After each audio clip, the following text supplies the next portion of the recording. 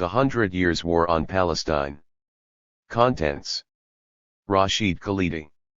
Dedication. The 100 Years' War on Palestine. Introduction. 1. The first declaration of war, 1917 to 1939.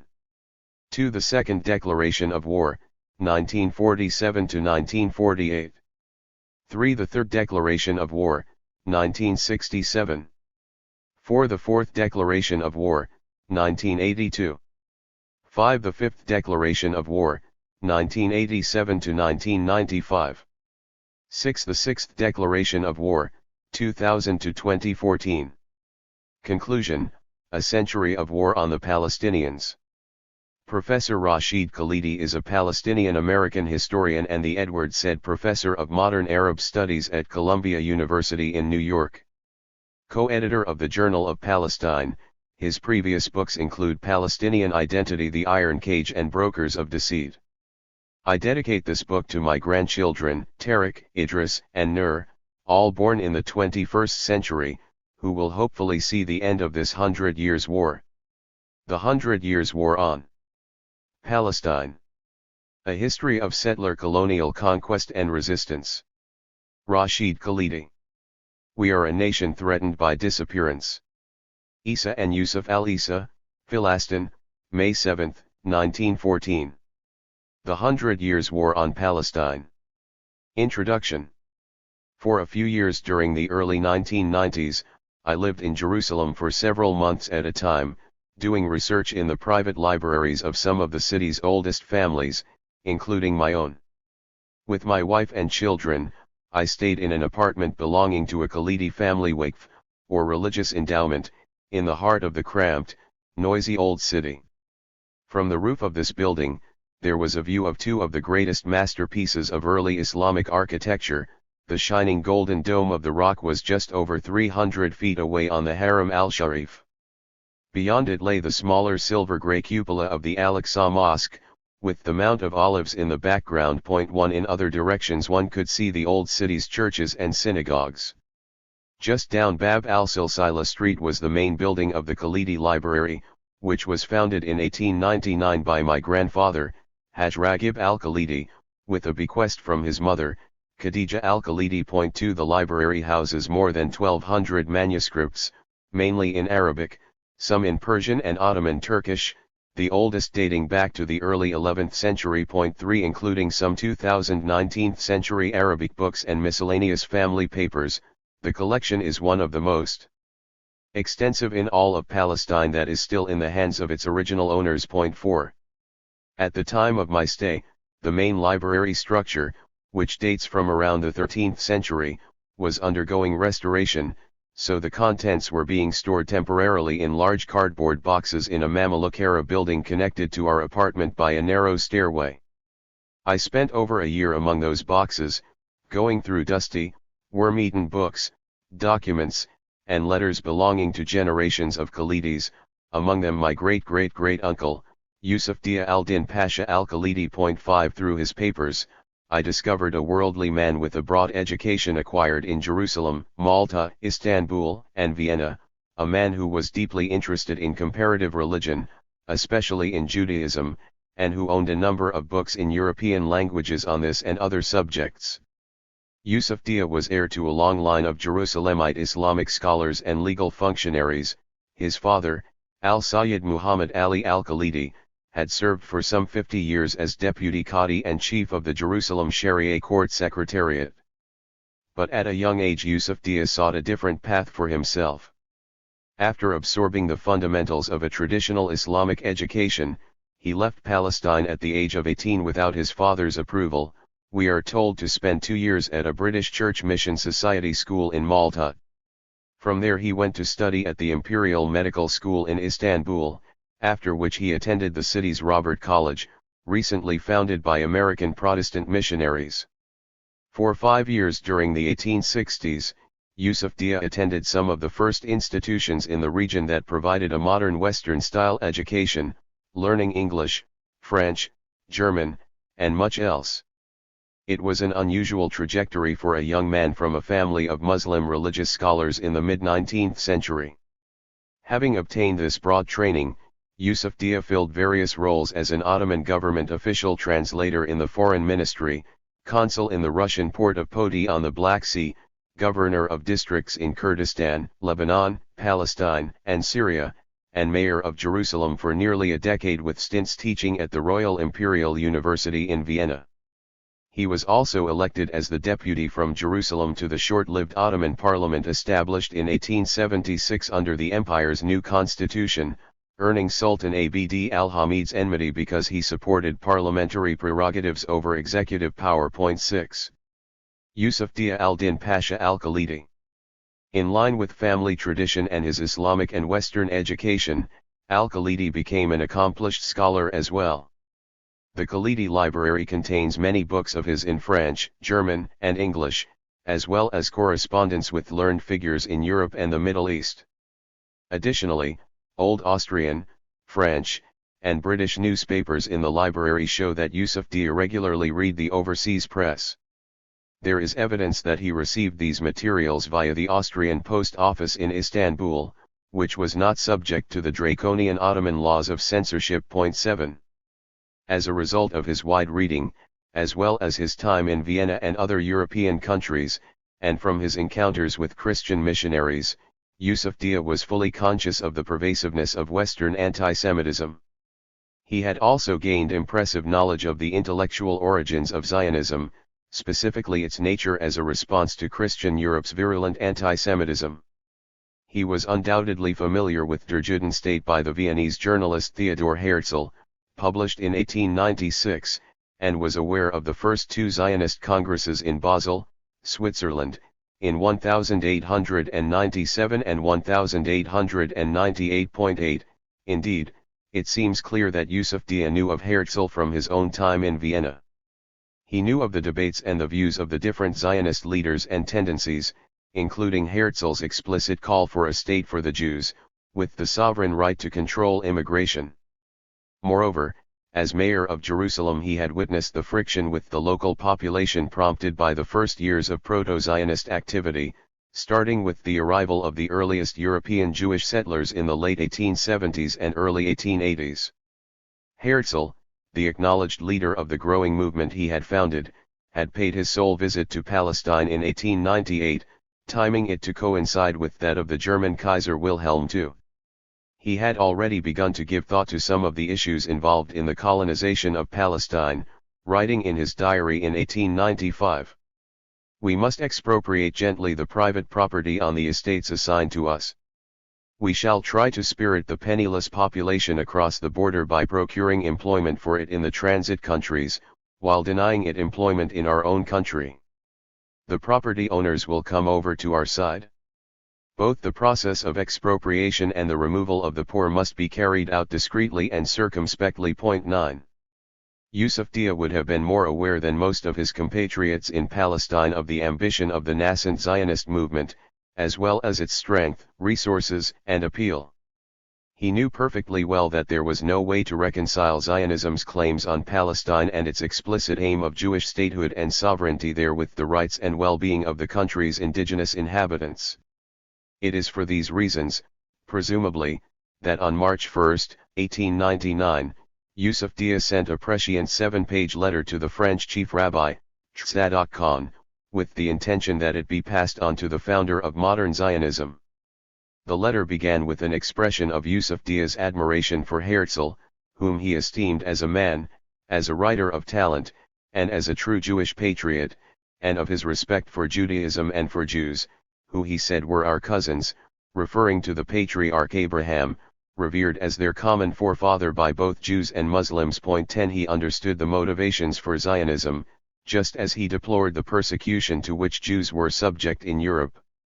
In light of this, he wrote, Zionism in principle was natural, beautiful, and just, and, who could contest the rights of the Jews in Palestine? My God, historically it is your country.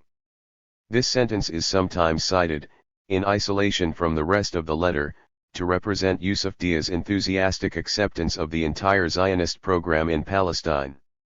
However, the former mayor and deputy of Jerusalem, went on to warn of the dangers he foresaw as a consequence of the implementation of the Zionist project for a sovereign Jewish state in Palestine. The Zionist idea would sow dissension among Christians, Muslims, and Jews there. It would imperil the status and security that Jews had always enjoyed throughout the Ottoman domains. Coming to his main purpose, Yusuf Dia said soberly that whatever the merits of Zionism, the brutal force of circumstances had to be taken into account. The most important of them were that Palestine is an integral part of the Ottoman Empire, and more gravely, it is inhabited by others. Palestine already had an indigenous population that would never accept being superseded. Yusuf Dia spoke with full knowledge of the facts, asserting that it was pure folly for Zionism to plan to take over Palestine. Nothing could be more just and equitable than for the unhappy Jewish nation to find a refuge elsewhere. But, he concluded with a heartfelt plea, in the name of God, let Palestine be left alone. Herzl's reply to Yusuf Dia came quickly, on March 19. His letter was probably the first response by a founder of the Zionist movement to a cogent Palestinian objection to its embryonic plans for Palestine. In it, Herzl established what was to become a pattern of dismissing as insignificant the interests, and sometimes the very existence, of the indigenous population. The Zionist leader simply ignored the letter's basic thesis, that Palestine was already inhabited by a population that would not agree to be supplanted. Although Herzl had visited the country once, he, like most early European Zionists, had not much knowledge of or contact with its native inhabitants. He also failed to address Al-Khalidi's well-founded concerns about the danger the Zionist program would pose to the large, well-established Jewish communities all over the Middle East. Glossing over the fact that Zionism was ultimately meant to lead to Jewish domination of Palestine, Herzl employed a justification that has been a touchstone for colonialists at all times and in all places, and that would become a staple argument of the Zionist movement: Jewish immigration would benefit the indigenous people of Palestine. It is their well-being, their individual wealth, which we will increase by bringing in our own. Echoing the language he had used in Der Judenstate, Herzl added, in allowing immigration to a number of Jews bringing their intelligence, their financial acumen and their means of enterprise to the country, no one can doubt that the well-being of the entire country would be the happy result. 11. Yusuf Dia to Theodor Herzl: Palestine is inhabited by others who will not easily accept their own displacement. Most revealingly, the letter addresses a consideration that Yusuf Dia had not even raised. You see another difficulty, Excellency, in the existence of the non-Jewish population in Palestine. But who would think of sending them away? 12. With his assurance in response to Al-Khalidi's unasked question, Herzl alludes to the desire recorded in his diary to spirit the country's poor population discreetly across the borders. 13. It is clear from this chilling quotation that Herzl grasped the importance of disappearing the native population of Palestine in order for Zionism to succeed. Moreover, the 1901 charter that he co-drafted for the Jewish Ottoman Land Company includes the same principle of the removal of inhabitants of Palestine to other provinces and territories of the Ottoman Empire. 14. Although Herzl stressed in his writings that his project was based on the highest tolerance with full rights for all, 15, what was meant was no more than toleration of any minorities that might remain after the rest had been moved elsewhere. Herzl underestimated his correspondent. From Al-Khalidi's letter it is clear that he understood perfectly well that at issue was not the immigration of a limited number of Jews to Palestine, but rather the transformation of the entire land into a Jewish state. Given Herzl's reply to him, Yusuf Dia could only have come to one of two conclusions. Either the Zionist leader meant to deceive him by concealing the true aims of the Zionist movement, or Herzl simply did not see Yusuf Dia and the Arabs of Palestine as worthy of being taken seriously. Instead, with the smug self-assurance so common to 19th-century Europeans, Herzl offered the preposterous inducement that the colonization, and ultimately the usurpation, of their land by strangers would benefit the people of that country. Herzl's thinking and his reply to Yusuf Dia appear to have been based on the assumption that the Arabs could ultimately be bribed or fooled into ignoring what the Zionist movement actually intended for Palestine. This condescending attitude toward the intelligence, not to speak of the rights, of the Arab population of Palestine was to be serially repeated by Zionist, British, European, and American leaders in the decades that followed, down to the present day. As for the Jewish state that was ultimately created by the movement Herzl founded, as Yusuf Dia foresaw, there was to be room there for only one people, the Jewish people, others would indeed be spirited away, or at best tolerated.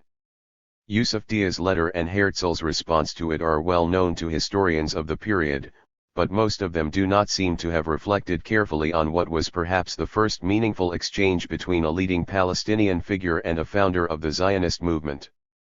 They have not reckoned fully with Herzl's rationalizations, which laid out, quite plainly, the essentially colonial nature of the century-long conflict in Palestine. Nor have they acknowledged al-Khalidi's arguments, which have been borne out in full since 1899. Starting after World War I, the dismantling of indigenous Palestinian society was set in motion by the large-scale immigration of European Jewish settlers supported by the newly established British Mandate authorities, who helped them build the autonomous structure of a Zionist parastate.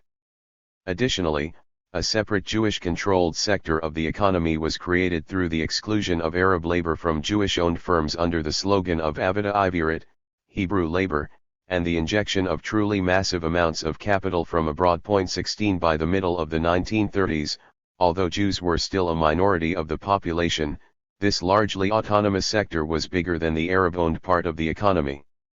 The indigenous population was further diminished by the crushing repression of the great 1936-39 Arab revolt against British rule, during which 10% of the adult male population was killed, wounded, imprisoned, or exiled. 17 As the British employed 100,000 troops and air power to master Palestinian resistance. Meanwhile, a massive wave of Jewish immigration as a result of persecution by the Nazi regime in Germany raised the Jewish population in Palestine from just 18% of the total in 1932 to over 31% in 1939. This provided the demographic critical mass and military manpower that were necessary for the ethnic cleansing of Palestine in 1948. The expulsion then of over half the Arab population of the country, first by Zionist militias and then by the Israeli army, completed the military and political triumph of Zionism. Such radical social engineering at the expense of the indigenous population is the way of all colonial settler movements. In Palestine, it was a necessary precondition for transforming most of an overwhelmingly Arab country into a predominantly Jewish state. As this book will argue, the modern history of Palestine can best be understood in these terms, as a colonial war waged against the indigenous population, by a variety of parties, to force them to relinquish their homeland to another people against their will. Although this war shares many of the typical characteristics of other colonial campaigns, it also possesses very specific characteristics, as it was fought by and on behalf of the Zionist movement, which itself was and is a very particular colonial project. Further complicating this understanding is the fact that this colonial conflict, conducted with massive support from external powers, became over time a national confrontation between two new national entities, two peoples. Underlying this feature, and amplifying it, was the profound resonance for Jews, and also for many Christians, of their biblical connection to the historic land of Israel. Expertly woven into modern political Zionism, this resonance has become integral to it. A late 19th century colonial national movement thus adorned itself with a biblical coat that was powerfully attractive to Bible-reading Protestants in Great Britain and the United States, blinding them to the modernity of Zionism and to its colonial nature, for how could Jews be colonizing the land where their religion began? Given this blindness, the conflict is portrayed as, at best, a straightforward, if tragic, national clash between two peoples with rights in the same land. At worst, it is described as the result of the fanatical, inveterate hatred of Arabs and Muslims for the Jewish people as they assert their inalienable right to their eternal, God-given homeland. In fact, there is no reason that what has happened in Palestine for over a century cannot be understood as both a colonial and a national conflict. But our concern here is its colonial nature, as this aspect has been as underappreciated as it is central, even though those qualities typical of other colonial campaigns are everywhere in evidence in the modern history of Palestine. Characteristically, European colonizers seeking to supplant or dominate indigenous peoples, whether in the Americas, Africa, Asia, or Australasia, or in Ireland, have always described them in pejorative terms. They also always claim that they will leave the native population better off as a result of their rule.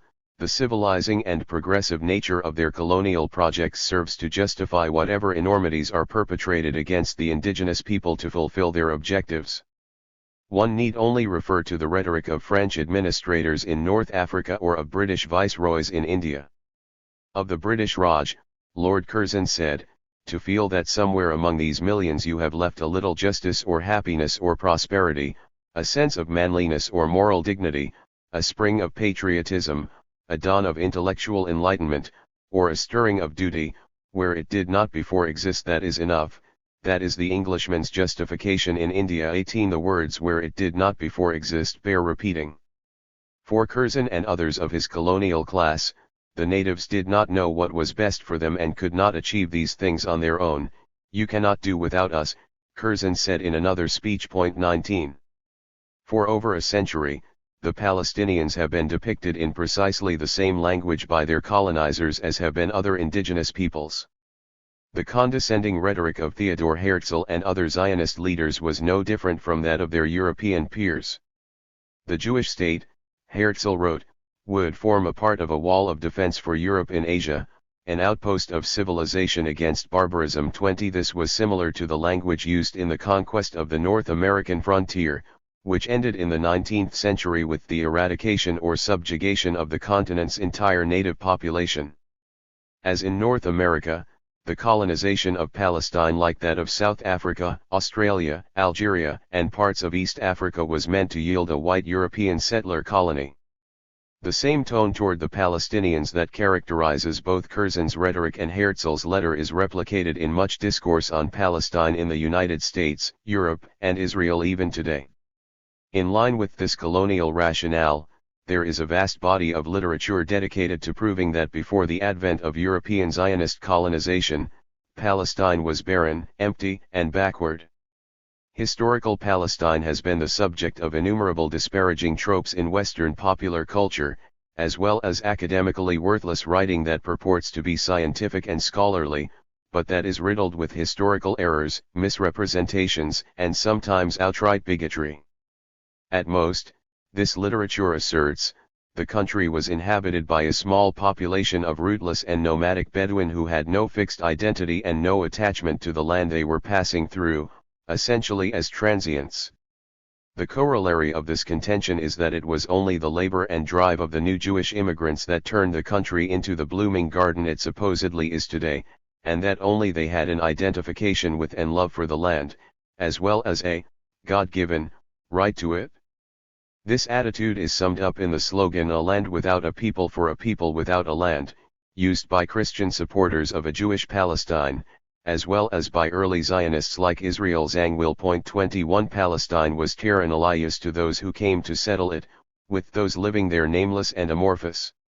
Thus Herzl's letter to Yusuf Dia referred to Palestinian Arabs, then roughly 95% of the country's inhabitants, as its non-Jewish population.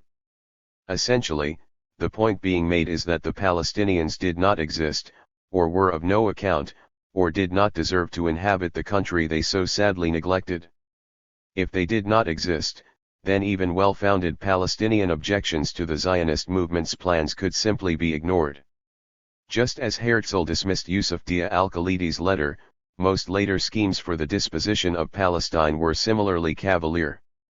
The 1917 Balfour Declaration, issued by a British cabinet and committing Britain to the creation of a national Jewish homeland, never mentioned the Palestinians, the great majority of the country's population at the time, even as it set the course for Palestine for the subsequent century. The idea that the Palestinians simply do not exist, or even worse, are the malicious invention of those who wish Israel ill, is supported by such fraudulent books as Joan Peters's From Time Immemorial, now universally considered by scholars to be completely without merit. On publication in 1984, however, it received a rapturous reception and it is still in print and selling discouragingly well. 22 Such literature, both pseudo-scholarly and popular, is largely based on European travelers' accounts, on those of new Zionist immigrants, or on British mandatory sources.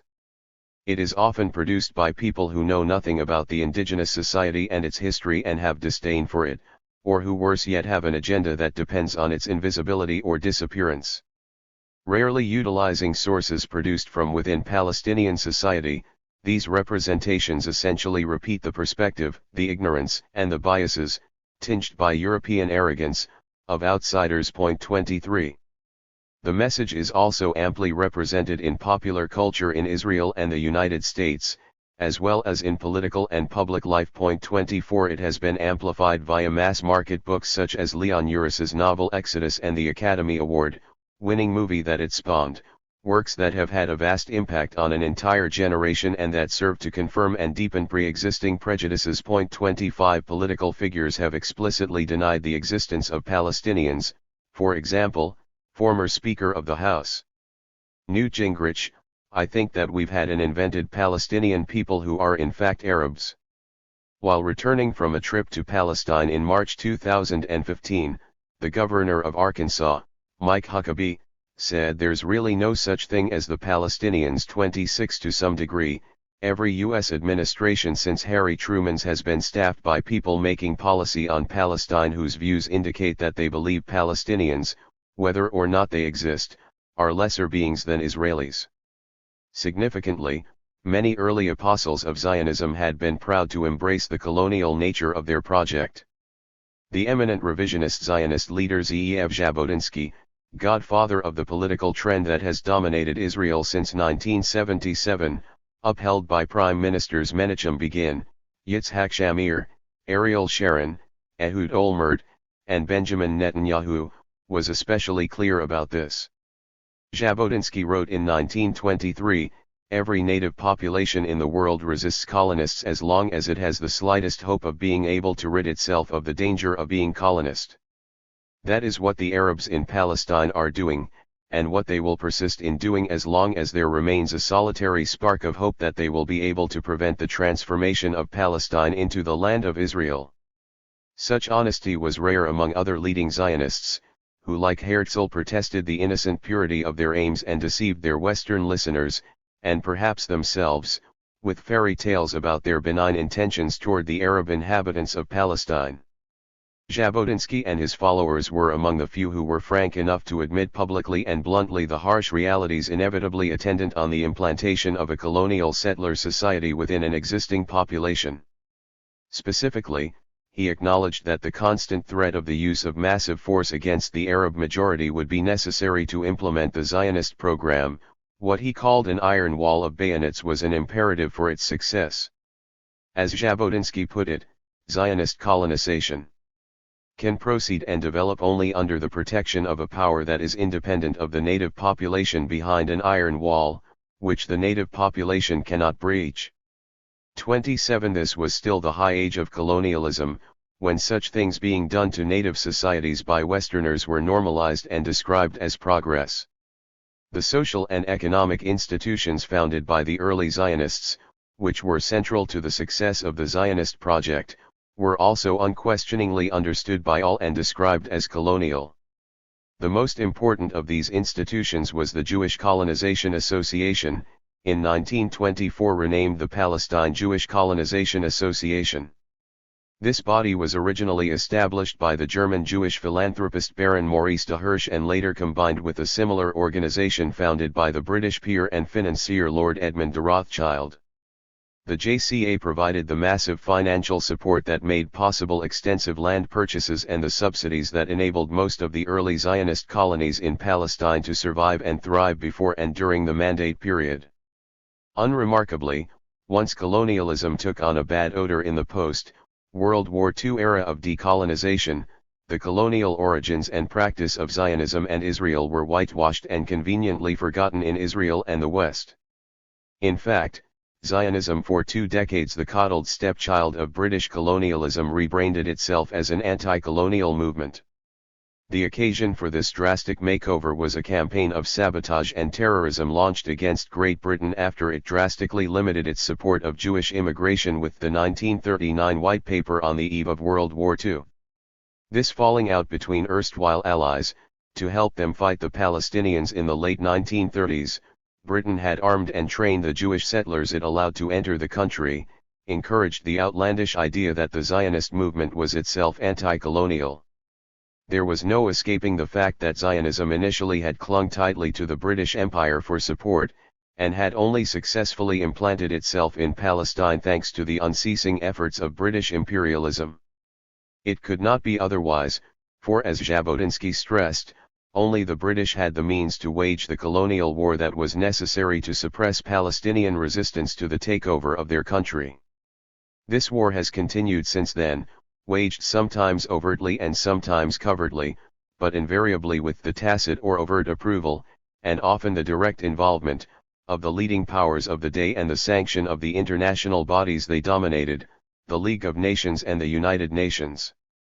Today, the conflict that was engendered by this classic 19th-century European colonial venture in a non-European land, supported from 1917 onward by the greatest Western imperial power of its age, is rarely described in such unvarnished terms.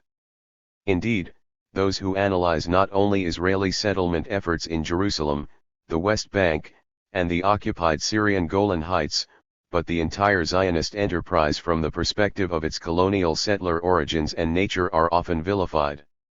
Many cannot accept the contradiction inherent in the idea that although Zionism undoubtedly succeeded in creating a thriving national entity in Israel, its roots are as a colonial settler project, as are those of other modern countries, the United States, Canada, Australia, and New Zealand. Nor can they accept that it would not have succeeded but for the support of the great imperial powers, Britain, and later the United States. Zionism, therefore, could be and was both a national and a colonial settler movement at one and the same time. Rather than write a comprehensive survey of Palestinian history, I have chosen to focus on 6 turning points in the struggle over Palestine.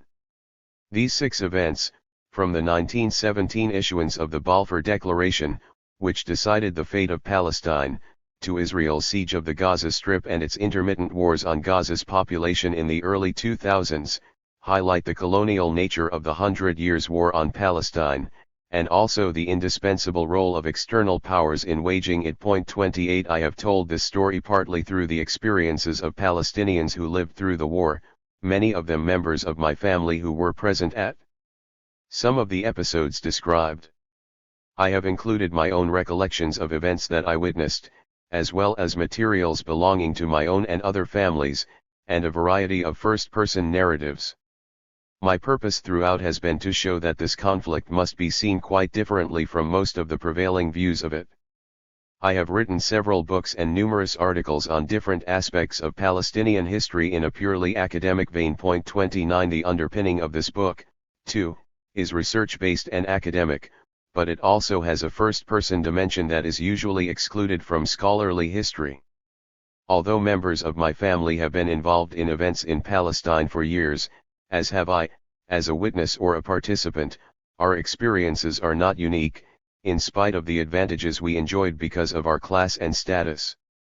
One could draw on many such accounts, although much history from below and from other sectors of Palestinian society remains to be related. Nevertheless, in spite of the tensions inherent in this chosen approach, I believe it helps illuminate a perspective that is missing from the way in which the story of Palestine has been told in most of the literature.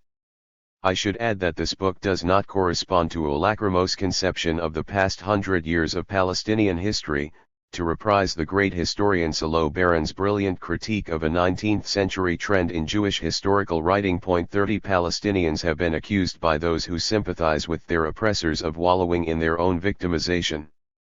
It is a fact, however, that like all indigenous peoples confronting colonial wars, the Palestinians faced odds that were daunting and sometimes impossible.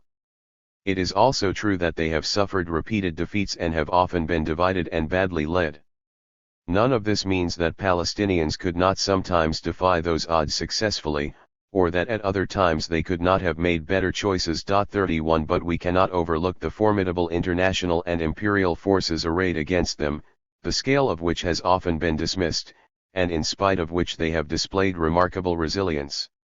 It is my hope that this book will reflect this resilience and help recover some of what has thus far been airbrushed out of the history by those who control all of historic Palestine and the narrative surrounding it. Note that Arabic names have been transcribed according to the simplified Ijmi system, International Journal of Middle East Studies, except where other spelling was preferred by the individuals themselves. 1. The First Declaration of War, 1917 to 1939. There are plenty of cases of war being begun before it is declared. Arthur James Balfour 1.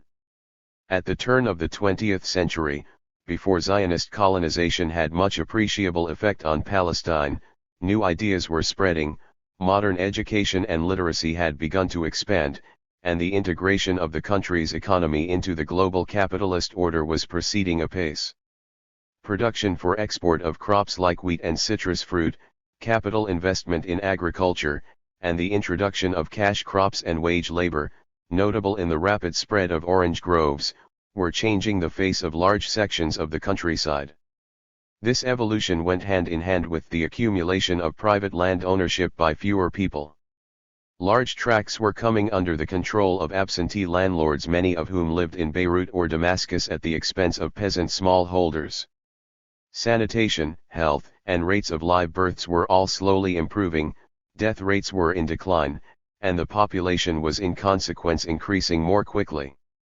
The telegraph, the steamship, the railway, gaslight, electricity, and modern roads were gradually transforming cities, towns, and even some rural villages. At the same time, travel within the region and beyond was faster, cheaper, safer, and more convenient. Point 2. In the 1860s, Yusuf Dia al-Khalidi had to go all the way to Malta and Istanbul to acquire an education along Western lines. By 1914, such an education could be had in a variety of state, private, and missionary schools and colleges in Palestine, Beirut, Cairo, and Damascus. Modern pedagogy was often introduced by foreign missionary schools, Catholic, Protestant, and Orthodox, as well as by the Jewish schools of the Alliance Israelite Universelle. Partly out of fear that foreign missionaries in league with their great power patrons would come to dominate the instruction of the younger generation, the Ottoman authorities established a growing network of state schools, which eventually served more students in Palestine than did foreign schools. Although universal access to education and widespread literacy were still far in the future, the changes leading up to World War I offered new horizons and novel ideas to more and more people. Point 3. The Arab population benefited from these developments. Socially, Palestine was still heavily rural with a predominantly patriarchal, hierarchical nature, as it largely remained until 1948. It was dominated by narrow urban elites drawn from a few families like my own, who clung to their positions and privileges even as they adapted to new conditions, with younger family members acquiring modern educations and learning foreign languages to maintain their standing and their advantages. These elites controlled the politics of Palestine, although the growth of new professions, trades, and classes meant that in the 1900s there were more avenues of advancement and upward mobility. In the rapidly growing coastal cities of Jaffa and Haifa in particular, change was more visible than in the more conservative inland towns such as Jerusalem, Nablus, and Hebron, as the former witnessed the appearance of a nascent commercial bourgeoisie and an embryonic urban working class. Point 4. At the same time, the sense of identity of large parts of the population was also evolving and shifting. My grandfather's generation would have identified and would have been identified in terms of family, religious affiliation, and city or village of origin.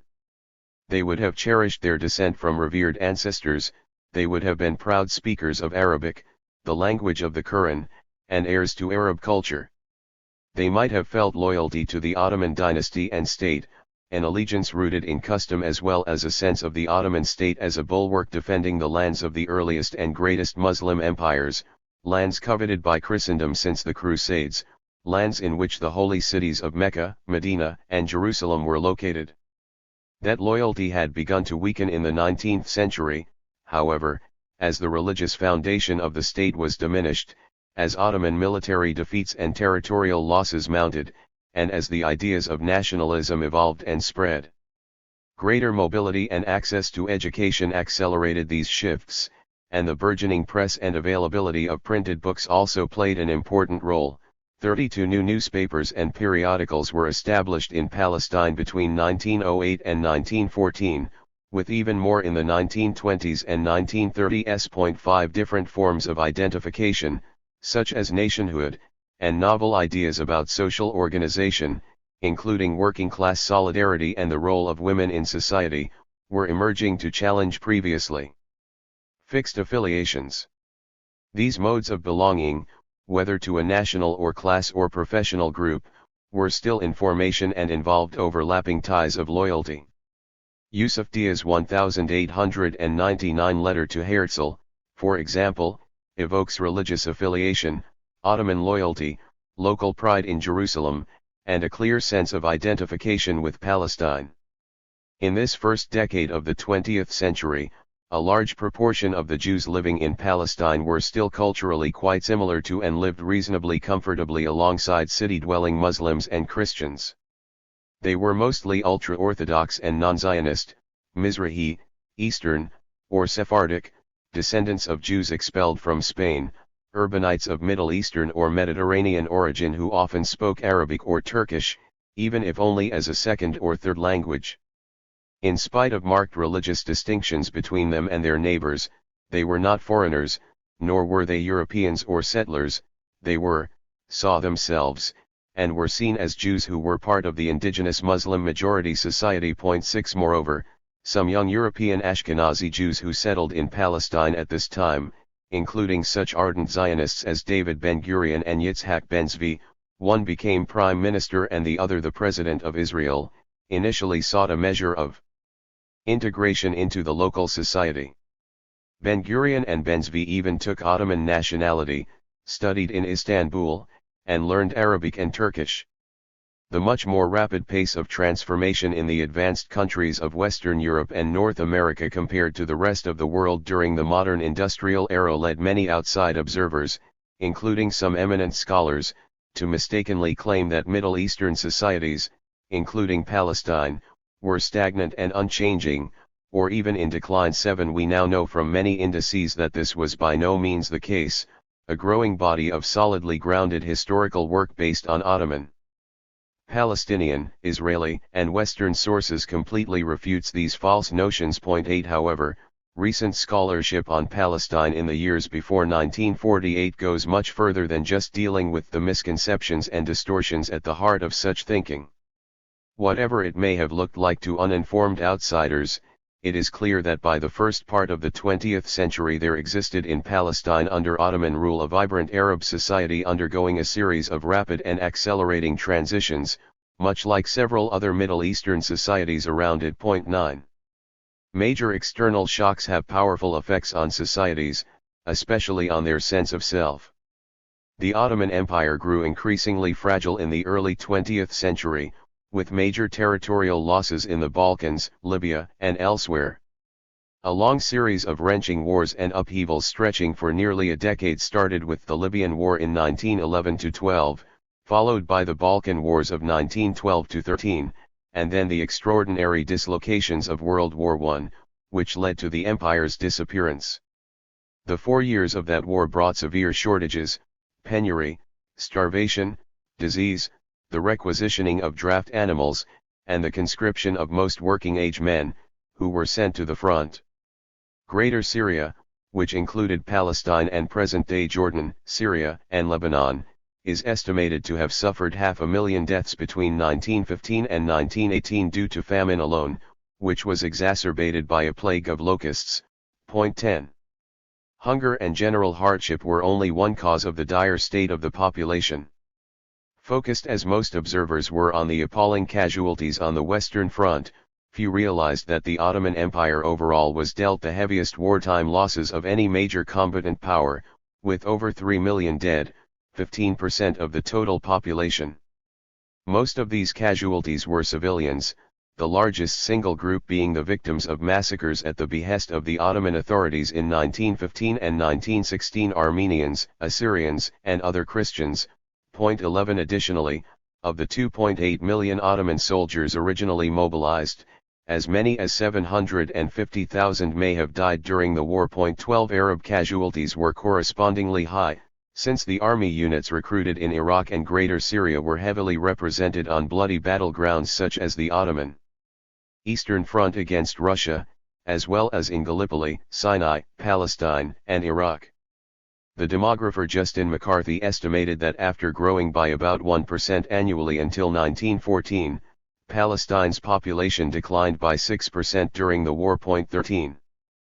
Hussein and Hassan al-Khalidi, conscripts in the Ottoman army. The turmoil of the period did not spare even well-off families, such as my own. When my father, Ismail, was born in 1915, 4 of his adult brothers, Numan, Hassan, Hussein, and Ahmed, had been conscripted for service in the Ottoman army. 2 of them sustained wounds in the fighting, but all were fortunate to survive. My aunt Anbara Salam al-Khalidi remembered harrowing images of starvation and deprivation in the streets of Beirut, where she lived as a young woman. 14 Hussein al-Khalidi, my uncle, who served as a medical officer during the war, recalled similar heartbreaking scenes in Jerusalem, where he saw the bodies of dozens of people who had starved to death lying in the streets. 15 The wartime exactions of the Ottoman authorities included the hanging, on charges of treason, of my aunt's fiancé, Abd al-Ghani al-Uraisi, alongside many other Arab nationalist patriots. 16 In 1917 my grandfather Haj Raghib al-Khalidi, and my grandmother Amina, known to all as Hassan, together with the other residents of the Jaffa area, received an evacuation order from the Ottoman authorities. To escape the encroaching dangers of war, they left their home at Tal al-Rish near Jaffa. My grandfather's work as a judge had brought them there from Jerusalem many years earlier, with their 4 youngest children, my father among them. For several months the family sought refuge in the hill village of Deir Ghassaina, east of Jaffa, with members of the Barghouti clan, with whom they had long-standing connections. 17 The village was far enough from the sea to be out of the range of Allied naval guns, and away from the heavy fighting along the coast as the British armies under General Sir Edmund Allenby advanced northward. From the spring of 1917 through the late fall the southern parts of the country were the scene of a grinding series of battles between British and Ottoman forces, the latter backed by German and Austrian troops. The fighting involved trench warfare, air raids, and intensive land and naval artillery bombardments. British and Imperial units launched a number of major offensives, which slowly pushed back the Ottoman defenders. The fighting spread to the north of Palestine in the winter. Jerusalem, in the center, was captured by the British in December 1917, and continued into early 1918. In many regions, the direct impact of the war caused intense suffering. One of the worst-hit districts comprised Gaza City and the nearby towns and villages, where large areas were pulverized by heavy British shelling during prolonged trench warfare and then the slow Allied advance up the Mediterranean coastline. Soon after Jaffa fell to the British in November 1917, my grandfather's family returned to their Tal al-Rish home. Another aunt, Fatima al-Khalidi Salam, then an 8-year-old, recalled her father addressing the British troops. "Welcome, welcome," he said in his undoubtedly imperfect English. Hassan, who heard this as Yahwehacum woe to you, in Arabic feared that he had endangered the family by taunting the alien soldiers. 18 Whether Haj Raghib al-Khalidi welcomed or lamented the arrival of the British, 2 of his sons were still fighting on the other side, and 2 were being held as POWs, which placed the family in a perilous position. 2 uncles remained with the Ottoman army, which resisted the British in northern Palestine and Syria, until late 1918. They were among the thousands of men still absent from their homes at war's end. Some had emigrated to the Americas to escape conscription while many, the writer Arif Shihete, later known as Arif al-Arif, among them, were being held in Allied prisoner of war camps. 19 Others were in the hills, dodging the draft, like Najib Nasser, editor of the outspokenly anti-Zionist Haifa newspaper Al-Carmel. 20 Meanwhile, there were Arab soldiers who had deserted the Ottoman army and crossed the lines, or who were serving in the forces of the Arab revolt led by Sharif Hussein and allied with Britain. Still others such as Isa al-Isa, the editor of Philastin, who had been exiled by the Ottoman authorities for his fierce independence with its strong echoes of Arab nationalism, were forced from the relatively cosmopolitan confines of Jaffa to various small towns in the heart of rural Anatolia. 21. All of these profound material shocks heightened the impact of the wrenching post-war political changes, which obliged people to rethink long-standing senses of identity. By the end of the fighting, people in Palestine and in much of the Arab world found themselves under occupation by European armies. After 400 years, they were confronted by the disconcerting prospect of alien rule and the swift disappearance of Ottoman control, which had been the only system of government known for over 20 generations. It was in the midst of this great trauma, as one era ended and another began, against a grim background of suffering, loss, and deprivation, that Palestinians learned, in a fragmentary fashion, of the Balfour Declaration. The momentous statement made just over a century ago on behalf of Britain's cabinet on November 2, 1917, by the Secretary of State for Foreign Affairs, Arthur James Balfour. What has come to be known as the Balfour Declaration comprised a single sentence. His Majesty's government view with favour the establishment in Palestine of a national home for the Jewish people, and will use their best endeavours to facilitate the achievement of this object, it being clearly understood that nothing shall be done which may prejudice the civil and religious rights of existing non-Jewish communities in Palestine, or the rights and political status enjoyed by Jews in any other country. If before World War I many prescient Palestinians had begun to regard the Zionist movement as a threat, the Balfour Declaration introduced a new and fearsome element. In the soft, deceptive language of diplomacy, with its ambiguous phrase approving the establishment in Palestine of a national home for the Jewish people, the declaration effectively pledged Britain's support for Theodor Herzl's aims of Jewish statehood, sovereignty, and control of immigration in the whole of Palestine. Significantly, the overwhelming Arab majority of the population, around 94% at that time, went unmentioned by Balfour, except in a backhanded way as the existing non-Jewish communities in Palestine. They were described in terms of what they were not, and certainly not as a nation or a people. The words Palestinian and Arab do not appear in the 67 words of the declaration. This overwhelming majority of the population was promised only civil and religious rights, not political or national rights. By way of contrast, Balfour ascribed national rights to what he called the Jewish people, who in 1917 were a tiny minority, 6% of the country's inhabitants. Before securing British backing, the Zionist movement had been a colonizing project in search of a great power patron. Having failed to find a sponsor in the Ottoman Empire, in Wilhelmine Germany, and elsewhere, Theodor Herzl's successor Chaim Weizmann and his colleagues finally met with success in their approach to the wartime British cabinet led by David Lloyd George, acquiring the support of the greatest power of the age. The Palestinians now faced a far more formidable adversary than ever before, with British troops at that very moment advancing northward and occupying their country, troops who served a government that had pledged to implant a national home wherein unlimited immigration was meant to produce a future Jewish majority. The British government's intentions and objectives at the time have been amply analysed over the past century. 22 Among its many motivations were both a romantic, religiously derived philo-Semitic desire to return the Hebrews to the land of the Bible, and an anti-Semitic wish to reduce Jewish immigration to Britain, linked to a conviction that world Jewry had the power to keep newly revolutionary Russia fighting in the war and bring the United States into it. Beyond those impulses, Britain primarily desired control over Palestine for geopolitical strategic reasons that antedated World War I and that had only been reinforced by wartime events. 23 However important the other motivations may have been, this was the central one: the British Empire was never motivated by altruism. Britain's strategic interests were perfectly served by its sponsorship of the Zionist project, just as they were served by a range of regional wartime undertakings. Among them were commitments made in 1915 and 1916 promising independence to the Arabs led by Sharif Hussein of Mecca, enshrined in the Hussein-McMahon Correspondence, and a secret 1916 deal with France, the Sykes-Picot Agreement, in which the two powers agreed to a colonial partition of the Eastern Arab countries. 24. More important than British motivations for issuing the Balfour Declaration is what this undertaking meant in practice for the crystal-clear aims of the Zionist movement: sovereignty and complete control of Palestine. With Britain's unstinting support, these aims suddenly became plausible. Some leading British politicians extended backing to Zionism that went well beyond the carefully phrased text of the declaration.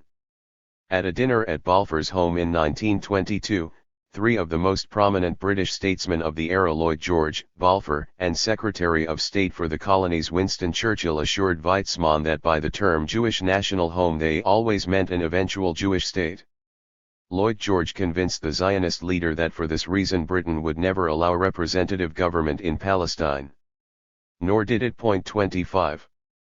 For Zionists, their enterprise was now backed by an indispensable iron wall of British military might, in the words of Zeev Jabotinsky. For the inhabitants of Palestine, whose future it ultimately decided, Balfour's careful, calibrated prose was in effect a gun pointed directly at their heads, a declaration of war by the British Empire on the indigenous population.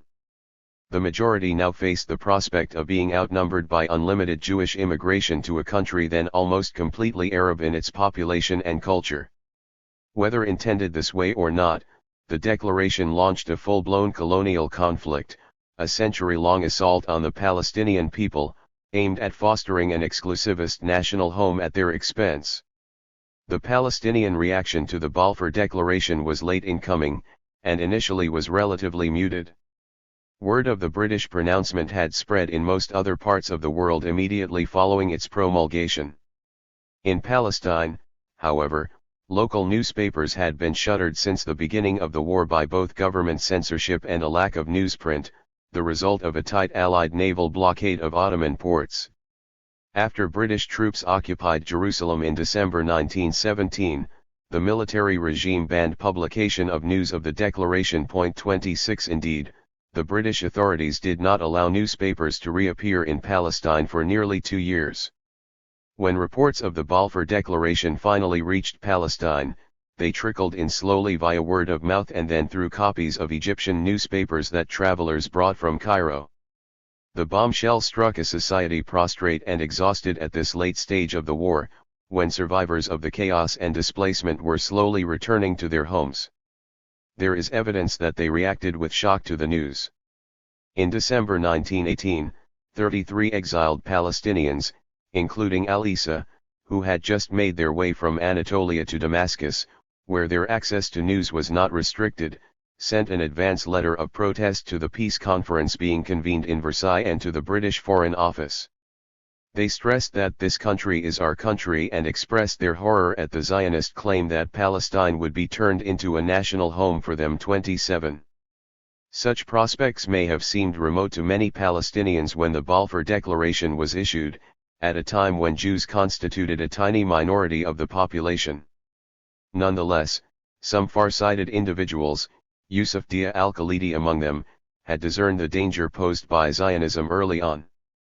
In 1914 Isa al-Isa wrote, in an astute editorial in Philastin, of a nation threatened with disappearance by the Zionist tide in this Palestinian land. A nation which is threatened in its very being with expulsion from its homeland. 28. Those who felt trepidation about the encroachment of the Zionist movement were alarmed by its ability to purchase large tracts of fertile land from which the indigenous peasants were removed and by its success in increasing Jewish immigration. Indeed, between 1909 and 1914 some 40,000 Jewish immigrants had arrived, although some left soon afterwards, and 18 new colonies, of a 1914 total of 52, had been created by the Zionist movement on land it had bought mainly from absentee landlords.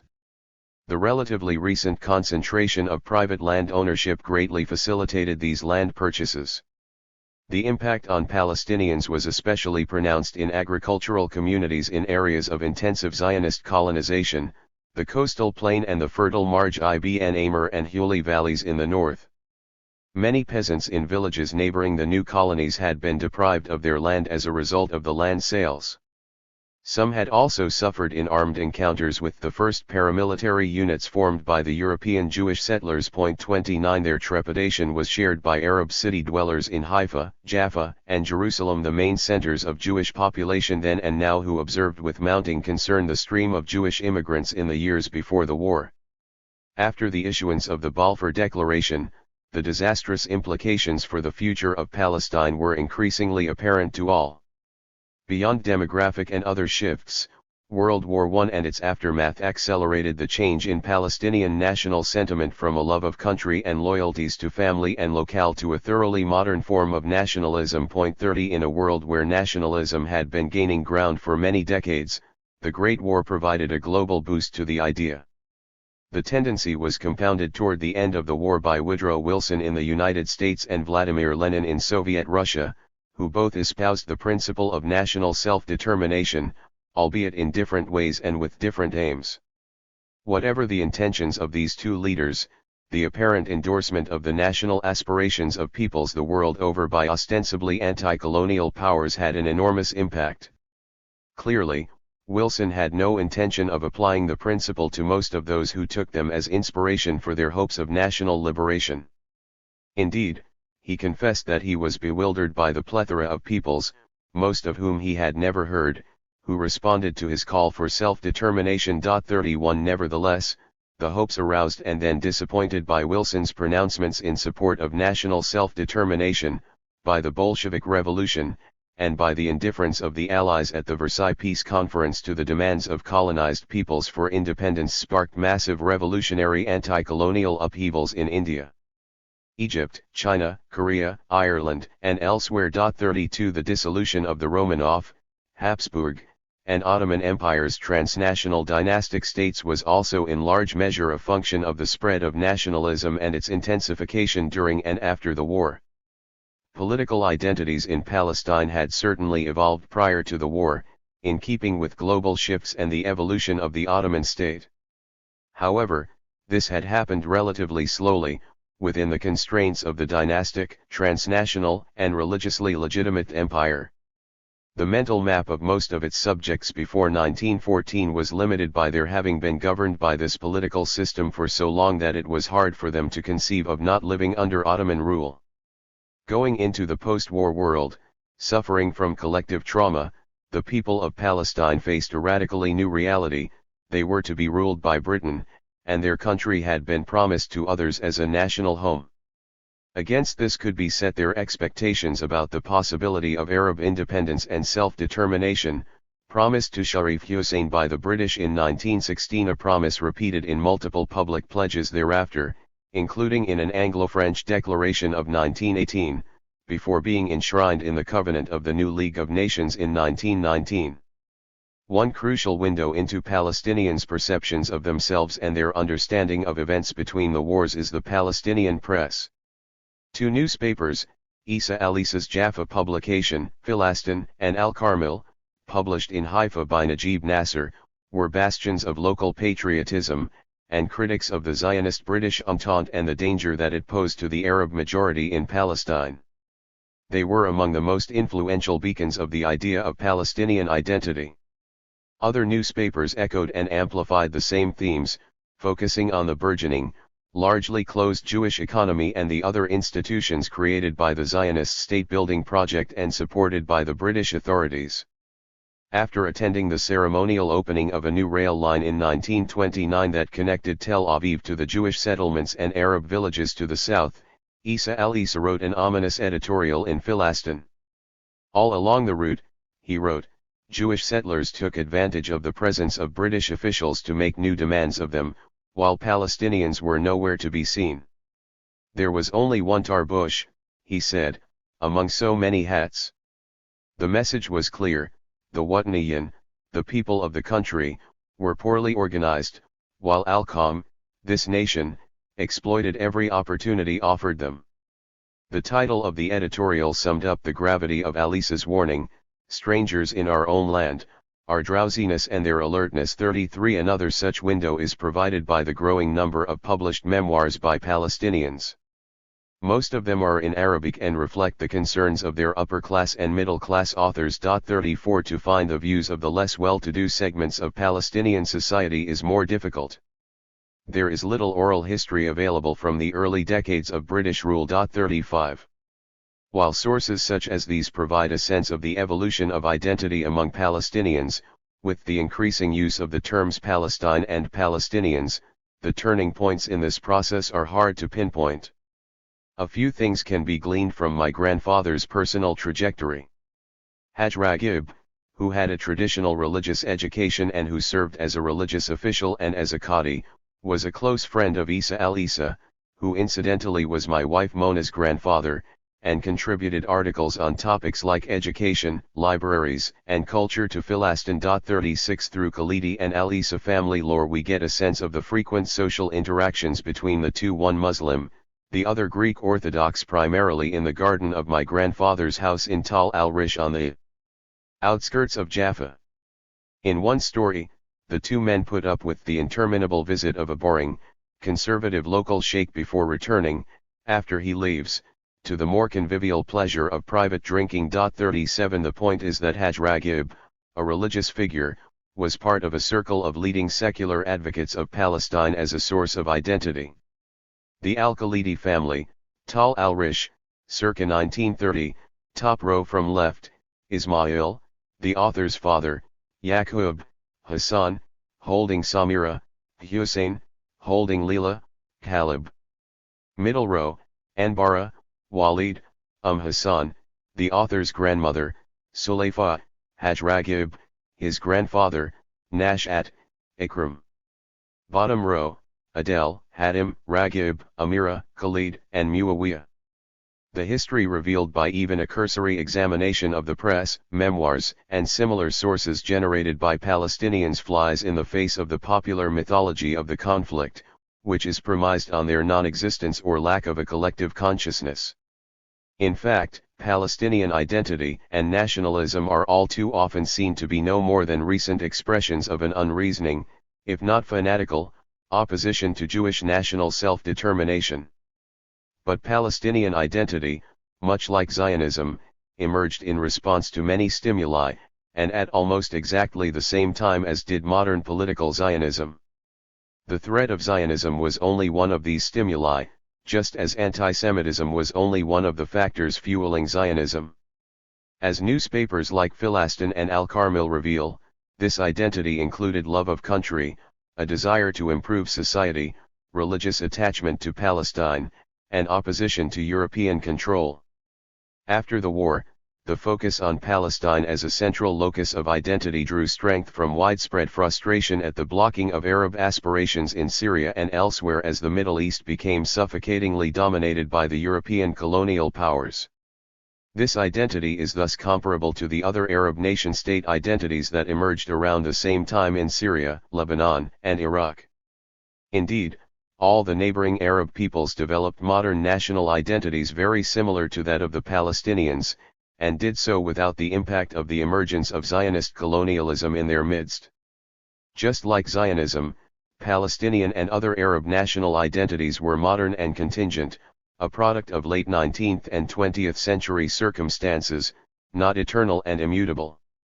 The denial of an authentic, independent Palestinian identity is of a piece with Herzl's colonialist views on the alleged benefits of Zionism to the indigenous population, and constitutes a crucial element in the erasure of their national rights and peoplehood by the Balfour Declaration and its sequels. As soon as they were able to do so in the wake of World War I, Palestinians began to organize politically in opposition both to British rule, and to the imposition of the Zionist movement as a privileged interlocutor of the British. Palestinians' efforts included petitions to the British, to the Paris Peace Conference, and to the newly formed League of Nations. Their most notable effort was a series of 7 Palestine Arab Congresses planned by a countrywide network of Muslim Christian societies and held from 1919 until 1928. These congresses put forward a consistent series of demands focused on independence for Arab Palestine, rejection of the Balfour Declaration, support for majority rule, and ending unlimited Jewish immigration and land purchases. The Congresses established an Arab executive that met repeatedly with British officials in Jerusalem and in London, albeit to little avail. It was a dialogue of the deaf. The British refused to recognize the representative authority of the Congresses or its leaders, and insisted on Arab acceptance of the Balfour Declaration and the terms of the mandate that had succeeded it, the antithesis of every substantive Arab demand, as a precondition for discussion. The Palestinian leadership pursued this fruitless legalistic approach for over a decade and a half.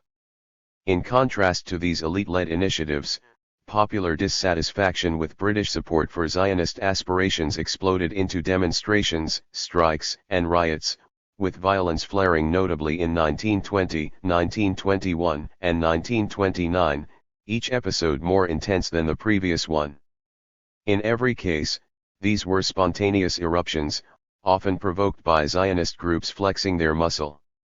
The British repressed peaceful protests and outbreaks of violence with equally harsh severity, but Arab popular discontent continued. By the early 1930s, younger, educated lower middle and middle-class elements, impatient with the conciliatory approach of the elite, began to launch more radical initiatives and organize more militant groups. These included an activist network set up throughout the northern parts of the country by a Haifa-based itinerant preacher of Syrian origin named Sheikh Izz al-Din al-Qassam, which was clandestinely preparing for an armed uprising, as well as the Istiqlal, Independence, Party, whose name summarized its aims. All of these efforts took place initially in the shadow of a strict British military regime that lasted until 1920. One of the Congresses was held in Damascus because the British had banned Palestinian political activity, and thereafter under a series of British mandatory high commissioners. The first of them was Sir Herbert Samuel, a committed Zionist and former cabinet minister who laid the governmental foundations for much of what followed, and who ably advanced Zionist aims while foiling those of the Palestinians. Well-informed Palestinians were aware of what the Zionists were preaching both abroad and in Hebrew in Palestine to their followers, that unlimited immigration would produce a Jewish majority that would permit a takeover of the country. They had been following the doings and sayings of Zionist leaders via the extensive reportage on the subject in the Arabic press since well before the war. 38 While Chaim Weizmann had, for example, told several prominent Arabs at a dinner party in Jerusalem in March 1918 to beware treacherous insinuations that Zionists were seeking political power. 39 Most knew that such assertions were strategic and meant to cloak the Zionists' real objectives. Indeed, the Zionist movement's leaders understood that under no circumstances should they talk as though the Zionist program required the expulsion of the Arabs, because that would cause the Jews to lose the world's sympathy, but knowledgeable Palestinians were not deceived. 40. While readers of the press, members of the elite, and villagers and city dwellers who were in direct contact with the Jewish settlers were conscious of the threat, such awareness was far from universal. Similarly, the evolution of the Palestinian sense of self was uneven. While most people desired Palestinian independence, some entertained the hope that such independence could be secured as part of a larger Arab state. A newspaper briefly published in Jerusalem in 1919 by Arif al-Arif and another political figure, Muhammad Hassan al-Badari, proclaimed this aspiration in its name, Suriyya al-Janubiyya, or Southern Syria. The publication was quickly suppressed by the British. A government under Amir Faisal, son of Sharif Hussein, had been established in Damascus in 1918, and many Palestinians hoped their country would become the southern part of this nascent state.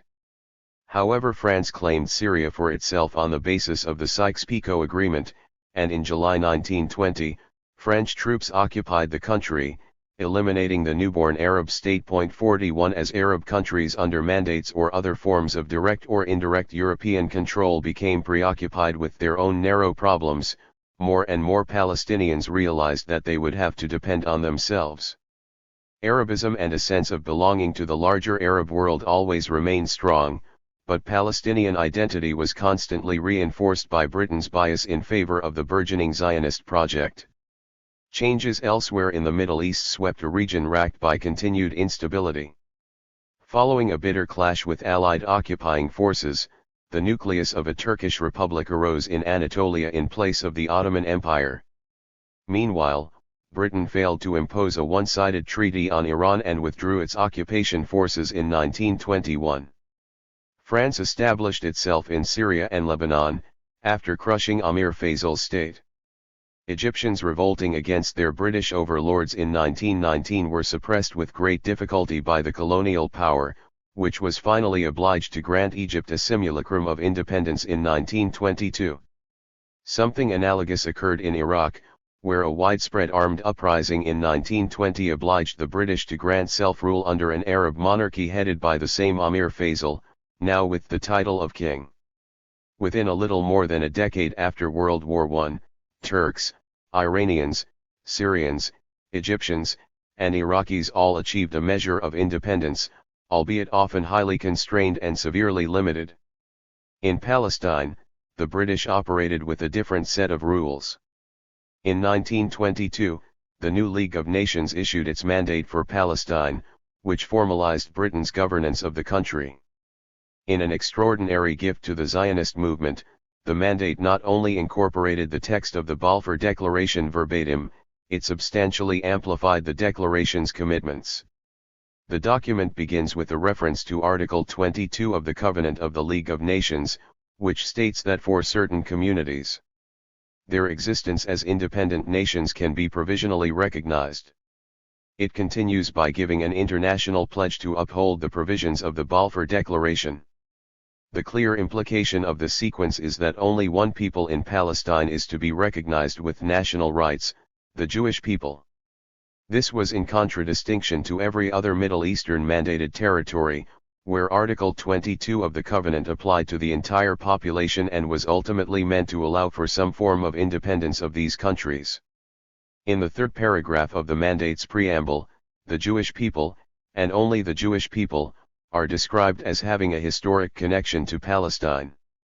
In the eyes of the drafters, the entire 2,000-year-old built environment of the country with its villages, shrines, castles, mosques, churches, and monuments dating to the Ottoman, Mamluk, Ayyubid, Crusader, Abbasid, Umayyad, Byzantine, and earlier periods belonged to no people at all, or only to amorphous religious groups. There were people there, certainly, but they had no history or collective existence, and could therefore be ignored. The roots of what the Israeli sociologist Barak Kimmerling called the politicide of the Palestinian people are on full display in the mandate's preamble. The surest way to eradicate a people's right to their land is to deny their historical connection to it. Nowhere in the subsequent 28 articles of the mandate is there any reference to the Palestinians as a people with national or political rights. Indeed, as in the Balfour Declaration, the words Arab and Palestinian do not appear. The only protections envisaged for the great majority of Palestine's population involved personal and religious rights and preservation of the status quo at sacred sites. On the other hand, the mandate laid out the key means for establishing and expanding the national home for the Jewish people, which, according to its drafters, the Zionist movement was not creating, but reconstituting. 7 of the mandate's 28 articles are devoted to the privileges and facilities to be extended to the Zionist movement to implement the national home policy, the others deal with administrative and diplomatic matters, and the longest article treats the question of antiquities. The Zionist movement, in its embodiment in Palestine as the Jewish Agency, was explicitly designated as the official representative of the country's Jewish population, although before the mass immigration of committed European Zionists the Jewish community comprised mainly either religious or Mizrahi Jews who in the main were not Zionist or who even opposed Zionism. Of course, no such official representative was designated for the unnamed Arab majority. Article 2 of the mandate provided for self-governing institutions, however, the context makes clear that this applied only to the Yishuv, as the Jewish population of Palestine was called, while the Palestinian majority was consistently denied access to such institutions. Any later concessions offered on matters of representation, such as a British proposal for an Arab agency, were conditional on equal representation for the tiny minority and the large majority, and on Palestinian acceptance of the terms of the mandate, which explicitly nullified their existence, only the first catch-22 in which the Palestinians would find themselves trapped. Representative institutions for the entire country on a democratic basis and with real power were never on offer, in keeping with Lloyd George's private assurance to Weizmann, for the Palestinian majority would naturally have voted to end the privileged position of the Zionist movement in their country. One of the key provisions of the mandate was Article 4, which gave the Jewish Agency quasi-governmental status as a public body with wide-ranging powers in economic and social spheres and the ability to assist and take part in the development of the country as a whole. Beyond making the Jewish Agency a partner to the mandatory government, this provision allowed it to acquire international diplomatic status and thereby formally represent Zionist interests before the League of Nations and elsewhere. Such representation was normally an attribute of sovereignty, and the Zionist movement took great advantage of it to bolster its international standing and act as a parastate. Again, no such powers were allowed to the Palestinian majority over the entire 30 years of the mandate, in spite of repeated demands. Article 6 enjoined the mandatory power to facilitate Jewish immigration and encourage close settlement by Jews on the land, a most crucial provision, given the importance of demography and control of land throughout the subsequent century of struggle between Zionism and the Palestinians. This provision was the foundation for significant growth in the Jewish population and the acquisition of strategically located lands that allowed for control of the country's territorial backbone along the coast, in eastern Galilee, and in the Great Fertile Marj ibn Amr Valley connecting them. Article 7 provided for a nationality law to facilitate the acquisition of Palestinian citizenship by Jews. This same law was used to deny nationality to Palestinians who had emigrated to the Americas during the Ottoman era and now desired to return to their homeland. 42 Thus Jewish immigrants, irrespective of their origins, could acquire Palestinian nationality, while native Palestinian Arabs who happened to be abroad when the British took over were denied it. Finally, other articles allowed the Jewish Agency to take over or establish public works, allowed each community to maintain schools in its own language, which meant Jewish Agency control over much of the Yeshuv school system and made Hebrew an official language of the country. In sum, the mandate essentially allowed for the creation of a Zionist administration parallel to that of the British Mandatory Government, which was tasked with fostering and supporting it. This parallel body was meant to exercise for one part of the population many of the functions of a sovereign state, including democratic representation and control of education, health, public works, and international diplomacy. To enjoy all the attributes of sovereignty, this entity lacked only military force. That would come, in time. To fully appreciate the particularly destructive force of the mandate for Palestinians, it is worth returning to Article 22 of the Covenant of the League of Nations and looking at a confidential memo written by Lord Balfour in September 1919. For areas formerly part of the Ottoman Empire, Article 22, provisionally, recognized their existence as independent nations. The background to this article in relation to the Middle East involved repeated British promises of independence to all the Arabs of the Ottoman domains during World War I in return for their support against the Ottomans, as well as the self-determination proclaimed by Woodrow Wilson. Indeed, all the other mandated territories in the Middle East ultimately won independence, although both mandatory powers, Britain and France, twisted the rules to maintain the maximum degree of control for the longest possible time.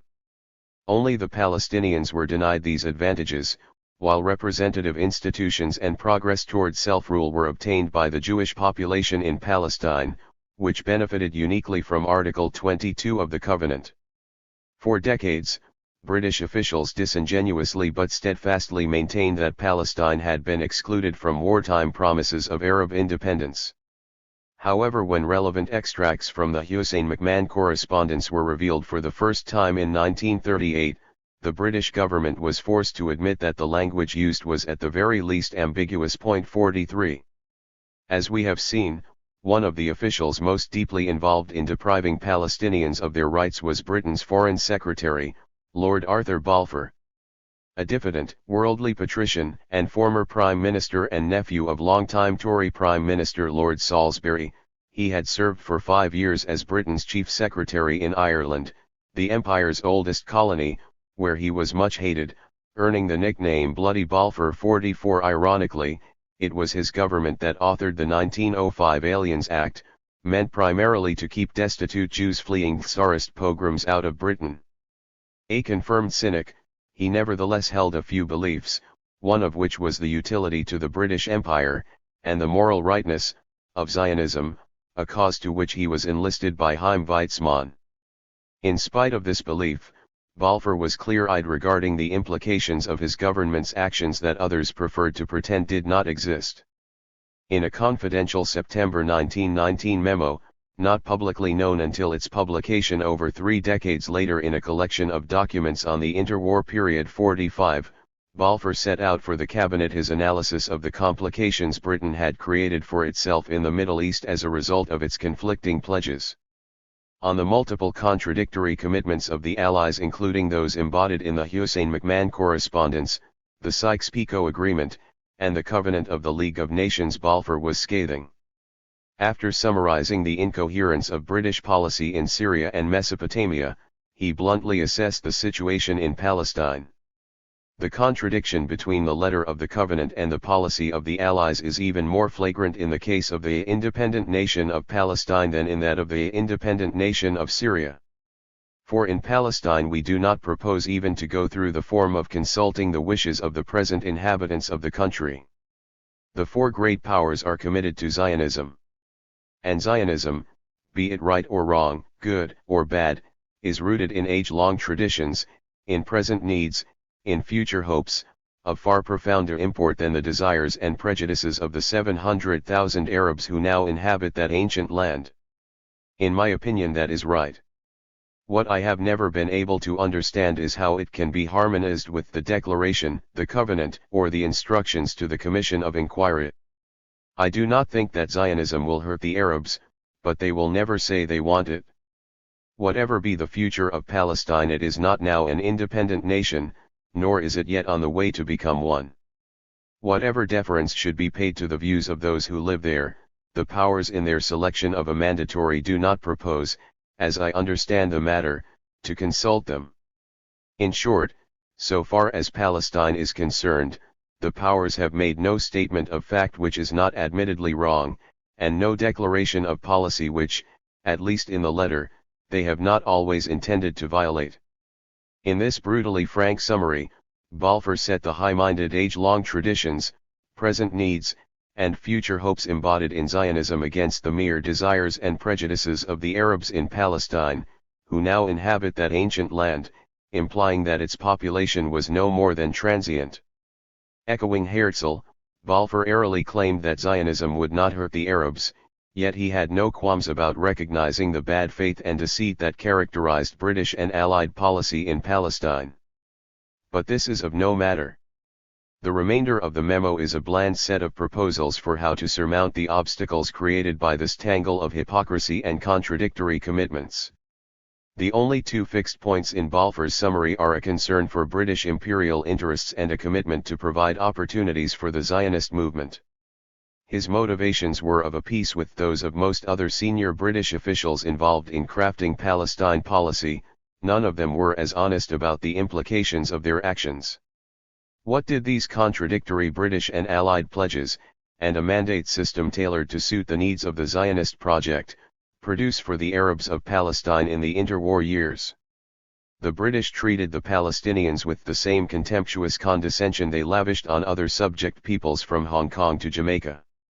Their officials monopolized the top offices in the Mandate government and excluded qualified Arabs.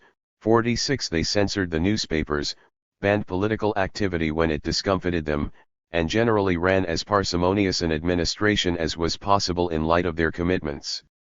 As in Egypt and India, they did little to advance education, since colonial conventional wisdom held that too much of it produced natives who did not know their proper place. First-hand accounts of the period are replete with instances of the racist attitudes of colonial officials to those they considered their inferiors, even if they were dealing with knowledgeable professionals who spoke perfect English. The experience in Palestine was dissimilar to that of most other colonized peoples in this era in that the Mandate brought an influx of foreign settlers whose mission it was to take over the country. During the crucial years from 1917 until 1939, Jewish immigration and the close settlement by Jews on the land enjoined by the Mandate proceeded apace. The colonies established by the Zionist movement up and down the coast of Palestine and in other fertile and strategic regions served to ensure control of a territorial springboard for the domination, and ultimately the conquest, of the country. Once the demographic, economic, and military balance had shifted sufficiently in favor of the Yishuv. 47 in short order, the Jewish population tripled as a proportion of the total population, growing from a low of about 6% of the whole at the end of World War I to about 18% by 1926. However, in spite of the extraordinary capacity of the Zionist movement to mobilize and invest capital in Palestine, financial inflows to an increasingly self-segregated Jewish economy during the 1920s were 41.5% larger than its net domestic product, 48, an astonishing level. Between 1926 and 1932 the Jewish population ceased to grow as a proportion of the country's population, stagnating at between 17 and 18.5%. 49 Some of these years coincided with the global depression, when Jews leaving Palestine outpaced those arriving and capital inflows decreased markedly. At that point, the Zionist project looked as if it might never attain the critical demographic mass that would make Palestine as Jewish as England is English, in Weizmann's words. 50. Everything changed in 1933 with the rise to power in Germany of the Nazis, who immediately began to persecute and drive out the well-established Jewish community. With discriminatory immigration laws in place in the United States, the United Kingdom, and other countries, many German Jews had nowhere to go but Palestine. Hitler's ascendancy proved to be one of the most important events in the modern histories of both Palestine and Zionism. In 1935 alone, more than 60,000 Jewish immigrants came to Palestine, a number greater than the entire Jewish population of the country in 1917. Most of these refugees, mainly from Germany but also from neighboring countries where anti-Semitic persecution was intensifying, were skilled and educated. German Jews were allowed to bring assets worth a total of $100 million, thanks to the transfer agreement reached between the Nazi government and the Zionist movement, concluded in exchange for lifting a Jewish boycott of Germany. 51. During the 1930s the Jewish economy in Palestine overtook the Arab sector for the first time, and the Jewish population grew to more than 30% of the total by 1939. In light of fast economic growth and this rapid population shift over only 7 years, combined with considerable expansion of the Zionist movement's military capacities, it became clear to its leaders that the demographic, economic, territorial, and military nucleus necessary for achieving domination over the entire country, or most of it, would soon be in place. As Ben-Gurion put it at the time, immigration at the rate of 60,000 a year means a Jewish state in all Palestine. 52 Many Palestinians came to similar conclusions. Palestinians now saw themselves inexorably turning into strangers in their own land, as Isa al-Isa had warned in dire tones in 1929. Over the first 20 years of British occupation, the Palestinians' increasing resistance to the Zionist movement's growing dominance had found expression in periodic outbreaks of violence, which occurred in spite of commitments by the Palestinian leadership to the British to keep their followers in line. In the countryside, sporadic attacks, often described by the British and the Zionists as banditry, bespoke the popular anger at Zionist land purchases, which often resulted in the expulsion of peasants from lands they considered to be theirs that were their source of livelihood. In the cities, demonstrations against British rule and the expansion of the Zionist parastate grew larger and more militant in the early 1930s. Trying to maintain control of events, the elite notables organized a pan-Islamic conference while sending several delegations to London and coordinating various forms of protest. These leaders, however, unwilling to confront the British too openly, withstood Palestinian calls for a full boycott of the British authorities and a tax strike. They remained unable to see that their timid diplomatic approach could not possibly convince any British government to renounce its commitment to Zionism or to acquiesce in the Palestinians' demands. In consequence, these elite efforts failed to halt the march of the Zionist project or to advance the Palestinian cause in any way. Nevertheless, in response to growing Palestinian agitation, and especially following the outbreaks of violent unrest, different British governments were obliged to re-examine their policies in Palestine. The result was a variety of commissions of inquiry and white papers. These included the Hayward Commission in 1920, the Churchill White Paper in 1922, the Shaw Commission in 1929, the Hope-Simpson Report in 1930, the Passfield White Paper in 1930, the Peel Commission in 1937, and the Woodhead Commission in 1938. However, these policy papers recommended only limited measures to placate the Palestinians, most of which were countermanded by the government in London under pressure from the Zionists, or proposed a course of action that only compounded their deep sense of injustice. The eventual result was an unprecedented, countrywide violent explosion in Palestine starting in 1936. The frustration of the Palestinian population at their leadership's ineffective response over 15 years of congresses, demonstrations, and futile meetings with obdurate British officials finally led to a massive grassroots uprising. This started with a 6-month general strike, one of the longest in colonial history, launched spontaneously by groups of young, urban middle-class militants, many of them members of the Istiqlal Party, all over the country. The strike eventually developed into the Great 1936-39 Revolt, which was the crucial event of the interwar period in Palestine. In the 2 decades after 1917, the Palestinians had been unable to develop an overarching framework for their national movement such as the Wafd in Egypt or the Congress Party in India or Sinn Féin in Ireland. Nor did they maintain an apparently solid national front as some other peoples fighting colonialism had managed to do.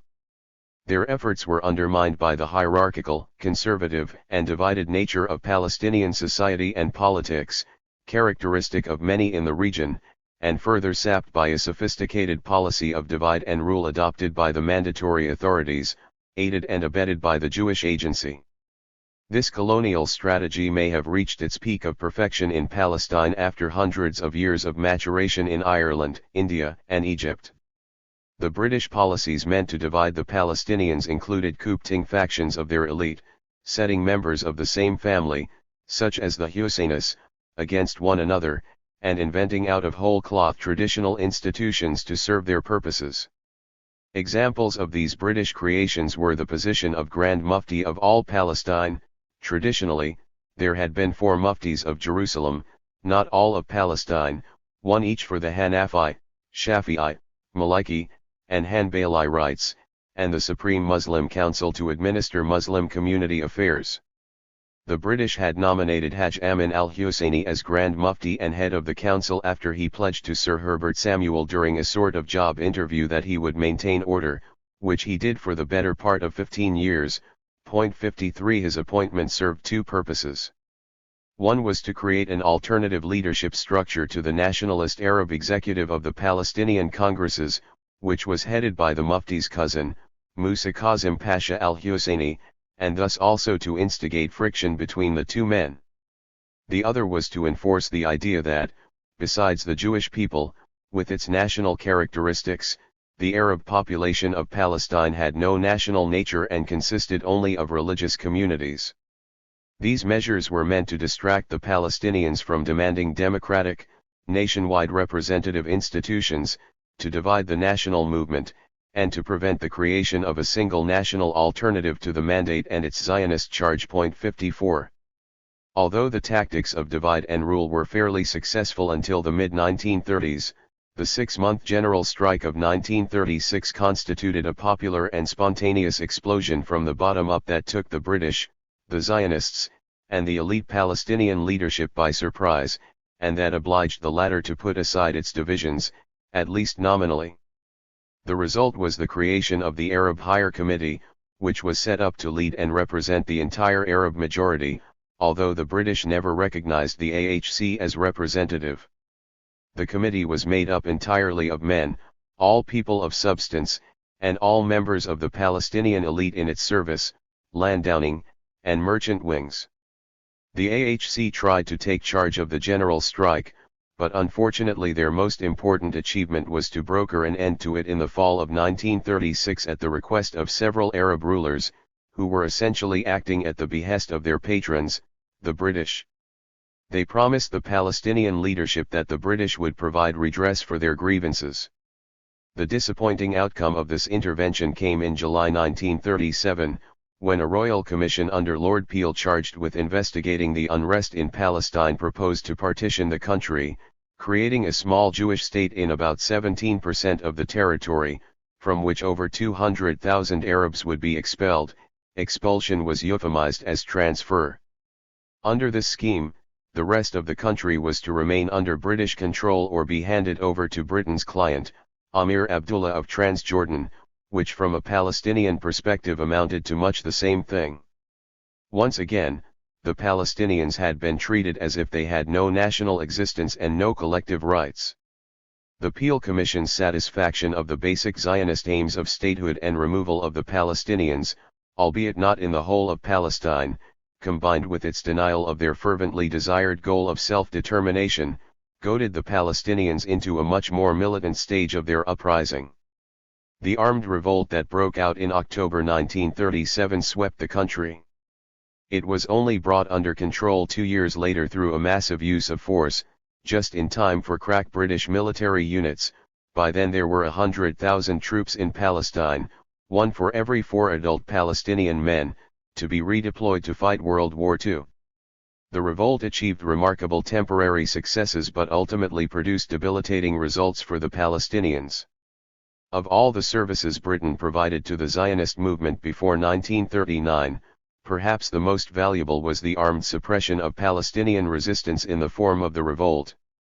The bloody war waged against the country's majority, which left 10% of the adult male Arab population killed, wounded, imprisoned, or exiled. 55 was the best illustration of the unvarnished truths uttered by Jabotinsky about the necessity of the use of force for the Zionist project to succeed. To quash the uprising, the British Empire brought in 2 additional divisions of troops, squadrons of bombers, and all the paraphernalia of repression that it had perfected over many decades of colonial wars. 56.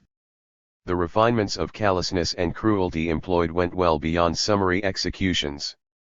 For possession of a single bullet, Sheikh Farhan al-Asadi, an 81-year-old rebel leader, was put to death in 1937. Under the martial law in force at the time, that single bullet was sufficient to merit capital punishment, particularly for an accomplished guerrilla fighter like al-Asadi.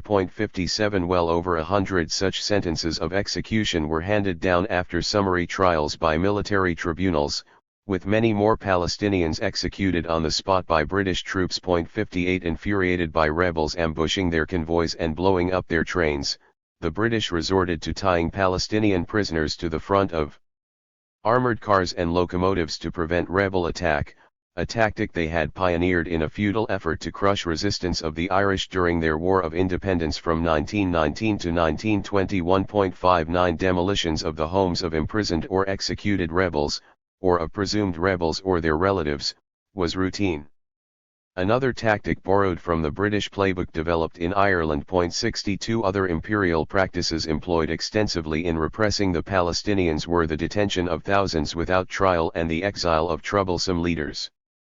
The explosive reaction to the Peel Commission's partition recommendation culminated in the assassination of the British District Commissioner for Galilee, Captain Lewis Andrews, in October 1937. In response to this direct challenge to British authority, the Mandate authorities deported virtually the entire Palestinian nationalist leadership, including the mayor of Jerusalem, Dr. Hussein al-Khalidi, my uncle. With 4 others, he and another 2 were members of the AHC. He was sent to the Seychelles Islands, an isolated location in the Indian Ocean that the British Empire frequently chose for exiling nationalist opponents. 61 The men were held in a heavily guarded compound for 16 months, deprived of visitors and outside contact. Their fellow prisoners in the Seychelles included political leaders from Aden in Yemen and Zanzibar. Other Palestinian leaders were exiled to Kenya or South Africa, while a few, including the Mufti, managed to escape and made their way to Lebanon. Still others were confined, generally without trial, in more than a dozen of what the British themselves called concentration camps, most notably that in Sarafand. Among them was another uncle of mine, Khalid, who like his older brother was involved in nationalist activity deemed to be anti-British. Just before his arrest and exile, Hussein al-Khalidi, who served on the AHC and as Jerusalem's elected mayor for 3 years before he was removed by the British, encountered Major General Sir John Dill, the officer in command of the British forces in Palestine. In his memoirs, my uncle recalls telling the general that the only way to end the violence was to meet some of the Palestinians' demands, specifically stopping Jewish immigration. What would be the effect of arresting the Arab leadership? Dill wanted to know.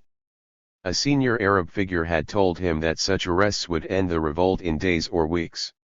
My uncle set him straight, the revolt would only accelerate and spread out of control. It was the Jewish agency that wanted the arrests, and al-Khalidi knew that the Colonial Office was considering it, but solving the Palestine question would not be so simple. 62. My uncle had been right. In the months after his exile and the mass arrests of others, the revolt entered its most intense phase, and British forces lost control of several urban areas and much of the countryside, which were taken over and governed by the rebels. 63. In the words of Dill's successor, Lieutenant General Robert Haining, in August 1938, the situation was such that civil administration of the country was, to all practical purposes, non-existent. 64. In December, Haining reported to the War Office that practically every village in the country harbors and supports the rebels and will assist in concealing their identity from the government forces. 65. It took the full might of the British Empire, which could only be unleashed when more troops became available after the Munich Agreement in September 1938, and nearly a year more of fierce fighting, to extinguish the Palestinian uprising. Members of the Higher Arab Committee in Exile in the Seychelles Islands, 1938. Dr. Hussein is seated on the left. Meanwhile, deep differences had appeared among the Palestinians. Some, aligned with Amir Abdullah of Jordan, quietly welcomed the Peel Commission's recommendation of partition, as it favored attaching to Transjordan the part of Palestine that would not be transformed into the new Jewish state. Most Palestinians, however, strongly opposed all aspects of the recommendations, whether the partition of their country, the establishment in it of a Jewish state, however small, or the expulsion from that state of most of its Arab population. Thereafter, as the revolt reached its height in late 1937 and early 1938, an even more intense internecine conflict among Palestinians followed. A bitter split between those loyal to the Mufti, who favored no compromise with the British, and the Mufti's opponents, led by the former Jerusalem mayor Raghib al-Nashashibi, who were more conciliatory. In the view of Isa al-Isa, inter-Palestinian disputes, which resulted in hundreds of assassinations in the late 1930s, gravely sapped the strength of the Palestinians. He himself was forced into exile to Beirut in 1938 after his life was threatened and his house in Ramleh burned with the loss of all his books and papers. This was undoubtedly the work of the Mufti's men, and it left him deeply bitter. 66. If at the outset the revolt was directed against the English and the Jews, he wrote, it was transformed into a civil war, where methods of terrorism, pillage, theft, fire, and murder became common. 67. In spite of the sacrifices made, which can be gauged from the very large numbers of Palestinians who were killed, wounded, jailed, or exiled, and the revolt's momentary success, the consequences for the Palestinians were almost entirely negative. The savage British repression, the death and exile of so many leaders, and the conflict within their ranks left the Palestinians divided, without direction, and with their economy debilitated by the time the revolt was crushed in the summer of 1939. This put the Palestinians in a very weak position to confront the now invigorated Zionist movement, which had gone from strength to strength during the revolt, obtaining lavish amounts of arms and extensive training from the British to help them suppress the uprising. 68. As war clouds loomed in Europe in 1939, however, momentous new global challenges to the British Empire combined with the impact of the Arab Revolt to produce a major shift in London's policy, away from its previous full-throat support of Zionism.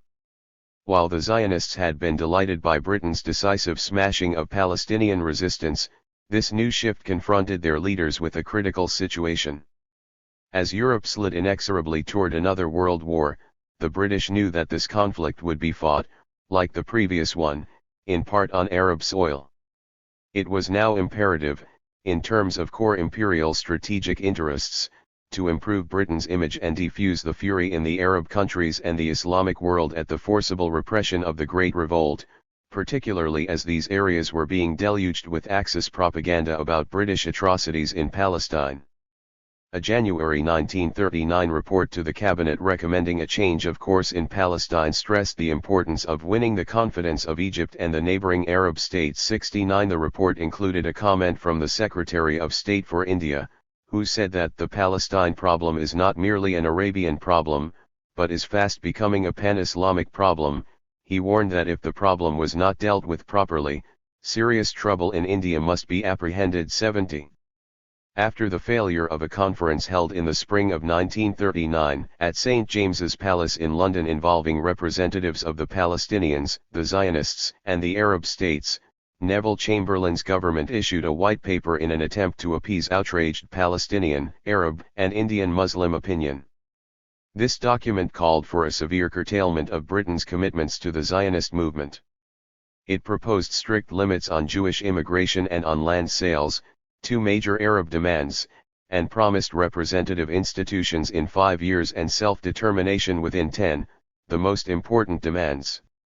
Although immigration was in fact restricted, none of the other provisions was ever fully implemented. 71 Moreover, representative institutions and self-determination were made contingent on approval of all the parties, which the Jewish Agency would never give for an arrangement that would prevent the creation of a Jewish state. The minutes of the cabinet meeting of February 23, 1939, make it clear that Britain meant to withhold the substance of these two crucial concessions from the Palestinians, as the Zionist movement was to have effective veto power, which it would obviously use. 72. The Palestinians might have gained an advantage, albeit a slight one, had they accepted the 1939 White Paper, in spite of its flaws from their perspective. Hussein al-Khalidi, for one, did not believe that the British government was sincere in any of its pledges. 73 He stated acidly that he knew at the St. James's Palace Conference, which he was brought out of exile in the Seychelles to attend, that Britain never seriously intended for one moment to be faithful to its promises. From the first sessions, it was clear to him that the conference was a means to gain time, and to drug the Arabs, no more and no less. To please the Arabs so they would stop their revolution, and give the British time to catch their breath as war clouds gathered. 74 He nevertheless came around to favoring a flexible and positive response to the White Paper, as did other Palestinian leaders such as Musa al-Alomi and Jamal al-Husseini, the Mufti's cousin. 75 In the end, however, the Mufti, after indicating that he was inclined toward acceptance, insisted on outright refusal, and his position carried the day. After the St. James's Palace Conference, the British once again sent Hussein al-Khalidi into exile, this time to Lebanon. When he saw how the revolt had degenerated in the face of massive British repression and how dire the situation was in Palestine, he argued for halting the resistance. But here, too, his views were overruled. 76.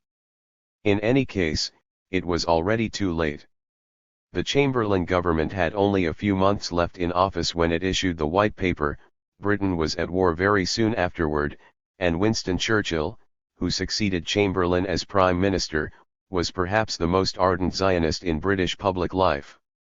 More important, as World War II turned into a truly global conflict with the Nazi invasion of the Soviet Union and the entry of the United States into the war after Pearl Harbor, a new world was about to be born in which Britain would at best be a second-class power.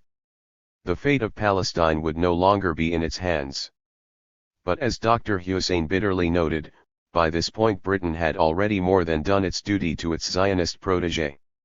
Looking back in his 3-volume memoirs written in Beirut in 1949, during one of the many periods of exile he endured, My uncle believed that the primary problem faced by the Palestinians during the mandate was the British. 77 He deplored the bad faith and ineptitude of the leaders of the Arab states, and he directed balanced and mostly even-keeled criticism at the failures of the Palestinian leadership, including at times his own. He saw clearly the impact of the Zionist movement's single-minded focus on complete domination of Palestine and the competence and sheer deceitful audacity of its leaders, many of whom he knew personally. But like most of his generation and class, Dr. Hussein reserved his true spleen for the British and their hostility toward the Palestinians. He knew many of their officials well. He had served as a senior medical officer under the Mandate administration before becoming mayor of Jerusalem. He later dealt with them as a negotiator at the St. James's Palace Conference in 1939 and then in Jerusalem through the fighting of 1947–48, when he was one of the few Palestinian leaders to remain in the Holy City. Many were still in British-ordered exile. He apparently got on with a few British officials, and the English he had learned at the Anglican St. George's School in Jerusalem and the American University of Beirut served him well in his dealings with them, but his resentment of the hypocrisy, haughtiness, and duplicity of British officialdom in general was boundless. 78 He took T. E. Lawrence, of Arabia, as a perfect example of British perfidy, although he was careful to contrast Lawrence's frank description in 7 Pillars of Wisdom of his deception and betrayals of the Arabs with the honesty and uprightness of the British teachers and missionaries he knew in Jerusalem before the war. 79. It was their consistent support for the Zionists that most angered Dr. Hussein. Even if British officials in Palestine became convinced of the unsustainable manifold costs of maintaining the Iron Wall to protect the Zionist project, whose leaders were often ungrateful for all that was done for them, their recommendations were almost invariably countermanded in London. At least until 1939, the Zionists were able to place their supporters, or sometimes their leaders, like the formidable Chaim Weizmann, at the elbow of key British decision-makers in Whitehall, some of whom were also fervent Zionists. Dr. Hussein notes caustically that when official British commissions came out to Palestine to investigate the situation in the 1920s and 1930s, any conclusions they reached that were favorable to the Arabs were countered by Zionist lobbying in London, where an extraordinary degree of intimacy prevailed between Zionist leaders and senior British political figures. 80. Isa al-Isa also wrote his memoirs in exile in Beirut soon after the 1948 war. His view of the interwar period differs in many respects from my uncle's. Unlike Dr. Hussein, al-Isa had fallen out bitterly with the Mufti after the Peel Commission report in 1937, and he suffered personally from the subsequent split in the Palestinian leadership. If in al-Isa's view this internal division gravely harmed the Palestinians, so did backward social relations and lack of education among the Arabs, and above all the unwavering focus of the Zionists, backed by the British, on supplanting the indigenous population, a topic on which he had been writing eloquently for many decades. He had no love for the British nor they for him, but in his analysis the central problem was Zionism, compounded by Palestinian and Arab weakness. Fittingly, his critiques in poetry and prose of the Arab rulers after 1948 were scathing, and his descriptions of them, especially Amir Abdullah, are far from complimentary. 2 further things must be said in conclusion about the revolt and about Britain's repression of it. The first is that it proved the clear-sightedness of Zeev Jabotinsky and the self-delusion of many British officials. The Zionists' colonial enterprise, aimed at taking over the country, necessarily had to produce resistance. If you wish to colonize a land in which people are already living, Jabotinsky wrote in 1925, you must find a garrison for the land, or find a benefactor who will provide a garrison on your behalf. Zionism is a colonizing venture and, therefore, it stands or falls on the question of armed forces.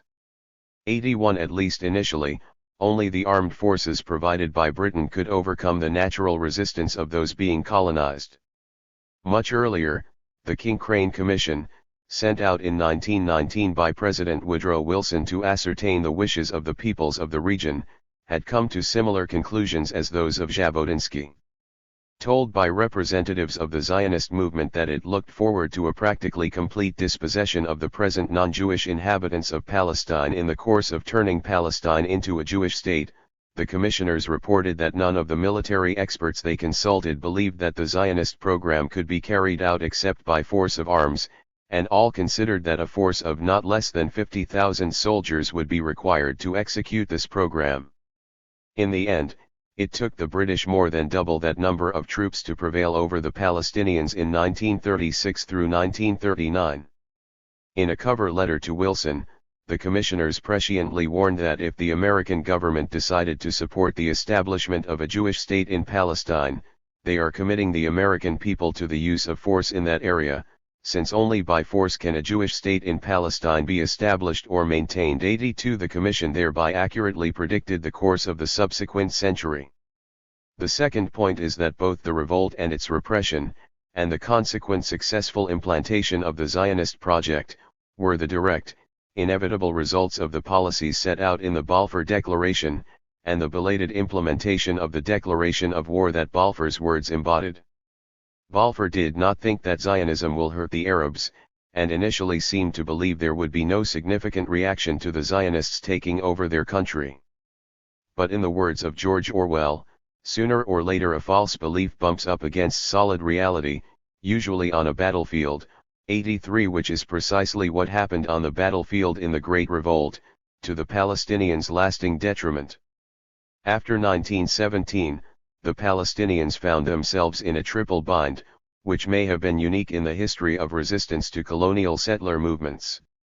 Unlike most other peoples who fell under colonial rule, they not only had to contend with the colonial power in the metropole, in this case London, but also with a singular colonial settler movement that, while beholden to Britain, was independent of it, had its own national mission, a seductive biblical justification, and an established international base and financing.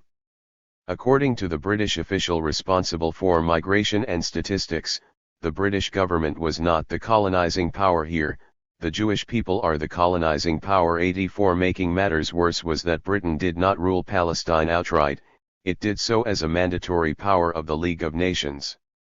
It was therefore bound not just by the Balfour Declaration but also by the international commitment embodied in the 1922 Mandate for Palestine.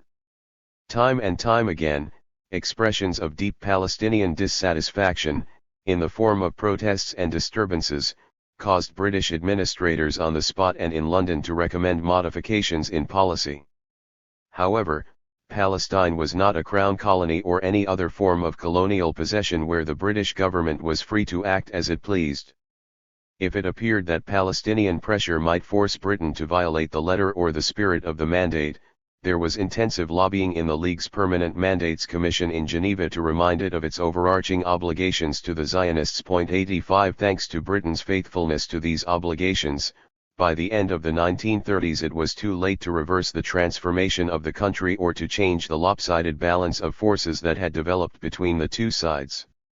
The great initial disadvantage under which the Palestinians labored was compounded by the Zionist organization's massive capital investments, arduous labor, sophisticated legal maneuvers, intensive lobbying, effective propaganda, and covert and overt military means. The Jewish colonists' armed units had developed semi-clandestinely, until the British allowed the Zionist movement to operate military formations openly in the face of the Arab revolt. At this point, the Jewish agency's collusion with the mandatory authorities reached its peak. There is a consensus among objective historians that this collusion, supported by the League of Nations, severely undermined any possibility of success for the Palestinian struggle for the representative institutions, self-determination, and independence they believed were their right. 86. What the Palestinians might have done to get out of this triple bind is an impossible question to answer. Some have argued that they should have abandoned the preferred legalistic approach of their conservative leadership of mounting empty protests and fruitlessly sending delegations to London, to appeal to British goodwill and fair-mindedness. Instead, this thesis suggests, they should have broken completely with the British, refused to cooperate with the mandate, as had the Congress Party with the Raj in India or Sinn Féin with the British in Ireland, and, failing all else, they should have followed the path of their Arab neighbors and risen up in arms much sooner than they ultimately did. 87 In any case, they had very few good choices in the face of the powerful triad of Britain, the Zionist movement, and the League of Nations. Mandate. Moreover, they had no serious allies, besides the support of amorphous, inchoate Arab public opinion, which was solidly behind them even before 1914, but all the more so as the interwar period wore on. No Arab country, except Saudi Arabia and Yemen, however, enjoyed full independence. Indeed, all of them were largely still under the thumb of the British and the French, and none had fully democratic institutions, such that this pro-Palestinian opinion could express itself fully. When the British left Palestine in 1948, there was no need to create the apparatus of a Jewish state ab novo. That apparatus had in fact been functioning under the British aegis for decades. All that remained to make Herzl's prescient dream a reality was for this existing parastate to flex its military muscle against the weakened Palestinians while obtaining formal sovereignty, which it did in May 1948. The fate of Palestine had thus been decided 30 years earlier, although the denouement did not come until the very end of the mandate, when its Arab majority was finally dispossessed by force. 2. The Second Declaration of War, 1947 to 1948. Partition both in principle and in substance can only be regarded as an anti-Arab solution. United Nations Special Commission on Palestine, Minority Report 1. A few months before he died in 1968, my father, sensing that he had little time left, sat with me in our dining room and told me of a message he had been asked to deliver 2 decades earlier. I was a 19-year-old college student at this time. He bade me to listen carefully. In 1947, my father, Ismail Raghib al-Khalidi, returned to Palestine for the first time in 8 years. He had left in the fall of 1939 for graduate study at the University of Michigan and thereafter at Columbia University in New York, and had remained in the United States during World War II, working at the Office of War Information as an Arabic-language broadcaster to the Middle East. During the war, my grandmother in Jaffa would stay up until after midnight to listen to the radio to hear her youngest son, whom she had not seen for years. 2 At the time of his return visit to Palestine, he was serving as secretary of the newly formed Arab American Institute. My Lebanese-born mother worked there. 2 It was where my parents had met. 3 The institute had been set up by a group of notable Arab Americans under the direction of Professor Philip Hitty, of Princeton, to raise American awareness of the situation in Palestine for and a Middle Eastern tour to introduce its work to the leaders of the newly independent Arab states had brought my father to Jerusalem. 5 Ismail al-Khalidi, broadcasting to the Middle East for the United Nations. His brother, Dr. Hussein Fakhri al-Khalidi, the former mayor of Jerusalem, was older by 20 years. In view of the great age of their father and of Dr. Hussein's eminence, Ismail and the 3 other younger siblings, Khalib, Fatima, and Yaqub, had been placed under the charge of Dr. Hussein, who oversaw discipline, money, and other matters. 6 Another older brother, Ahmed, who was a widely recognized educator, writer, and the head of the government Arab College in Jerusalem, was in charge of their education. In spite of the 20-year age difference and Dr. Hussein's reputation for severity, he and my father were close, as is evidenced by their correspondence while Hussein was imprisoned by the British in the Seychelles Islands. In diaries written while he was in exile, Dr. Hussein complains at one point about the execrable English of a letter he received from my father. His writing is dreadful, and hopes that studying at the American University of Beirut would improve it.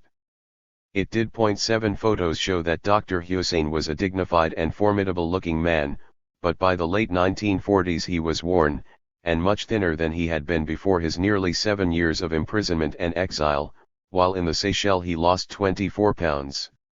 As one of the few Arab leaders still in Jerusalem in late 1947, a time of great crisis for the Palestinians, he was intensely busy.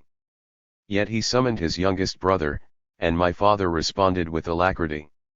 Dr. Hussein knew that Ismail was going to Amman at the behest of the Arab American Institute to see King Abdullah of Transjordan, and he wanted to send him a personal but official message. When my father heard its contents, he blanched. On behalf of Dr. Hussein and the Arab Higher Committee of which he was the secretary, Ismail was to tell the king that while the Palestinians appreciated his offer of protection, he had used the Arabic waisaya, literally tutelage or guardianship, they were unable to accept. The implicit meaning of the message was that were the Palestinians to succeed in escaping the British yoke, they did not want to come under that of Jordan, which, given pervasive British influence in Amman, meant much the same thing. They aspired to control their own fate. My father weakly protested that passing on this most unwelcome news would ruin his visit, which was meant to gain the king's support for the work of the Arab American Institute. Dr. Hussein cut him off. Other envoys had brought King Abdullah the same message repeatedly, but he had refused to listen. Given the importance of family ties, he would be obliged to believe it coming from Dr. Hussein's own brother. He curtly told Ismail to do as he had been asked and ushered him out of the office. My father left with a heavy heart. Respect for his older brother obliged him to transmit the message, but he knew that his visit to Amman would not end well. King Abdullah received his guest and listened politely but without great interest to Ismail's enthusiastic report of how the Arab American Institute was working to change American opinion on Palestine, which, even then, was overwhelmingly pro-Zionist and largely ignorant of the Palestinian cause. For decades, the king had attached his fortunes to those of Great Britain, which subsidized his throne, paid for and equipped his troops, and officered his Arab Legion. By contrast, the United States seemed far away and insignificant, and the king appeared manifestly unimpressed. Like most Arab rulers at the time, he failed to appreciate the post-war role of the United States in world affairs. Having carried out the main part of his mission, my father then hesitantly conveyed the message Dr. Hussein had entrusted to him. The king's face registered anger and surprise, and he abruptly stood up, compelling everyone else in the room to stand as well. The audience was over. Exactly at that moment, a servant entered, announcing that the BBC had just broadcast the news of the UN General Assembly's decision in favor of the partition of Palestine. It happened that my father's meeting with the king had coincided with the Assembly's historic vote on November 29, 1947, on Resolution 181, which provided for partition. Before stalking out of the room, the king turned to my father and said coldly, "You Palestinians have refused my offer. You deserve what happens to you." What happened is, of course, now well known. By the summer of 1949, the Palestinian polity had been devastated and most of its society uprooted. Some 80% of the Arab population of the territory that at war's end became the new state of Israel had been forced from their homes and lost their lands and property. At least 720,000 of the 1.3 million Palestinians were made refugees. Thanks to this violent transformation, Israel controlled 78% of the territory of former Mandatory Palestine, and now ruled over the 160,000 Palestinian Arabs who had been able to remain, barely one-fifth of the pre-war Arab population. This seismic upheaval, the Nakba, or the catastrophe, as Palestinians call it, grounded in the defeat of the Great Revolt in 1939 and willed by the Zionist state in waiting, was also caused by factors that were on vivid display in the story my father told me: foreign interference and fierce inter-Arab rivalries. These problems were compounded by intractable Palestinian internal differences that endured after the defeat of the revolt, and by the absence of modern Palestinian state institutions. The Nakba was only finally made possible, however, by massive global shifts during World War II. The outbreak of war in 1939 put an end to the wrangling over the British White Paper and brought a relative lull after the upheavals of the revolt. Still, for 3 years, until the battles of Al Alamein and Stalingrad in the fall of 1942, the danger of Nazi panzers arriving from Libya or through the Caucasus was ever present. Jewish immigration slowed significantly as a result of the White Paper and wartime conditions, while Zionist leaders, enraged at what they perceived as Whitehall's abandonment of its commitments to Zionism, shrewdly looked to engineer a diplomatic realignment away from Britain and toward new patrons. However, during this lull, the Zionists were able to continue to build up their military capabilities. Under pressure from the Zionist movement and with support from British Prime Minister Winston Churchill, a Jewish brigade group of the British Army was formed in 1944, providing the already considerable Zionist military forces with training and combat experience, offering a vital advantage in the conflict to come.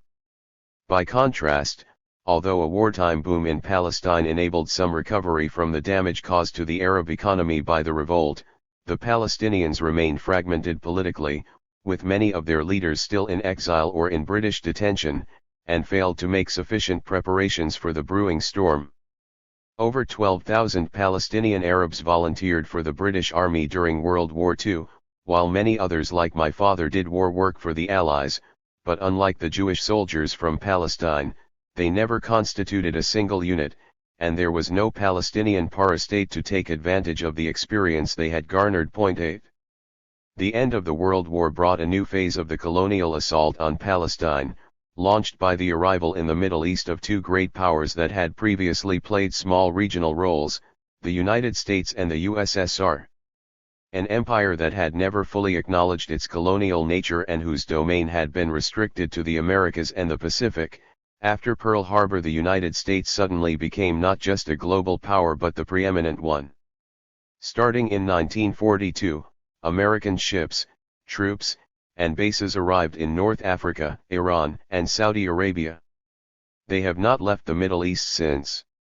Meanwhile, the USSR, which had turned inward after the Bolshevik Revolution, spreading its ideology but avoiding projecting its strength, had the largest land army in the world as a result of the war, would liberate half of Europe from the Nazis, and became increasingly assertive in Iran, Turkey, and other areas to its south.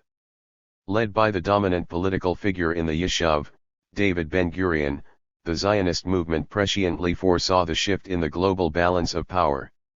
The key event in this realignment was the proclamation in 1942 at a major Zionist conference held at the Biltmore Hotel in New York of what was called the Biltmore Program. 9 For the first time, the Zionist movement openly called for turning all of Palestine into a Jewish state. The exact demand was that Palestine be established as a Jewish commonwealth. As with the national home, this was another circumlocution for full Jewish control over the entirety of Palestine, a country with a two-thirds Arab majority. It was no coincidence that this ambitious program was proclaimed in the United States and in New York in particular, then and now the city with the largest Jewish population in the world. Before long, the Zionist movement had mobilized many American politicians and much of public opinion around this objective. This was a result both of this movement's unceasing and effective public relations efforts, which the Palestinians and the fledgling Arab states were unable to match, and of widespread horror at the revelation of the destruction of most of European Jewry by the Nazis in the Holocaust. 11 After President Harry Truman endorsed the goal of a Jewish state in a majority Arab land in the post-war years, Zionism, once a colonial project backed by the declining British Empire, became part and parcel of the emerging American hegemony in the Middle East. Following the war, two crucial events that occurred in quick succession were emblematic of the obstacles ahead for the Palestinians. Their relations with many of the Arab regimes were already fraught because of the Arab rulers' alignment with Britain, going back to their intervention to end the 1936 general strike and their involvement in the failed 1939 St. James's Palace Conference. Things grew worse in March 1945 when, under the aegis of Great Britain, 6 Arab states formed the Arab League. In his memoirs, Dr. Hussein describes the Palestinians' bitter disappointment that the member states decided to remove references to Palestine from the League's inaugural communique and to retain control over the choice of Palestine's representative. 12. The Egyptian Prime Minister blocked Musa al-Aloma, the Palestinian emissary, from attending the League's founding conference, but reversed his decision immediately when al-Aloma secured a letter from Brigadier Clayton, a British intelligence officer in Cairo, who authorized his participation. Although the Alexandria Protocol of October 1944, whereby Egypt, Iraq, Syria, Lebanon, and Transjordan originally agreed to create the League, had stressed the importance of the cause of the Arabs of Palestine, while regretting the woes that have been inflicted on the Jews of Europe. These states were barely independent of their former colonial masters. 13 Britain in particular had a powerful influence on the foreign policy of all of them, and British hostility toward any independent Palestinian initiative had not abated. This meant that the Palestinians could not count on any significant support from these weak and dependent Arab regimes. More far-reaching in its consequences was the formation of the Anglo-American Committee of Inquiry in 1946. This body was established by the British and U.S. governments to consider the urgent and pitiful situation of Jewish Holocaust survivors, 100,000 of whom were confined to displaced persons camps in Europe. The American and Zionist preference was for these unfortunates to be granted immediate entry to Palestine, neither the US nor the UK being willing to accept them, in effect negating the thrust of the 1939 White Paper. The Palestinian case was presented to the committee by Albert Hourani, later to become perhaps the greatest historian of the modern Middle East, who, with colleagues in the newly formed Palestinian Arab Office, had produced a large quantity of materials that was transmitted in written and oral form. 14 Their main effort was embodied in Hourani's testimony 15, which offered a prescient description of the devastation and chaos that the creation of a Jewish state would wreak on Palestinian society, and so throughout the Arab world. He warned the committee that in the past few years responsible Zionists have talked seriously about the evacuation of the Arab population, or part of it, to other parts of the Arab world. 16 The implementation of the Zionist program, he said, would involve a terrible injustice and could only be carried out at the expense of dreadful repressions and disorders, with the risk of bringing down in ruins the whole political structure of the Middle East. 17 The multiple military coups by Arab officers who had fought in Palestine and then overthrew regimes in Syria, Egypt, and Iraq from 1949 to 1958, the eruption of the Soviet Union into the affairs of the Middle East in the mid-1950s, and the expulsion of Britain from the region can all be seen as aftershocks of the earthquake that Hourani had foreseen. At the time, these outcomes may have seemed far-fetched to the 12 American and British committee members who heard Hourani's testimony. Reflecting the new balance of power between Britain and the United States, the committee ignored the case made by the Arabs and the preference of the British government, which was to continue to limit Jewish immigration to Palestine to avoid antagonizing the country's Arab majority and the populations of the newly independent Arab states. The committee came to conclusions that mirrored precisely the desires of the Zionists and the Truman administration, including the recommendation to admit 100,000 Jewish refugees to Palestine. This signified that the 1939 White Paper was indeed a dead letter, that Britain no longer had the decisive voice in Palestine, and that it was the United States that would become the predominant external actor there and eventually in the rest of the Middle East. Both events show clearly that at this advanced stage of the struggle to retain control of their homeland, the Palestinians had not developed effective Arab allies or the apparatus of a modern state, despite their intense patriotic feeling and the formation of a national movement strong enough to briefly pose a threat to British control of Palestine during the revolt. This absence meant that they were facing the well-developed parastate of the Jewish Agency without having a central state system themselves. This proved to be a fatal weakness militarily, financially, and diplomatically. Unlike the Jewish Agency, which had been granted vital arms of governance by the League of Nations mandate, the Palestinians had no foreign ministry, no diplomats as my father's story attests, nor any other government department, let alone a centrally organized military force. They had neither the capacity to raise the necessary funding, nor international assent to creating state institutions. When Palestinian envoys had managed to meet with foreign officials, whether in London or Geneva, they were condescendingly told that they had no official standing, and that their meetings were therefore private rather than official. 18 The comparison with the Irish, the only people to succeed in, partially, freeing themselves of colonial rule between World Wars I and II, is striking. In spite of divisions in their ranks, their clandestine parliament, the Dáil Éireann, their nascent branches of government, and their centralized military forces ultimately out-administered and outfought the British. 19. During these critical years leading up to the Nakba, Palestinian disarray in regard to institution building was profound. The rudimentary nature of the organizational structures available to the Palestinians is clear from the recollections of Yusuf Saidi, who was appointed as the first Director General of the newly created Arab National Fund in 1946.20. The fund had been established by the Arab Higher Committee in 1944 to serve as a state treasury and an equivalent to the Jewish National Fund, which by then was almost half a century old.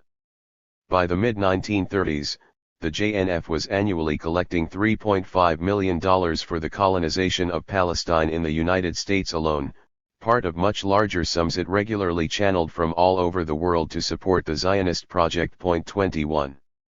The Arab National Fund only began its task of collecting resources after Saidi was appointed and developed a structure for its efforts.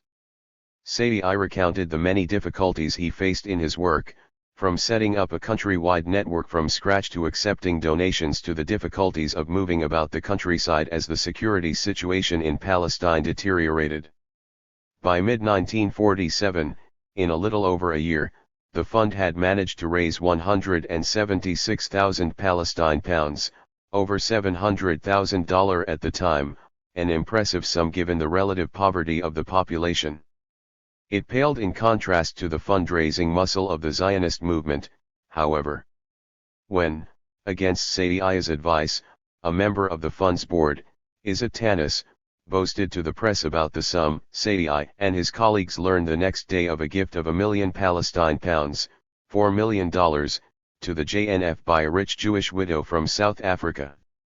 Saidi's portrayal of the Arab Higher Committee, the Palestinian leadership body formed in 1936, disbanded by the British in 1937, and reconstituted after the war, is equally harsh, a tableau of disorganization and infighting.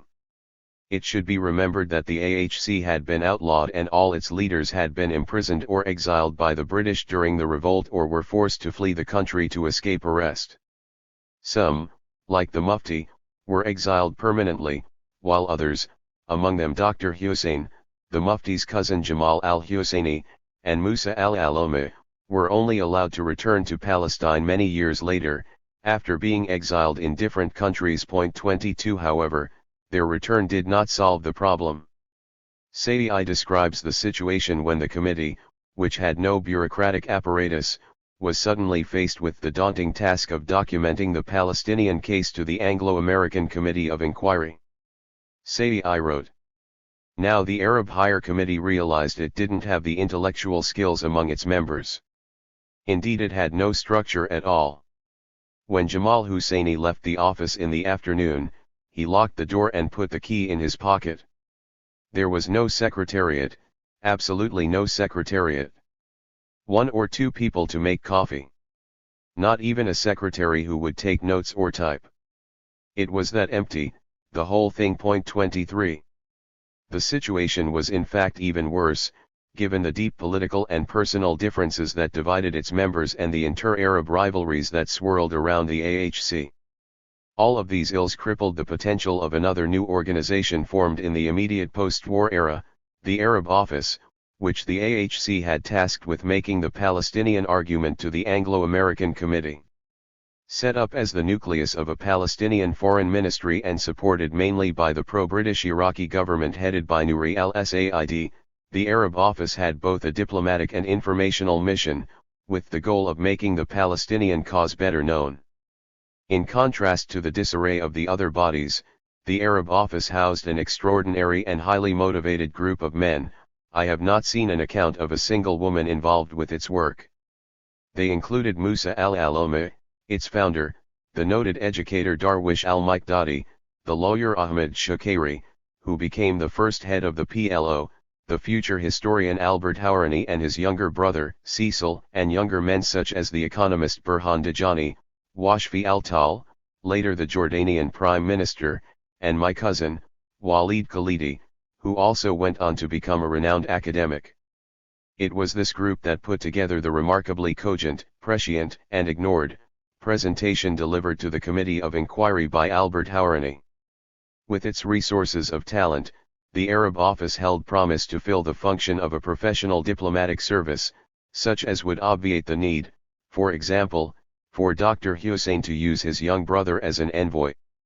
Advanced modern states do occasionally use personal envoys to convey messages alongside more conventional channels, but the Palestinians had been allowed no such channels by the British mandate.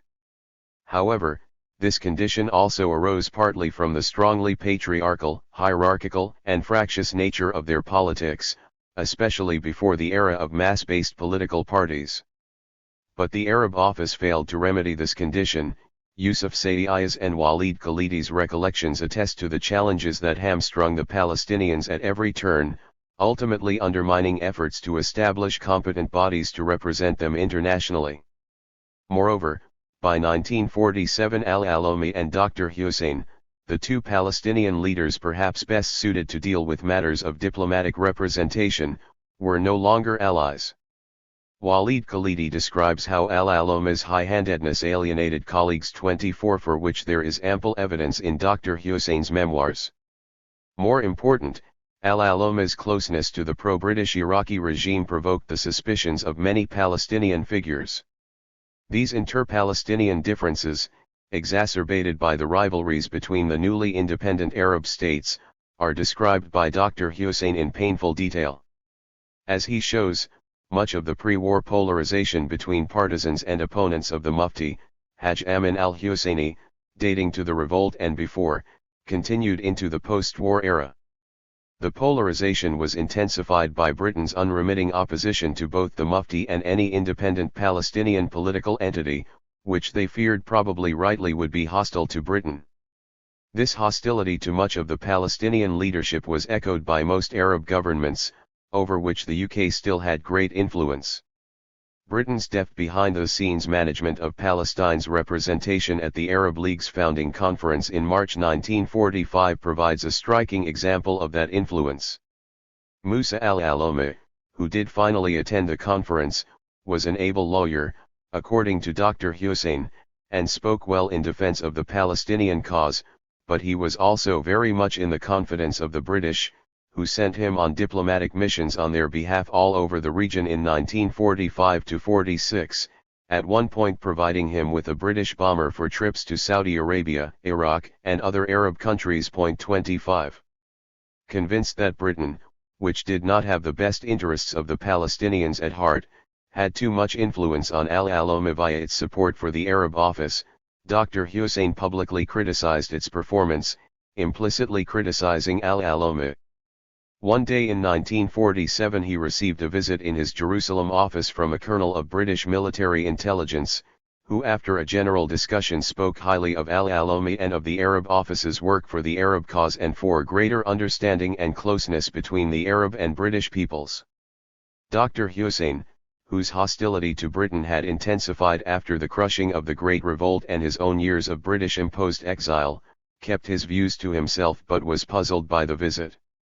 When he continued to disparage the Arab office publicly for its failure to coordinate with the Arab Higher Committee, his military visitor returned. This time the colonel remained standing while bluntly delivering his message: "We respect the director of the Arab offices, and have full confidence in him, and we want you to cooperate with him." Dr. Hussein responded coldly, "Your respect for him and your confidence in him is your business, not mine. My cooperation or non-cooperation with him is my concern, not yours." Good morning, Colonel. From the moment al-Alami was admitted to the Arab League, Dr. Hussein notes bitterly, he became a representative of the British government, and not that of the Arabs of Palestine. 26. Musa al-Alami had also managed to earn the distrust of Haj Amin al-Husseini, the still exiled Mufti, who after relocating to Cairo from Germany in 1946 had immediately re-engaged in Palestinian politics. From his places of exile, he could no longer control events in Palestine, but he was still considered the paramount leader, and for a time he continued to exercise influence, in spite of the lasting damage his presence in Nazi Germany during the war had done to the Palestinian cause. Al-Alami had initially been acceptable to all concerned as the head of the Arab office because he was not aligned with any Palestinian faction. It helped that his sister was married to the Mufti's cousin, Jamal al-Husseini. However, By 1947 that non-alignment came to irk the Mufti, who prized loyalty above all other virtues. Yusuf Saidi, whose work with the Arab National Fund involved meeting the Mufti several times, was positively inclined toward him, but he nevertheless understood the profound limitations of the Mufti's traditional style of leadership. The basic weakness of the Mufti was that he thought that the merit of the cause he was working for, namely setting up an independent Palestine, saving Palestine from takeover by the Zionists, was enough in itself. Because it was a just cause, he did not build a fighting force in the modern sense. I think part of it was that he feared a big organization. He felt that he could not control a big organization. He could control an entourage, people to whom he whispered and who'd whisper to him. A big organization would have to be decentralized to a certain point, and he would lose touch. And perhaps he would have to depend on them, and they would depend less on him. Perhaps he was afraid that some leading young fighter would emerge who would be charismatic and would take away some of the loyalty and support that was his. 27. Much in this acute analysis of the patriarchal nature of the Mufti's approach applied to the entire generation of men of his class born during the late Ottoman era who dominated the Palestinian leadership, and for that matter politics in most of the Arab world. There were nascent political parties with a diverse social base in Palestine and elsewhere, such as the Syrian National Party to which Saidi belonged. But except for Egypt, where the Wafd, a genuine mass-based political party, had dominated the country's politics since 1919, nowhere had these formations developed to the point that they eclipsed the politics of the notables, as Albert Hourani masterfully described it in a famous 1968 essay. 28. Having been financed primarily by Iraq's Nouri al-Said and his British-backed government, the Arab Office eventually alienated other Arab states, notably Egypt and Saudi Arabia, which both aspired to pan-Arab leadership. Their leaders, as well as those of Syria and Lebanon, suspected probably correctly that the creation of the Arab Office was a vehicle for Iraq's regional ambitions. Other such vehicles included a project for federation among the countries of the Fertile Crescent: Iraq, Syria, Lebanon, Jordan, and Palestine, behind which Nouri's rivals feared lurked his patron, Great Britain. 29. The Arab states' opposition, expressed through the Arab League in Cairo, itself under Egyptian influence, gravely undermined the authority and capacity of the Arab Office, ultimately further weakening the Palestinians. Meanwhile, King Abdullah of Transjordan had his own ambitions to dominate as much as possible of Palestine, having done his best to come to terms with both the Zionists and his British backers over his plans for the country.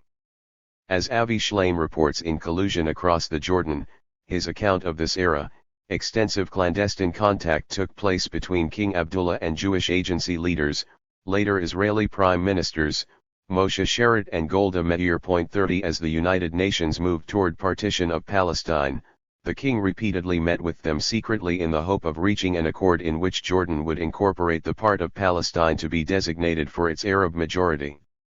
The king confidently gave them his assurances that the Palestinians would come around and assent to his rule. Thus Abdullah, unlike Iraq's Nouri, had no use for any form of independent Palestinian leadership or for a body like the Arab Office that would serve as their diplomatic arm. Beyond the strength and broad external support enjoyed by the Zionists, in contrast with the weakness and fragmentation of the Palestinian national movement, the newly independent Arab states Iraq, Transjordan, Egypt, Syria, and Lebanon were frail and fraught with rancorous disunity, and the Palestinians had to contend with their dueling ambitions. In his attempt to impose his tutelage on the Palestinians, King Abdullah was in competition with Egypt's King Farouk and King Abd al-Aziz ibn Saud of Saudi Arabia. Other Arab leaders occasionally entertained complex, ambiguous, and surreptitious contacts with the Zionist movement, often to the detriment of the Palestinians. At the same time, many Arab rulers continued to lean heavily on personal relations with undependable British advisors, even as British power was waning. King Abdullah, his brother King Faisal of Iraq and his successors there, and King Abd al-Aziz ibn Saud relied on British officials, current or former, whose positions were ambiguous.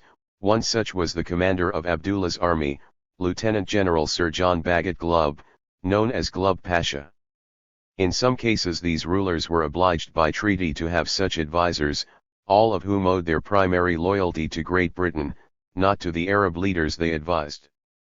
This was also the case with the foreign diplomats from whom the Arab leaders accepted counsel and sometimes orders.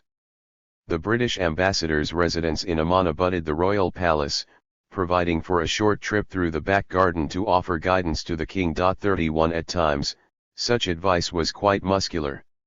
In 1942, Ambassador Sir Miles Lampson, unhappy with the Egyptian government of the day, ordered British tanks to surround Abdeen Palace in Cairo, entered the palace grounds in his Rolls-Royce, had the palace doors shot open, and commanded King Farouk to appoint Britain's choice of Prime Minister.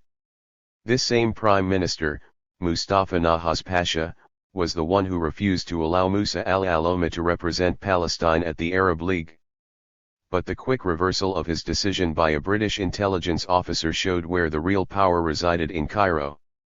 However much Arab leaders may have wished to demonstrate their post-war independence, the poor, backward states they led were entangled in a thick web of dependency, based on unequal treaties, continued foreign military occupation, and external control of their natural and other resources.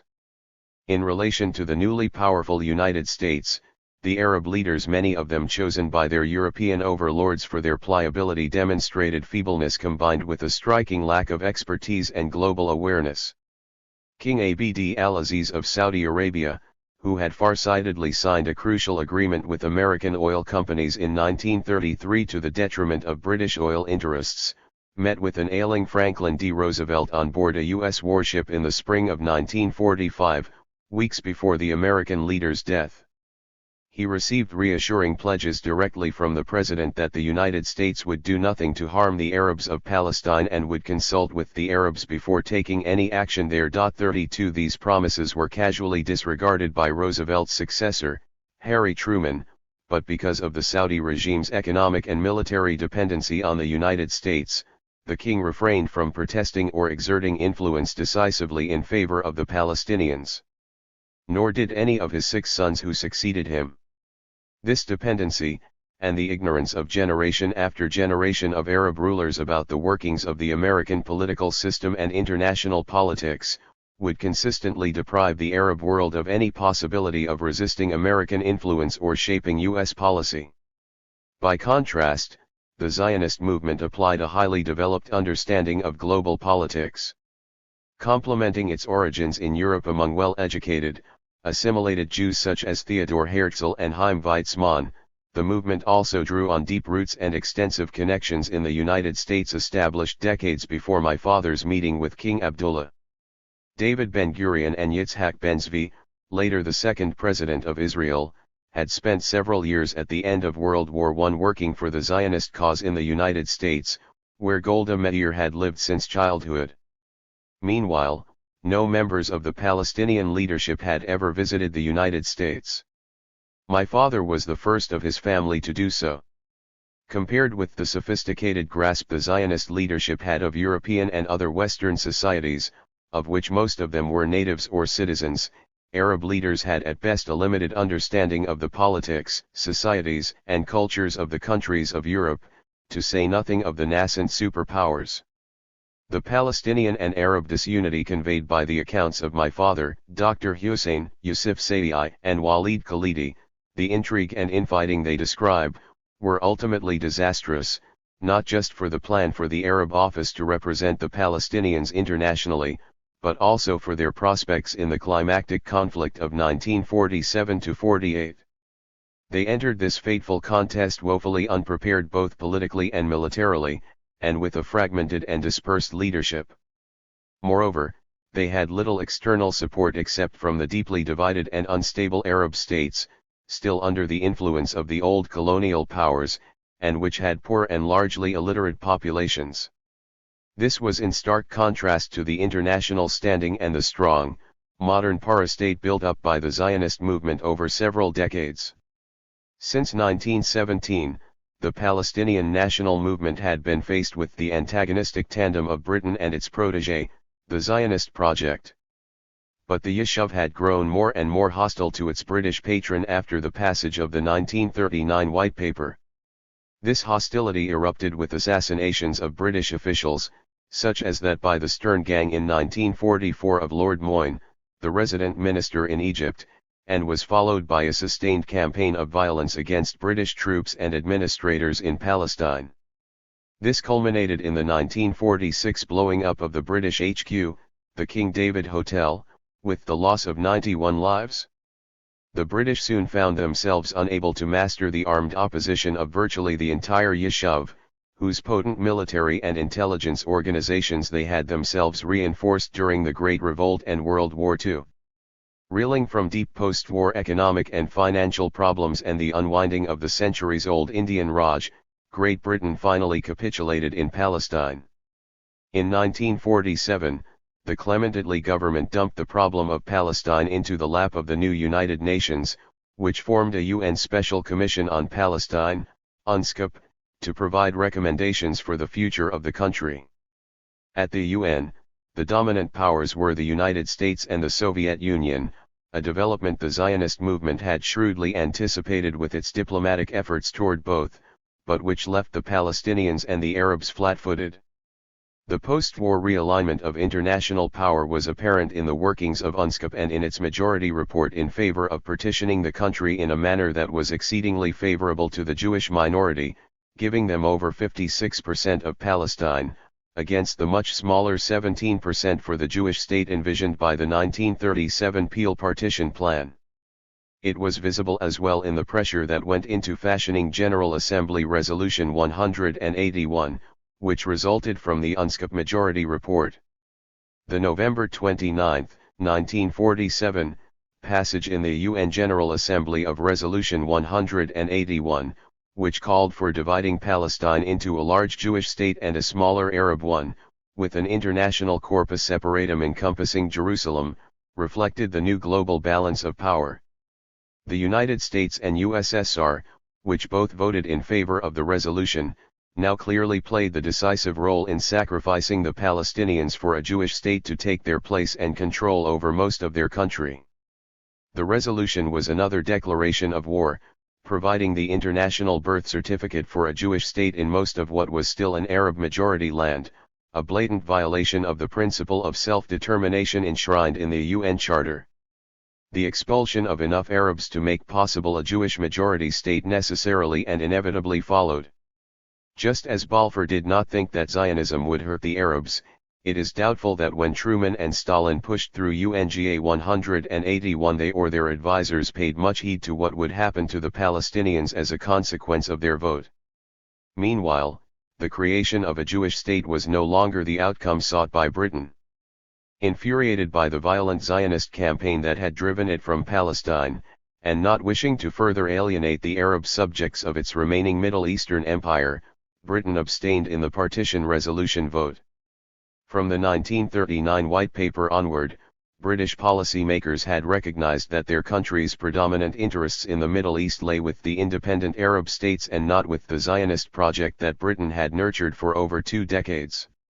With the UN partition decision, the Zionist movement's military and civil structures were backed by both of the nascent superpowers of the post-war era and could prepare to take over as much of the country as possible. The catastrophe that ensued for the Palestinians was thus the product not only of their own and Arab weaknesses and of Zionist strength, but also of events as far afield as London, Washington, D.C., Moscow, New York, and Amman. Like a slow, seemingly endless train wreck, the Nakba unfolded over a period of many months. Its first stage, from November 30, 1947, until the final withdrawal of British forces and the establishment of Israel on May 15, 1948, witnessed successive defeats by Zionist paramilitary groups, including the Haganah and the Irgun, of the poorly armed and organized Palestinians and the Arab volunteers who had come to help them. This first stage saw a bitterly fought campaign that culminated in a countrywide Zionist offensive dubbed Plan Dalet in the spring of 1948.33. Plan Dalet involved the conquest and depopulation in April and the first half of May of the 2 largest Arab urban centers, Jaffa and Haifa, and of the Arab neighborhoods of West Jerusalem, as well as of scores of Arab cities, towns, and villages, including Tiberias on April 18, Haifa on April 23, Safed on May 10, and Bison on May 11. Thus, the ethnic cleansing of Palestine began well before the State of Israel was proclaimed on May 15, 1948. Jaffa was besieged and ceaselessly bombarded with mortars and harassed by snipers. Once finally overrun by Zionist forces during the first weeks of May, it was systematically emptied of most of its 60,000 Arab residents. Although Jaffa was meant to be part of the stillborn Arab state designated by the 1947 partition plan, no international actor attempted to stop this major violation of the UN resolution.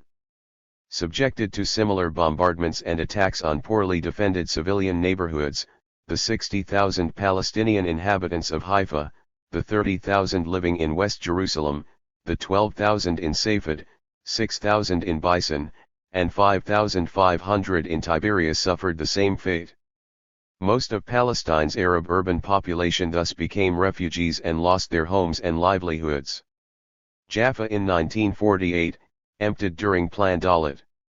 In April 1948, when the Haganah and other Zionist paramilitary units overran the Arab neighborhoods of West Jerusalem, the Arab Fund's main office in the Kidman district was seized and its director, Yusuf Saidi, was taken prisoner. Only a few weeks earlier, Saidi had traveled to Amman to ask King Abdullah for help to prevent the imminent fall of the Arab districts of West Jerusalem. However, the Jordanian consul general in Jerusalem told the king by telephone, in Saidi's presence, that there was no such danger, declaring, "Your Majesty, who is telling you these stories that Jerusalem is about to fall to the Zionists? Nonsense." 34 In consequence, Abdullah turned down Saidi's request and the prosperous West Jerusalem Arab neighborhoods were overrun. Saidi spent the rest of the war in a POW camp, although he was not connected to the military. Scenes of flight unfolded in smaller towns and villages in many parts of the country. People fled as news spread of massacres like that on April 9, 1948, in the village of Deir Yassin near Jerusalem, where 100 residents, 67 of them women, children, and old people, were slaughtered when the village was stormed by Irgun and Haganah assailants. 35 A day earlier, the strategic nearby village of Al-Kastal had fallen to Zionist forces during a battle in which the Palestinian commander of the Jerusalem area, Abd al-Qadir al-Husseini, died leading his fighters. 36 He too had just returned from a fruitless trip to an Arab capital, in this case Damascus, to beg for arms from an Arab League committee. Abd al-Qadir was the most competent and respected of Palestinian military leaders, especially after so many had been killed, executed, or exiled by the British during the Great Revolt. His death was a crushing blow to the Palestinian effort to retain control of the approaches to Jerusalem, areas that were supposed to fall to the Arab state under the partition plan. Yusuf Saidi, POW, had left. In this first phase of the Nakba before May 15, 1948, a pattern of ethnic cleansing resulted in the expulsion and panicked departure of about 300,000 Palestinians overall and the devastation of many of the Arab majority's key urban economic, political, civic, and cultural centers. The second phase followed after May 15, when the new Israeli army defeated the Arab armies that joined the war.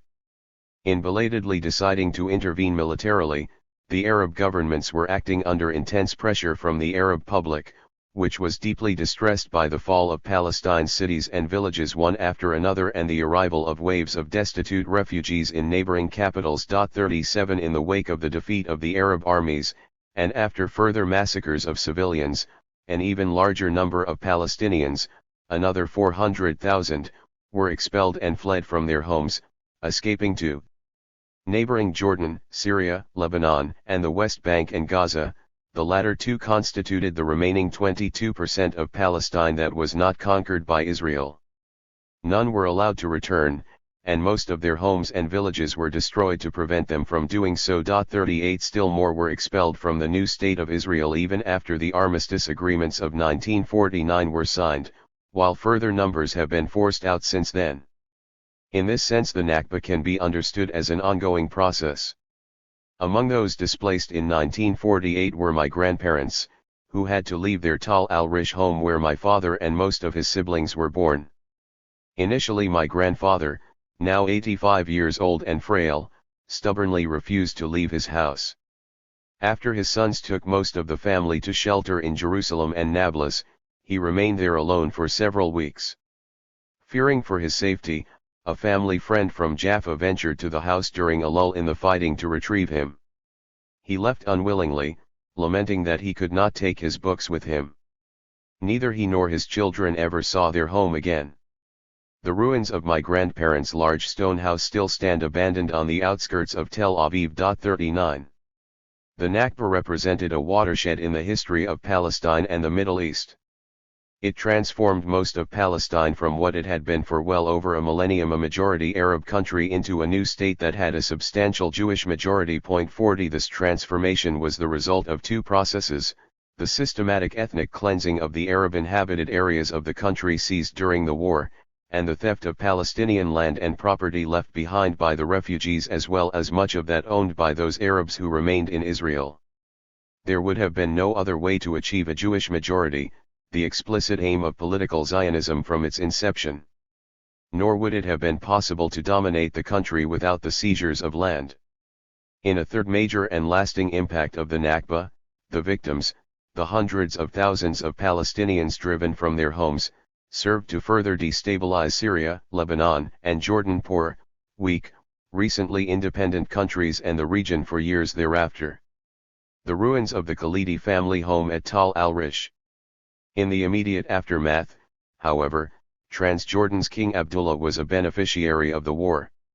Memorably described as a falcon in a canary's cage, Abdullah had always wanted to rule over a larger domain with more subjects than small, sparsely populated Transjordan, which had a population of barely 200,000 when he arrived there in 1921.41. Thereafter he sought to expand his territory through a variety of means. The most obvious direction was westward, into Palestine, whence the king's lengthy secret negotiations with the Zionists to reach an accommodation that would give him control of part of the country. To further this aim, Abdullah privately approved the 1937 Peel Commission's recommendation to partition Palestine, the only Arab leader to do so, which would have annexed part of the Arab section to Transjordan. Both the king and the British opposed allowing the Palestinians to benefit from the 1947 partition or the war that followed, and neither wanted an independent Arab state in Palestine. They had come to a secret agreement to prevent this, via sending the Arab Legion across the Jordan River as soon as the mandate ended to occupy the part of Palestine allotted to the Arabs. 42. This goal meshed with that of the Zionist movement, which negotiated with Abdullah to achieve the same end. However, when the stubborn but disorganized resistance of the Palestinians was overcome in the spring of 1948 in the context of the countrywide Zionist offensive and the Arab armies then entered Palestine, the Arab Legion, which was the instrument of Abdullah's expansionist ambitions, took the lead in opposing the advances of the new Israeli army. Under strong British influence, the Legion was armed and trained by Britain, commanded by British officers, and had more combat experience than any other Middle Eastern military. It succeeded in keeping Israel from conquering the West Bank and East Jerusalem, retaining the area for Abdullah while denying it to the Palestinians. As the historian Avi Shlaim noted, it is hardly an exaggeration to say that British Foreign Secretary Ernest Bevin colluded directly with the Transjordanians and indirectly with the Jews to abort the birth of a Palestinian Arab state. 43. The rest of the newly independent Arab countries faced grim prospects after the 1948 war, not only because of the influx of Palestinian refugees. They had lost the battle over the partition of Palestine at the UN in 1947, and then lost the 1948 war as their armies were defeated, one, by the superior forces of the new Israeli state.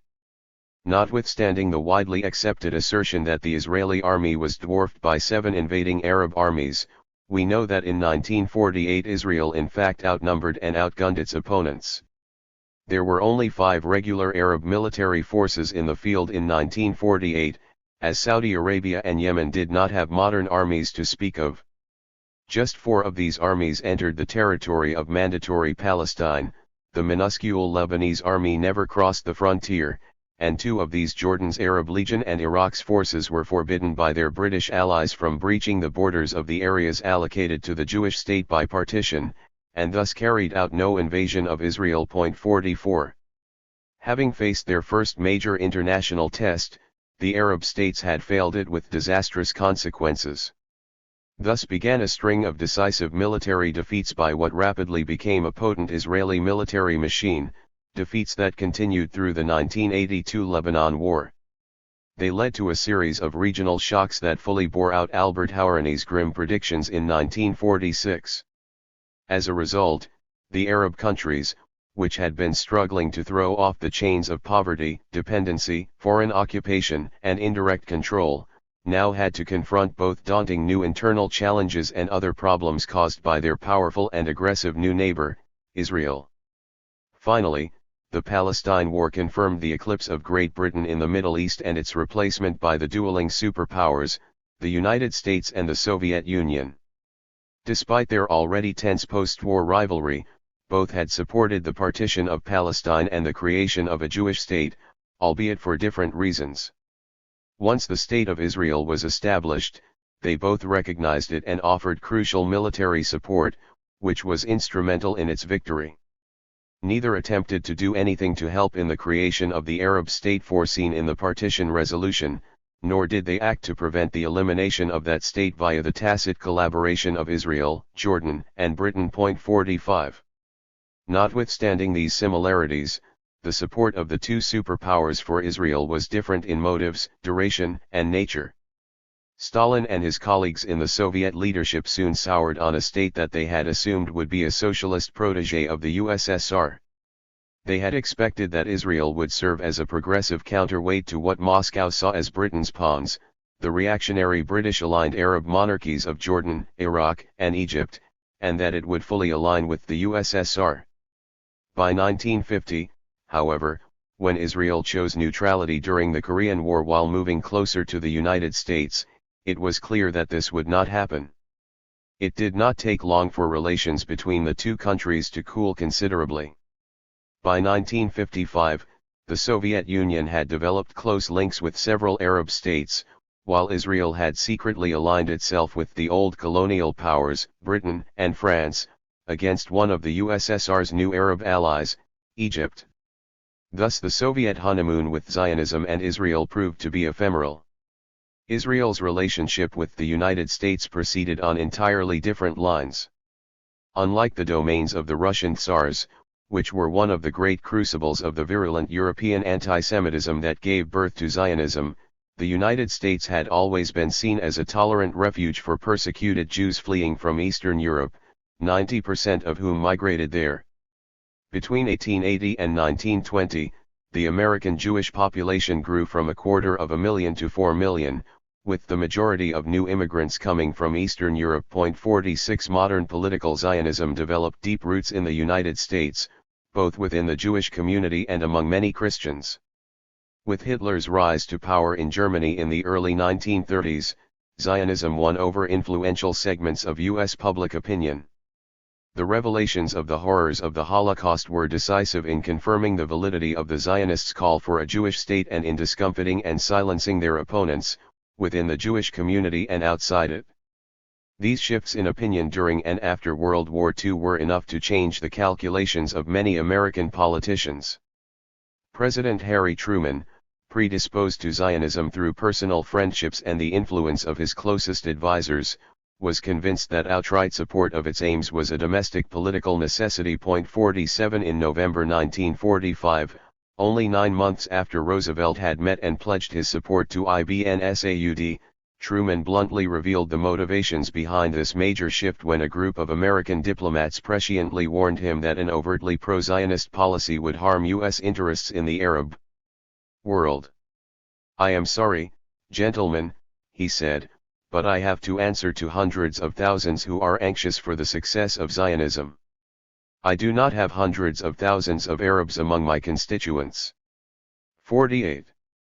Initially, the State Department, the Pentagon, and the CIA, what would become the permanent foreign policy establishment of the new global American imperium, were opposed to Truman's and his advisors' determined partisanship for Zionism and the new state of Israel. Yet Truman, who did not come from a patrician background, had no higher education, he was the last U.S. president without a college degree, and was inexperienced in foreign affairs, was not intimidated by the foreign policy establishment he had inherited. At the outset of the post-war era, respected figures, from Secretary of State George Marshall down to Dean Acheson, George Kennan, and other senior officials at State and the other departments, argued that support for the new Jewish state would harm American strategic, economic, and oil interests in the Middle East in the context of the emerging Cold War. But in the first book to examine carefully newly available government documents from this period, the political scientist Irene Genzier shows that the outlook of key elements within the bureaucracy changed within a matter of months. After Israel's stunning military victories, many bureaucrats and military officers, and with them the U.S. oil industry, quickly came to appreciate the possible utility of the Jewish state for U.S. interests in the region. 49. The main reasons driving this shift were economic and strategic, related to Cold War considerations and the vast energy resources of the Middle East. Militarily, the Pentagon came to see Israel as a potentially powerful ally. Moreover, neither policymakers nor the oil companies perceived Israel as a threat to U.S. oil interests, given Saudi complaisance over Palestine. At the height of the 1948 war, as Israeli troops overran most of the country and expelled hundreds of thousands of Palestinians, Marshall found cause to thank King Ibn Saud for his conciliatory manner regarding Palestine. 50 Thereafter, Saudi Arabia never rocked the boat where the close American-Israeli relationship was concerned. Indeed, it was seen by the Saudi royal family as completely compatible with the intimate American-Saudi connection that went back to the first oil exploration and exploitation deal of 1933.51. During its first decades, however, Israel did not receive the massive levels of American military and economic support that came to be routine starting in the early 1970s. 52 Moreover, at the UN, the United States often took positions that were at odds with those of Israel, including voting for repeated Security Council condemnations of Israeli military actions. 53 During the Truman administration, and indeed until the 1967 war, while generally favorable toward and supportive of the Jewish state, U.S. policymakers gave relatively little consideration to Israel per se.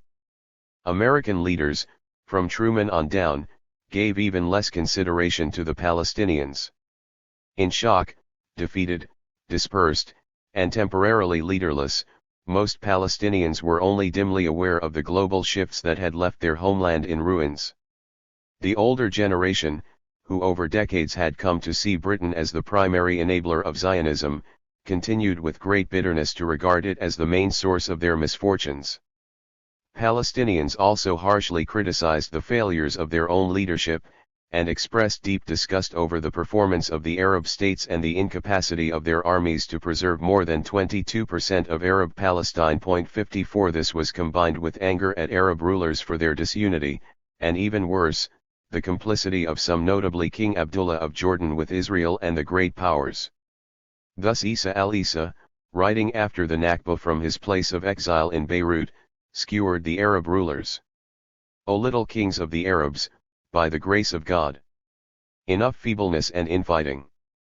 Once upon a time our hopes were on you.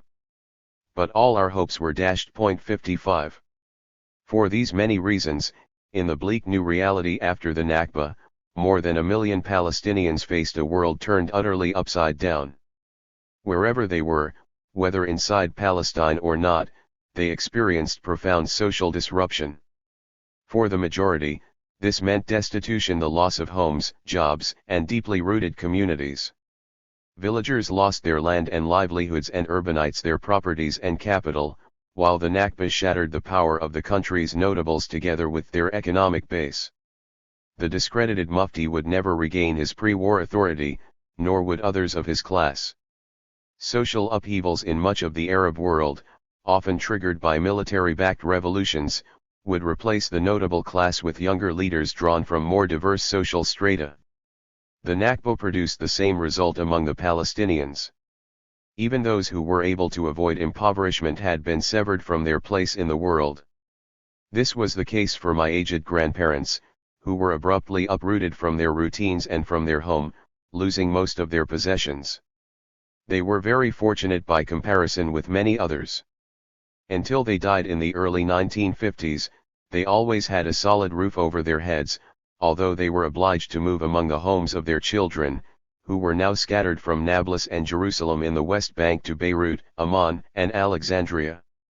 After their visit in 1947, my parents had gone back to New York for my father to continue his studies, intending to return to Palestine when he finished.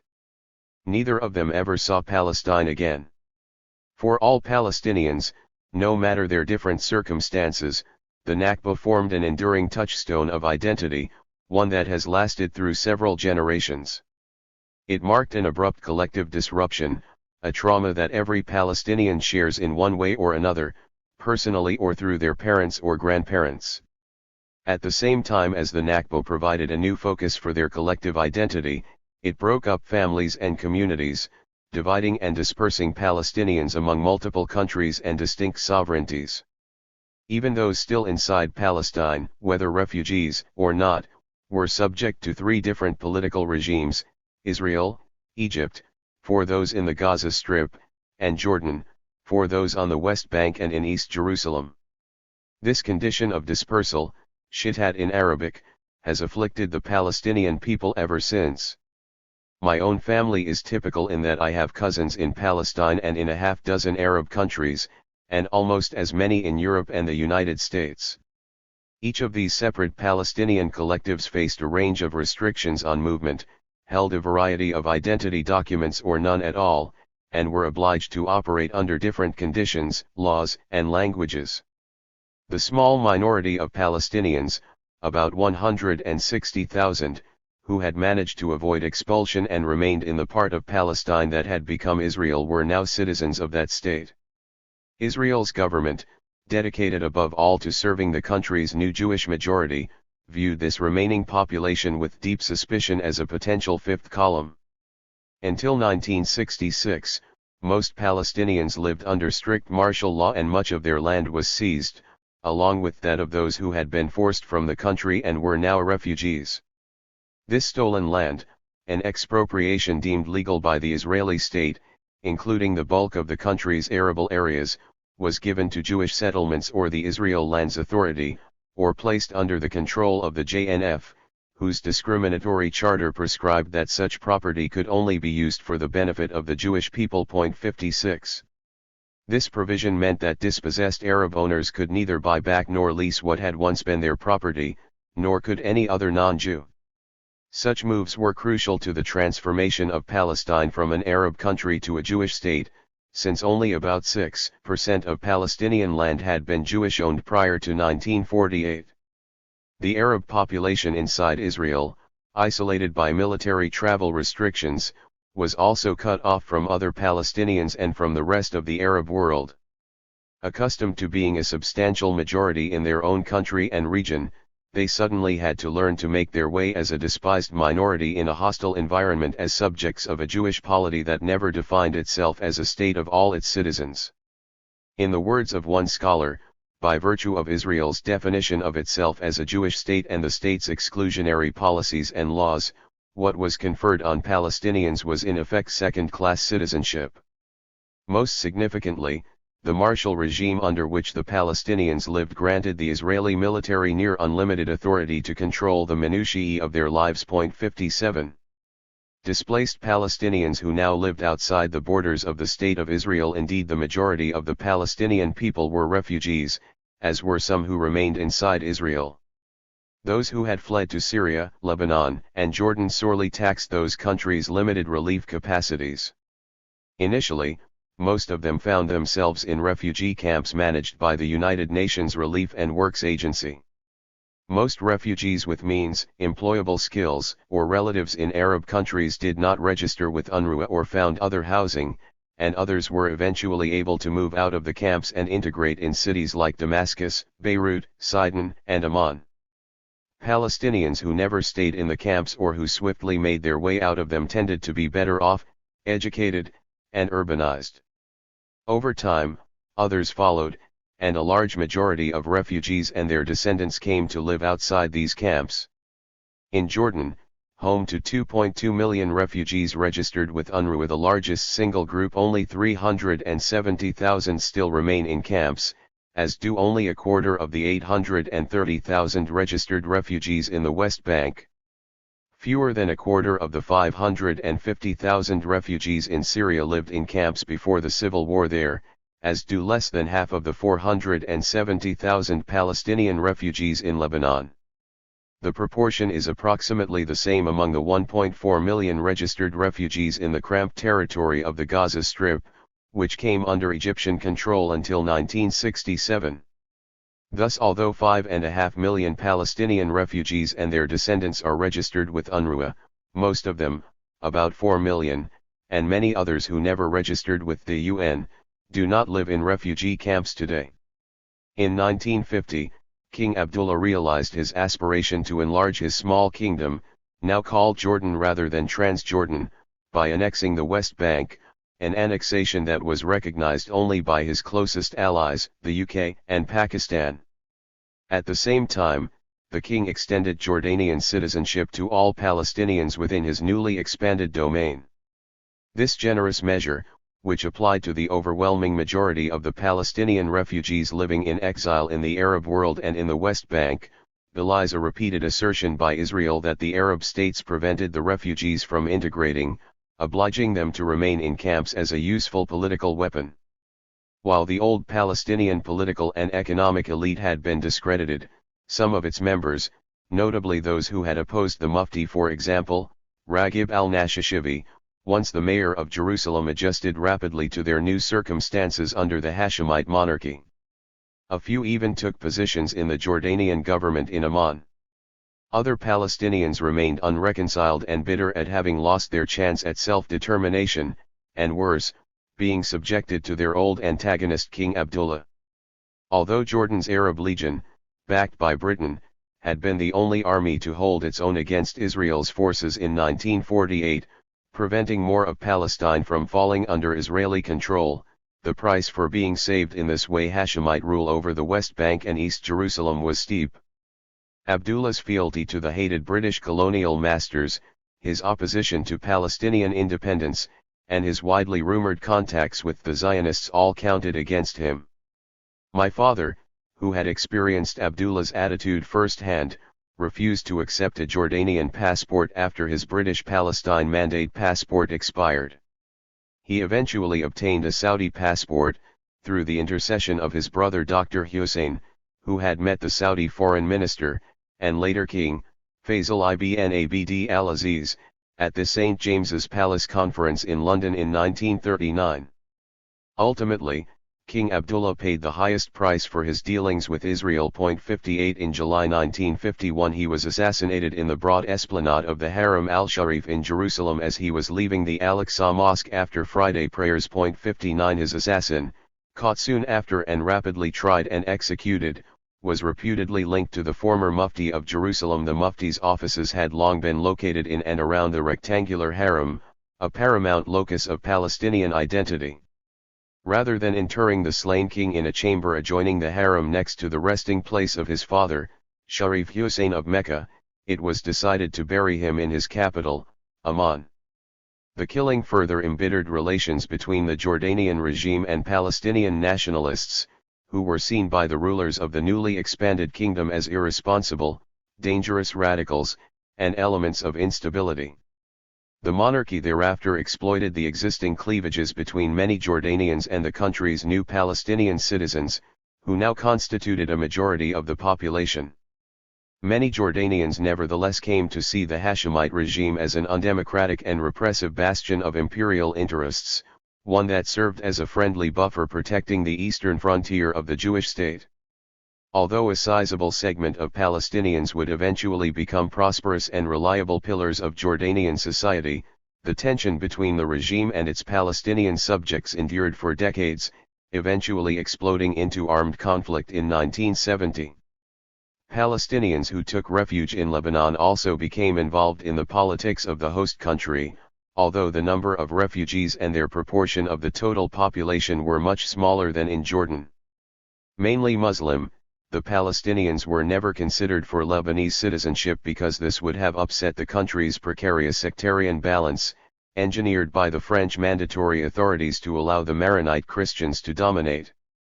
Some Lebanese Sunni, Druze, Shiite, and left-wing politicians who were sympathetic to their cause in time came to see the Palestinians as useful allies in their efforts to reshape Lebanon's sectarian political system.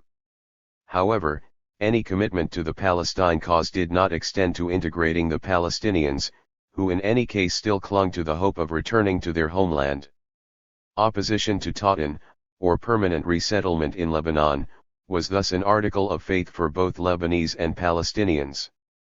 The residents of Palestinian refugee camps were kept under close surveillance by the Qsim Bureau, the Lebanese Army's intelligence service, with tough restrictions on their employment and ownership of property.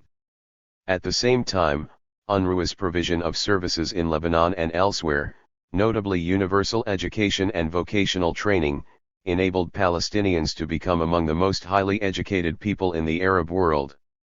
The proficiencies thus acquired facilitated their emigration, especially to the oil-rich Arab countries that badly needed skilled labor and professional expertise. Still, in spite of the safety valve provided by UNRWA's services, which channeled many young Palestinians away from the refugee camps, nationalism and irredentism were widespread among all classes and communities. As Palestinians began to emerge from the shock of the Nakba and organize politically, their activities led to further polarization among the Lebanese along sectarian and political lines, and eventually to clashes with the authorities in the late 1960s. A smaller number of Palestinian refugees ended up in Syria, some in camps and others in Damascus and other cities, fewer in Iraq, and fewer still in Egypt. In these larger and more homogeneous countries, the limited groups of Palestinian refugees did not have a destabilizing effect. Refugee camps were established in Syria, but Palestinians there also had certain advantages. They received many benefits of Syrian citizenship, such as the right to own land and access to state education and government employment, but were denied nationality, passports, as in Lebanon. They received refugee travel documents, and the right to vote. Palestinians in Syria thus achieved a high degree of social and economic integration while retaining their legal status as refugees.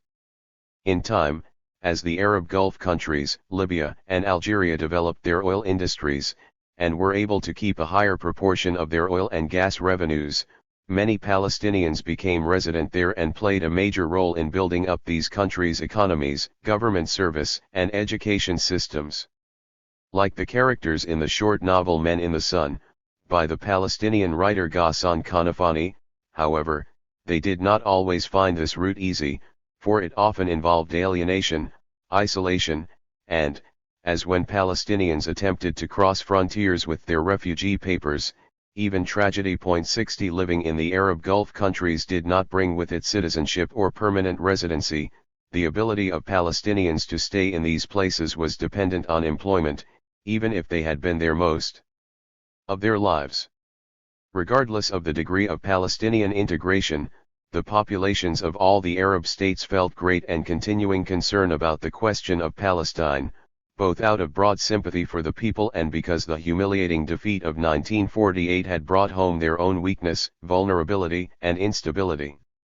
Indeed, in his memoir Philosophy of the Revolution, Gamal Abdel Nasser, the leader of Egypt's 1952 uprising, muses on how the idea of overthrowing the old regime was in the forefront of the minds of officers fighting in the 1948 war in Palestine. We were fighting in Palestine, but our dreams were in Egypt. 61.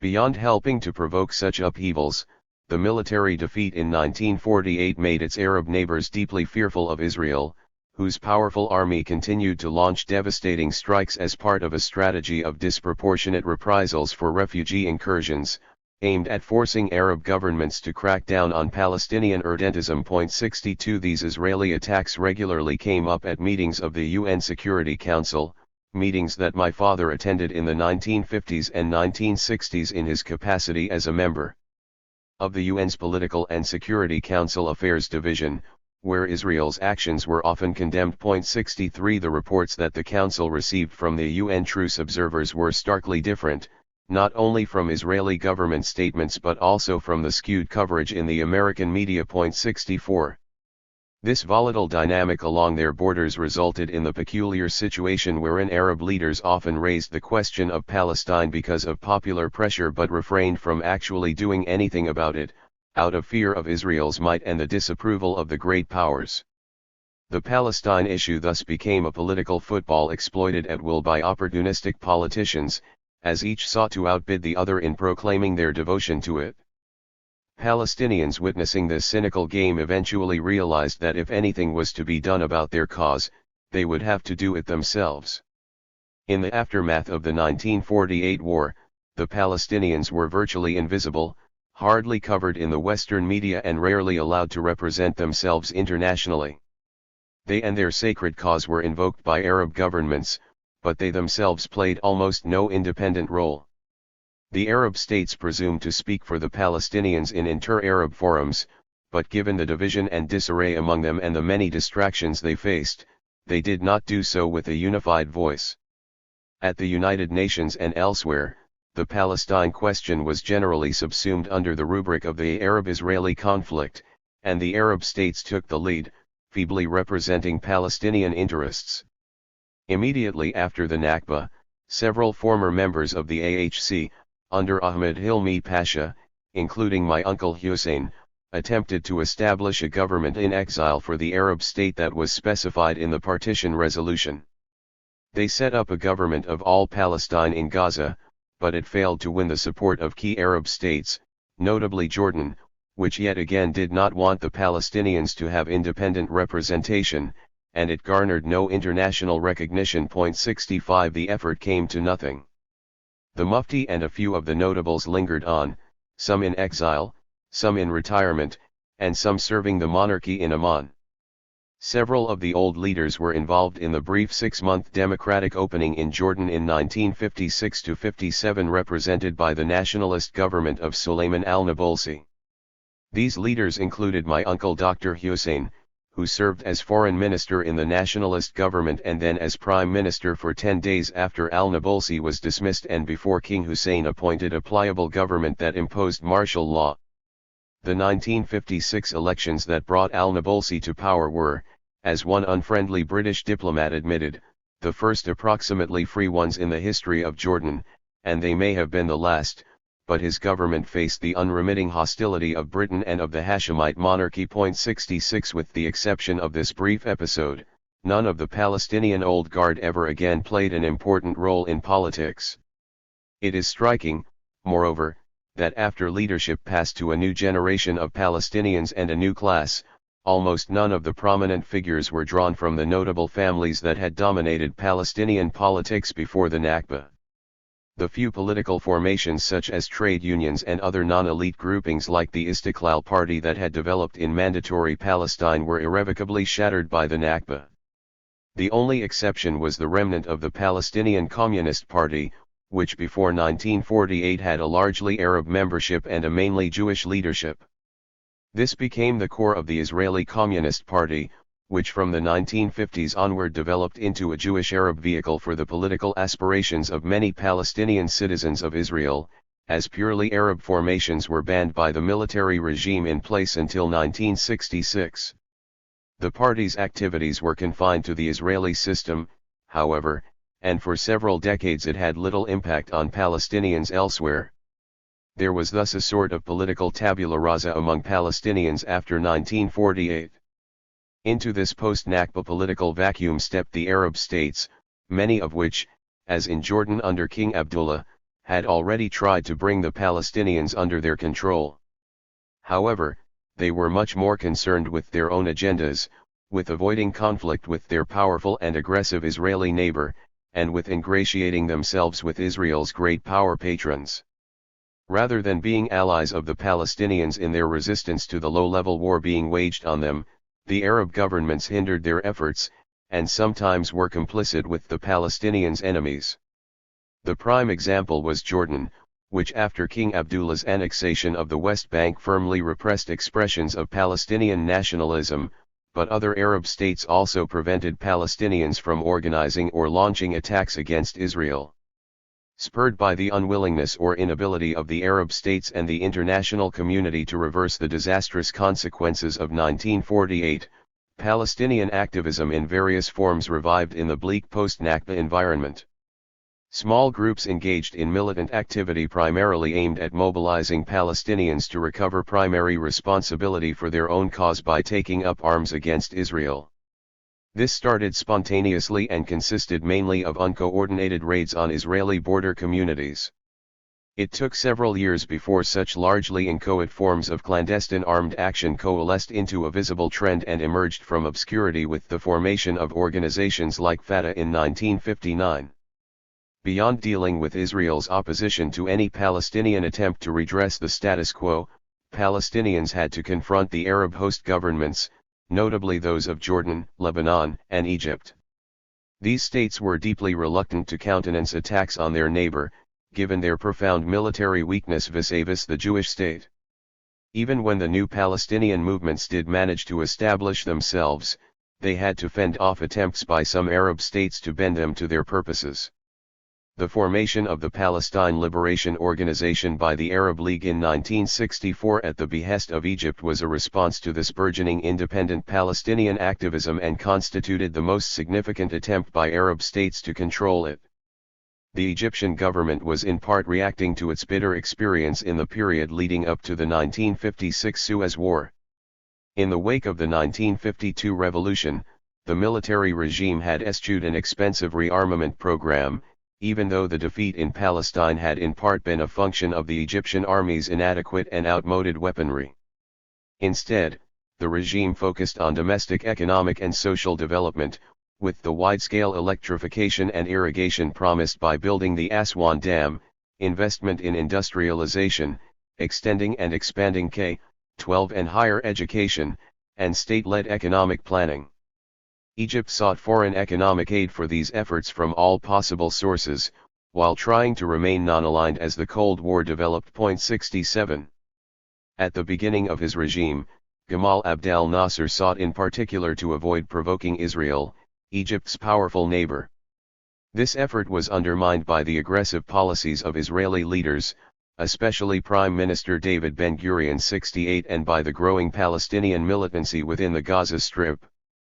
The large, concentrated refugee population there provided an ideal environment for the growth of this militancy, as confirmed in accounts by founders of the Fatah movement who were based in Gaza, among them Yasser Arafat, Abu Amr, Salah Khalaf, Abu Iyad, and Khalil al-Wazir, Abu Jihad. Years afterward, they talked about the obstacles including arrest, torture, and harassment that post-coup Egyptian intelligence placed in the way of their efforts to organize against Israel. 69. Thus a Palestinian campaign of sporadic but often lethal attacks on Israel was launched despite heavy-handed repression by the Egyptian military and its intelligence services, which tightly controlled the Gaza Strip. Israel's retaliation for the casualties inflicted by Palestinian cross-border infiltrators, known as Fidaiyin, meaning those who sacrifice themselves, was massive and disproportionate, and the Gaza Strip bore the brunt of these attacks. No neighboring country was immune to them, however. In October 1953, Israeli forces in the West Bank village of Kibbutz carried out a massacre following an attack by Fidaiyin that killed 3 Israeli civilians, a woman and her 2 children, in the town of Yehud. Israeli Special Forces Unit 101, under the command of Ariel Sharon, blew up 45 homes with their inhabitants inside, killing 69 Palestinian civilians. 70 The raid, which was condemned by the UN Security Council 71, was launched despite the unceasing efforts of Jordan, then in control of the West Bank, to prevent armed Palestinian activity, which included imprisoning and even killing would-be infiltrators. Jordanian troops were often deployed in ambushes against Palestinian militants, and were under orders to fire on anyone attempting to enter Israel. 72. The Israeli leadership struggled over the policy of disproportionate force in 1954 and 1955, with then Defense Minister Ben-Gurion taking a bellicose position against the more pragmatic, nuanced stance of Prime Minister Moshe Sharad. Ben-Gurion believed that only the unremitting application of force would oblige the Arab states to make peace on Israel's terms. In Sharad's view, this aggressive approach needlessly provoked the Arabs and foreclosed opportunities for compromise. 73. Like Ben-Gurion, though, Sharad was reluctant to give up any of the territory Israel had gained in 1948 or to allow any significant return of Palestinian refugees to their homes. In March 1955, Ben-Gurion proposed a major attack on Egypt and the occupation of the Gaza Strip. 74. The Israeli cabinet rejected the proposal, only to acquiesce in October 1956 after Ben-Gurion replaced Sharad as prime minister and his militant ethos won out. Transmitted through acolytes such as Moshe Dayan, Yitzhak Rabin, and Ariel Sharon, Ben-Gurion's belligerent policies have pervaded the Israeli government's dealings with its neighbors ever since. In the build-up to this 1956 attack, Israel carried out a series of large-scale military operations against Egyptian army and police posts in the Gaza Strip. 75. These culminated with assaults in which 39 Egyptian soldiers were killed in Rafah in February 1955 and another 72 in Khan Yunis 6 months later, with more soldiers killed in further operations, along with many Palestinian civilians. 76. The manifest weakness of its army finally forced Egypt to abandon non-alignment and try to purchase arms first from the UK and the US. When that effort failed, Egypt in September 1955 agreed to a massive arms deal with the Soviet client, Czechoslovakia. Unable to respond to Israeli attacks, and embarrassed before Egyptian and Arab public opinion, the government meanwhile ordered its military intelligence services to help the Palestinian militants they had previously suppressed to launch operations against Israel. The response to this new development was not long in coming, and it was devastating. Thus a few bloody raids launched in the early 1950s by small Palestinian militant groups, actions taken against the wishes of most Arab governments, ultimately led to Israel launching the Suez War of October 1956. Israel did not do so alone, and its partners had their own reasons for attacking Egypt. Old-school imperialists in office in Britain and France were enraged by Egypt's nationalization of the Franco-British Suez Canal Company, which was carried out in retaliation for the cancellation by the U.S. Secretary of State of a planned World Bank loan to build the Aswan Dam. In addition, France sought to end Egypt's support for Algerian rebels, who had been offered military training and a diplomatic and broadcasting platform in Cairo. 77. Meanwhile, the conservative government of Anthony Eden in London chafed at the demand by Egypt's new regime that Britain end its military presence there, which had lasted 72 years. The British were also infuriated by Egypt's support for nationalist challenges to Britain's position in Iraq, the Gulf, Aden, and other parts of the Arab world. These challenges drove both countries to join Israel in its full-scale invasion of Egypt in October 1956. 78. This second major Arab-Israeli war had a number of peculiarities.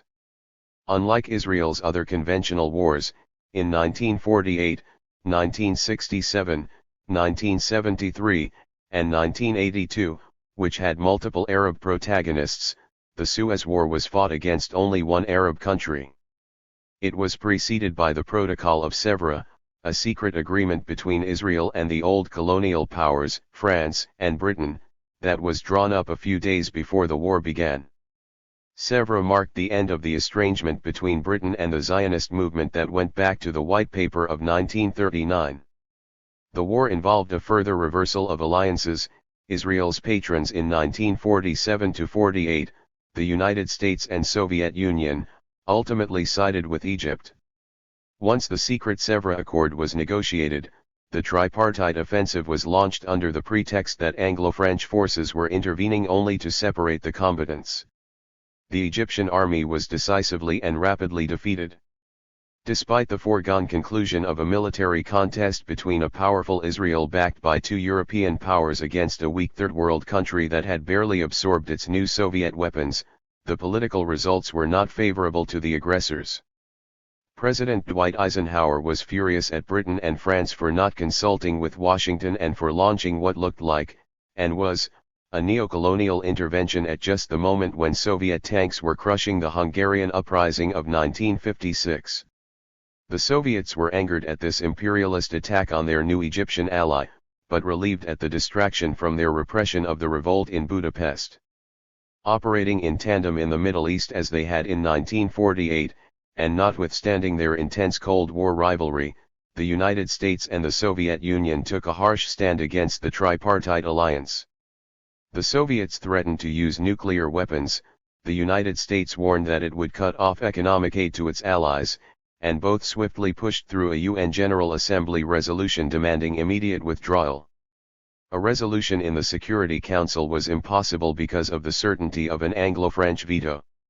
This intense pressure from the superpowers forced Israel, France, and Britain to end the occupation of Egyptian territory and of the Gaza Strip. Israel did try to drag its feet, not withdrawing the last of its forces from the Sinai Peninsula and Gaza Strip until early 1957. The aggressors had been rolled back, the US and USSR had shown who was boss in the Middle East, and Nasser became a pan-Arab hero, but the Palestinian residents of the Gaza Strip, most of them refugees, had suffered greatly. As the occupying Israeli troops swept through the Gaza towns and refugee camps of Khan Yunis and Rafah in November 1956, more than 450 people, male civilians, were killed, most of them summarily executed. 79 According to a special report by the Director General of UNRWA, in the first massacre, which took place in Khan Yunis and the neighboring refugee camp on November 3, 275 men were shot. 1 week later on November 12 in the Rafah camp, 111 were killed. Another 66 were shot between November 1 and 21.80. I was present once when Muhammad El Farah, who represented Jordan at the UN, recalled how several of his cousins who lived in Khan Yunis had been rounded up and executed. 81 Israel's claim, that the Palestinian deaths were the result of clashes with troops searching for Fedayeen, was decisively debunked by the UNRWA report. The civilians were killed after all resistance had ceased in the Gaza Strip, apparently as revenge for the raids into Israel before the Suez War. Given the precedent of 1948 and the civilian massacres at Deir Yassin and at least 20 other locations 82 as well as the high civilian casualties in the raids of the early 1950s, such as that at Kibbutz, the gruesome events in the Gaza Strip were not isolated incidents. They were part of a pattern of behavior by the Israeli military. News of the massacres was suppressed in Israel and veiled by a complacent American media. The events of 1956 were an early installment of the heavy price that the people of Gaza paid and still pay in the continuing war on the Palestinians. The French historian Jean-Pierre Filliot chronicles a total of 12 major Israeli military campaigns against Gaza, going back to 1948, some being full-fledged occupations and some constituting all-out warfare. 83 The major wars between Israel and the Arab states often obscured how Gaza was targeted, as interstate conflicts directly involving the great powers invariably received more attention. It is not surprising that the Gaza Strip should have been the target in this way. It was the crucible of the resistance of Palestinians to their dispossession after 1948. Most of the founding leaders of Fatah and the PLO emerged from the cramped quarters of the narrow coastal ship. The militant Popular Front for the Liberation of Palestine drew its most fervent support there, and later on it was the birthplace and stronghold of Islamic Jihad and Hamas, the most strenuous advocates of armed struggle against Israel. Only a few years after the Nakba, the shock and humiliation it had caused Palestinians gave way to a desire to resist the powers ranged against them, in spite of the formidable odds. This led to the sequence of lethal armed raids that constituted both a direct response to the Nakba and a continuation of a pre-1948 strain of militancy. The raids triggered disproportionate Israeli retaliatory attacks on the neighboring Arab states, which ultimately led to the Suez War. Its genesis, sparked by Palestinian resistance to being supplanted in their homeland, was directly rooted in the Palestine question. The same had been true of the War of 1948. Both clashes are thought of almost exclusively in terms of a contest between the armies of Israel and those of its Arab neighbors. However, the refusal of the Palestinians to acquiesce in their dispossession dragged Arab states that were otherwise preoccupied, and that were neither seeking nor ready for war with Israel, into confrontations that rapidly escalated out of control. In October 1956, these escalating confrontations provided the opportunity for a devastating and long-planned Israeli first strike. Despite their manifest weakness, the dispersed, defeated Palestinians, written out of history by the victors of 1948, largely ignored or muzzled by the Arab governments, and sacrificed on the altar of the great powers' global ambitions, repeatedly managed to upset the regional status quo that was so unfavorable to them. The consequences for doing so in 1956, in Gaza and elsewhere, were grave. They were to be graver still in the next round. The king's confidence suddenly evaporated in late 1947. My father's story explains why. The sole exception in this period was the late Faisal Husseini, whose prominence was a result of his courage, political acumen, militant activism within Fatah, and his repeated arrests by Israel. Faisal, with whom I worked closely during the Madrid and Washington Palestinian-Israeli negotiations in 1991–93, confronted armed settlers and the Israeli security forces that protected them when they took over Palestinian homes in Jerusalem. His preeminence in Jerusalem was due to these qualities and not family connections, although his father was the beloved military leader Abd al-Qadir al-Husseini, who was killed in battle in April 1948. He was also related to the Mufti and to Jamal al-Husseini and was the grandson of Musa Kazim Pasha al-Husseini, a mayor of Jerusalem removed from his post by the British. His grandfather had led the Palestinian national movement until his death at 84 in 1934, months after British policemen beat him with truncheons during a demonstration in Jaffa. 3. The Third Declaration of War, 1967. I was trying to see how an event is made and unmade, as ultimately it only exists via what one says about it, since it is properly speaking fabricated by those who spread its renown. Georges Duby 1. On a bright, sunny morning early in June 1967, I walked out of Grand Central Station in Manhattan, en route from our family home in Mount Vernon to my father's office in the United Nations building. The Six-Day War was raging in the Middle East, and the news reports indicated that the Egyptian, Syrian, and Jordanian air forces had been wiped out in a first strike by Israel. I dreaded the prospect of another crushing Israeli victory, but even with my limited exposure to military strategy, I knew that an army in the desert without air cover would be easy pickings for any air force, especially one as powerful as Israel's. Out on 42nd Street, I noticed a commotion. Several people on the sidewalk were holding the corners of a large bedsheet, which was weighed down with a heap of coins and bills. Others were coming from every direction to throw in more money. I stopped momentarily to watch and realized that the people were soliciting contributions for Israel's war effort. It struck me that while my family and many others were preoccupied with the fate of Palestine, lots of New Yorkers were just as worried about the outcome for Israel.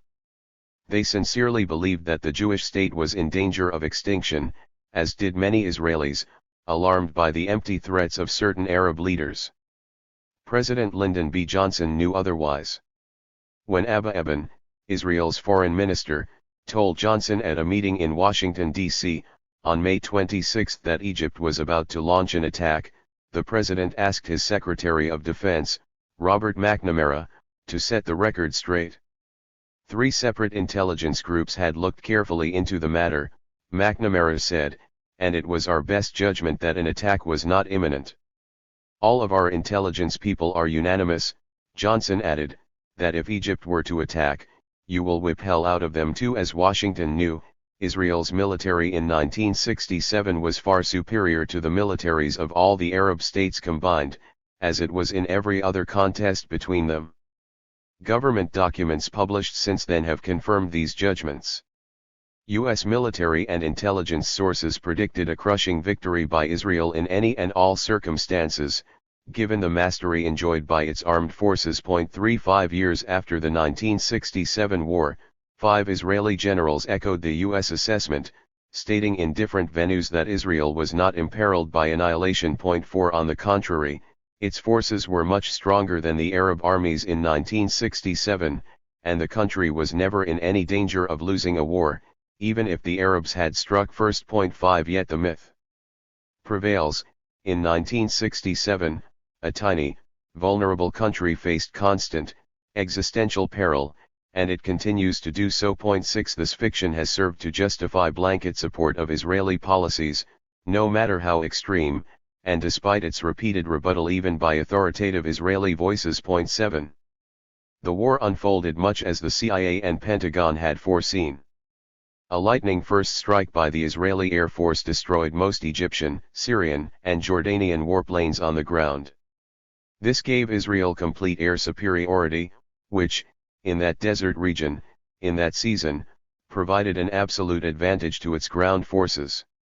Israeli armored columns thus were able to conquer the Sinai Peninsula and the Gaza Strip, the West Bank, including Arab East Jerusalem, and the Golan Heights in 6 days. If the reasons for Israel's decisive victory in June 1967 are clear, the factors that led to the war are less so. A key cause was the rise of militant Palestinian commando groups. The Israeli government had recently begun to divert the waters of the Jordan River to the center of the country despite great Arab popular distress and even greater impotence on the part of the Arab regimes. On January 1, 1965, Fatah launched an attack to sabotage a water pumping station in central Israel. This was intended as a strike of symbolic significance, the first of many, designed to show that the Palestinians could act effectively when the Arab governments could not, and to embarrass those governments and force them to act.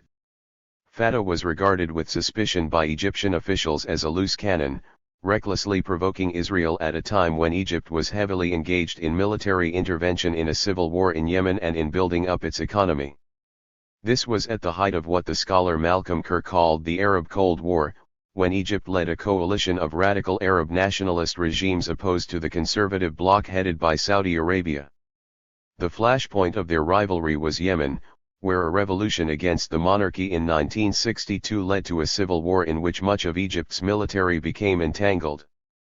Given Israel's overwhelming military superiority, and the fact that more than 60,000 Egyptian troops and much of its air force were tied down in the Yemeni civil war, Egypt's provocation of Israel in May 1967 by moving troops into the Sinai Peninsula and requesting the removal of UN peacekeeping forces appears illogical.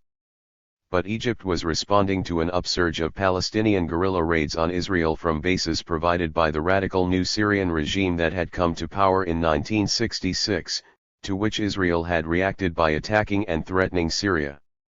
The Egyptian leadership felt obliged to answer this challenge to maintain its prestige in the Arab world. 8 Whatever its motives, Egypt's moves in Sinai constituted overt incitement of Israel. Moreover, they provided the casus belli that allowed the Israeli military to launch a long-planned first strike, one that smashed 3 Arab armies and changed the face of the Middle East. 9 Every morning during the war, I headed down to the UN, changing my route to avoid the bedsheet fundraisers to my father's 35th floor office, with its panoramic view of the East River and Queens. He worked in the Division of Political and Security Council Affairs, and one of his jobs was to report on the Council's Middle East deliberations. So he sat in on Security Council meetings whenever the Arab-Israeli conflict was discussed, which meant about half of its sessions during the decade and a half that he worked there, until he died in 1968. At his office, I listened to the radio, read the news, and generally tried to make myself useful until the council was called into session. I was then able to sit in the visitors' gallery while my father would take his seat in the last row, behind the Assistant Secretary General in charge of his division. This particular official, by some arcane early Cold War deal that perhaps went back to Yalta, was always a Russian, a Byelorussian, or a Ukrainian. 10 The council had been in formal or informal session repeatedly since the crisis had begun in earnest the preceding month. During the 6 days of the war itself, the council held 11 sessions, many of them running into the early hours of the morning. The pace and the workload were grueling, and my father, who with his colleagues had to spend many hours preparing materials for the council and secretary general and then drafting reports on each session, looks haggard and drawn in photos taken at that time. 11. By Friday, June 9, the 5th day of the war, Israeli forces had decisively defeated the Egyptian and Jordanian armies and occupied the Gaza Strip, the Sinai Peninsula, the West Bank, and Arab East Jerusalem. Early that morning Israel had begun storming the Golan Heights, routing the Syrian army, and was advancing rapidly along the main road toward Damascus. The council had ordered comprehensive ceasefires on June 6 and 7, but Israeli forces entering Syria ignored these resolutions, even as their government loudly proclaimed its adherence to them. By that night in the Middle East, still afternoon in New York, Israel's forces were approaching the key provincial capital of Quneitra, beyond which stood only the flat Oron plain between their armored columns and the Syrian capital, just 40 miles away. Early in the council session, which started at 12:30 p.m., the Soviet Union proposed a draft of a third and more urgent ceasefire resolution. At this point, after the humiliating defeat of the Soviet-equipped Egyptian army and the seizure of the Golan Heights, the Soviets were desperate to protect their Syrian clients from further reverses, especially from an Israeli march on Damascus. The urgency was reflected in the increasingly testy interventions in the debate by Ambassador Nikolai Fedorenko, the Soviet representative. The resolution, SC 235, which passed unanimously at about 1:30 p.m., demanded of all the parties to the conflict that hostilities should cease forthwith. Unusually, it also called on the UN Secretary-General to arrange immediate compliance with the ceasefire and report back to the Council not later than 2 hours from now. 12. The UN Security Council, 1967. Ismail al-Khalidi, with his pipe, is second from right in the back row. As the session wore on into the afternoon, I fidgeted nervously, waiting for the Secretary-General's confirmation of compliance with the ceasefire. This would signal that the fighting had been brought to an end and the Israeli advance had been halted. But as the minutes ticked by, fresh reports kept coming in of Israeli troops getting closer and closer to Damascus. It seemed as if the Council might have been on the point of taking some action to enforce its demand for an immediate ceasefire when Ambassador Arthur Goldberg, the U.S. representative, asked for an adjournment. After a desultory discussion, the Council agreed to adjourn for 2 hours, and the delegation slowly filed out of the chamber. I rushed down to meet my father, expecting him to explain why the Council had agreed to allow another 2 hours of delay. Goldberg wanted to consult with his government, my father told me flatly. I was incredulous. How much consultation was needed to impose a ceasefire resolution? With a strange, bitter smile, my father responded dispassionately in Arabic. Don't you understand, he said. The Americans are giving the Israelis a little more time. Thanks to Ambassador Goldberg's maneuver to delay implementation of the June 9 ceasefire resolution for a few extra hours, the Israeli advance into Syria did not stop, and it continued until the following afternoon. By then, the Security Council had spent 9 more hours in acrimonious debate stretching over 3 more sessions and running into the early hours of June 10. Throughout, Goldberg had reprised his delaying tactics. Minor though the incident was, the ambassador's performance betokened a major shift in the United States policies toward Israel. What we had witnessed that day was evidence of a new Middle Eastern axis in action. The armored spearheads on the ground were Israeli, while the diplomatic cover was American. It is an axis that is still in place today, over a half-century later. The shift, which had been underway for some time, was mainly due to global factors, notably the impact of the Cold War and the Vietnam War on the region and on U.S. policy, but also to significant personal and political considerations in Washington, D.C.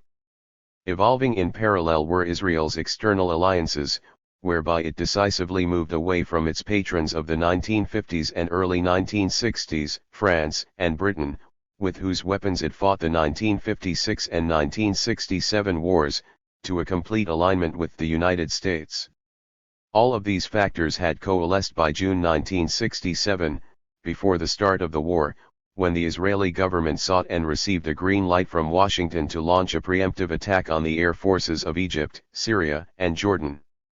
If the Balfour Declaration and the Mandate constituted the first declaration of war on the Palestinian people by a great power, and the 1947 UN resolution on the partition of Palestine represented the second one, the aftermath of the 1967 war produced the third such declaration. It came in the form of SC 242, a resolution crafted by the United States and approved on November 22, 1967. U.S. policy toward Israel and Palestine had not followed a straight line in the 20 years between the passage of these two resolutions. In the years that followed the 1948 war, the Truman and Eisenhower administrations had tried rather tepidly and without success to persuade Israel to offer some concessions to its defeated adversaries. Their efforts focused on the return to their homes of the 750,000 or so Palestinian refugees, whose property had been seized by Israel, and on reducing the expansive borders Israel had achieved through its victories in the 1948 war. These feeble American attempts petered out in the face of the obduracy of David Ben-Gurion, who rejected concessions on both points. 13. The Truman, Eisenhower, and Kennedy administrations maintained close relations with Israel, extending economic aid to the new state, although they did not see it as a principal element in their regional policies and did not approve of all of its actions. Eisenhower had forced Israel's withdrawal from Sinai and the Gaza Strip after the 1956 Suez War, and later Kennedy tried and failed to prevent Israel from developing nuclear weapons. 14. In the early 1960s, Kennedy came to see Arab nationalism and Egypt's Nasser as a bulwark against communism, which was the prime American concern in the Middle East. This was in part because of events in Iraq, where the regime of Abd al-Karim Qasim was supported by the Iraqi Communist Party and the USSR, but vigorously opposed by Egypt and its nationalist allies. With Kennedy's assassination and the advent of the Johnson administration in December 1963, new elements intervened. As the war in Southeast Asia intensified, Johnson's government was ever more inclined to see other parts of the world in rigid Cold War terms. Partly in consequence, US-Egyptian relations deteriorated markedly as the Yemeni civil war that had begun in 1962 turned into a major regional conflict. The USSR and its allies backed the Yemeni Republican regime, which relied upon a large Egyptian expeditionary force, while the United States, Britain, Israel, and their allies upheld the Saudi-supported royalists. By 1967, U.S. relations with Egypt were much colder than they had been under Kennedy, and the Middle East was polarized along lines of the Arab Cold War, with Egypt and Saudi Arabia as its antagonistic poles. This conflict increasingly ran parallel to the larger global Cold War, but it had its own regional specificities. These included an ideological struggle not between communism and capitalism, but rather between the authoritarian Arab nationalism promoted by Egypt and the political Islam, centered on Wahhabism and absolute monarchy, that was purveyed by Saudi Arabia under King Faisal. The realignment of American Middle Eastern priorities was also affected by President Johnson's long-standing and overt sympathy for Israel. As Senate Majority Leader in 1956, he had opposed Eisenhower's pressure on Israel to withdraw from Sinai and the Gaza Strip. Johnson was also relatively unfamiliar with Middle Eastern and other global realities. By contrast, Kennedy, the worldly and wealthy son of an ambassador, had visited Palestine in the early summer of 1939, when he was a 22-year-old Harvard student, and sent his father a letter in which he demonstrated a reasonably good grasp of the facts and a skeptical assessment of the main arguments of both sides in the conflict. This skepticism made Kennedy less susceptible than most American politicians to the pressures applied by Israel's supporters. 15. Lyndon Johnson, on the other hand, came from a much more modest background and his primary interests had revolved around domestic politics. His strong affinity with Zionism and Israel was reflected in his circle of close friends and advisors, which included such supporters of Israel as Abe Fortas, whom he made a Supreme Court Justice 16 Arthur Goldberg, McGeorge Bundy, Clark Clifford, and the brothers Eugene and Walter Rostow. All were devoted backers of the Jewish state whose sympathies had to some extent been held in check by Kennedy. 17 Other avid Israel boosters who were personally close to Johnson were also major donors to the Democratic Party, such as Abraham Feinberg and Arthur Krim 18 and the latter's wife, Dr. Mathilde Krim, a renowned scientist who had once smuggled weapons and explosives for the revisionist Zionist terror group, the Irgun. 19 Although Johnson had inherited most of Kennedy's foreign policy advisors, they had considerably more prominence in an administration led by a president with less experience and assurance in world affairs than Kennedy had. These political and personal factors combined in the 3 years leading up to the 1967 war to prepare the way for the ensuing shift in U.S. policy. Israel, for its part, had been stung by the strong American opposition to its 1956 Suez adventure. As it prepared in 1967 for a first strike against the Arab air forces, its leaders were determined to get prior American approval for their action, which they indeed obtained. A crucial exchange took place at a meeting in Washington on June 1, 1967, during which Major General Meir Umit, the head of the Mossad, Israel's external intelligence agency, told Secretary of Defense McNamara that he was going to recommend to his own government that Israel launch an attack. He asked the Secretary for assurances that the United States would not react negatively. According to Umit, McNamara replied all right, said he would tell the President, and asked only how long the war would last and what Israeli casualties might be. 20 Johnson and McNamara had already heard from their military and intelligence advisors that the Arabs were not going to attack, and that in any case Israel was likely to win an overwhelming victory. The Israeli military now had the green light it needed to launch a long-planned preemptive strike. 21. The United States facilitated Israel's first strike in other ways. At a small meeting of Arab UN officials and diplomats after the war, Mohammed El Farah, Jordan's ambassador, told the group that he felt he had been the victim of American duplicity in the run-up to the war. 22 Ambassador Goldberg, he said, had conveyed to Arab ambassadors that the United States was mediating with Israel to defuse the crisis and would restrain it from attacking, while he urged them to counsel restraint to their governments. The Johnson administration had given Israel the go-ahead for its surprise attack, El Farah said, just before Egypt's vice president arrived in Washington for negotiations to resolve the crisis. The Arab ambassadors had been used to deceive their governments, he felt, while Israel prepared its first strike with U.S. approval. No less important was that given this shift in U.S. policy, Israel could count on President Johnson and his advisors to prevent a repetition of the pressure that had forced a withdrawal from its 1956 conquests.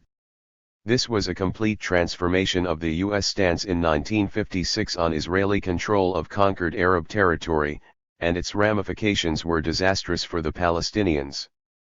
The result of this new tolerance for Israeli territorial gains was Security Council Resolution 242.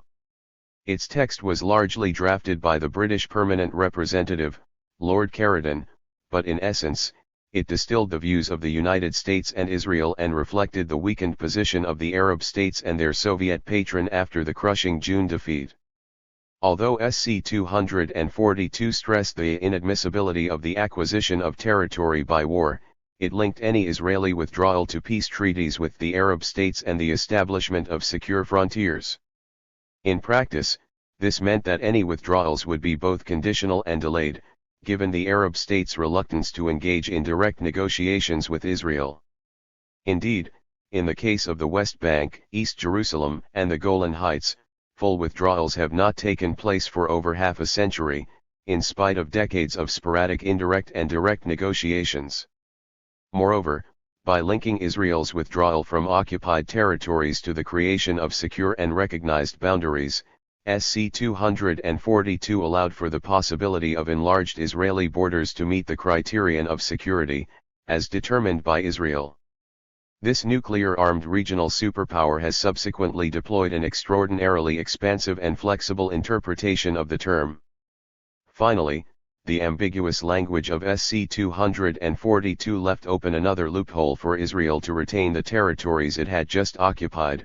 The resolution's English text specifies withdrawal from territories occupied in the 1967 war rather than from the territories occupied. Abba Eban pointedly stressed to the Security Council that his government would regard the original English language text as binding, rather than the equally official French version, whose wording, de territoires occupés, does not permit this ambiguity. 23 In the half-century since, with American help, Israel has driven a coach and horses through this linguistic gap, which has permitted it to colonize the occupied Palestinian and Syrian territories, some of which East Jerusalem and the Golan Heights it has formally annexed, and to maintain its unending military control over them. Repeated United Nations condemnations of these moves, unsupported by even a hint of sanctions or any genuine pressure on Israel, have over time amounted to tacit international acceptance of them. The United States was now more squarely on the side of Israel than it had been previously, which meant the abandonment of the semblance of balance shown at times by the Truman, Eisenhower, and Kennedy administrations. This was the beginning of what became the classical period of the Arab-Israeli conflict, lasting until the end of the Cold War, during which the United States and Israel developed a unique full-scale, albeit informal, alliance, based essentially on Israel showing itself in 1967 as a reliable partner against perceived Soviet proxies in the Middle East. For the Palestinians, this near-total alignment brought another forceful intervention by a great power to the detriment of their rights and interests, and gave a renewed international imprimatur to a further stage in their dispossession. As in 1947, a new international legal formula harmful to the Palestinians came via the medium of a UN resolution, and as with the Balfour Declaration of 1917, the key document contains not a single mention of Palestine or the Palestinians. Security Council Resolution 242 treated the entire issue as a state-to-state matter between the Arab countries and Israel, eliminating the presence of Palestinians. The text does not refer to the Palestinians or to most elements of the original Palestine question, instead it contains a bland reference to a just solution of the refugee problem. If the Palestinians were not mentioned and were not a recognized party to the conflict, they could be treated as no more than a nuisance, or at best as a humanitarian issue. Indeed, after 1967, their existence was acknowledged mostly under the rubric of terrorism purveyed by Israel and eventually adopted by the United States. By its omissions, Resolution 242 consecrated a crucial element of Israel's negationist narrative.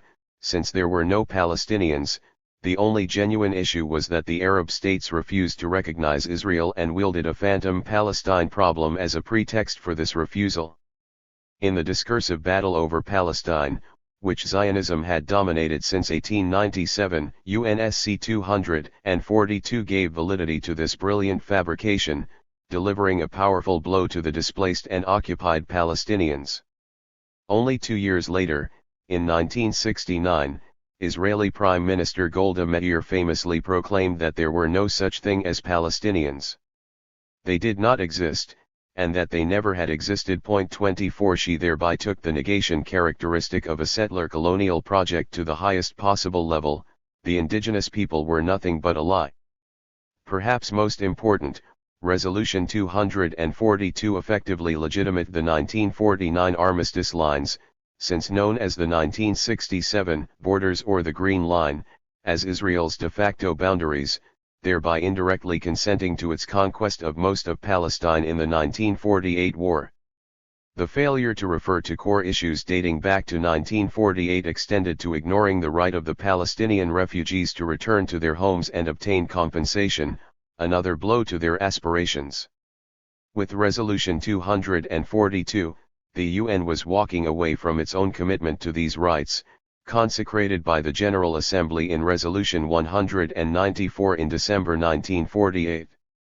Once again, the Palestinians were being dealt with by the great powers in a cavalier fashion, their rights ignored, deemed not worthy of mention by name in the key international decision meant to resolve the conflict and determine their fate.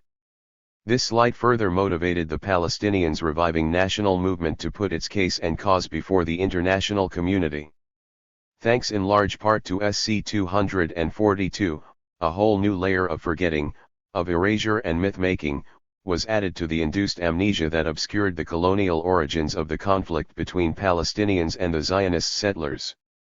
The resolution's exclusive focus on the results of the 1967 war made it possible to ignore the fact that none of the underlying issues resulting from the 1948 war had been resolved in the intervening 19 years. Along with the expulsion of the Palestinian refugees, the refusal to allow them to return, the theft of their property, and the denial of Palestinian self-determination, these included the legal status of Jerusalem and Israel's expansion beyond the 1947 partition frontiers. As for the core problems arising from the original usurpation of Palestine, South Carolina 242 did not even refer to them, much less offer any solutions. Yet the resolution henceforth became the benchmark for resolving the entire conflict, nominally accepted by all parties, even as it passed over the basic aspects of the conflict in silence. In view of the resolution's perverse genesis, it is not surprising that over 50 years after it was adopted, UNSC 242 remains unimplemented and the essence of the struggle over Palestine remains unaddressed. Indeed, SC 242 exacerbated the problem. Confining the conflict to its post-1948 state-to-state dimensions made it possible to split the challenges facing Israel into separate bilateral state-to-state compartments, each of which could be dealt with in isolation, as Israel and the United States preferred, while ignoring the most difficult and uncomfortable questions. Instead of being obliged to confront a, nominally, unified Arab position and engage the tough issues relating to the Palestinians, Israel now had the far easier task of dealing on a bilateral basis with the grievances of individual Arab states whose territory it had occupied, while sidelining the Palestinians. In Israel's effort to divide its enemies and deal with them separately, the United States was of enormous help, using its power and influence to play on the Arab states' weaknesses and rivalries. This was seen as being in the U.S. interest, too. Characteristically, Henry Kissinger put this pithily, speaking of another Middle Eastern crisis, the end result would be exactly what we have worked all these years to avoid. It would create Arab unity. 25 The United States had multiple reasons to prevent such unity, primarily to fend off threats to its regional dominance, and in particular to the fragile oil autocracies of the Gulf with which it was closely aligned. Following the push by the United States and Israel for bilateral settlements, Egypt in the 1970s and then Jordan in the 1990s negotiated separate peace treaties with Israel. These countries were thereby removed from the conflict, leaving Israel in an even stronger position to deal with its more intractable foes, the Syrians, the Lebanese, and of course the Palestinians. To most people in the Arab world, however, the stark contrast between Arab normalization with Israel and the misery that its colonization and occupation inflicted on the Palestinians inevitably undermined any faith in an American-sponsored peace process. 26. In and of itself, SC 242 did not force the Arab states to accept the bilateralization and fragmentation of the conflict. Other factors were at work, among them the impact of Egypt's defeat in 1967, its subsequent withdrawal from Yemen, both of which marked the end of its attempt to assert regional hegemony. Egypt's diminution left its rival Saudi Arabia as the dominant actor in the Arab world, a situation that continues to the present day. The failure of the Arab socialist model adopted by the authoritarian nationalist regimes, and the pronounced regional weakness of the USSR, also played a role in their capitulation. At different times, encouraged by the United States, the Arab countries walked into the trap of separate settlements with open eyes, eventually abandoning any semblance of unity or even minimal coordination. Even the Palestinians, represented by the PLO, eventually traveled down the path laid out in SC 242. Only a few years after the Arab states accepted 242 and the bilateral approach as a basis for a resolution of the conflict, the PLO leadership followed. 27. There is another side to the story of what happened in 1967, however. For all the harm the war and SC-242 did to the Palestinians, they ultimately served as the spark to their reviving national movement, which had been declining since the defeat of the 1936-39 revolt. The process of revival had started well before the 1967 war, of course, playing a crucial role in precipitating that and the 1956 war. Still, 1967 marked an extraordinary resurgence of Palestinian national consciousness and resistance to Israel's negation of Palestinian identity, a negation made possible by the complicity of much of the world community. In the words of one seasoned observer, a central paradox of 1967 is that by defeating the Arabs, Israel resurrected the Palestinians. 28. The resurrection of the idea of Palestine faced an uphill battle in the wake of the 1967 war in most parts of the world. The year after the war, I joined a tiny demonstration to protest the appearance of Golda Meir, who had been invited to speak at Yale Law School. She was rapturously received by a large and appreciative audience, while, as I recall it, our demonstration consisted of a total of 4 protesters, myself, a Lebanese-American friend, a Sudanese graduate student, and one American who had lived in the Middle East. That scene accurately represented the balance between Israel and Palestine in American opinion. The Zionist narrative enjoyed complete dominance while the very word Palestine was almost unmentionable. In Beirut, on the other hand, where I now spent the summers with my mother and brothers, I was witness to an important resurgence of Palestinian political agency. Writers and poets both throughout the Palestinian diaspora and living inside Palestine, Ghassan Kanafani, Mahmoud Darwish, Emil Habibi, Fadwe Tukin, and Tawfiq Zayyad, together with other gifted and engaged artists and intellectuals, played a vital role in this renaissance, culturally and politically. Their work helped to reshape a sense of Palestinian identity and purpose that had been tested by the Nakba and the barren years that followed. In novels, short stories, plays, and poetry, they gave voice to a shared national experience of loss, exile, alienation. At the same time, they evinced a stubborn insistence on the continuity of Palestinian identity and steadfastness in the face of daunting odds. These different facets are evident in one of the best known of these works, Emil Habibi's The Pessimist, a brilliant novella that traces the tragicomic tale of its protagonist, Said, using his fate to portray the plight of the Palestinians and their resilience. The work's full title, The Strange Incidents Around the Disappearance of Said, Father of Naz, the Pessimist, conveys the essential paradox of the Palestinian situation, happiness, expressed in the name Said, which means happy, and calamity, or Naz. Both are contained in the portmanteau word Pessimist. 29.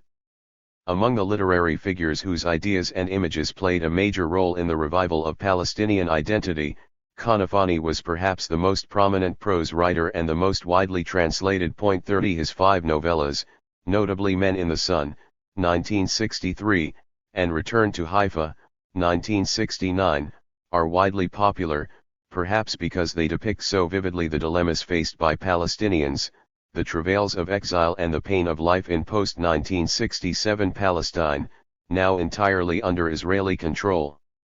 The novellas encouraged Palestinians to confront their dire predicament and forcefully resist the powers that oppressed them. Return to Haifa stressed the importance of armed struggle while at the same time poignantly depicting an Israeli Holocaust survivor living in the home of a Palestinian family that returns to visit after 1967.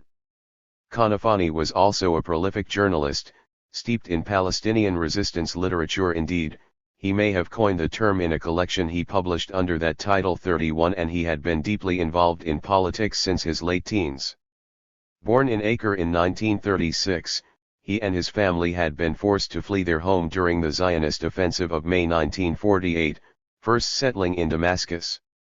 When I met him in Beirut, he was 33 years old and the editor of Al-Hadaf, the weekly magazine of the Radical Popular Front for the Liberation of Palestine, of which Kanafani was also the public spokesman.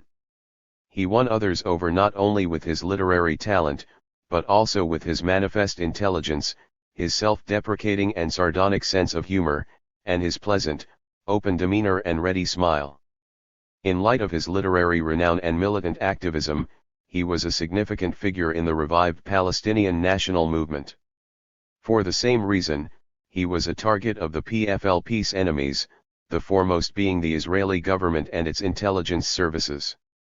The funeral of Ghassan Kanafani, who was assassinated in a car bombing by the Mossad, Beirut, July 1972. In July 1972, Kanafani was assassinated in a car bombing by the Mossad, together with his 17-year-old niece, Lamiz Najm. 32. His enormous funeral, which I attended, drew what seemed to be hundreds of thousands of people mourning him. It was the first of many funerals of Palestinian leaders and militants that I would attend during my 15 years in Beirut. The reshaping and revival of Palestinian identity that Kanafani, Darwish, Zayyad, Tukan, Habibi and others helped to spark with their literary output went in tandem with the rise of new political movements and armed groups. After 1948, Palestine had ceased to exist on the map, with most of the country absorbed into Israel and the rest under the control of Jordan and Egypt. Palestinians had almost no voice, no central address, and no champions other than the bickering, self-interested Arab states. The Zionist movement's deepest desire had been to transform Palestine into Israel and replace the country's indigenous inhabitants with Jewish immigrants. After 1948, it appeared as if the Palestinians had largely disappeared, both physically and as an idea. The Palestinians of course had not disappeared in the years after 1948. The collective trauma of the Nakba had perversely cemented and reinforced their identity, and the small irredentist militant groups that arose in the 1950s had already had a significant impact on the Middle East, having played a role in triggering both the 1956 and 1967 wars. These groups were founded by young middle-class and lower-middle-class radicals, many of whom saw themselves as the progeny of Sheikh Izz al-Din al-Qassam, whose death in battle with the British had been one of the sparks of the 1936 revolt and who remained a revered symbol of heroic armed militancy. They continued after 1956 to work to re-establish the Palestinians as a regional force and to represent their rights and interests. In the 1960s, these efforts culminated in two main trends. One was led by the movement of Arab nationalists, a pan-Arab organization founded largely by Palestinians, which gave birth in 1967 to the Marxist PFLP. The other was headed by a group formally established in Kuwait in 1959, and which in 1965 publicly announced itself as Fatah. The origins of both go back to the late 1940s and early 1950s, when their first leaders were university students or recent graduates. MAN was founded by George Habash, a physician trained at the American University of Beirut who had experienced the Nakba as a young man in Lydd, a town that was depopulated after 1948, resettled with Jewish immigrants, and renamed Lod. Habash set up MAN together with a group of other young Palestinians and Arabs, most of them middle-class professionals like himself and his closest collaborator, Wadi Haddad, another AUB-trained physician. Habash and his colleagues argued for Arab unity around the question of Palestine as the sole means to reverse the results of the Nakba. After Nasser's Egypt became the standard-bearer for Arab nationalism in the mid-1950s, a close alignment between MAN and the Egyptian regime developed. MAN profited greatly from this alliance, becoming a pan-Arab political force, implanted in countries from Libya and Yemen to Kuwait, Iraq, Syria, and Lebanon. Egyptian foreign policy benefited as well from its connection with MAN's widespread network of young militants. 33.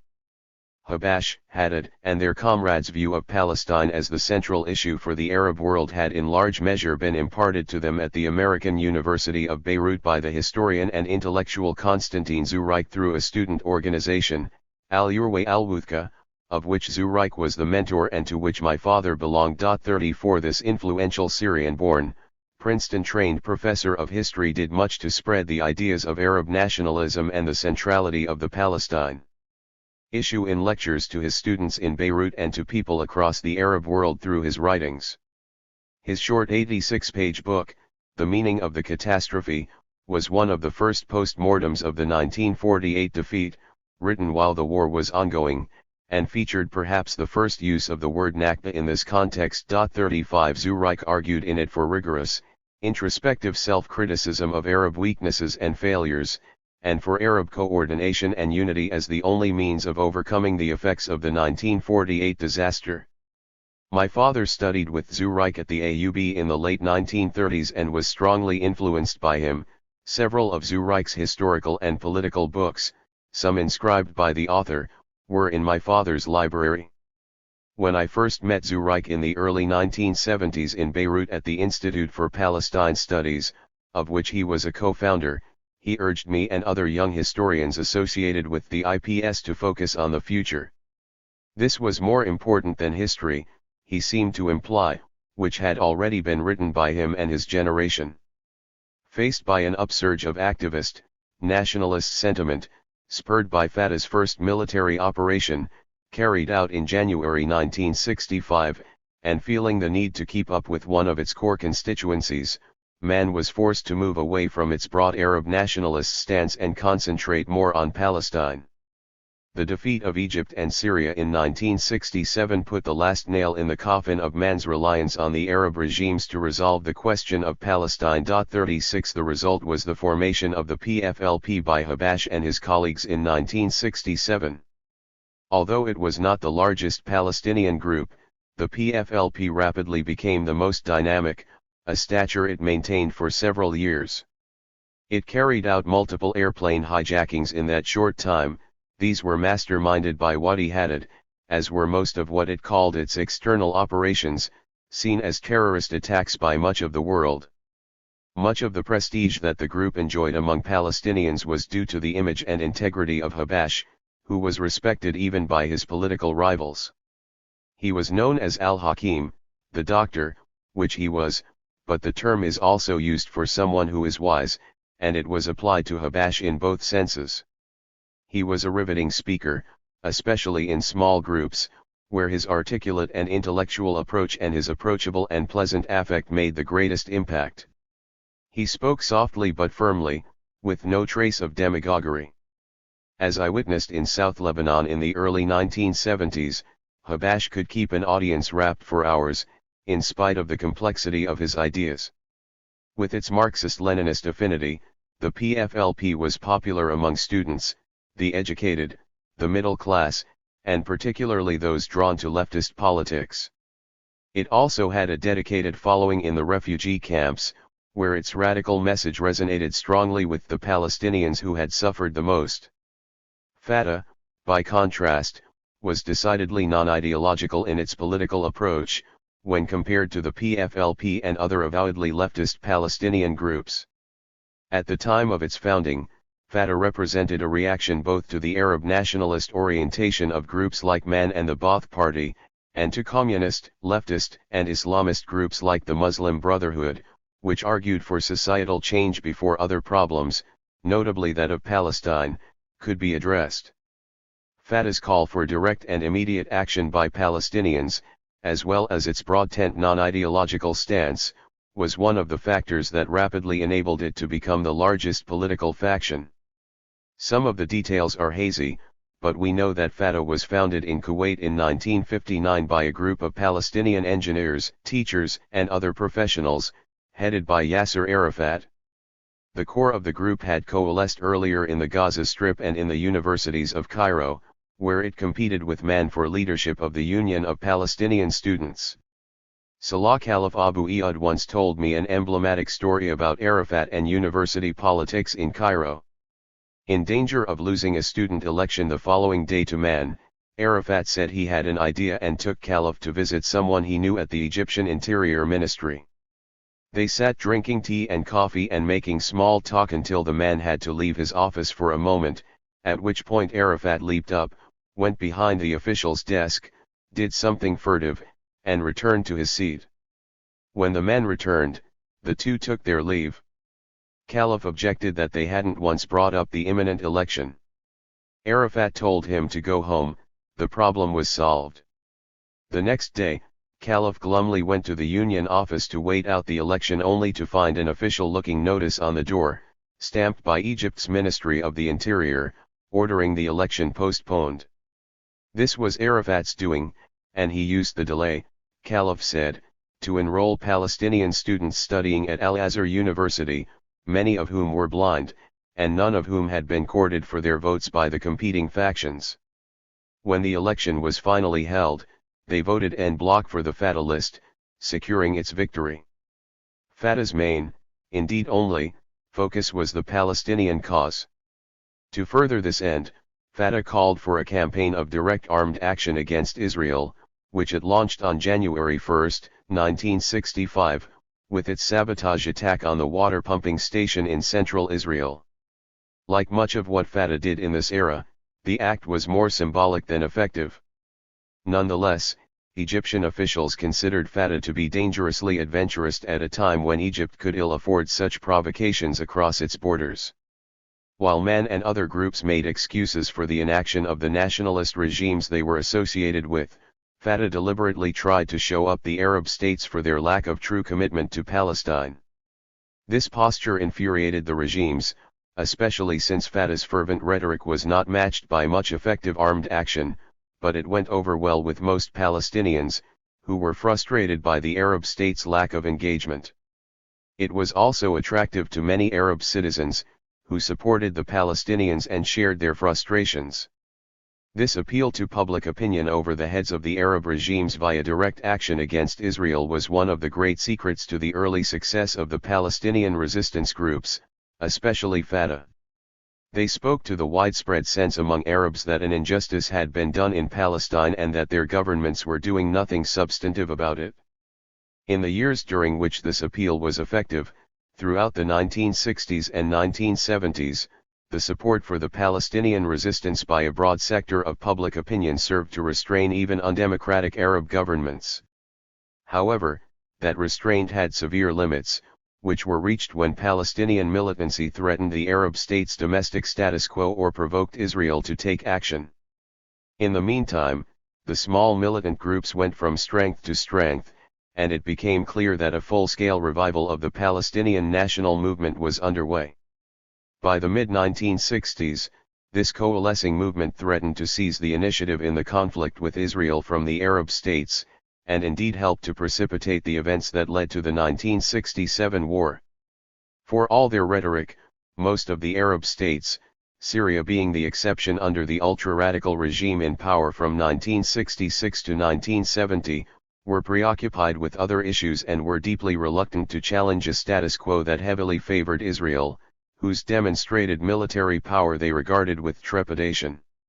While in the West, Israel still retained its image as a beleaguered victim of Arab hostility, this was far from how it was seen in the Arab world, which instead viewed its decisive military victories and potential possession of nuclear weapons as evidence of towering strength. To co-opt and control the rising tide of Palestinian nationalist fervor, the Arab League, under Egypt's leadership, founded the Palestine Liberation Organization in 1964. This was meant to be a tightly controlled subsidiary of Egyptian foreign policy that would channel and manage Palestinian enthusiasm for striking against Israel, but this attempt to keep the Palestinians under Arab tutelage rapidly unraveled. In the immediate wake of the 1967 war, the militant Palestinian resistance groups took over the PLO, sidelining its Egypt-oriented leadership. Arafat, as the head of Fatah, the largest of these groups, soon became chairman of the PLO Executive Committee, a post he retained, among others, until his death in 2004. Henceforth, the Arab states were obliged to take account of an independent Palestinian political actor, based mainly in the countries bordering Israel, a situation that had already proved problematic for these states and that would eventually become a source of great vulnerability for the Palestinian movement. The rise of this independent actor further complicated the strategic situation of the border states, notably Egypt and Syria, while it constituted a grave domestic problem for Jordan and Lebanon, both of which had large, restive Palestinian refugee populations. For Israel, the re-emergence of the Palestinian national movement as a force in the Middle East and increasingly on the global stage constituted a great irony, its victory in 1967 had helped to precipitate even more intransigent Palestinian resistance. This constituted a sharp reversal of one of Israel's great successes of the 1948 to 1967 period, in which the very issue of Palestinian nationhood had almost been fully eclipsed in both arenas. The return of the Palestinians, whose disappearance would have signified a final victory for the Zionist project, was a most unwelcome apparition for Israel's leaders, as unwelcome as the return of any indigenous population would be for a settler colonial enterprise that believed it had dispensed with them. The comforting idea that the old will die and the young will forget, a remark attributed to David Ben-Gurion, probably mistakenly expresses one of the deepest aspirations of Israeli leaders after 1948. It was not to be. While the Palestinian resurgence posed little or no threat to Israel in strategic terms, although the attacks by militant groups did create serious security problems, it constituted an entirely different kind of challenge on the discursive level, one that was existential. The ultimate success of the Zionist project as hardline Zionists defined it depended in large measure on the replacement of Palestine by Israel. For them, if Palestine existed, Israel could not. Israel was in consequence obliged to focus its powerful propaganda machine on a new target, while still having to counter the efforts of the Arab states. Since from the Zionist vantage point the name Palestine and the very existence of the Palestinians constituted a mortal threat to Israel, the task was to connect these terms indelibly, if they were mentioned at all, with terrorism and hatred, rather than with a forgotten but just cause. For many years, this theme was the core of a remarkably successful public relations offensive, especially in the United States. Finally, the re-emergence of the Palestine question posed a problem for U.S. diplomacy, which with SC 242 had chosen to ignore it and act as if the Palestinians did not exist. For a decade thereafter, the United States strove to keep its head in the sand, even as much of the international community began to extend to the Palestinian movement some degree of recognition.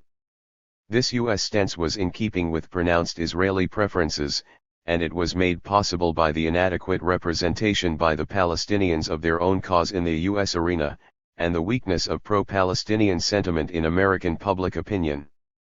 At the same time, administrations from that of Nixon onward also gave various forms of covert and overt support to military action directed against the PLO by Israel, Jordan, Lebanese factions, and Syria. By managing to impose themselves on the map of the Middle East in spite of the best efforts of Israel, the United States, and many Arab governments, the Palestinians succeeded in reacquiring something long denied to them, what Edward Said called the permission to narrate. This meant the right to tell their story themselves, taking back control of it not only from Israel's omnipresent narrative in the West, in which the Palestinians scarcely figured except as villains, as in Exodus, for example, but also from the Arab governments. For many years, the Arab states had taken charge of the Palestinian side of the story as their own, relating it feebly as a conflict between Israel and themselves over borders and refugees. 37. One aspect of the rapid ascent in the fortunes of their national movement that has been overlooked is the effectiveness of the Palestinians' communications strategy in the Arab countries, in the developing world, and to a lesser extent in Europe and the West. At the UN, where third world countries by the 1960s had a much bigger presence, this translated into a more favorable environment for the Palestine cause. In consequence, the historic gap between the Zionists' success in shaping world public opinion and Palestinian ineptness in this sphere began to narrow, partly due to an increase in the number of Palestinians steeped in Western culture or with experience in other parts of the globe. In the Arab world, the movement received an enormous boost in March 1968, 9 months after the war, in Karamat, a small Jordanian town, whose name by fortuitous coincidence means dignity. In Israel's biggest military operation since the war, about 15,000 troops with armor, artillery, and air support crossed the Jordan River to eliminate a concentration of Palestinian fighters based in and around Karamat. The attackers unexpectedly met fierce resistance from the Jordanian army and the PLO, which inflicted between 100 to 200 casualties on the seemingly invincible Israeli army, and forced it to abandon a number of damaged tanks, armored personnel carriers, and other equipment. In the wake of the disastrous war barely a year earlier, this relatively small engagement, in which the Israelis seemed to leave the battlefield in disarray, electrified the Arab world and revolutionized the image of the Palestinians. Although it was Jordanian artillery and armor, positioned in the hills overlooking the Jordan River Valley, which undoubtedly inflicted the most damage on Israel's forces, the Palestinians fighting inside Karama reaped most of the glory from this episode. The Battle of Karama proved to be a godsend to the propaganda of the Palestinian resistance movement, which effectively publicized the clash as a stand for Arab dignity, trampled underfoot as it had been by the failures of the Arab regimes. As a result, the Palestinian resistance was lionized throughout the Arab world. The irony of this self-presentation was that at its height, the PLO never posed any kind of military challenge to Israeli forces, which defeated all the Arab armies in the field in every one of their conventional wars. Even when PLO forces fought well defensively, as at Karama, they were rarely capable of going head-to-head for very long with one of the most experienced, well-trained, and best-equipped militaries in the world. Moreover, from the beginning of the Palestinian armed struggle in the 1960s until the PLO later renounced this approach, they never were able to develop a successful guerrilla war strategy that might have countered the superiority of Israel's conventional forces or the limitations of being based in Arab countries vulnerable to Israeli military pressure. In fact, the PLO's greatest success in its heyday during the late 1960s and 1970s came in the realm of diplomacy, despite the United States' refusal to engage with the Palestinians. This was visible not only in the Arab world and the Eastern Bloc, which extended limited support to the PLO from the late 1960s onward, but also in much of the Third World, many countries of Western Europe, and even at the UN, Resolution 242 notwithstanding. In the General Assembly, the PLO could now muster majorities that were immune to the veto that the US wielded in the Security Council. There and in other arenas, the PLO achieved a high level of diplomatic recognition, even succeeding to some small degree in isolating Israel. The PLO was recognized by the Arab League in 1974 as the sole legitimate representative of the Palestinian people, while simultaneously opening PLO missions in more than 100 countries. The invitation to Yasser Arafat to speak before the UN General Assembly that same year was the greatest diplomatic success in Palestinian history, after so many decades of non-recognition by the League of Nations, the UN, and the great powers. There were different reasons for these limited triumphs. This was an era when successful national liberation movements in Algeria, Southern Africa, and Southeast Asia garnered support, including among young people, in the West. The PLO's anti-colonial and Third World revolutionary appeal also resonated with China, the Soviet Union and its satellites, with Third World countries, and among those countries representatives at the UN. 38 In most of the newly independent countries of Asia and Africa, the Palestinians were seen as another people struggling against a colonial settler project backed by the Western powers. They therefore deserved the sympathy of those who themselves had just thrown off the colonial yoke. At the height of the Vietnam War, these themes had great appeal to disaffected youth in Europe and the United States. Finally, the PLO succeeded to some extent in galvanizing the Palestinian and Arab diaspora in the Americas, who became advocates for the national cause. Yet all of these efforts had severe limitations. Among them were the PLO's failure to devote sufficient energy, talent, and resources to diplomacy and information, despite the gains made in these areas. Nor did the PLO work hard enough at understanding their target audiences, the most crucial of them being the United States and Israel. There, the PLO ultimately failed to overcome a more effective competing narrative generated by Israel and its supporters that equated Palestinian with terrorist. 39 The PLO's incapacity to understand the importance of these two vital arenas started with its top leadership. Respected Palestinian American academics in the United States, notably Edward Said, Ibrahim Abu Lughod, Walid Khalidi, Hisham Sharabi, Fuad Mufrabi, and Sami Farsoun, repeatedly tried to impress on Palestinian leaders that they needed to take American public opinion into account and devote to it sufficient resources and energy, but to no avail. At a 1984 meeting in Amman of the Palestine National Council, PNC, the PLO's governing body, a US-based group in which I participated strove to make this point to Yasser Arafat. He agreed to meet us and listened courteously until, after only a couple of minutes, an aide came in and whispered in his ear. We were hurriedly ushered out while Arafat received one Abu al-Abbas, the leader of the Palestine Liberation Front, a tiny, insignificant faction that caused great damage to the Palestinian cause, but was on Iraq's payroll. Our audience was over and the opportunity for us Palestinian Americans to make the case for the importance of appealing to U.S. public opinion evaporated. In the PLO leadership's misplaced priorities, the inter-Arab balancing act at which Arafat excelled was more pressing than was furthering the Palestine cause with the public of the preeminent global superpower. Notwithstanding this failure, the Palestinian cause did make some progress in the United States after 1967. This was largely thanks to the efforts of the same group of Palestinian American academics, who were effective in putting the Palestinian narrative before college campuses, the alternative media, and other sectors of public opinion. Edward Said in particular had an outsized impact, articulately making a case for the Palestinians in ways that his audiences had never heard before.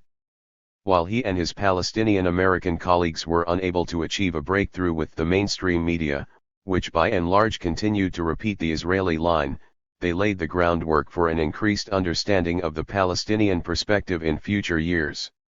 As the PLO appeared to go from one diplomatic and propaganda victory to another after 1967, these successes did not go uncontested, each one provoking ferocious opposition from its many foes. Israel's raid on Karamat was one of its first efforts to counter the PLO's growing status. A devastating raid on the Beirut airport in 1968 was another. In 1970, the PFLP's aircraft hijackings and Palestinian excesses in Jordan precipitated a disastrous confrontation with the Hashemite regime that the resistance movement was in no position to win. Facing superior force, and having lost some popular sympathy, the movement was driven from Amman that year in what became known as Black September, and then completely expelled from Jordan in the spring of 1971. One of the casualties of the Jordan debacle was the aura of successful dynamism that some components of the movement, notably the PFLP, had maintained until that point. The resistance movement's pattern of recklessly provoking its enemies, alienating its hosts, and ultimately being expelled was to be repeated in Beirut 11 years later. Meanwhile, Israel carried out further punishing attacks on Syria and Lebanon, countries from which the Palestinians continued to launch military operations.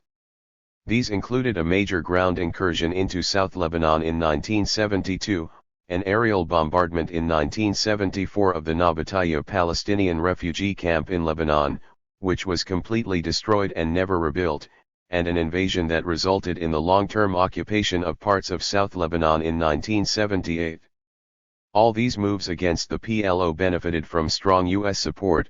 Both the Israeli and Jordanian militaries received American arms, and both countries were able to count on full U.S. diplomatic backing.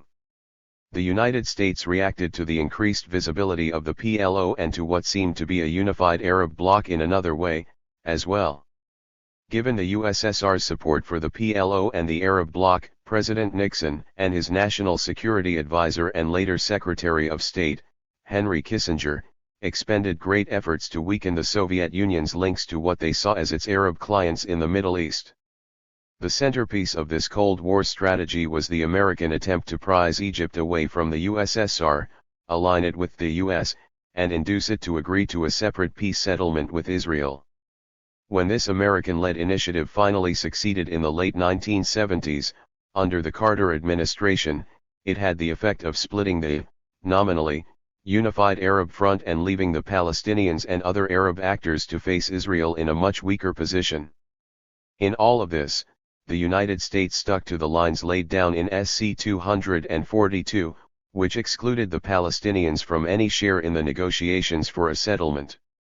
U.S. policymakers were guided by their hostility to the PLO because of its militancy and its alignment with the USSR, but also by Israel's intense opposition to discussion of any aspect of the Palestine question. Thereafter, the PLO was trapped in a dilemma: how could it achieve Palestinian national aspirations through participation in a Middle East peace settlement when the internationally recognized terms for such a settlement, SC 242, negated these aspirations? It was a dilemma remarkably similar to that posed by the Balfour Declaration and the Palestine Mandate. In order to be recognized, the Palestinians were required to accept an international formula designed to negate their existence. The small militant groups that relaunched the Palestinian national movement in the 1950s and early 1960s put forward simple objectives for their struggle. For them, Palestine had long been an Arab land with an Arab majority. Its people had been unjustly dispossessed of their homes, their property, their homeland, and their right of self-determination. These groups' main purpose was to return the Palestinian people to their homeland, restore their rights, and oust those whom they saw as usurpers. The term return was central, as it has been for Palestinians ever since. Most felt no sense that there were now two peoples in Palestine, each with national rights. To them Israelis were no more than settlers, foreign immigrants to their country. This position exactly mirrored that of most Israelis, for whom there was only one people with national rights in Eretz Yisrael, the land of Israel, and that was the Jewish people, while the Arabs were no more than transient interlopers. In the Palestinian reading of the day, Israel was a colonial settler project that the West had helped create and supported, which was largely true, and the Israeli Jews were part of a religious group only, not a people or a nation, which the successful creation of a powerful nation-state with a strong national identity had already shown to be false. At this point, the Palestinians had not come to terms with the reality of a new national entity in Palestine, in part because this had happened at their expense and at a ruinous cost to them. The culmination of this thinking about the objectives of the Palestinian struggle was articulated in the National Charter, al-Mithaq al-Watani, adopted by the PLO in 1964. The charter stated that Palestine was an Arab country where national rights belonged only to those residing there before 1917 and their descendants. This group included Jews then resident in Palestine, but not those who had immigrated after the Balfour Declaration, who would therefore be obliged to leave. From this perspective, liberation involved the reversal of everything that had taken place in Palestine since the Balfour Declaration, the British Mandate, the partition of the country, and the Nakba. It meant turning back the clock and refashioning Palestine into an Arab country once more. Although the ideas the Charter embodied were reflective of much, perhaps most, Palestinian sentiment at the time, it was adopted by a body created by the Arab League, not one that was elected by or represented the Palestinians. These objectives would change rapidly with shifting circumstances and the transformations of Palestinian politics after 1964. With the takeover of the PLO by Fatah and the other resistance groups in 1968, the national movement formulated a new objective, advocating the idea of Palestine as a single democratic state for all its citizens, both Jews and Arabs. Some iterations referred to a secular democratic state. This was meant to supersede the aims laid down in the National Charter, recognizing that Israeli Jews had acquired the right to live in Palestine and could not be made to leave. The change was also meant to refashion the PLO's image and appeal to Israelis, who were treated by the 1964 National Charter as if they did not exist. The statement that Jews and Arabs living in Palestine were entitled to be equal citizens of the country represented a major evolution of the movement's thinking. However, the single democratic state proposal did not recognize the Israelis as a people with national rights, nor did it accept the legitimacy of the State of Israel or of Zionism. Over time, this new objective came to be broadly accepted among Palestinians and was embodied in successive authoritative pronouncements of PLO policy via resolutions of the PNC. In the end, it superseded the charter and rendered it obsolete, yet these fundamental changes were resolutely ignored by the PLO's opponents, who continued to harp on the charter's original provisions for decades to come. The change also achieved little traction with most Israelis and failed to convince many in the West. Again, the inability of the PLO leadership to understand how important these audiences were, and its unwillingness to devote sufficient resources to explaining the significance of this evolution in order to win them over, doomed any effort to convince others of the validity of these aims. More important, achieving an objective of this magnitude would require the dissolution of Israel with a new state of Palestine taking its place. This would mean overturning what since 1947 had become an international consensus around the existence of Israel as a Jewish state, as specified by the wording of GA 181. Only a revolutionary shift in the balance of forces both within Israel and globally could accomplish such an end, something that the Palestinians could hardly achieve or even contemplate on their own. And they could not count on their brothers in the Arab regimes. Radical Arab states such as Syria, Iraq, and Libya continued to talk a big game where the Palestine cause was concerned, but their rhetoric was empty. What these states actually did was to sabotage the PLO by sponsoring nihilistic terrorist groups, such as the Abu Nidal organization, which assassinated numerous PLO leaders and killed Israelis and Jews indiscriminately. As for the other key Arab states, Egypt and Jordan, with the support of Saudi Arabia, had by 1970 accepted SC 242, and Syria followed in 1973. This major development, unacknowledged by Israel, amounted to those states' de facto recognition of Israel, at least within the 1949 armistice lines. The dissonance between this crucial shift by several major Arab states and the PLO's position was to have grave consequences for the Palestinians. Changes in regional circumstances led many PLO leaders to consider a further modification of their objectives.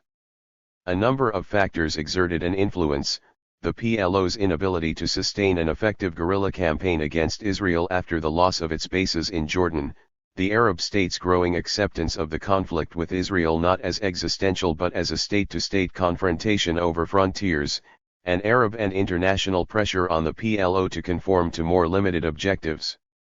At the Arab League summit in Khartoum in 1967, the League had declared that there would be no peace, no recognition, and no negotiations with Israel, the three NOS that were much repeated in Israeli propaganda. In reality, Egypt and Jordan welcomed mediation with Israel through UN Special Envoy Gunnar Jarring and later via U.S. Secretary of State William Rogers. The Khartoum summit notwithstanding, the most powerful Arab country bordering Israel had, by accepting SC 242, conceded in principle that its neighbor had a right to secure and recognized boundaries. It remained only for the Arab states and Israel to negotiate those boundaries and the other terms of a settlement. The Jordanian crackdown on the Palestinians in September 1970, although provoked by the PFLP aircraft hijackings, was meant among other things to punish the Palestinians for not accepting the new limitations of the key Arab states' aims. Starting in the early 1970s, members of the PLO responded to these pressures, in particular to the urging of the Soviet Union, by floating the idea of a Palestinian state alongside Israel, in effect a two-state solution. This approach was notably promoted by the Democratic Front for the Liberation of Palestine, which had split off from the PFLP in 1969, together with Syrian-backed groups, discreetly encouraged by the leadership of Fatah. Although there had been early resistance to the two-state solution by the PFLP and some Fatah cadres, in time it became clear that Arafat, among other leaders, supported it. This marked the beginning of a long, slow process of shifting away from the maximalist objective of the democratic state, with its revolutionary implications, to an ostensibly more pragmatic aim of a Palestinian state alongside Israel, to be achieved via negotiations on the basis of SC 242. The path toward these radical modifications was not an easy one for the PLO. Only after some of the most severe blows inflicted on the Palestinian national movement since the Nakba did the PLO come to accept a two-state approach based on SC 242. These blows came in quick succession during the Lebanese Civil War, which began formally in April 1975. However, for the Palestinians the war began 2 years earlier, on April 10, 1973, with the assassination of 3 PLO leaders in their homes in West Beirut by Israeli commandos led by Ehud Barak, later Israel's prime minister. 40 The crowds of Palestinians and Lebanese attending the funerals of the poet and PLO spokesman Kamal Nasser and Fatah leaders Kamal Adwan and Abu Yusuf Nayyar were immense. As I walked with the masses of mourners, I was not surprised to see that they were even larger than those for Ghassan Kanafani. These 4 men were among the scores of Palestinian leaders and cadres who fell victim to the assassination squads of the Mossad. It is true that nominally Palestinian groups murdered other Palestinian figures, including 3 members of the Fatah Central Committee and the PLO ambassadors in London and to the Socialist International. These groups served as agents of the 3 dictatorial Arab regimes, those of Hafez al-Assad in Syria, Saddam Hussein in Iraq, and Muammar al-Qaddafi in Libya, that were loud in their proclamation of support for the Palestinian cause but harsh in their treatment of the PLO. These regimes were patrons at different times of the gunmen of the Abu Nidal organization, which did most of this killing, and other small splinter groups. While the impact of these assassinations by Israel and the hostile Arab powers is a mark of the extraordinarily difficult path trodden by the Palestinian national movement, there is an important distinction between them. The Arab states that used such means wanted to bend the PLO to their will, even by using brute force, as when the Assad regime sent troops to confront the PLO in Lebanon in 1976. However, they operated on the basis of cold, calculating raison d'etat. They did not want to destroy the PLO or to extinguish the Palestine cause. Israel's case was quite different, as this was always its objective. Its long-standing policy of liquidating Palestinian leaders, inherited from the Zionist movement during the late Mandate period, aimed at eliminating the Palestinian reality, demographically, ideationally, and politically. Assassinations were thus a central element in Israel's ambition to transform the entire country, from the river to the sea, from an Arab to a Jewish one. To use Barak Kimmerling's term once again, this was an example of politicide in its most literal form. As evidence of the extent of the campaign of liquidations, we have 2 new accounts of it, one of them based on classified Israeli intelligence and military material. Among much else that is new, it contains sensational revelations about repeated attempts to assassinate Yasser Arafat. 41 The pretext that such killings were a blow against terrorism simply do not wash when the target is the leader of a national movement, unless the aim is to destroy that movement. Leaders of other anti-colonial movements were invariably vilified by their colonial masters in similar terms: terrorists, bandits, and murderers, whether they were Irish, Indian, Kenyan, or Algerian. Similarly, Israel's demonization of the PLO as terrorists served as a justification for its eradication. The private statements of Israeli Defense Minister Ariel Sharon in 1982 about Palestinian terrorists in Beirut could not be clearer on this point. 42. The justification of assassinations as necessary protection against terrorists, who would kill if not killed first, also rings hollow when many of those killed Ghassan Kanafani and Kamal Nasser, for example, or PLO representatives abroad such as Mahmoud Hamshari and Wael Zouaitir were intellectuals and advocates for the Palestine cause, rather than military personnel. Their artistic ventures were supplementary and linked to their political activities. Kanafani was a gifted novelist and painter, Nasser a poet, Zouaitir a writer and budding translator. These were not terrorists, but the most prominent voices of a national movement, voices Israel was determined to stifle. In Lebanon, the assassinations of Nasser, Adwan, and Nayyar in April 1973 were followed 1 month later by an armed confrontation with the Lebanese army, during which the Air Force strafed the Palestinian Sabra and Shatila refugee camps in the southern suburbs of Beirut. Throughout the remainder of the Lebanese Civil War, which dragged on until 1990, Palestinian refugee camps and population centers were a frequent target, besieged, devastated, the scenes of massacres and forced expulsions. Tal al-Ziyaitar, Karantina, Bay, Jisr al-Basha, and al-Hilway, Sabra, and Shatila Palestinians in all these places suffered such atrocities. The war also brought horrific massacres of Lebanese Christians by factions of the PLO and its Lebanese allies, notably at Damour in January 1976, where hundreds of Christians were killed, and the town was sacked and looted. Tal al-Ziyaatar was the largest, poorest, and most isolated of the Palestinian refugee camps in the Beirut area, with a population of about 20,000 Palestinians and perhaps 10,000 impoverished Lebanese, mainly Shiites from the south. It was located in the East Beirut suburb of Dikwana, which was inhabited largely by Lebanese Maronites sympathetic to the right-wing anti-Palestinian Falangist party. I was living in Beirut with my wife, Mona, in the years leading up to the Civil War, first working on my doctoral dissertation, and then teaching at the Lebanese University and the American University of Beirut. With a group of friends, Palestinian graduate students and residents of Tal al-Ziyaatar, we had opened the first preschool in the camp, backed by Jamiyat in Ash al-Mukayyam, a Lebanese Palestinian charitable organization. Relations between the camp and its surroundings became increasingly fraught as the situation in Lebanon deteriorated, and by May 1973 it was clear that Tal al-Ziyaatar and the nearby Bay and Jisr al-Basha refugee camps, as well as the Palestinian community in the Quarantina area, were in decidedly hostile territory.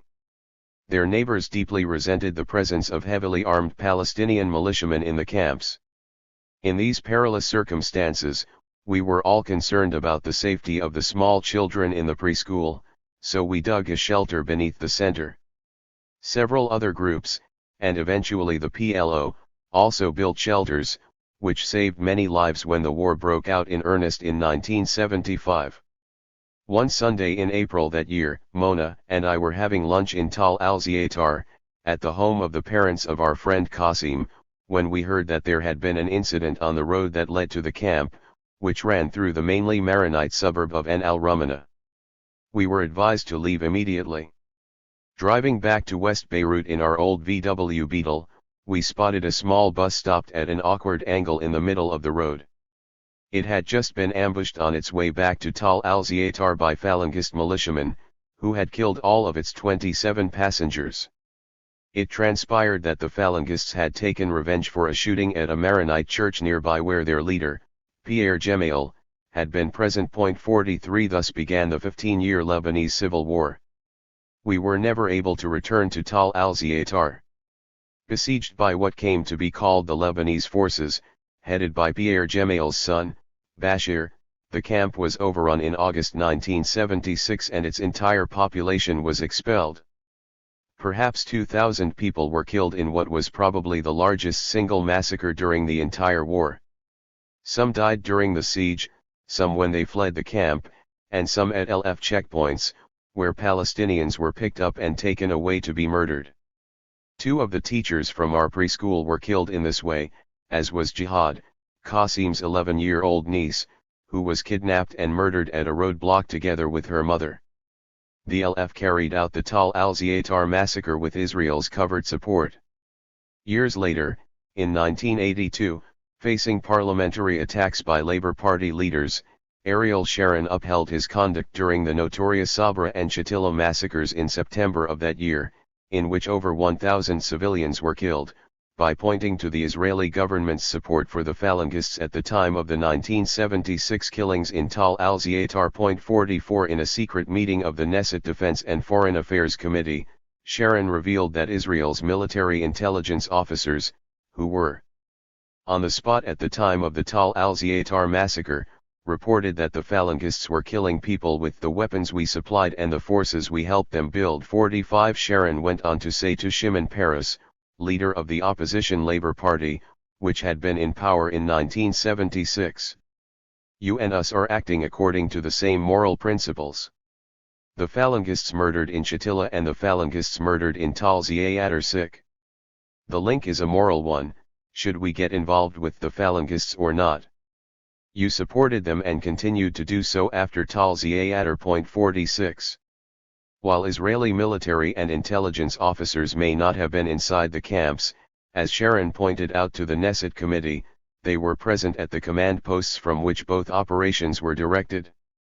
According to Hassan Sabri al-Kholi, the horrified Arab League mediator in Lebanon, who was present in the LF operations room and tried to halt the 1976 massacre as it was taking place. Israeli officers and two Syrian liaison personnel, Colonel Ali Madani and Colonel Muhammad Kohli, were there at the time. 47 Few images are more symbolic of the odds faced by the Palestinians during the Lebanon War than that of Israeli and Syrian officers whose coexistence in Lebanon had been brokered by Henry Kissinger to break the back of the PLO. 48 Looking on as LF commanders directed a massacre at a Palestinian refugee camp. But as Kissinger said in another context, covert action should not be confused with missionary work. 49 The war in Lebanon had multiple protagonists, Lebanese and non-Lebanese, each one with different objectives, but for a number of them the PLO was a major target. To those Lebanese who opposed the PLO, most of them Maronite Christians, their resistance to the armed Palestinian presence was carried out in the name of Lebanese nationalism and independence. As most Palestinian refugees in Lebanon were Sunni Muslims, and because the secular PLO was allied with Lebanese leftist and Muslim groups, the Maronites feared a disruption of the country's sectarian political system, which the French Mandate had rigged in their favor in the early 1920s. To Syria, Lebanon was a vital strategic arena it sought to dominate, a potential point of vulnerability in the conflict with Israel, and the site of its struggle with the PLO over leadership of the Arab Front against Israel. These became crucial issues for Damascus as Egypt moved inexorably toward a separate peace with Israel and in effect became the U.S. client state it has been ever since. While losing its Egyptian ally, Syria needed to find another counterweight to Israel, and domination of Lebanon, the Palestinians and Jordan may have seemed like the only viable option. The boundless mistrust between the Syrian President Hafez al-Assad and the PLO's Arafat exacerbated the situation, as did the PLO's backing of Lebanese leftist formations, which were thereby enabled to take a position more independent of Damascus. For the Israeli government, indirect and direct involvement in the Lebanon war furnished a welcome opportunity to acquire Lebanese clients, develop a new sphere of influence, and weaken Syria and its allies. Most important, the war provided an opening to retaliate against the PLO's sporadic attacks on Israelis, undermining and perhaps crippling it. This would also neutralize the threat that Palestinian nationalism posed to Israel's permanent control of the occupied territories, where millions more restive Palestinians had come under Israel's rule after 1967. The PLO's attacks launched from Lebanon, which often targeted civilians, gave different Israeli governments all the provocation they needed to justify interventions against their northern neighbor. Israeli methods ranged from direct support in the form of arms and training for the PLO's foes, notably the LF, which received equipment worth $118.5 million and training for 1,300 militiamen, according to an official Israeli source 50, to the assassinations and car bombings that killed Palestinian leaders and countless civilians. Senior Israeli military and intelligence personnel recounted details of some of these operations in a book in which the chapter on Lebanon is entitled A Pack of Wild Dogs. 51 The reference is to how Israeli operatives described their allies in the LF, which they employed for many of the most gruesome of these lethal operations. The United States supported Israel's goals in Lebanon under Nixon, Ford, and Kissinger, and later under Carter, Vance, and Brzezinski, as well as during the Reagan administration. The two essential objectives of U.S. Middle East policy were to woo the most important Arab state, Egypt, away from the Soviet Union, while not allowing the Middle East conflict to complicate détente with the USSR. This required steering Egypt toward acceptance of Israel. Egypt's complete alignment with the U.S. would let American leaders claim that they had won the Cold War in the Middle East while establishing a Pax Americana. Given the magnitude and importance to Washington of these strategic objectives, the PLO's opposition was a relatively minor obstacle, and there were plenty of Middle Eastern parties that were happy to help the United States by acting against it. With the explicit approval of the United States, one of these parties, Syria, launched a direct military assault on the PLO in Lebanon in 1976 as the civil war there was already underway. While Washington and Syria were working toward an understanding about this intervention, Kissinger clarified U.S. objectives, we could let the Syrians move and break the back of the PLO. This was, he said, a strategic opportunity which we shall miss. 52 In the end, the United States did not let the opportunity slip away, and Syrian troops engaged in pitched battles with Palestinian commandos in Sidon and the Shouf Mountains and elsewhere. This Syrian intervention was only made possible after Kissinger persuaded Israel not to oppose it, via a tacit agreement on red lines that set geographical limits to the Syrian advance. 53. The involvement of the United States in hostilities against the Palestinians long preceded its green light to Syria in 1976.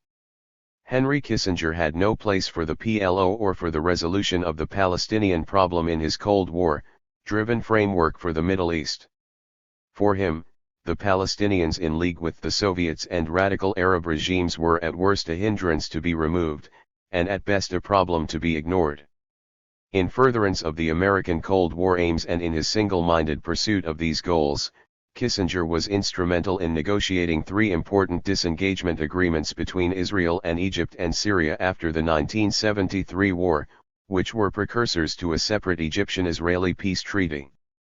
To achieve this, Kissinger sought only to contain the Palestine issue, prevent it from interfering with his diplomacy, and render it manageable, if necessary by the use of force exerted by a range of proxies.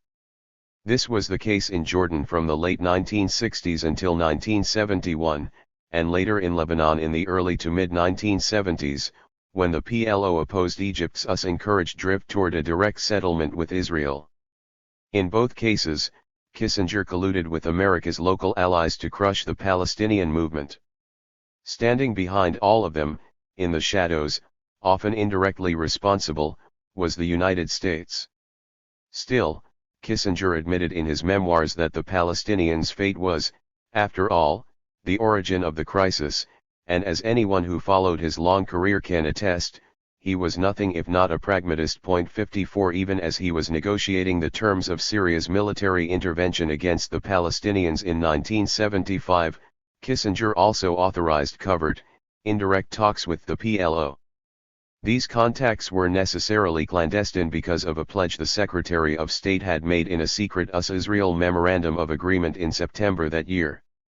According to this pledge, the United States promised not to recognize or negotiate with the Palestine Liberation Organization until the PLO recognized Israel's right to exist, abjured from the use of force, coded as terrorism, and accepted SC Resolutions 242 and 338, which, passed in 1973, reaffirmed SC 242 and called for negotiations between the parties concerned under appropriate auspices, meaning a multilateral peace conference, later convened at Geneva. 55. Notwithstanding this clandestine promise to Israel, soon after Kissinger asked President Gerald Ford to approve U.S. contact with the PLO. He argued that there would be no change in our position toward the PLO on the Middle East question, but we have no commitment to Israel not to talk to the PLO exclusively about the situation in Lebanon. 56 Ostensibly, the purpose of these contacts was to ensure the security of the U.S. Embassy in Beirut and of American citizens during the Lebanese Civil War, which the PLO undertook to do. Over several subsequent years, there was extensive coordination between intelligence personnel from the two sides about such security, provided by the PLO. When these dealings became known, Israel's response was harshly critical, but the U.S. government affirmed their limited nature. However, US-PLO contacts rapidly expanded well beyond these original limited aims to encompass the general political situation in Lebanon. In 1977, the U.S. ambassador in Beirut, Richard Parker, was tasked with maintaining contacts regarding a variety of political issues through intermediaries affiliated with the PLO, among them a professor at the AUB and a prominent Palestinian businessman. There can be little question that despite Kissinger's justification, U.S. discussions with the PLO violated the terms of the 1975 Memorandum of Agreement with Israel. 57 Once the Israeli government discovered what was going on, it reacted forcefully to this betrayal, as they saw it. In January 1979, Israeli agents in Beirut assassinated Abu Hassan Salameh, the key PLO figure involved in these contacts, by bombing his car, causing a huge explosion that resulted in a ball of fire. Salama had been the head of Yasser Arafat's personal security service, Force 17, and Israel claimed that he had been involved in the 1972 attack on Israeli athletes at the Munich Olympics. However, an account based on interviews with Israeli intelligence officers involved in the operation states that the Mossad eventually reached the conclusion that cutting this channel was important. To give the Americans a hint that this was no way to behave towards friends. 58 The assassination did not end the contacts, although they became even more deeply shrouded in secrecy, as both the United States and the PLO took the heavy-handed Israeli hint. In 1978, John Gunther Dean, Parker's successor as ambassador to Lebanon, was ordered to continue the channels of communication, which broadened to include the first direct interactions between American and PLO officials and came to address an even wider range of political topics. Among these were the terms for PLO acceptance of SC-242 and for U.S. recognition of the PLO, the inclusion of the PLO in peace negotiations, the Iranian Islamic Revolution, and freeing American hostages being held in Tehran. For at least 4 years, the United States was clandestinely negotiating with the PLO, its pledge to Israel notwithstanding. Dean was the target of an assassination attempt in 1980. The Front for the Liberation of Lebanon from Foreigners claimed responsibility, but this group was later identified in interviews with Israeli intelligence sources as an Israeli-controlled operation. 59 Dean always maintained that Israel was behind the attempt to kill him, and this evidence, in addition to Israel's assassination of several Palestinians involved in contacts with the United States, appears to bear out Dean's claim. 60. Correspondence with the State Department during 1979, to which Dean provided me access, illustrates the extent of these US-PLO contacts in ways that are not fully reflected in the official State Department documentary series Foreign Relations of the United States. 61 They include, for example, extensive exchanges on PLO efforts to free American hostages held in the embassy in Tehran, a number of whom were apparently released at least in part because of Palestinian intercession with the Iranian revolutionary regime. While the contacts began via intermediaries, they led to direct meetings between Dean and, among others, Brigadier Said Sail, Abu al-Walid, a former Jordanian army officer, the PLO's chief of staff, and its senior military officer. 62 He, too, was later assassinated, perhaps by Syrian agents or possibly by those of Israel. As important as the extent and range of the exchanges was their tenor. The Palestinian intermediaries involved talked at length with Dean and one of his colleagues about terms for the PLO's acceptance of SC-242, it was willing to do this with some reservations, and how that could lead to official, open US-Palestinian contacts. Agreement on this matter was never reached. The Palestinians involved repeatedly relayed the PLO's desire for recognition from Washington of its efforts on behalf of U.S. interests, but Dean was authorized only to express his government's gratitude for the provision of security to American institutions. The United States never offered the political recompense for these services that the Palestinian leadership apparently expected. While American contacts were ongoing with the PLO in Beirut, President Jimmy Carter's administration, working to hold a multilateral Middle East peace conference in Geneva, issued a joint communiqué with the USSR in October 1977. The communiqué broke ground, referring to participation of all parties to the conflict, including those of the Palestinian people. A statement made by Carter some months earlier, calling for a homeland for the Palestinians, signaled a different tone in Washington. However, under pressure from the newly elected Likud government in Israel, led by Menachem Begin, and from Egypt's Anwar Sadat, the administration soon abandoned its push for a comprehensive settlement and the inclusion of the Palestinians in negotiations. 63 Instead, it adopted the bilateral Camp David process, resulting in the separate Egyptian-Israeli peace treaty of 1979.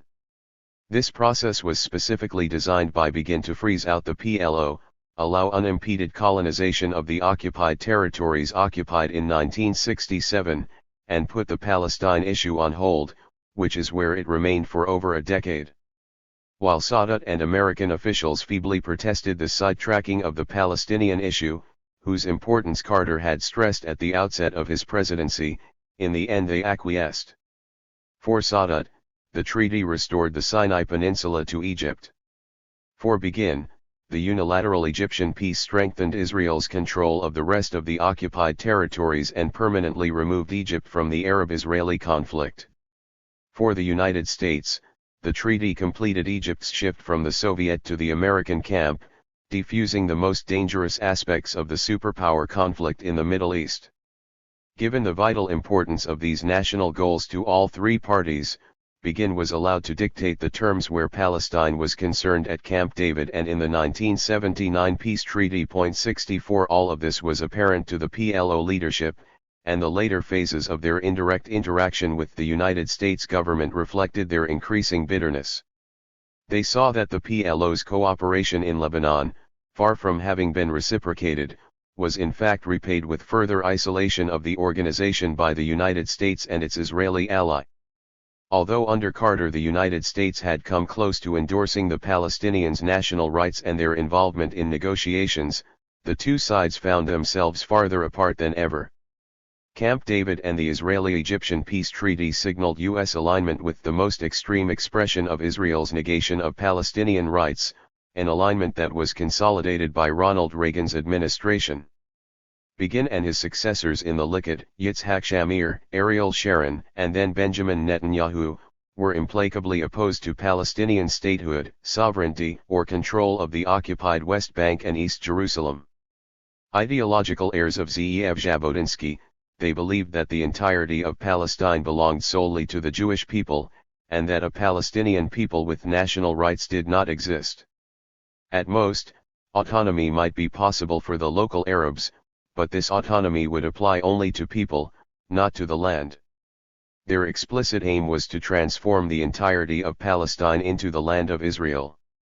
Via the treaty with Egypt, Begin ensured that nothing would interfere with the implementation of the Likud vision. The foundation he had cannily laid down, which was adopted by the United States, formed the basis of everything that would follow. 65 Future negotiations would be restricted to the terms of self-rule for an infinitely extendable interim period and exclude any discussion of sovereignty, statehood, Jerusalem, the fate of refugees, and jurisdiction over the land, water, and air of Palestine. Meanwhile, Israel set about reinforcing its colonization of the occupied territories. In spite of occasional meek American and Egyptian protestations, the conditions imposed by Begin set the ceiling of what the Palestinians were allowed to negotiate for. In the wake of the 1979 peace treaty, conditions became even worse for the Palestinians. The Lebanon war ground on, destroying much of the country, exhausting its people, and debilitating the PLO. At different stages, the PLO found itself facing the Israeli, Syrian, and Lebanese armies, as well as Lebanese militias supported covertly by an array of states, including Israel, the United States, Iran, and Saudi Arabia. Nevertheless, after all this and despite an Israeli incursion in 1978, the Litani operation, which left a swath of South Lebanon under the control of its proxy, the South Lebanese Army, the PLO was still standing. Indeed, it remained the strongest force in large parts of Lebanon, those that were not in the hands of foreign armies or their proxies, including West Beirut, Tripoli, Sidon, the Shouf Mountains, and much of the south. It would take one more military campaign to dislodge the PLO, and in 1982, American Secretary of State General Alexander Haig agreed to Ariel Sharon's plans for Israel to finish off the organization and with it Palestinian nationalism.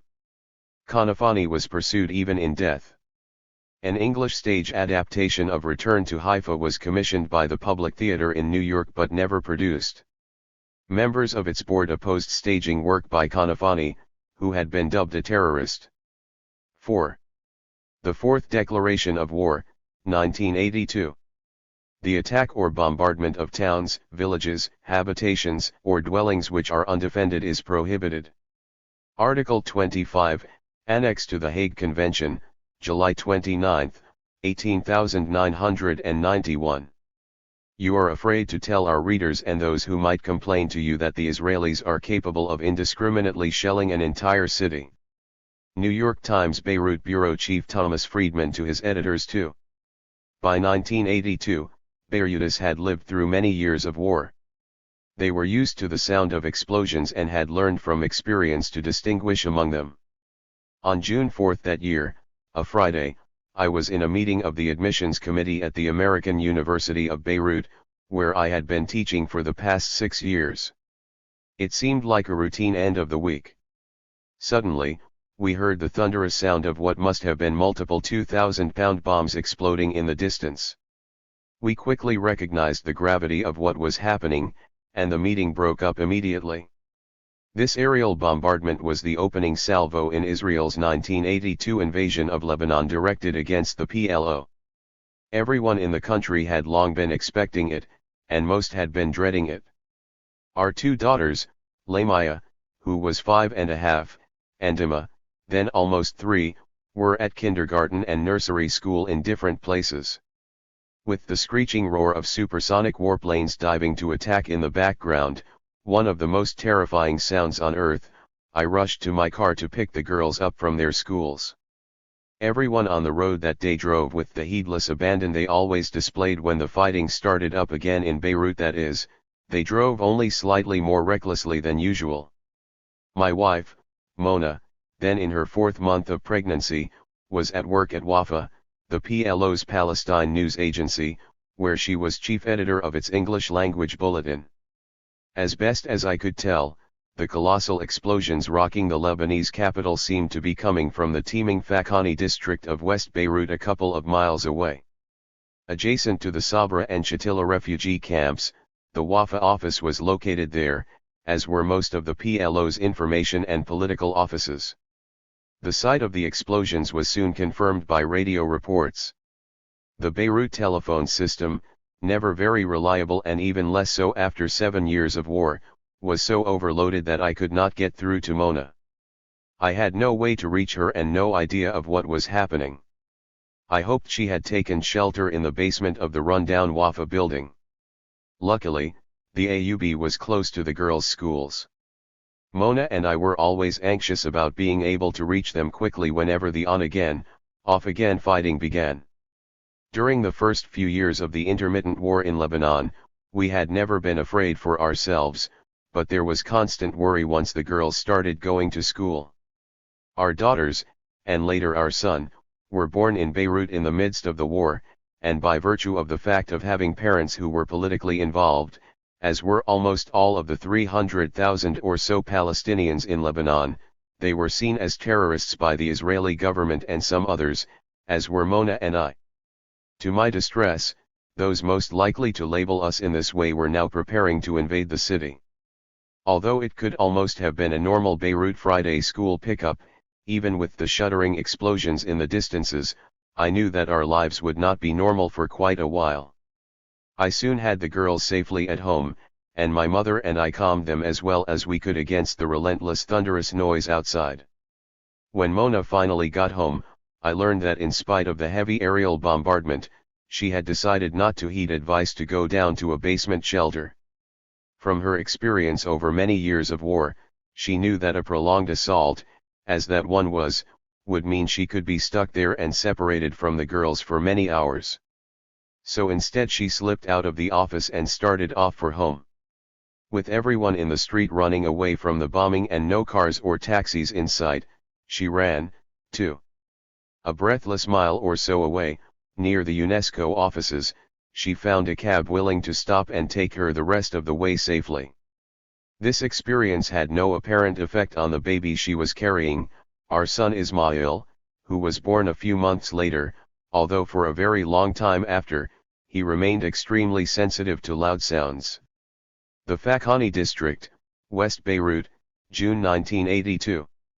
Wafa was located there, as were most of the PLO's information and political offices.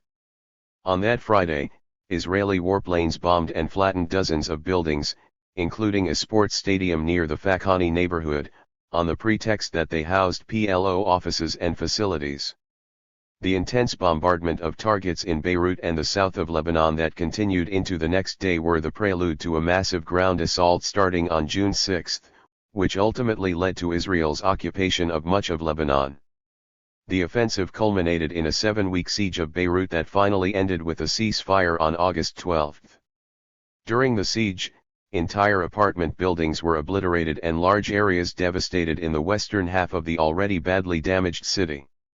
Nearly 50,000 people were killed or wounded in Beirut and the rest of Lebanon, while the siege constituted the most serious attack by a regular army on an Arab capital since World War II. It was not to be equaled until the U.S. occupation of Baghdad in 2003. The 1982 invasion of Lebanon was a watershed in the conflict between Israel and the Palestinians. It was the first major war since May 15, 1948, to mainly involve the Palestinians rather than the armies of the Arab states.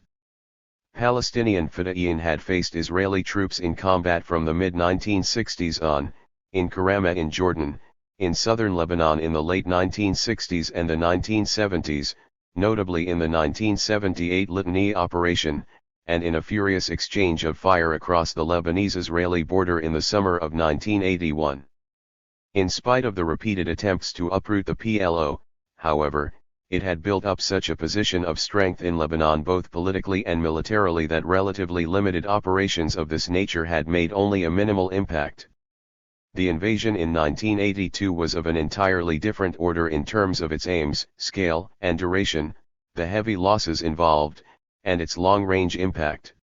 Israel's war on Lebanon had multiple objectives, but what distinguished it was its primary focus on the Palestinians and its larger goal of changing the situation inside Palestine. While the general scheme for the war was approved by Prime Minister Menachem Begin and the Israeli cabinet, they were often kept in the dark by the invasion's architect, Defense Minister Ariel Sharon, regarding both his real goals and his operational plans. Although Sharon wanted to expel the PLO and Syrian forces from Lebanon and create a pliable allied government in Beirut to transform circumstances in that country, his chief objective was Palestine itself. From the perspective of proponents of Greater Israel such as Sharon, Begin, and Yitzhak Shamir, destroying the PLO militarily and eliminating its power in Lebanon would also put an end to the strength of Palestinian nationalism in the occupied West Bank, Gaza Strip, and East Jerusalem. These areas would thereby become far easier for Israel to control and ultimately annex. Former Israeli Chief of Staff Mordechai Gur, speaking to a secret session of a Knesset committee at the outset of the war, approvingly summed up its purpose: in the occupied territories, in the final analysis the idea was to limit the PLO leadership's influence in order to provide us with greater freedom of action. 3. In scale, the Israeli invasion of Lebanon involved the equivalent of 8 divisions, well over 120,000 troops, a large proportion of them reservists, the country's largest mobilization since the 1973 war. 4 For the first couple of weeks of the war, this massive force engaged in intermittent but fierce battles with a few thousand Palestinian and Lebanese fighters in southern Lebanon, and in ferocious combat with 2 divisions of Syrian armor and infantry in the Bekaa Valley and the mountains of the Shauf and Metun districts east of Beirut. On June 26, Syria accepted a ceasefire, which explicitly excluded the PLO, and sat on the sidelines for the rest of the war. The subsequent siege of Beirut involved air and artillery bombardments of the city and sporadic ground combat solely with the forces of the PLO and its Lebanese allies. During the 10 weeks of fighting from early June through mid-August, 1982, according to Lebanese official statistics, more than 19,000 Palestinians and Lebanese, mostly civilians, were killed, and more than 30,000 wounded. 5 The strategically located En al-Hilway Palestinian refugee camp near Sidon, the largest in Lebanon with over 40,000 residents, was almost entirely destroyed after its population offered fierce resistance to the Israeli advance. In September a similar fate befell the twin Sabra and Shatila camps in the Beirut suburbs, scene of an infamous and grisly massacre after the fighting had supposedly ended. Beirut and many other areas in the south and the Shauf Mountains sustained severe damage, while Israeli forces periodically cut off water, electricity, food and fuel to the besieged western part of the Lebanese capital as they intermittently, but at times very intensively, bombarded it from air, land, and sea. The official Israeli toll of military casualties during the 10 weeks of war and siege totaled more than 2,700, with 364 soldiers killed and nearly 2,400 wounded. 6 The invasion of Lebanon and the subsequent lengthy occupation of the southern part of the country, which ended only in 2000, involved Israel's third highest military casualty toll among the 6 major wars in its 70-plus year history. 7 Throughout the 10 weeks of bombardment and the siege of West Beirut, my family Mona, our 2 daughters, my mother, Selway, my younger brother Raja, and I stayed together in our apartment in the built-up Zarif neighborhood of West Beirut. The front lines had come uncomfortably close to my mother's home in the southern suburb of Haradhraik, forcing her and my brother to move in with us. When we were able to visit their apartment after the fighting ended, we found that the kitchen had suffered a direct hit from an Israeli artillery shell. Being together meant that each of us in the family knew where the others were at all times, and we could help keep up our general morale, despite the many privations of the siege, caring for 2 little children cooped up at home, coping with the acute shortages of water, electricity, and fresh food, and the stench of burning garbage, which we withstood along with hundreds of thousands of other West Beirutis. We had endured years of civil war, weathering heavy bombardments and even Israeli air attacks, but this siege, with its volume of Israeli artillery fire from land and sea and the relentless aerial bombing, was far more intense and ferocious. During this existential crisis for the Palestinian cause, which felt to many of us as if life and death hung in the balance, I acted as an off-the-record source for Western journalists, with some of whom I had become friends over the years. Free from the obligation to present the PLO's official line, but still in close touch with colleagues at Wafa, where I had once worked, I was able to provide my own frank assessment of events. Meanwhile, Mona continued to edit the Wafa English-language news bulletin, although given her pregnancy it was now far too dangerous for her to go to the old office in the Fakhani neighborhood, and she had to work remotely. 8. It was fortunate for the presentation of the Palestinian point of view that Beirut had always been the journalistic nerve center of much of the Middle East, as well as the center for espionage, with most journalists located in the western part of the city. Among them were veteran war correspondents who had covered the Arab-Israeli and Lebanese conflicts for many years and were mostly immune to obvious propaganda, whether be it the unsubtle messaging of the PLO, the harsh rhetoric of the Maronite Lebanese Front, the formulaic bluster of the Syrian regime, or the slick, devious Hasbara that Israel had mastered. Because of their presence in Beirut, the course of the war was well covered by the international media. The author, on the right, helping out at a press briefing at the Commodore Hotel, Beirut. The previous July, Israel and the PLO had engaged in an intense 2-week exchange of fire across the border, with Israel's aviation and artillery pounding South Lebanon and PLO rocket and artillery units hitting targets across northern Israel. 9 In consequence, large numbers of Lebanese and Palestinian civilians had been forced to flee their homes, while Israelis in Galilee were confined to shelters or fled. This fierce fighting culminated in a July 25, 1981, ceasefire negotiated by U.S. Presidential Envoy Ambassador Philip Habib, which, remarkably, held for the next 10 months with very few violations. 10 However, it was clear that the Begin government and Ariel Sharon were not satisfied with this outcome. Warnings of Israeli war preparations had reached Lebanese and Palestinian leaders, the media, and others. One of these warnings was delivered in a spring 1982 briefing for researchers that I attended at the Institute for Palestine Studies. It was delivered by Dr. Yevgeny Primakov, who was director of the Soviet Oriental Institute and reputed to be a senior officer of the KGB. Primakov was blunt: Israel would soon attack Lebanon, the United States would support it fully, and the USSR did not have the capability to prevent the attack or to protect its Lebanese and Palestinian allies. Moscow, he said, would be hard-pressed to prevent the war from extending to Syria or to preserve its main regional ally, the Syrian regime. We were told that he had said much the same things to the PLO leadership. 11. So none of us should have been surprised when the war started with the bombing of Beirut on June 4, 1982, although the scope and scale of what followed was much greater than I and others expected. By contrast, Yasser Arafat and other PLO leaders had long understood that when war came, Sharon would push his army all the way to Beirut. They had clearly been preparing for this eventuality, stockpiling ammunition and supplies, moving offices and files, and preparing shelters and backup command centers. 12 Starting on June 6, Israel's immense armored columns, often preceded by amphibious and helicopter landings of commandos, pushed northward rapidly beyond Sidon along the coast toward Beirut. Other Israeli armored units simultaneously advanced through the Shouf Mountains in the center of the country, while still others fought up the Bekaa Valley to the east. The invading force of 8 divisions enjoyed absolute superiority in numbers and equipment on all fronts, as well as complete control of the air and sea. Although difficult terrain or heavily built-up areas combined with determined resistance could briefly hinder such a forceful offensive, only very heavy Israeli casualties would have potentially slowed if not stopped it. Thus on June 13, Israeli troops arrived at the strategic Khalidi intersection on the coast road just south of Beirut, where Palestinian, Lebanese, and Syrian combatants were eventually overwhelmed. 13 Israeli tanks and artillery soon after appeared near the presidential palace in Ba Abda and in other suburbs in the eastern part of the capital. West Beirut was now encircled, and the siege was about to begin.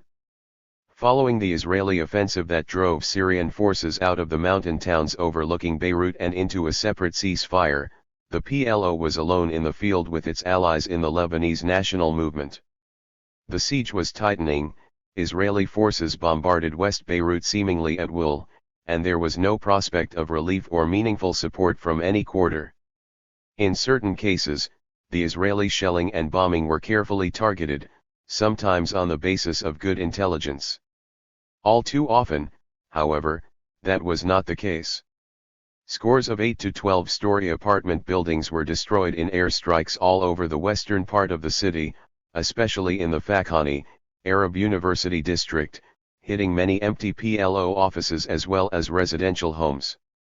Many of the buildings that were leveled there and elsewhere along the shore in the Rayush neighborhood, for example, where my cousin Walid's apartment was destroyed by an artillery shell, had no plausible military utility.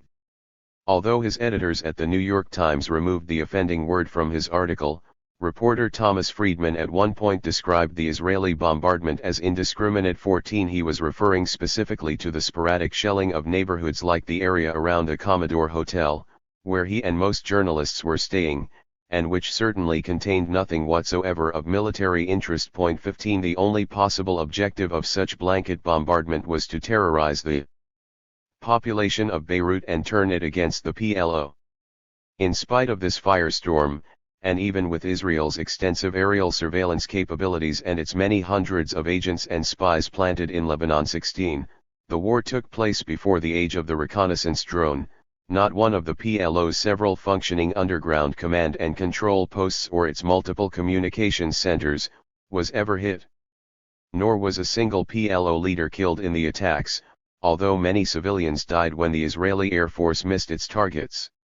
This is surprising, given just how extensive were Israel's efforts to liquidate them. 17 Israel's leaders were clearly unconcerned about killing civilians trying to do so, after an air attack in July 1981 destroyed a building in Beirut with heavy civilian casualties. Begin's office had stated that Israel was no longer refraining from attacking guerrilla targets in civilian areas. 18 Arafat himself was a prime target.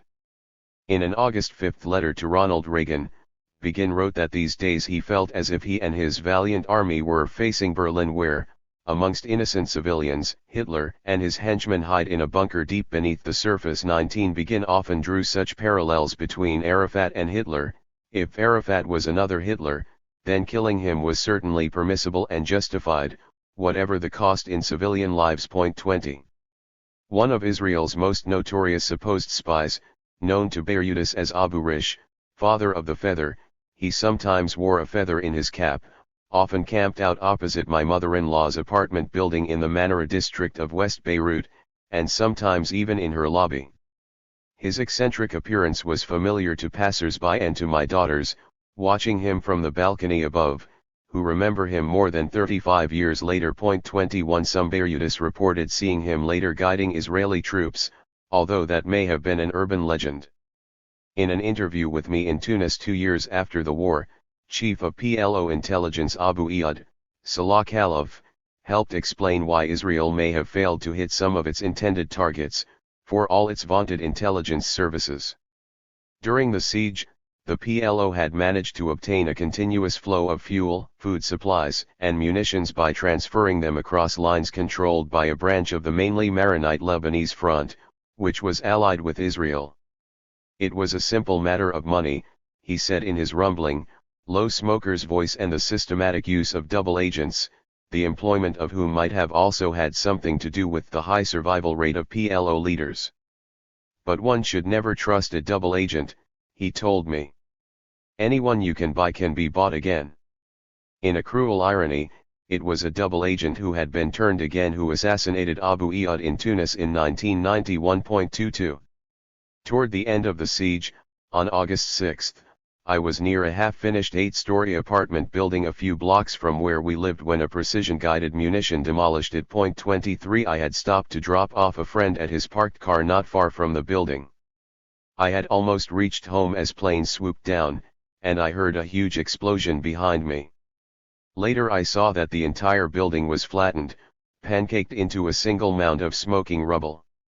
The structure, which had been full of Palestinian refugees from Sabra and Shatila, had reportedly just been visited by Arafat. At least 100 people, probably more, were killed, most of them women and children. 24 days later, my friend told me that immediately after the air attack, just as he got into his car, shaken but unhurt, a car bomb exploded nearby, presumably having been set to kill the rescuers who were helping families trying to find their loved ones in the rubble. Such car bombs, a weapon of choice for the Israeli forces besieging Beirut, and one of their most terrifying instruments of death and destruction, were described by one Mossad officer as killing for killing's sake. 25. Zarif, West Beirut, August 6, 1982, I heard a huge explosion behind me. Later I saw that the entire building was flattened, pancaked into a single mound of smoking rubble. This dirty war continued until the PLO was forced to agree to evacuate Beirut, under intense pressure from Israel, the United States, and their Lebanese allies, and in the absence of meaningful support from any Arab government. 26 The exit negotiations took place primarily via Ambassador Habib's exchanges with Lebanese intermediaries, but also involved France and some Arab governments, notably Saudi Arabia and Syria. Until the end, and despite some shifts in the American cast of characters and attitude toward Israel, the United States remained committed to achieving Israel's core war aim, the defeat of the PLO and its expulsion from Beirut. Israel demanded complete and virtually unconditional PLO withdrawal from the city, an aim which the United States fully endorsed. Employing Cold War tropes that they knew would resonate in Washington, Begin and Sharon had early on convinced President Reagan and his administration that the PLO was a terrorist group aligned with the evil Soviet Empire and that its elimination would be a service to both the United States and Israel. All U.S. diplomacy during the war flowed from that shared conviction. The PLO thus faced not only fierce military pressure from Israel, but also unremitting diplomatic coercion from Israel's U.S. ally. That coercion was intense and constant, and it was accompanied by Israeli and American campaigns of disinformation and deception about the course of the negotiations, designed to sap Palestinian and Lebanese morale and precipitate a quick surrender. Meanwhile, the United States also provided indispensable material support to its ally, to the tune of $1.4 billion in military aid annually in both 1981 and 1982. This paid for the myriad of U.S. weapons systems and munitions deployed in Lebanon by Israel, from F-16 fighter bombers to M113 armored personnel carriers, 155 mm and 175 mm artillery, air-to-ground missiles, and cluster munitions. Beyond the intertwined roles of Israel and the United States, One of the shabbiest and most shameful subsidiary aspects of the war was the capitulation of the leading Arab regimes to American pressure. Their governments loudly proclaimed their support for the Palestinian cause, but did nothing to back the PLO as it stood alone, but for its Lebanese allies, against Israel's military onslaught, and as an Arab capital was besieged, bombarded, and occupied. They did no more than issue pro forma objections as the United States championed Israeli demands to expel the PLO from Beirut. The Arab League foreign ministers, meeting on July 13 in preparation for the Arab summit later that year, proposed no action in response to the war, which by then had been ongoing for over 5 weeks. Instead, the Arab states meekly acquiesced. This was notably true of Syria and Saudi Arabia, which had been chosen by the Arab League to represent the Arab position on a mission to Washington during the summer of 1982.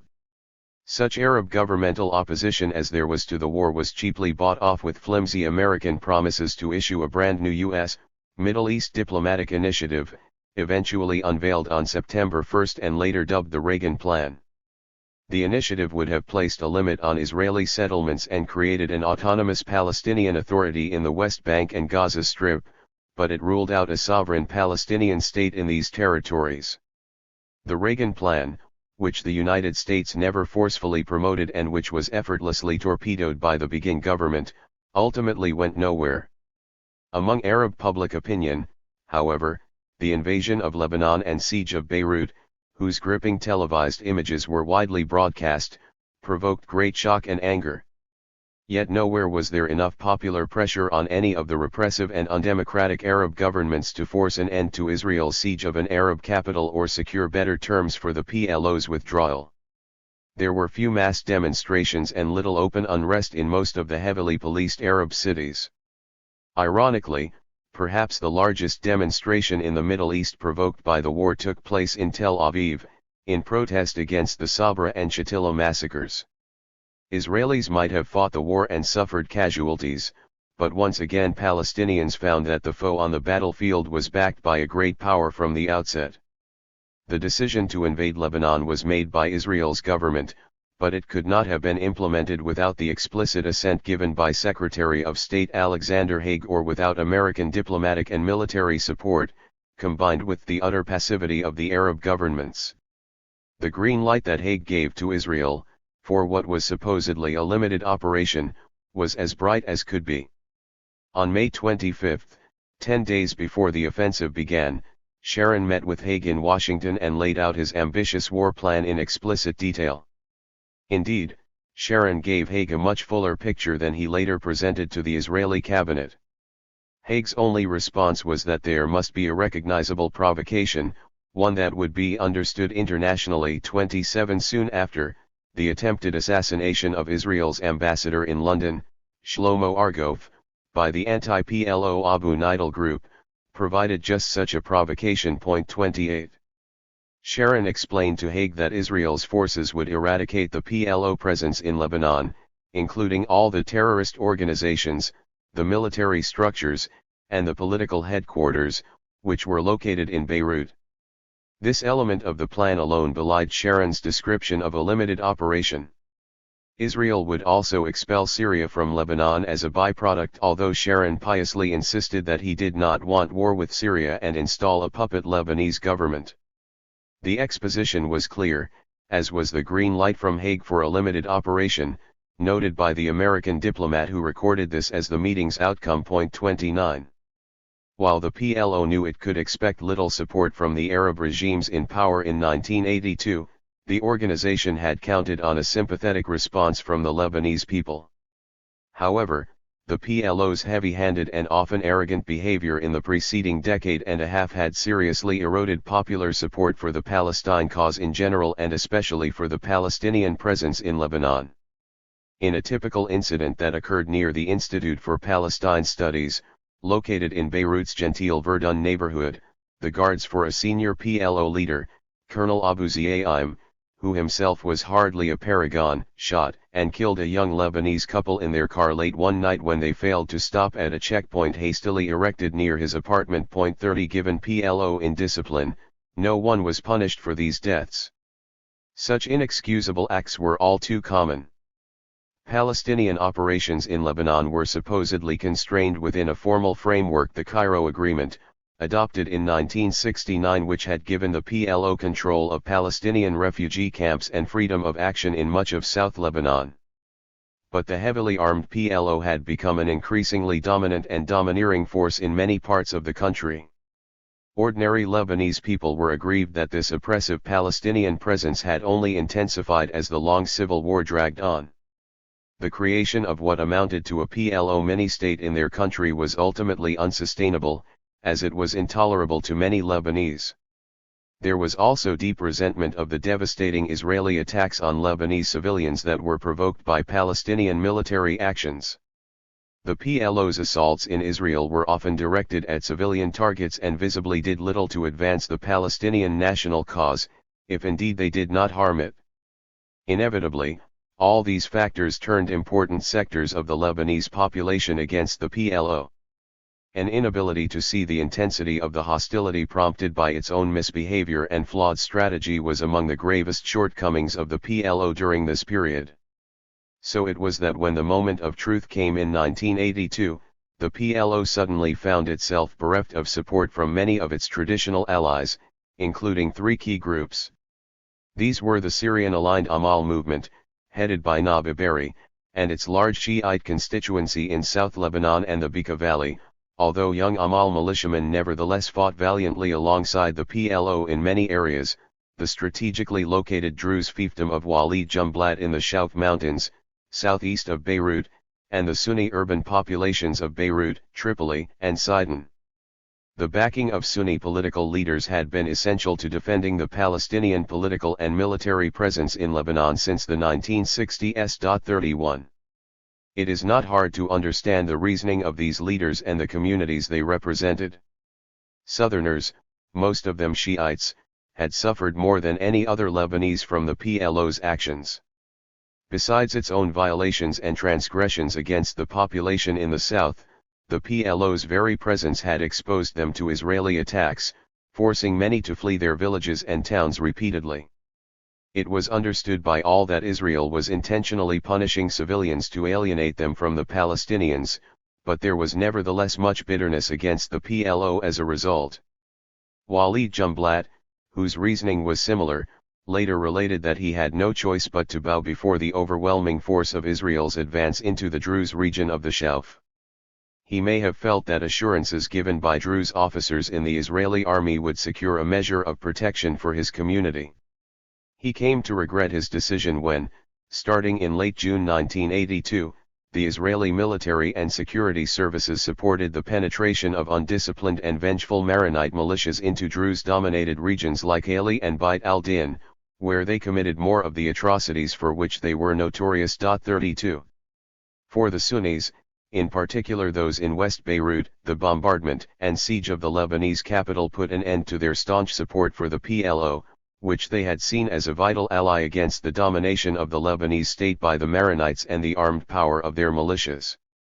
Some may have been stirred by Palestinian calls to turn Beirut into another Stalingrad or Verdun, but most were aghast at the prospect of the city being devastated by Israeli artillery and airstrikes. Defiance of Israel was all well and good, but not at the cost of the avoidable destruction of their homes and property. This was a crucial shift. Without the support of Beirut's largely Sunni population, together with its many Shia residents, prolonged resistance by the PLO to the Israeli offensive was ultimately futile. These calculations led to a severe erosion of the already weakening support for the PLO, which diminished further during the early days of the fighting, when the south and the Shouf were overrun, Beirut was bombarded and encircled, Syria dropped out of the war, and Philip Habib relayed Israel's harsh demands for the PLO's immediate and unconditional evacuation. A few more weeks into the war, however, the leaders of the three Lebanese Muslim communities changed their position significantly and became more supportive of the PLO. This shift came after the PLO consented to withdraw from Beirut in exchange for ironclad guarantees for the protection of the civilians who would be left behind.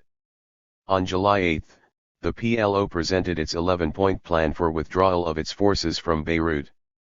This plan called for establishing a buffer zone between Israeli forces and West Beirut, coupled with a limited withdrawal of the Israeli army, the lasting deployment of international forces, and international safeguards for the Palestinian, and Lebanese, populations, which would be left behind virtually without defenses once the PLO's fighters had departed. 33 On the strength of this plan, the Lebanese Muslim leaders were convinced that the PLO was sincere in its willingness to depart as a move to save the city. Also, they were deeply disconcerted by mounting evidence of Israel's overt backing for the mainly Maronite LF, since it underlined the vulnerability of their communities in a post-PLO Lebanon dominated by Israel and its militant allies. These concerns had been reinforced by the arrival of the LF militias in the Shouf in late June, and the widespread massacres, abductions, and murders that they carried out there and in the areas of the south under Israeli control. 34 At this stage, after 7 years of civil war, such sectarian slaughter was commonplace, and the PLO's forces had served as a primary defender of the country's Muslims and leftists. The Sunni, Shia, and Druze leaders therefore redoubled their backing for the PLO's demands in its 11-point plan. There is a vital thread of U.S. responsibility that must be followed to understand what happened next.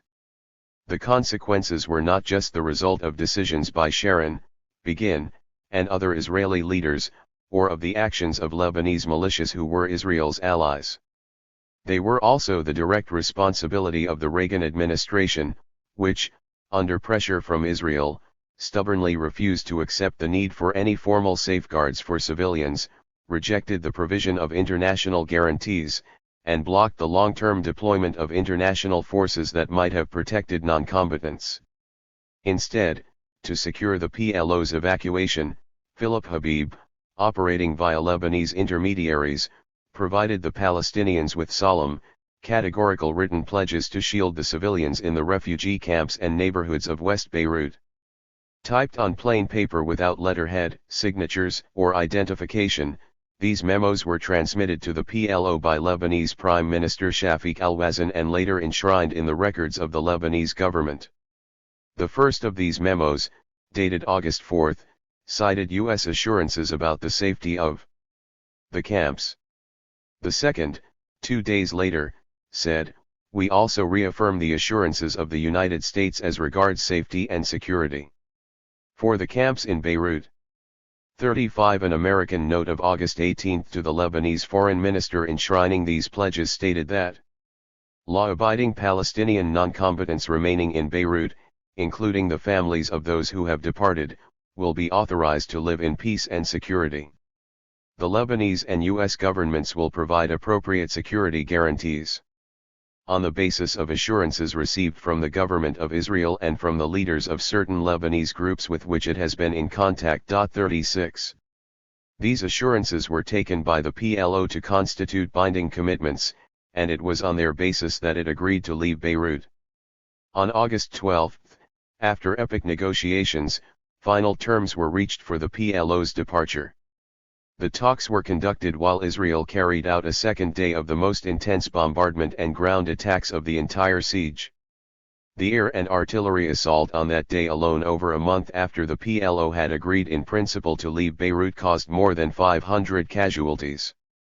It was so unrelenting that even Ronald Reagan was moved to demand that Begin halt the carnage. 37 Reagan's diary relates that he called the Israeli Prime Minister during the ferocious offensive, adding, "I was angry. I told him it had to stop or our entire future relationship was endangered. I used the word Holocaust deliberately and said the symbol of his war was becoming a picture of a 7-month-old baby with its arms blown off." 38 This sharp phone call impelled Begin's government to halt its reign of fire almost immediately, but Israel refused to budge on the crucial issue of international protection for the Palestinian civilian population as a quid pro quo for the PLO's evacuation.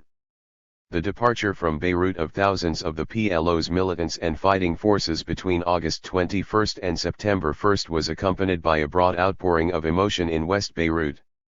Weeping, singing, ululating crowds lined the routes as convoys of trucks carried the Palestinian militants to the port. They watched as the PLO was forced to evacuate the Lebanese capital, with its leaders, cadres, and fighters going to an unknown destiny. They ended up scattered by land and sea over a half-dozen Arab countries. The men and women bound for an uncertain exile, some for the second or third time in their lives, were seen as heroes by many Beirutis for having stood up for 10 weeks with no external support to speak of to the most powerful army in the Middle East. As their convoys rolled through Beirut, no one was aware that a sudden and unilateral American decision, taken under Israeli pressure, meant that the international forces supervising the evacuation American, French, and Italian troops would be withdrawn as soon as the last ship left. Israeli obduracy and U.S. acquiescence had left the civilian population unprotected. In the Zarif neighborhood where we lived, only a few buildings had been severely damaged, so we managed to survive the siege of Beirut physically unscathed, although I worried about the lasting effect the war might have on our 2 young daughters 39. Once PLO forces were gone and the siege was lifted, life slowly began to return to normal, even though Israeli troops still ringed West Beirut and tension remained very high. This seeming normalcy ended soon enough, and we would learn that those assurances delivered to the PLO were not worth the plain white paper they were written on. On September 14, President-elect Bashir Gemayel, commander of the LF and leader of the Phalangists, was assassinated in a huge bomb blast that destroyed a Phalangist headquarters. This was the trigger for Israel's forces immediately to enter and occupy the western part of the city despite promises to the United States that it would not do so where the PLO had previously been headquartered and where its LNM allies were still located. The following day, as Israeli troops swept into West Beirut quickly overpowering scattered and fitful resistance from fighters of the LNM, my family and I feared for our safety, as did other Palestinians with connections to the PLO, that is, nearly all Palestinians in Lebanon. They included not only refugees registered and born in Lebanon, but also people with foreign citizenship, work permits, and legal residence like ourselves. Uppermost in all our minds was the Phalangist massacre in the Tal al-Ziyaitar refugee camp in 1976 where 2,000 Palestinian civilians had been slaughtered. In light of the Israeli-LF alliance, the PLO had specifically cited Tal al-Ziyaitar in its 11-point plan and during the negotiations over its evacuation. Our fears were of course compounded by the murders that had been carried out by the LF forces in areas recently occupied by Israel, and by Israel's depiction of the PLO as terrorists, with no distinction made between militants and civilians.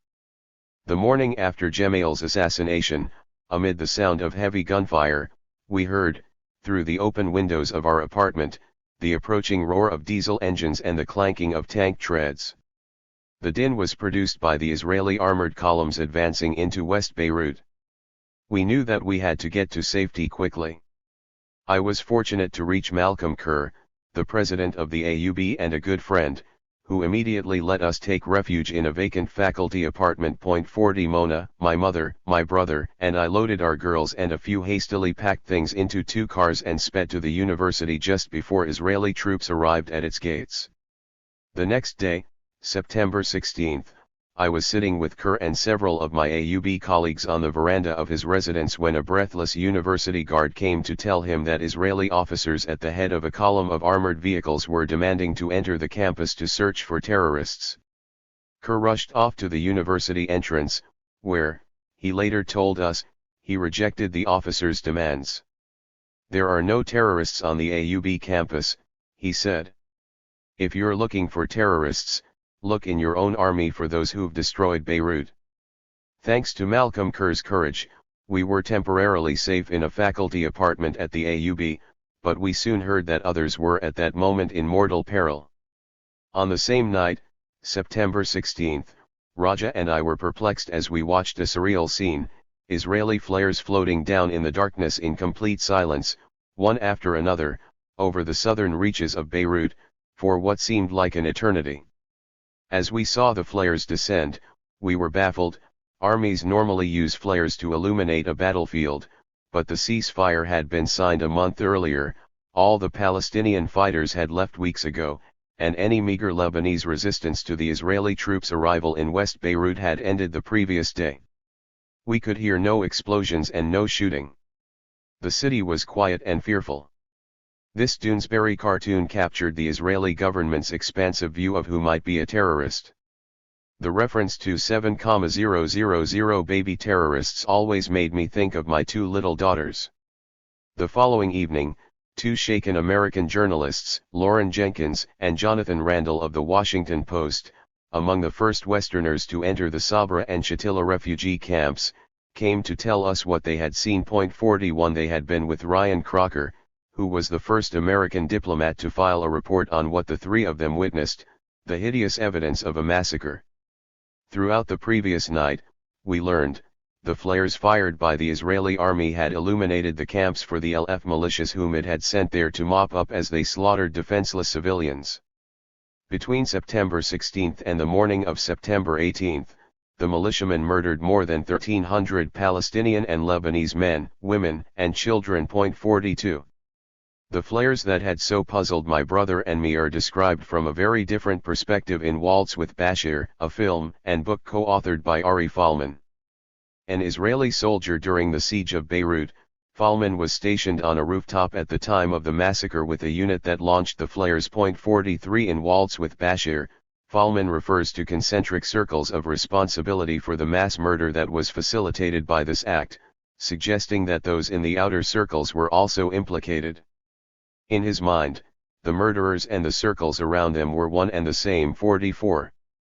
The statement is as true of the war as a whole as it is of the massacres in Sabra and Shatila. A commission of inquiry set up after the events, chaired by Israeli Supreme Court Justice Yitzhak Kahan, established the direct and indirect responsibility of Begin, Sharon, and senior Israeli military commanders for the massacres. 45 Most of those named lost their posts as a result of both the inquiry and the general revulsion in Israel over the massacres. However, documents released by the Israel State Archives in 200 and 1246 and the unpublished secret appendices to the Kahan Commission 47 reveal even more damning evidence of these individuals' culpability, which was far greater than the original 1983 report lays out. The documents expose long deliberated decisions by Sharon and others to send the practiced Falangist killers into the Palestinian refugee camps, with the aim of massacring and driving away their populations. They also show how American diplomats were repeatedly browbeaten by their Israeli interlocutors and failed to stop the slaughter that the U.S. government had promised to prevent. According to these documents, after the entire PLO military contingent had left Beirut at the end of August 1982, Begin, Shamir, Sharon, and other Israeli officials falsely asserted that some 2,000 Palestinian fighters and heavy weaponry remained in the city, in violation of the evacuation accords. 48 Shamir made the claim in a meeting with an American diplomat on September 17, 49 Even though the United States government knew for certain that this was not the case, Sharon himself told the Israeli cabinet a day earlier that 15,000 armed terrorists had been withdrawn from Beirut. 50 Moreover, Israeli military intelligence undoubtedly knew that this number included every single regular PLO military unit in Beirut. Sadly, American diplomats did not challenge Israeli leaders on their spurious figures. Indeed, the documents show that U.S. officials had difficulty standing up to the Israelis over anything to do with their occupation of West Beirut. When Moshe Arens, Israel's ambassador in Washington, was obliged to listen to a series of harsh talking points read to him that were drafted by Secretary of State George Shultz, who by then had taken over from Hague, accusing Israel of deception and demanding the immediate withdrawal of its troops from West Beirut, Arens responded with scorn. "I am not sure you guys know what you are doing," he told Lawrence Eagleburger, the Deputy Secretary of State, and called the American points of fabrication and completely false. Eagleburger suggested that the State Department might issue a statement calling Israel's occupation of West Beirut contrary to assurances, at which point Arens's deputy, the 33-year-old Benjamin Netanyahu, weighed in. "I would suggest you delete this," he said. "Otherwise you give us no choice but to defend our credibility by setting the record straight. We'll end up in a shooting war with each other." After listening to an aside from Netanyahu in Hebrew, Arens added, I think that is right. 51 Rarely in history has a junior diplomat of a small country spoken thus to a senior representative of a superpower, and been supported in doing so. On September 17, as the massacres Lauren Jenkins and John Randall described to us continued, Philip Habib's assistant, Ambassador Morris Draper, was instructed by Washington to press Shamir and Sharon for a commitment to leave West Beirut. Sharon, characteristically, escalated things. "There are thousands of terrorists in Beirut," he told Draper. "Is it your interest that they will stay there?" Draper did not demur at this false assertion, but when the exasperated U.S. envoy said to the assembled Israeli officials, "We didn't think you should have come into West Beirut. You should have stayed out," Sharon bluntly told the ambassador, "you did not think, or you did think. When it comes to our security, we have never asked. We will never ask. When it comes to existence and security, it is our own responsibility and we will never give it to anybody to decide for us." After Draper mildly challenged Sharon on another claim involving terrorists, Israel's defense minister flatly said, "So we'll kill them. They will not be left there. You are not going to save them. You are not going to save these groups of the international terrorism." 52. Sharon could not have been more chillingly explicit. Unbeknown to Draper or the U.S. government, at that very moment the LF militias that Sharon's forces had sent into the refugee camps were carrying out the killing of which he spoke, but of unarmed old people, women, and children, not supposed terrorists. If Sharon's forces did not carry out the actual slaughter, they had nonetheless armed the LF to the tune of $118.5 million, trained them, sent them to do the job, and illuminated and facilitated their bloody task with flares. That Sharon's intention to use the LF in this way was premeditated stands out in scores of pages of the secret appendices to the Commission's report.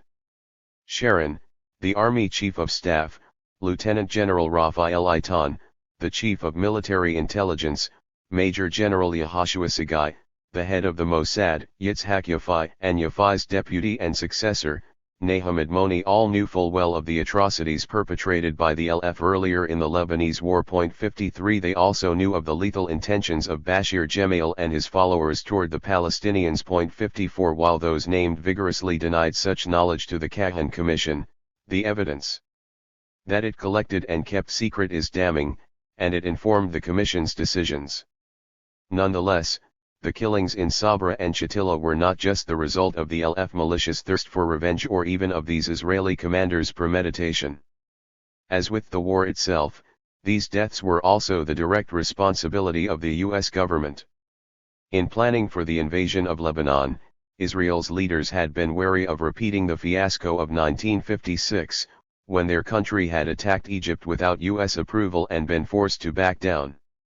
Having learned from this bitter experience, Israel only went to war in 1967 after receiving the backing of its American ally. Now, in 1982, launching this war of choice, as many Israeli commentators called it, was entirely dependent on the green light given by Alexander Haig, a point confirmed by well-informed Israeli journalists soon after the war. 55 The new and fuller details revealed in previously unavailable documents make the case clearly. Sharon told Haig exactly what he was about to do in great detail, and Haig gave his endorsement, amounting to another U.S. declaration of war on the Palestinians. Even after a public outcry over the deaths of so many Lebanese and Palestinian civilians, after the televised images of the bombardment of Beirut, after the Sabra and Shatila massacres, American support continued undiminished. In terms of what Ari Folman called the outer circles of responsibility, American culpability for Israel's invasion extends even further than Haig's green light. The United States supplied the lethal weapons systems that killed thousands of civilians and that were manifestly not used in keeping with the exclusively defensive purposes mandated by American law. Sharon explicitly forewarned U.S. officials that this would happen. According to Draper's later recollections, after he and Habib met with Sharon in December 1981, he reported to Washington that in Israel's planned attack we were going to see American-made munitions being dropped from American-made aircraft over Lebanon, and civilians were going to be killed. 56 Moreover, the Israeli High Command and intelligence services were not the only ones who were aware of the murderous propensities of the LF toward Palestinian civilians. Their American counterparts were just as knowledgeable about the LF's bloody track record. Because of this knowledge, because of American backing for Israel and tolerance of its actions, its supplies of arms and munitions for use against civilians, its coercion of the PLO to leave Beirut and refusal to deal directly with it, and its worthless assurances of protection, the 1982 invasion must be seen as a joint Israeli-US military endeavor, their first war aimed specifically against the Palestinians. The United States thereby stepped into a position similar to that played by Britain in the 1930s, helping to repress the Palestinians by force in the service of Zionist ends. However, the British were the leading party in the 1930s, while in 1982 it was Israel that called the tune, deployed its might, and did the killing, while the United States played an indispensable but supporting role. After we learned of the massacres in Sabra and Shatila, we knew that it was not safe for us to remain in Beirut, especially with our two small children and with Mona about to have a third. Our journalist friends put us in touch with Ryan Crocker, the senior American political officer and the only U.S. diplomat still at the embassy in West Beirut. 57 Crocker not only offered to arrange our evacuation as U.S. citizens, he would also escort us out of Israeli-occupied Beirut in an armored vehicle belonging to the embassy. But he could take us only to the Israeli-Syrian lines between Bamdown and Sofar in the Lebanese mountains, because of reports of the presence of Iranian Revolutionary Guards in Syrian-controlled territory. When I told him that we had to get farther than that, to nearby Shtora in the Bekaa Valley, whence we could take a taxi to Damascus, he assented. Crocker was as good as his word. On September 21, the day Amin Gemayel was elected president of Lebanon in place of his assassinated brother, we left Beirut with him and a driver, crossed the Israeli and LF lines, reached Shtora, and went on to Damascus by taxi. Once there, however, instead of taking us to our hotel, the driver deposited us at one of the many offices of the Syrian intelligence services. There Mona, now 7 months pregnant, my brother, and I were treated to several hours of detention, punctuated by separate interrogations of each of us that featured such penetrating questions as, "Did you see any Israeli soldiers in Beirut?" The Syrian security apparatus fortunately did not interrogate my 67-year-old mother or our 2 little daughters, and eventually we were released, after which we went to our hotel, and then left Damascus as quickly as we could. 58 We flew to Tunis, where we reunited with some of our Palestinian friends from Beirut who had been evacuated there. In Tunis, I first developed the ideas that eventually became my book about the decisions taken by the PLO during the 1982 war, Under Siege, and began discussions with some of the PLO leaders whom I later interviewed for the book. We then went on to Cairo, where Mona and I both had family, and we realized how badly the war had affected the girls. They went into a wild panic when they heard the screeching rumble of trolley cars in an adjacent street, thinking they were Israeli tanks. As soon as the Israeli army withdrew from West Beirut and the airport opened, we went back to the city. Mona insisted on having our third child delivered by the same obstetrician who had delivered our 2 daughters, and whose father had delivered Mona herself over 30 years earlier. Our son Ismail was born in November 1982-59, and I returned to teaching at the AUB and continued to work at the IPS. After a tense few months marked by the suicide bombing of the U.S. Embassy in the spring of 1983, we left Beirut for what we expected would be just a year away. But the Lebanese civil war erupted in force once again, and we never returned to our Beirut home. 60. The political impact of the 1982 war was enormous. It brought about major regional changes that affect the Middle East to this day. Among its most significant lasting results were the rise of Hezbollah in Lebanon and the intensification and prolongation of the Lebanese civil war, which became an even more complex regional conflict. The 1982 invasion was the occasion of many firsts, the first direct American military intervention in the Middle East since U.S. troops had briefly been sent into Lebanon in 1958, and Israel's first and only attempt at forcible regime change in the Arab world. These events in turn engendered an even fiercer antipathy toward Israel and the United States among many Lebanese, Palestinians, and other Arabs, further exacerbating the Arab-Israeli conflict. These were all consequences that flowed directly from the choices made by Israeli and U.S. policymakers in launching the 1982 war.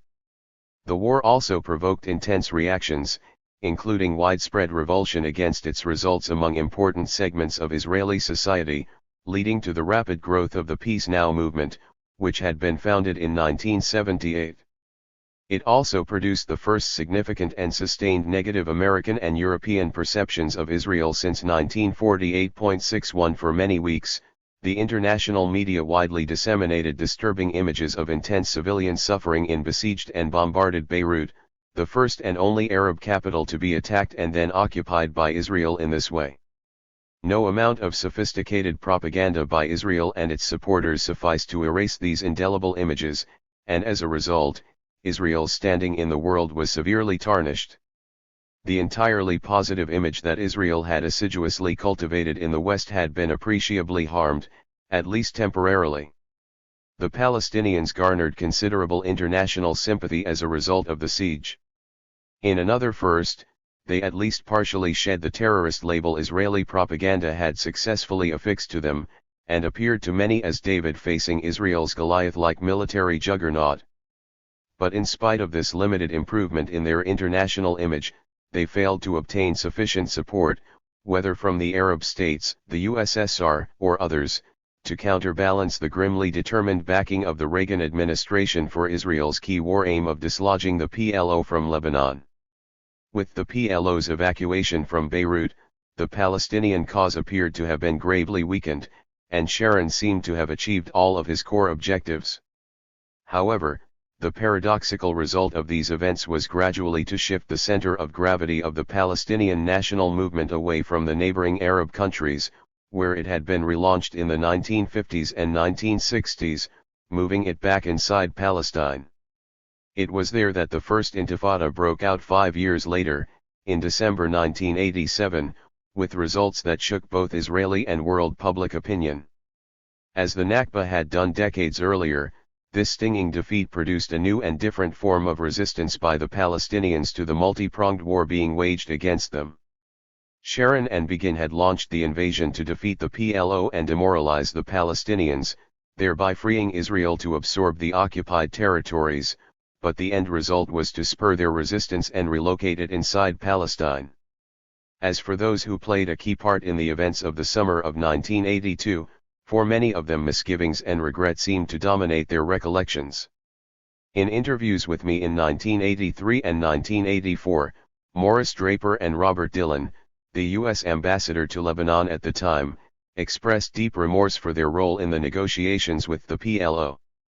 Both felt bitterly deceived by Sharon and Begin, who they said had given the United States explicit commitments that Israeli forces would not enter West Beirut.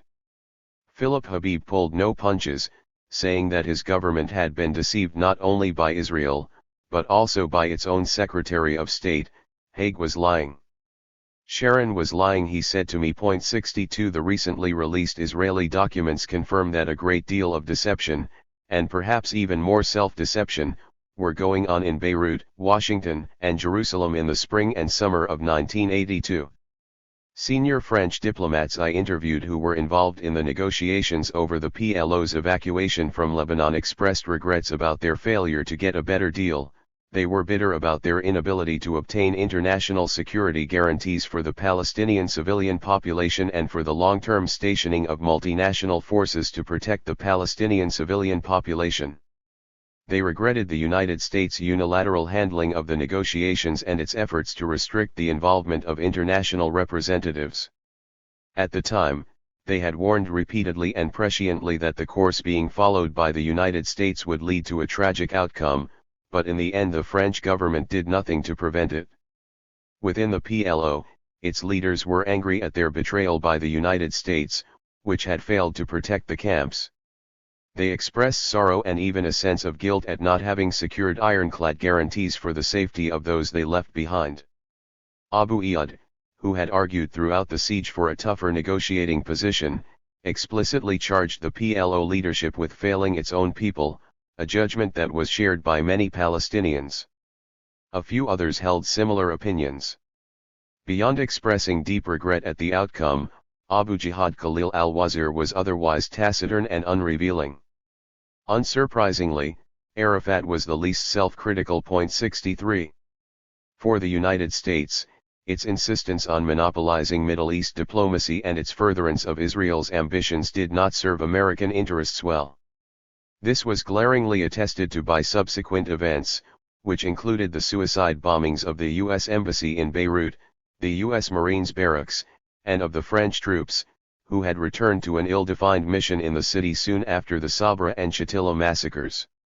Within months, the battleship USS New Jersey was firing shells the size of Volkswagen Beetles into the Shouf Mountains, where Druze militias, supported by Syria, were battling the LF, supported by Israel.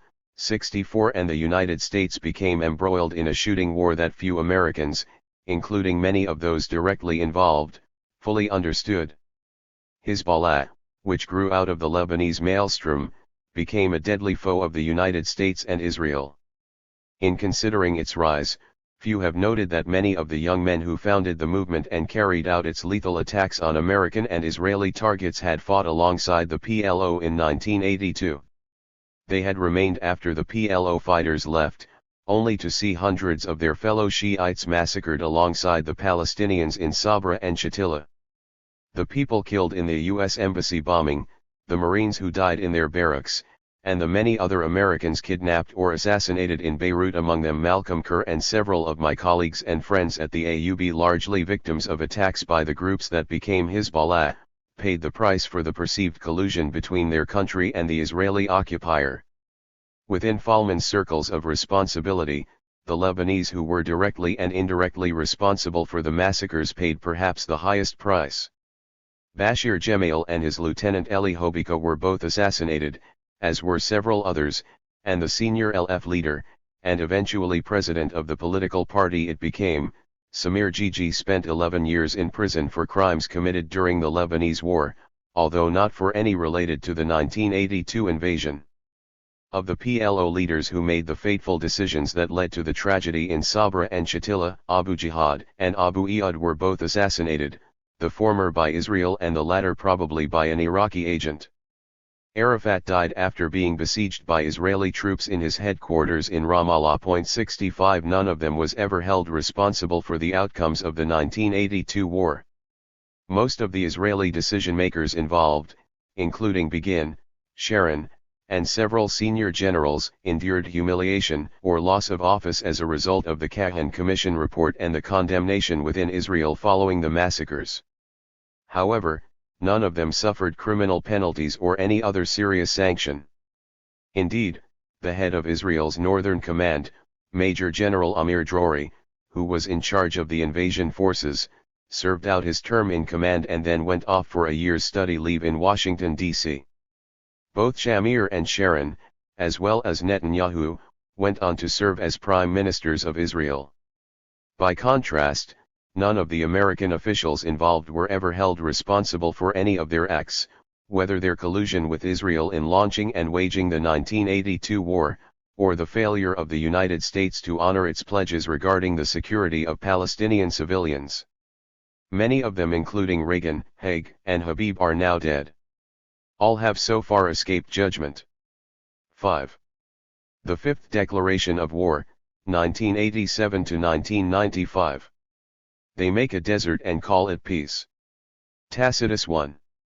The Palestinian uprising, or Intifada, which broke out in December 1987, was a perfect example of the law of unintended consequences. 2 Ariel Sharon and Menachem Begin had launched the invasion of Lebanon to quash the power of the PLO, and thereby end Palestinian nationalist opposition in the occupied West Bank and Gaza to the absorption of those territories into Israel. This would complete the colonial task of historic Zionism, creating a Jewish state in all of Palestine. The 1982 war did succeed in weakening the PLO, but the paradoxical effect was to strengthen the Palestinian national movement in Palestine itself, shifting the focus of action from outside to inside the country. After 2 decades of a relatively manageable occupation, Begin and Sharon, two fervent partisans of the Greater Israel ideal, had inadvertently sparked a new level of resistance to the process of colonization. Opposition to Israel's land grab and military rule has erupted within Palestine repeatedly and in different forms ever since. The First Intifada, as it became known, erupted spontaneously all over the occupied territories, ignited when an Israeli army vehicle struck a truck in the Jabalia refugee camp in the Gaza Strip, killing 4 Palestinians.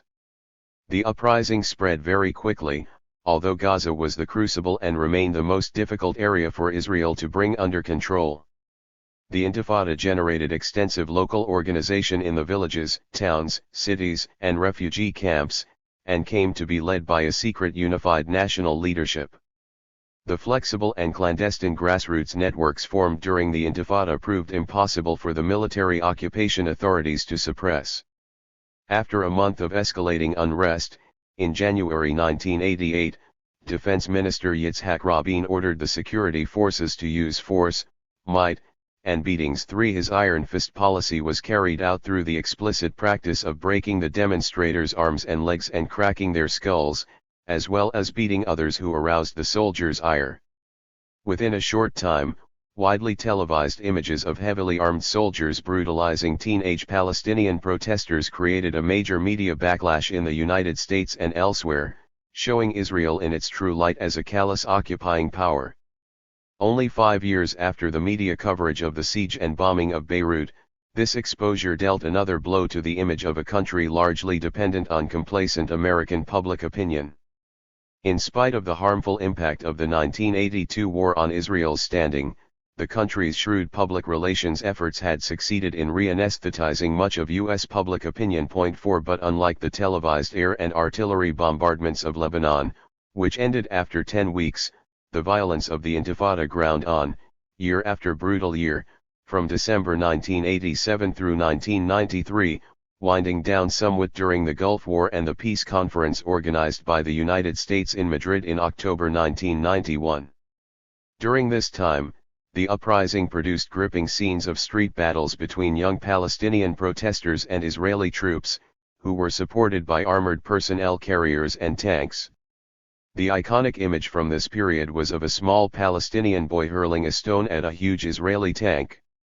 If it bleeds it leads, the saying goes, and television viewers were riveted by repeated tableaus of wrenching violence, which inverted the image of Israel as a perpetual victim, casting it as Goliath against the Palestinian David. This was a constant drain on Israel, not only in terms of the pressure on its security forces, but also, and perhaps more significant, in terms of its reputation abroad, in some ways its most vital asset. Even Rabin, the man in charge, realized the importance of this political factor.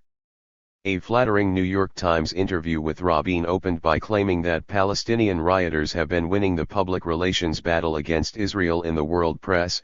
Defense Minister Yitzhak Rabin conceded today, stressing that the army is confronting something new and complex, a widespread uprising born of decades of Palestinian frustrations. 5.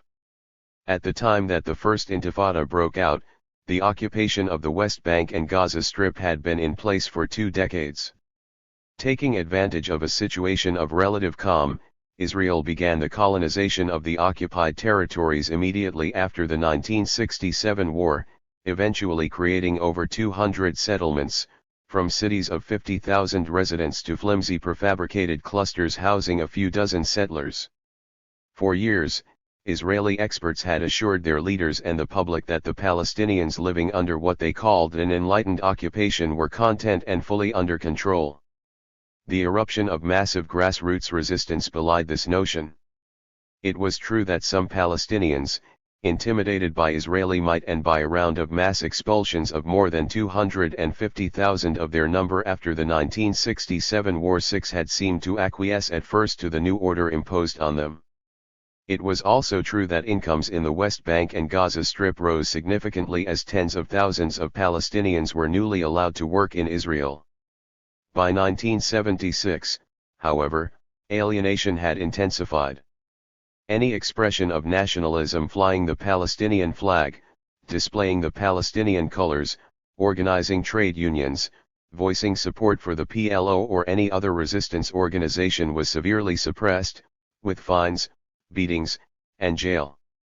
Detentions and imprisonment usually featured torture of detainees. Protesting the occupation publicly or in print could lead to the same result or even to deportation. More active resistance, especially that involving violence, invited collective punishment, house demolitions, imprisonment without trial under the rubric of administrative detention that could last for years, and even extrajudicial murder. That year, mayoral candidates backed by the PLO won municipal elections in Nablus, Ramallah, Hebron, and Al-Bayra, as well as in other towns. A number of the mayors were deported in 1980, accused of incitement, and others were removed from office by the military occupation authorities in the spring of 1982, provoking widespread unrest.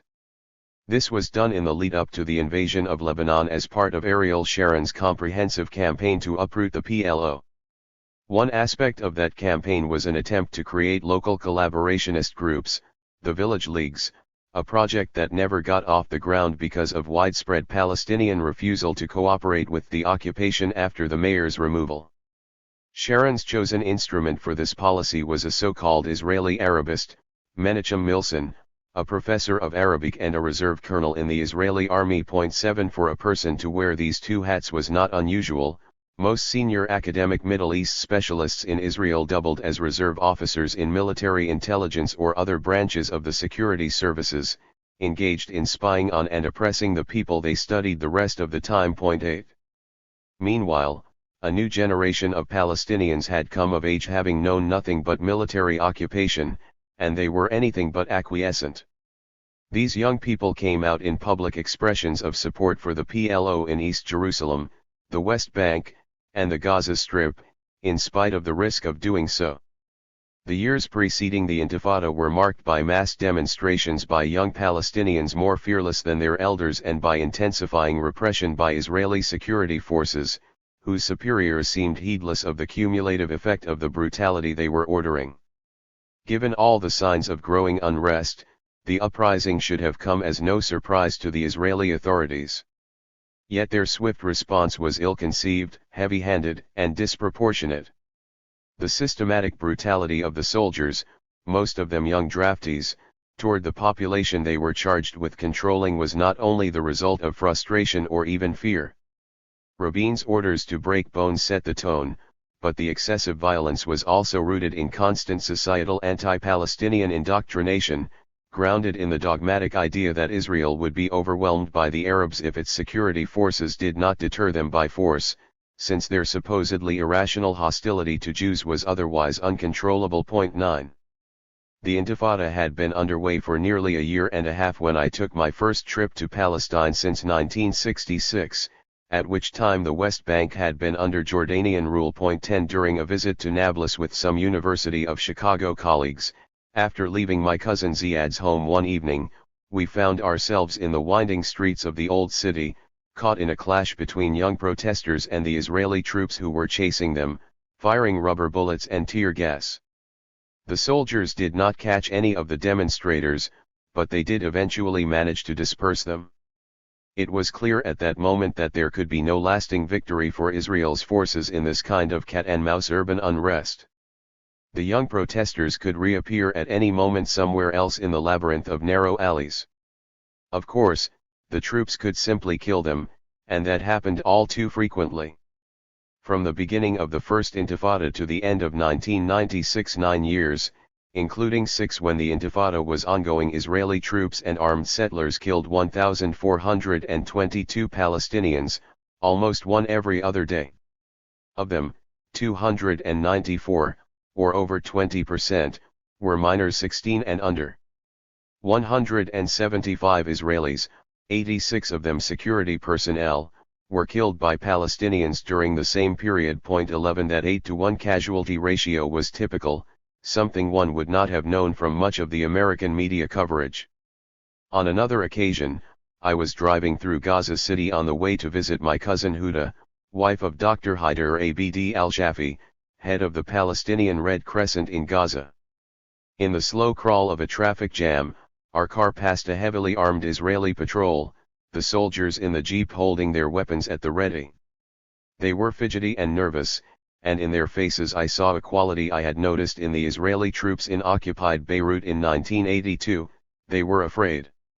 Their vehicles moved at a snail's pace through heavily populated built-up areas where the entire community loathed the occupation that the soldiers embodied and enforced. Soldiers of a regular army, no matter how heavily armed, will never feel secure in such circumstances. Rabin and others recognized the inherent problems that I saw on the streets of Nablus and Gaza. According to Itamar Rabinovich, Rabin's biographer, close collaborator, and tennis partner, the First Intifada brought the veteran general to the realization that a political solution was necessary. 12 Nonetheless, he held fast to the deterrent effect of brutality. The use of force, Rabin said, including beatings, undoubtedly has brought about the impact we wanted, strengthening the population's fear of the Israel Defense Forces. 13 Maybe so, but this brutality did not put an end to the uprising. Nablus Kasbah, the First Intifada, 1988. There could be no lasting victory for Israel's forces in this kind of cat-and-mouse urban unrest. The Intifada was a spontaneous, bottom-up campaign of resistance, born of an accumulation of frustration and initially with no connection to the formal political Palestinian leadership. As with the 1936-39 revolt, the Intifada's length and extensive support was proof of the broad popular backing that it enjoyed. The uprising was also flexible and innovative, developing a coordinated leadership while remaining locally driven and controlled. Among its activists were men and women, elite professionals and business people, farmers, villagers, the urban poor, students, small shopkeepers, and members of virtually every other sector of society. Women played a central role, taking more and more leadership positions as many of the men were jailed and mobilizing people who were often left out of conventional male-dominated politics. 14. Along with demonstrations, the Intifada involved tactics ranging from strikes, boycotts, and withholding taxes to other ingenious forms of civil disobedience. Protests sometimes turned violent, often ignited by soldiers inflicting heavy casualties with live ammunition and rubber bullets used against unarmed demonstrators or youths throwing stones. Nevertheless, the uprising was predominantly nonviolent and unarmed, a crucially important factor that helped mobilize sectors of society in addition to the young people protesting in the streets, while showing that the entirety of Palestinian society under occupation opposed the status quo and supported the Intifada. The First Intifada was an outstanding example of popular resistance against oppression and can be considered as being the first unmitigated victory for the Palestinians in the long colonial war that began in 1917. Unlike the 1936-39 revolt, the Intifada was driven by a broad strategic vision and a unified leadership, and it did not exacerbate internal Palestinian divisions. 15 Its unifying effect and largely successful avoidance of firearms and explosives, in contrast to the Palestinian resistance movement of the 1960s and 1970s, helped to make its appeal widely heard internationally, leading to a profound and lasting positive impact on both Israeli and world public opinion. This was no accident. The Intifada was explicitly aimed not only at mobilizing Palestinians and Arabs, but also at shaping Israeli and world perceptions. That this was a key objective was clear from many of the tactics used, and also from the sophisticated and effective communications strategies of those who were able to explain to international audiences what the Intifada meant.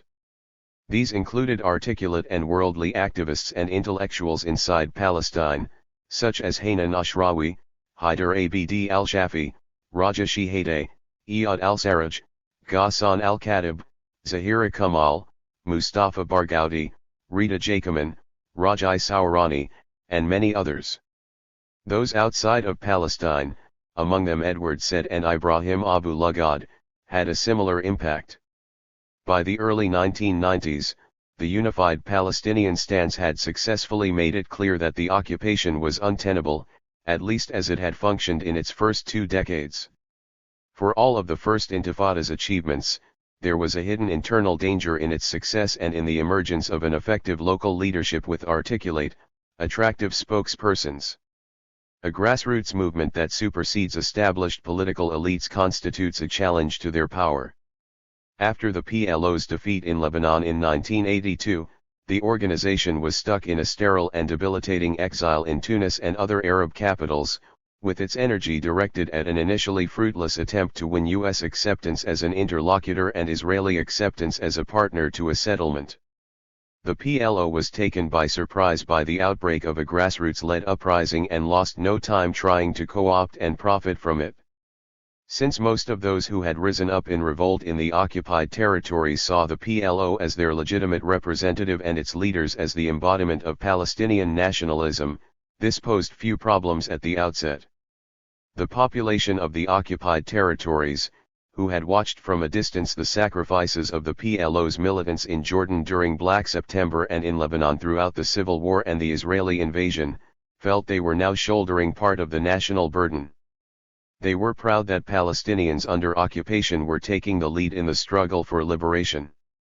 The problem with this development was the short-sightedness and limited strategic vision of the PLO's leaders in Tunis. Many of them did not fully understand the nature of the occupation regime or the complex social and political situation of the Palestinians in the West Bank and Gaza Strip after 2 decades of Israeli control.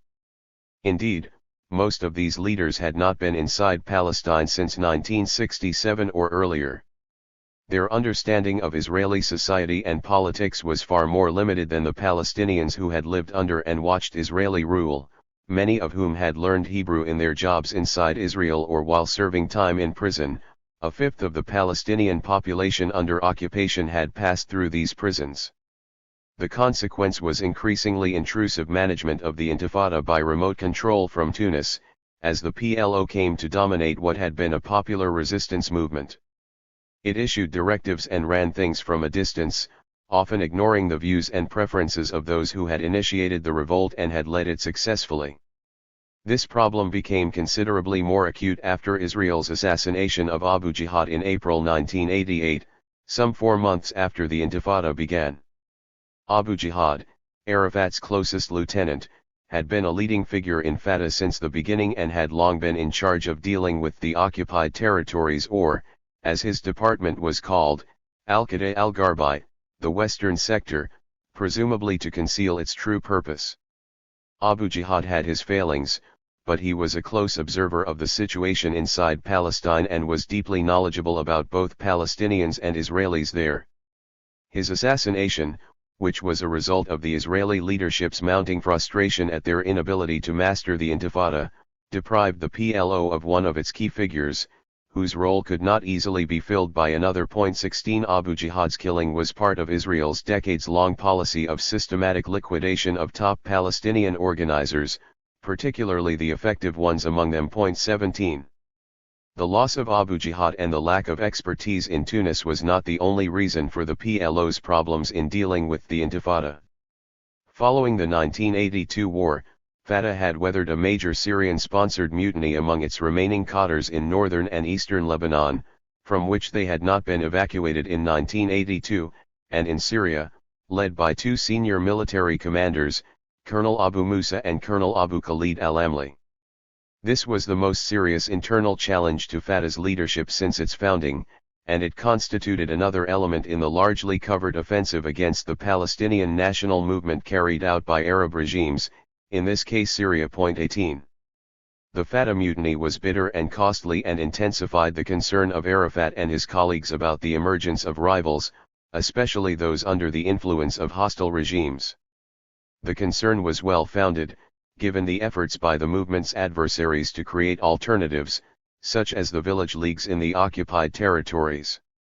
Notably, Hamas, founded in 1987, and initially discreetly supported by Israel with the objective of weakening the PLO. 19, was already beginning to develop into a formidable competitor. This alarm at the possibility of being superseded was at the root of the PLO leadership's jealousy of the Intifada's local leaders, especially as their following grew within Palestine and the global media came to view them positively. Arafat's resentment became an increasing problem as the Intifada progressed and as the PLO's long-desired prize, a place at international negotiations as the legitimate representative of the Palestinian people, appeared to come within its reach. Just as they had a weak understanding of the reality inside the occupied territories and Israel, the PLO's leaders had never grasped the full measure of the United States. Even after 1982, they remained ill-informed about the country and its politics, with the exception of a few second-rank figures, such as Nabil Shahideh and Elias Shawfani, who had been educated in the United States but were unable to influence Arafat and his partners. 20 Some senior PLO leaders, such as Farouk al-Kajami, Abu Lutf, head of the political department, effectively foreign minister, attended sessions of the UN General Assembly in New York every fall, but they were legally restricted to a travel radius of 25 miles from Columbus Circle. In any case, they mostly stayed put in their luxury hotels for the duration of their visits.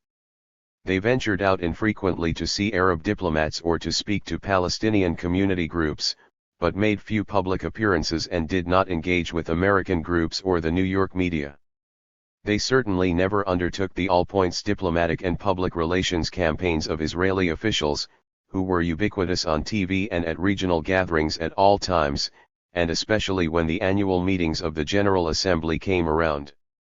The failure to take advantage of the Palestinian presence at the UN amounted to willfully ignoring the people, the elites, and the media of the greatest power on earth and the mainstay of Israel, an approach that dated back to 1948 and before.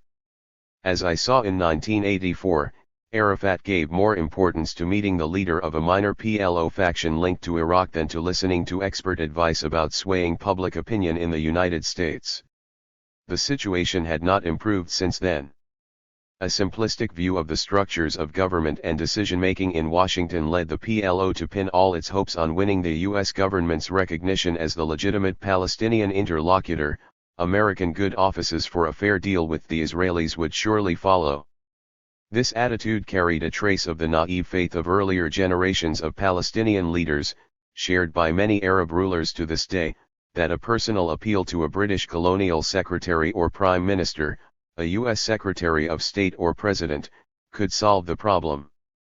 This illusory view of the personal element in power relations may have been grounded in the experience of dealing with mercurial, all-powerful dictators and absolute monarchs in the Arab world.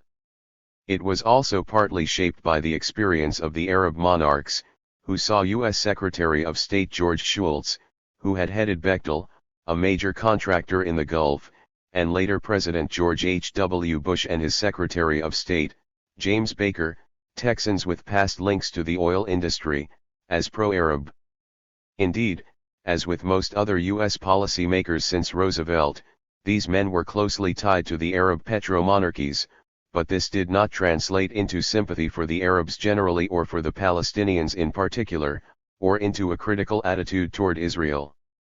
These flawed understandings were at the root of the PLO's failure to engage seriously with U.S. public opinion and become involved in peace negotiations through the late 1980s.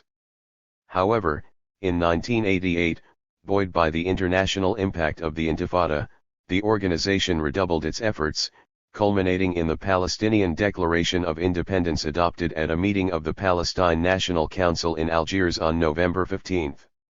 Drafted largely by Mahmoud Darwish, who was aided by Edward Said and the respected intellectual Shafiq al-Hout, the document formally abandoned the PLO's claim to the entirety of Palestine, accepting the principles of partition, a two-state solution, and a peaceful resolution to the conflict.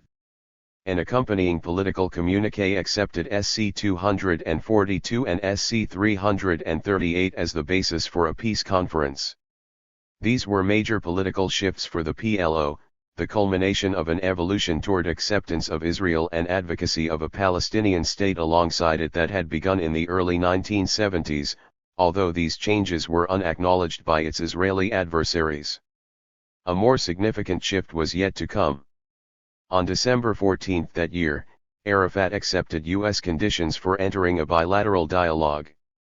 In his statement, he explicitly accepted resolutions 242 and 338, recognized the right of Israel to exist in peace and security, and renounced terrorism. 21 This capitulation to American conditions finally obtained for the PLO the long-sought opening with Washington, but it neither moved the Israelis to agree to deal with the organization nor led to peace negotiations, at least not for 3 more years. The reasons for this were simple. Beyond the PLO's other misassumptions about the United States, its leaders failed to grasp the lack of American concern, even its disdain, for their interests and aims. This incomprehension is hard to fathom in light of the painful betrayal of American promises to safeguard the refugee camps in Beirut in 1982. Most important, though, was their inability to understand how intimately the policies of the United States and Israel were linked. Kissinger's secret 1975 commitments locked U.S. policymakers' feet in cement where dealing with the Palestine question was concerned. The PLO might not have known that Israel had effectively secured veto power over U.S. positions in any peace talks 22, but there had been enough credible leaks in the press and elsewhere about these secret agreements, mainly from Israelis, who were understandably eager to publicize them. Point 23 There had also been embarrassing incidents, as when Andrew Young, ambassador to the UN, was forced to resign after meeting with a PLO official. The general terms of U.S. commitments to Israel should have been clear to an informed observer. This Arafat and his colleagues definitely were not. The Intifada had delivered to them a gift of inestimable value, a store of moral and political capital.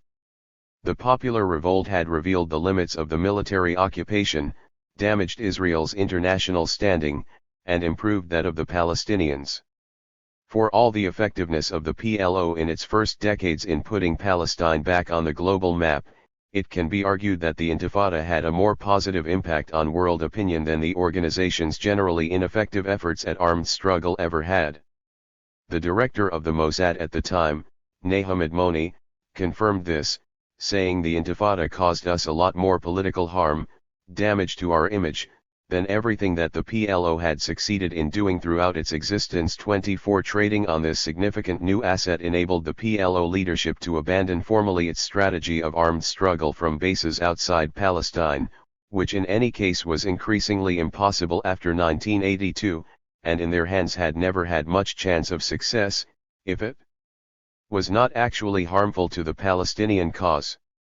Even before 1982, many in the PLO understood that the time had come to end the armed struggle. While still based in Lebanon, its leaders had tasked the distinguished Pakistani intellectual Iqbal Ahmed, a close friend of Edward Said and a friend of mine, with assessing their military strategy. Ahmed had worked with the Front de Libération Nationale in Algeria in the early 1960s, had known Frantz Fanon, and was a renowned Third World anti-colonial thinker. After visiting PLO bases in South Lebanon, he returned with a critique that disconcerted those who had asked his advice. While in principle a committed supporter of armed struggle against colonial regimes such as that in Algeria, Ahmed had strong criticisms of the ineffective and often counterproductive way in which the PLO was carrying out this strategy. More seriously, on political rather than moral or legal grounds, he questioned whether armed struggle was the right course of action against the PLO's particular adversary, Israel. He argued that given the course of Jewish history, especially in the 20th century, the use of force only strengthened a pre-existing and pervasive sense of victimhood among Israelis, while it unified Israeli society, reinforced the most militant tendencies in Zionism, and bolstered the support of external actors. 25 This was in distinction to Algeria, where the FLN's use of violence, including women using baskets to carry bombs, which have taken so many innocent lives in the accusatory words of a French interrogator in the 1966 Guillaume Pontecorvo film The Battle of Algiers, ultimately succeeded in dividing French society and eroding its support for the colonial project. Ahmed's critique was profound and devastating, and not welcomed by the PLO's leaders, who still publicly proclaimed a devotion to armed struggle even as they were moving away from it in practice. Beyond his acute understanding of the deep connection between Zionism and the long history of persecution of Jews in Europe, Ahmed's analysis shrewdly perceived the unique nature of the Israeli colonial project. 26. The mainly nonviolent intifada in Palestine enabled Arafat to take account, albeit belatedly, of Ahmed's view, and at the same time to respond positively to a prime U.S. condition for dialogue, renouncing armed resistance, deemed to be terrorism by the United States and Israel. However, the results of the PLO's naivete regarding the United States soon became apparent. In and of themselves, recognition by the United States and a seat at the negotiating table were unexceptionable aims. Every anti-colonial movement, whether in Algeria, Vietnam, or South Africa, desired its foes to accept its legitimacy and to negotiate with it for an honorable end to the conflict. In all these cases, however, an honorable outcome meant ending occupation and colonization and ideally reaching a peaceful reconciliation based on justice. That was the primary object of the negotiations sought by other liberation movements. But instead of using the Intifada's success to hold out for a forum framed in terms of such liberatory ends, the PLO allowed itself to be drawn into a process explicitly designed by Israel, with the acquiescence of the United States, to prolong its occupation and colonization, not to end them. The PLO desperately pursued admission to supposed peace negotiations whose narrow parameters were from the outset restricted by SC 242 in ways that were enormously disadvantageous to the Palestinians. SC 242 includes no mention of the Palestine question, or of the Arab state specified in UNGA Resolution 181 in 1947, or of the return of refugees mandated by UNGA Resolution 194 of 1948. With its carefully drafted wording about withdrawal from territories occupied in 1967, rather than the territories occupied, 242 effectively gave Israel a chance to expand its pre-1967 borders further. Whether they realized it or not, by accepting Resolution 242 as the basis for any negotiations, Arafat and his colleagues had set themselves an impossible task. They also failed to understand the need to continue to put pressure on one's adversaries. With the end of armed struggle and the waning of the Intifada in the early 1990s, this became less and less possible. Once talks finally began, in Madrid in the fall of 1991, the PLO tried to put a halt to the Intifada. It did not stop, but petered out a few years later, as if launching negotiations were the end of the process rather than the beginning. Added to the fact that the United States could never be an honest broker given the commitments it had undertaken, Israel also had its own independent positions. Thus any concessions made by the PLO to the United States did not necessarily bind Israel or make it more willing to deal with the organization. In fact, when at the end of the Reagan administration the United States finally began a dialogue with the PLO following its 1988 declaration, Israel became even more intransigent. Furthermore, the PLO did not seem to comprehend the full import of the 1978 Camp David deal and subsequent 1979 Egyptian-Israeli peace treaty, in which Menachem Begin had struck a ruinous bargain over Palestine with Anwar Sadat and Jimmy Carter. Also, the decline of the USSR meant that the PLO lost an intermittent and inconsistent patron that had provided military and diplomatic support and had championed its inclusion in negotiations under far less onerous terms than those demanded by the United States and Israel. 27 By the end of 1991, however, the USSR had disappeared, and the United States was left as the sole international guarantor and sponsor of any Palestinian-Israeli process. Another grave blow to the PLO's standing was the profound miscalculation made by Yasser Arafat and most of his colleagues regarding the 1990-91 Gulf War. Almost immediately after Iraq's invasion and occupation of Kuwait in August 1990, the Gulf states, together with virtually every other major Arab power, including Egypt and Syria, joined the US-led international coalition to forcibly reverse Saddam Hussein's gross violation of the sovereignty of a member state of the Arab League. This was in keeping with the consistent preference of post-colonial states in Asia, Africa, and the Middle East for the preservation of colonial borders and the states that had grown up within them. Instead of firmly supporting Kuwait against Iraq, Arafat tried to steer a neutral course, offering to mediate between the two sides. His suggestion was ignored by all concerned, as were the mediating efforts of more powerful actors such as the USSR, which fruitlessly sent its senior Middle East envoy to Baghdad. 28. There were multiple reasons for the PLO's bizarre decision to essentially support Iraq, a move that made the organization a pariah among the Gulf states on which it depended for financial support and harmed it in innumerable other ways. First among these reasons was Arafat's long-standing and fierce antipathy toward Hafez al-Assad's overbearing Syrian regime, an antipathy that was richly reciprocated, and his reflexive search for a counterweight. One of Arafat's signature slogans, Al-Qarar al-Filastini al-Mustaqil, the independent Palestinian decision, was usually brandished in response to Syrian efforts to coerce, constrain, and dominate the PLO. While Egypt had once served to balance the pressures exerted by the Assad regime, that role was no longer possible after Sadat's separate peace with Israel. The only other plausible counterweight had of necessity been Syria's rival, Iraq. In the wake of Sadat's apostasy, the PLO had become increasingly dependent on Iraqi political, military, and financial patronage, especially after the Syrian regime sought to undermine Arafat's leadership by masterminding the fratricidal rebellion against him in 1982. This dependency subjected Arafat and the PLO to intense pressure to conform to Iraqi policies, which were dictated by the vagaries of Saddam Hussein, a thuggish despot who was ignorant, mercurial, and brutal.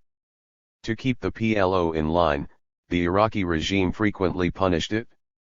Among the many tools for this purpose, Baghdad had at its disposal various nominally Palestinian splinter groups like Abu Nidal's terrorist network, the Ba'athist Arab Liberation Front, and the Palestine Liberation Front, headed by Abu al-Abbas.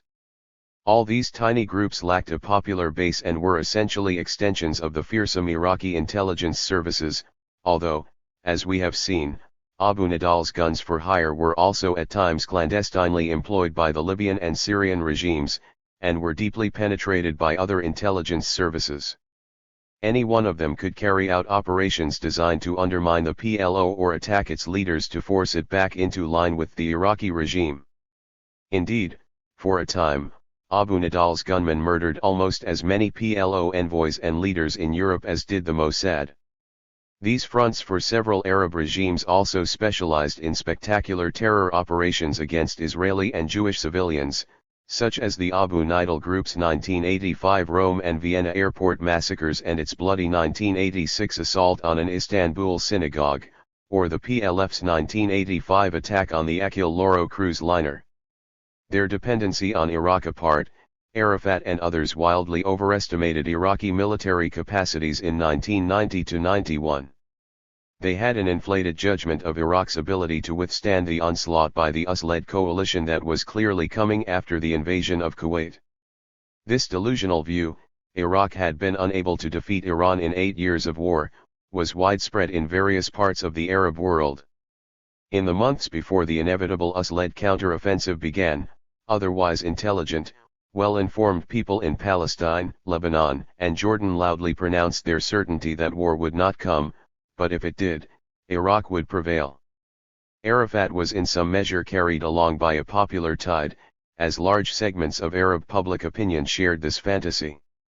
Many supported Saddam Hussein's land grab as a nationalist blow against colonially imposed frontiers, as if most of the frontiers and states in the Arab East had not also been colonially imposed. Saddam was seen by those thus deluded as a great Arab hero, a new Saladin. The original Saladin had come from Tikrit, Hussein's birthplace, who could surely defeat the United States and its allies. The one exception to the PLO's consensus of idiocy was its intelligence chief, Abu Iyad, among the brightest and most grounded of its senior leaders. He understood that the chosen course would lead to disaster and fought fiercely against the decision to back Iraq, provoking tempestuous arguments with Arafat. As well as the obvious reasons for his stance, he was concerned with safeguarding the prosperous Palestinian community in Kuwait, which was several 100,000 strong. Both he and Arafat had lived and worked in Kuwait for years, and he had close ties to the community, which furnished one of the PLO's most solid popular and financial bases anywhere in the world. Moreover, Kuwait itself was supportive toward the PLO and was the only Arab country where Palestinians had relative freedom of expression. They ran their own schools and could organize to help the PLO as long as they took care not to interfere in Kuwaiti politics. Abu Iyad argued that Arafat's failure to oppose Saddam's suicidal invasion of Kuwait would weaken the PLO and condemn Palestinians there to the destruction of their community and another forced displacement. It all played out exactly as Abu Iyad had foreseen, but he paid for his temerity. He had reportedly even criticized Saddam Hussein in person. Point 29 He was assassinated in Tunis on January 14, 1991, 3 days before the US-led offensive began. The gunman was acting for the Abu Nidal network, and by extension undoubtedly for Iraq, which the PLO intelligence services under Abu Iyad had hunted for years. The loss of Abu Iyad, coming 3 years after the killing of Abu Jihad, left no one in the top Fatah echelons with the stature or will to stand up to Arafat, a situation that only enhanced his inclination to high-handedness. The consequences of Arafat's ill-considered decision were not long in coming, beginning with the tragic uprooting of hundreds of thousands of Palestinians from Kuwait after the country's liberation. The Gulf states halted all financial support to the PLO, which was ostracized in many Arab countries, including some of those that had agreed to host its cadres after the 1982 evacuation from Beirut. Thus, after the 1990-91 Gulf War, the PLO found itself more friendless and alone than perhaps at any stage in its history. The icebergs on which Arafat and his comrades were afloat were melting fast, and they were desperately eager to jump to solid ground. It happened that this crisis coincided with a moment of American triumphalism, with the victory in Iraq and the end of the Soviet Union. In George H.W. Bush's State of the Union speech in January 1991, he hailed the New World Order and the next American century. The Bush administration was determined to take advantage of the opportunity that Saddam's folly had given them to shape and define this New World Order, one that in their view necessitated a resolution of the Arab-Israeli conflict. Israeli and American diplomats knew that the PLO's negotiating position was severely weakened. It was in this context that Secretary of State James Baker began planning for a peace conference to be held in Madrid in October 1991, hoping to jumpstart direct Israeli-Arab talks and determine the future of Palestine. When Arafat and his colleagues were eventually offered a proxy seat at the negotiating table, they were under so much pressure and so eager to leave their precarious perches in Tunis and elsewhere, that they failed to assess their vast disadvantage. The setbacks that followed, in the negotiations at Madrid, Washington, Oslo, and thereafter, were thus to a large extent rooted in the PLO's epic miscalculation over Kuwait. In the summer of 1991, while doing research in Jerusalem, I paid a casual visit to Faisal Husseini, a relative by marriage who, until his untimely death in Kuwait, was the foremost Palestinian leader in Jerusalem and also a senior figure in Fatah. I had gone to consult on a minor problem among some of my cousins. I have a large and occasionally fractious family in Jerusalem. Faisal unexpectedly asked if I would agree to serve as an advisor to the Palestinian delegation to a peace conference to be convened by the United States. I knew that at the behest of the PLO, Husseini, Hanan Ashrawi, Haider Abd al-Shafi, and others were in discussions with James Baker over the ground rules for the conference and the formation of the delegation. I also knew that Yitzhak Shamir, Israel's prime minister, was implacably opposed to the PLO's participation in any negotiations and to the creation of a Palestinian state, so I was confident that the conference would never take place. I acquiesced to Faisal's request without giving it much thought, thanked him for his advice on our family problem, and took my leave. I found myself in Madrid a few months later, in late October 1991, having failed to account for Baker's tenacity or the desperation of the PLO leadership in Tunis. At the outset of the conference, the dignified speech by the head of the Palestinian delegation, Abd al-Shafi, and the effective media appearances by Ashrawi gave many Palestinians the impression that their cause was at last getting traction and that the sacrifices of the Intifada were not in vain. However, various clouds hung over the conference and over all the subsequent bilateral negotiations with the Israelis in Madrid and later in Washington. The PLO had, via Baker, acquiesced to Shamir's condition that there would be no independent Palestinian representation at a conference that aimed to determine the fate of Palestine. So I was attached as an advisor to a joint Jordanian-Palestinian delegation. Of course, the Palestinians' exclusion from an independent role in decisions about their lives was nothing new. The Palestinian delegation was eventually allowed to separate from that of Jordan. But Israel's veto extended to the choice of Palestinian representatives, and it blocked the participation of anyone connected to the PLO, or from Jerusalem, or from the diaspora, which drastically narrowed the field of available delegates. Thanks to Baker's intervention, leaders excluded by these terms, such as Husseini, Ashrawi, and Sari Nusseibeh, as well as advisors and legal and diplomatic experts, such as Raja Shihade, Camille Mansur, and me, were allowed to join the delegation, but were barred from the formal talks with the Israelis. The humiliation of a procedure whereby Israel decreed with whom it would negotiate and in what configuration had not deterred the PLO. More humiliation was to come. As well as dictating who could talk, the Shamir government determined what could be talked about. The limitations regarding Palestine that Begin had insisted on in the Camp David Accords and the 1979 peace treaty with Egypt were now applied to the three-day Madrid conference and the many subsequent months of discussions in Washington. For the Palestinians only self-rule was on the table, whether under the rubric of autonomy or that of interim self-government. Every item of essence Palestinian self-determination, sovereignty, the return of refugees, an end to occupation and colonization, the disposition of Jerusalem, the future of the Jewish settlements, and control of land and water rights was disallowed. Instead, these issues were postponed, supposedly for 4 years, but in fact until a future that never came, the fabled final status talks that were supposed to be completed by 1997, this deadline was later extended to 1999 in the Oslo Accords, were never concluded.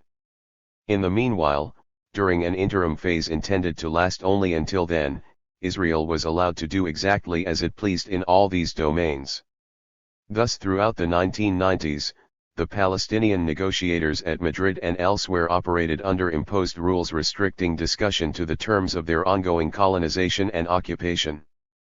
The prospect of future relief from this interim phase was dangled before them by the sponsors of the Madrid conference, but Palestinians in the occupied territories are still living in that temporary interim state over a quarter of a century later.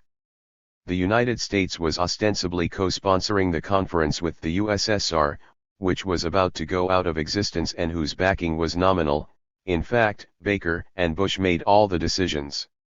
Washington's ground rules were embodied in a carefully drafted letter of invitation to all parties, which included delegations from Syria, Lebanon, and Jordan. 30 In a solemn commitment in the letter of invitation, the United States pledged to act as an honest broker in trying to resolve the Arab-Israeli conflict in a comprehensive fashion. 31 Detailed separate U.S. letters of assurance were also given to each of the delegations.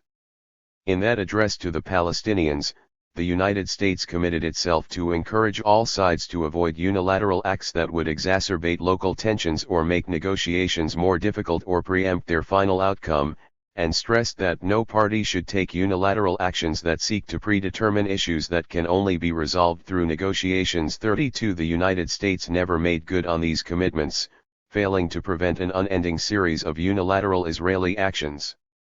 From settlement expansion and the closure of Jerusalem to West Bankers and Gazans, to the erection of a massive new network of walls, security barriers, and checkpoints. When they arrived in Madrid, none of the other members of the Palestinian delegation knew of Gerald Ford's 1975 explicit commitment to Rabin to avoid presenting any peace proposals of which Israel disapproved, and nor did I. 33 We were all aware of the 1978 Camp David Accords, of the U.S. bias in favor of Israel, and of the partiality of many American diplomats, but we did not know of the degree to which Kissinger had tethered his successors to an Israeli platform. Had I understood how heavily the deck was stacked and that the United States was bound in this way by a formal commitment which meant that Israel effectively determined both its own position and that of its sponsor, I probably would not have gone to Madrid or spent much of the next 2 years engaged in the Washington talks. Even if I had been able to share this knowledge with the delegation, who were all from the occupied territories with no diplomatic experience, but who eventually proved to be formidable negotiators, it would have made little difference. All the important decisions on the Palestinian side were made by the PLO leaders in Tunis. So desperate were they to be brought into the negotiation process and to escape their isolation, that even had they known how tightly bound the United States was to follow the Israeli line, I believe they would likely have still made the mistakes they ended up making in the talks. With few allies regionally or globally, little ability to put pressure on Israel, and a limited understanding of the nature of the occupation or of the arcane legal issues involved, they had essentially chosen to put all their eggs in the basket of a U.S. government obliged to express only points of view pre-approved by Israel. Most important, they had little patience for the pettifogging legal detail that negotiations with experienced Israeli diplomats necessitated, or for a long-term strategy that might have worn down Israel's stubbornness on key issues involving control of territory, the expansion of settlements, and Jerusalem. In bringing all the parties together, the Madrid Conference served its function of starting a comprehensive negotiation process. It was followed by several different tracks. The three Arab states, Syria, Lebanon, and Jordan, proceeded to bilateral talks with Israel on final peace treaties. Meanwhile, the Palestinian track, decoupled from that of Jordan, involved 10 rounds of discussions over a year and a half with Israeli representatives at the State Department in Washington. These remained rigidly restricted to the subject of limited self-rule in the West Bank and Gaza. Among many obstacles that prevented progress in Washington, the PLO leadership's flawed direction of the talks, the deceptive role of the United States, and Israel's obduracy on Palestinian rights was the fact that while the Palestinian negotiators and their advisors gradually developed legal and diplomatic expertise, the leaders in Tunis had no understanding of its crucial importance in the process. This was all the more important given the distorted part played by many of the American personnel involved. Several were loath to push the Israelis on any issue of substance such as settlement expansion and the status of Jerusalem during the interim period, or the scope of the jurisdiction the Palestinians were to have over the areas and populations that would become nominally autonomous. Whatever the issue at hand, the U.S. representatives considered the Israeli position, as they read it, to be the ceiling of what was feasible or could be discussed. We knew that they coordinated closely with their Israeli peers, and some of them took the formal, but secret, U.S. commitment to Israel to an extreme. American negotiator Aaron David Miller later regretfully used the term Israel's lawyer to describe his stance and that of many of his colleagues. 34 Aptly, the term was apparently coined by Henry Kissinger, who knew a thing or two about American advocacy of Israeli policy. 35. Quite different in this respect from any of his subordinates was James Baker, a man with extraordinarily fine political instincts and an acute sense of the ways to deploy power. He and Bush understood the benefit to the U.S. in the post-Cold War moment of a comprehensive resolution of the Arab-Israeli conflict and intuited that reaching a lasting agreement would require putting pressure on Israel. Baker also had enough backbone and a close enough relationship with the president to ignore the limitations on U.S. freedom of action negotiated in 1975 by Kissinger, or at least to interpret these limitations loosely in light of what they saw as the U.S. national interest. They had done this to get the negotiations started. When Shamir stonewalled the administration's initial effort to sponsor a conference, Baker was not afraid to confront the Shamir government publicly, saying, "When you're serious about peace, call us," and offering the White House phone number. 36 Baker pushed relentlessly for Palestinian participation at Madrid, in the teeth of stubborn opposition from Shamir. Those of us who met Baker sensed that he had sympathy for the predicament of Palestinians under occupation and understood our frustration at the absurd restraints imposed by the Shamir government. This sympathy was in part the result of his prolonged interactions with Husseini, Ashrawi, Abd al-Shafi, and their colleagues during meetings to prepare for the conference. But Baker was only able, or willing, to do so much. Among the most important things he did not do was restrain Israeli actions that systematically changed the status quo in Palestine while negotiations were underway. These included continuous building of settlements and barring residents of the rest of the occupied territories from entering Jerusalem. Both were grave violations of the U.S. commitments embodied in Baker's letter of assurance. In the Palestinian view, By these actions Israel was preemptively eating the cake that the two sides were supposed to be dividing, while exploiting the prohibition on the Palestinian delegates that prevented them from talking about final status issues. Although the Bush administration's impatience with Shamir's obstructionism and the ceaseless pace of colonization of the West Bank led it to withhold $10 billion in loan guarantees that Israel sought for the resettlement of Russian Jews, this had little or no effect on the Israeli government. 37 More than this Washington would not do. In any case, Baker was gone from the State Department 10 months after Madrid, drafted in August 1992 to run Bush's failing presidential campaign. From that point on, the junior officials who had been firmly under Baker's control while he was Secretary of State took over the shop, and they did not have his stature, his steely will in dealing with Israel, his even-handedness, or his vision. This situation went on for the remaining few months of the Bush administration and then became worse under Bill Clinton, who won election in November that year, and his two undistinguished Secretaries of State, Warren Christopher and Madeleine Albright. No one at the top of the new administration had the same view of the process, of Israel, or of the Palestine issue as had Bush and Baker, and all were strongly under the influence of the officials they inherited from the Bush administration, especially Dennis Ross. Many members of this group of experts had a strong personal affinity for labor Zionism and deep admiration for Rabin, which was also true of Bill Clinton, who became Prime Minister in June 1992. They had made their reputations and careers by working the so-called peace process, which had been dragging on since the 1978 Camp David summit.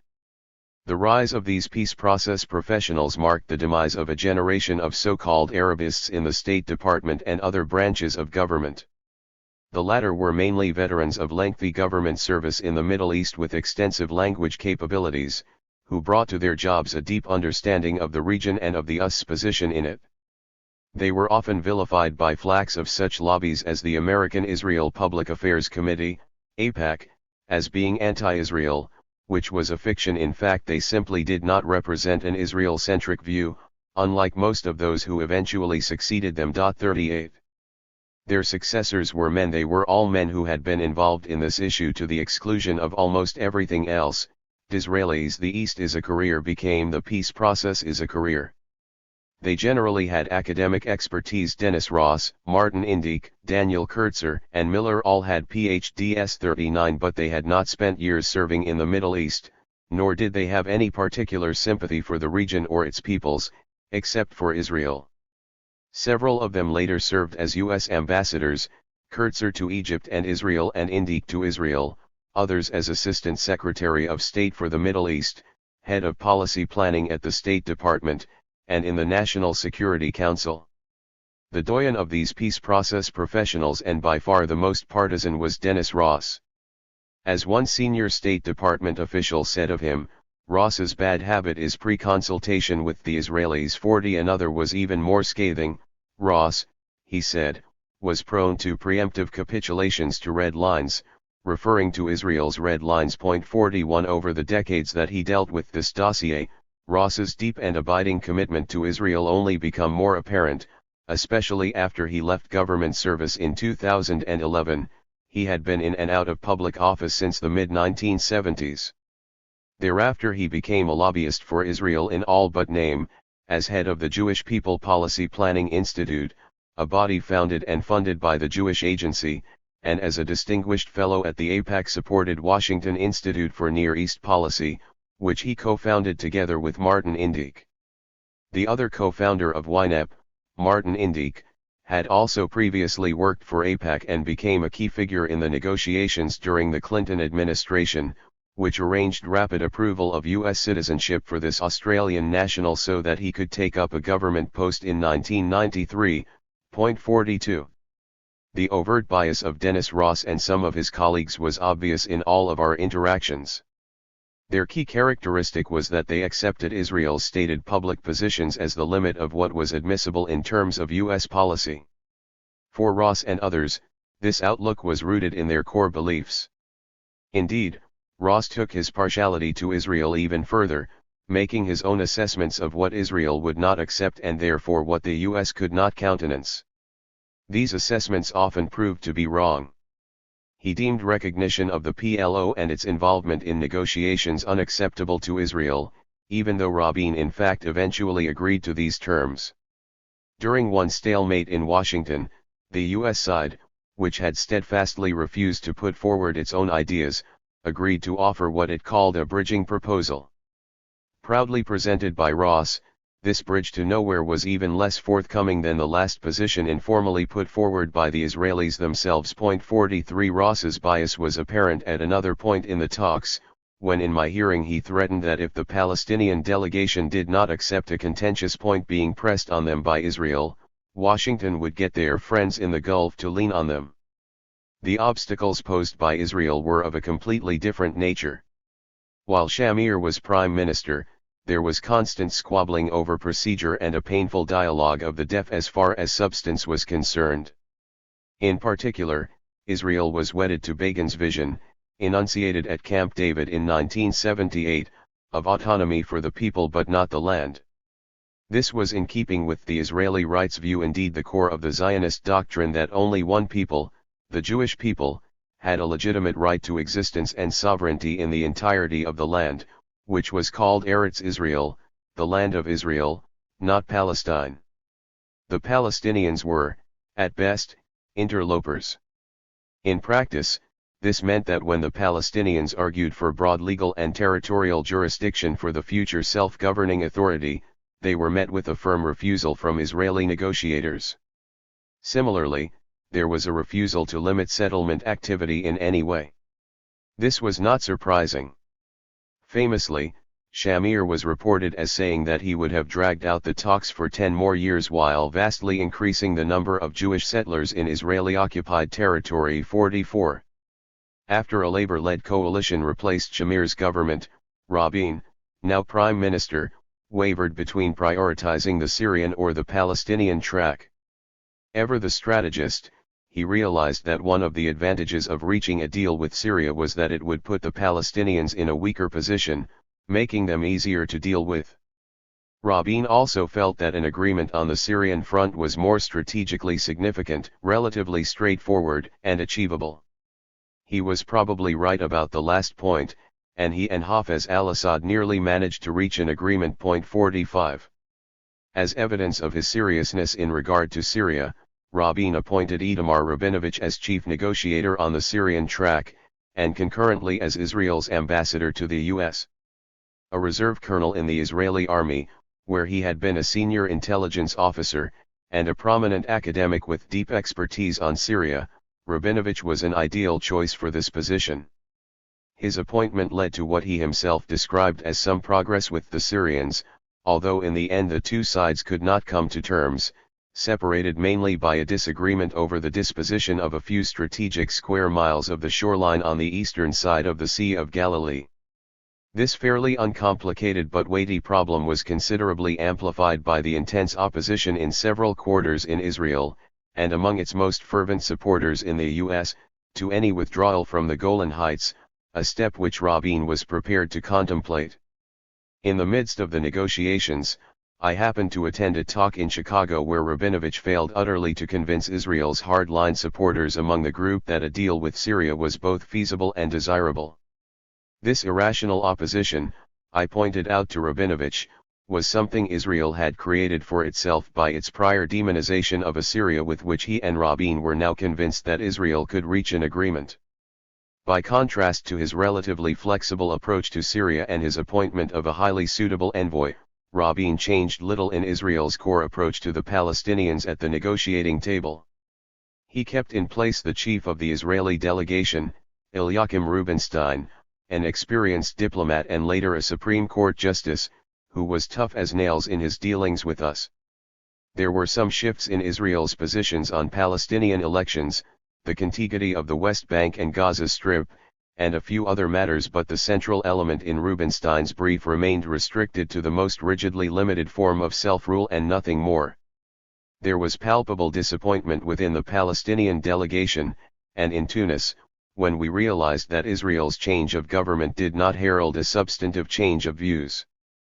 We should not have been surprised.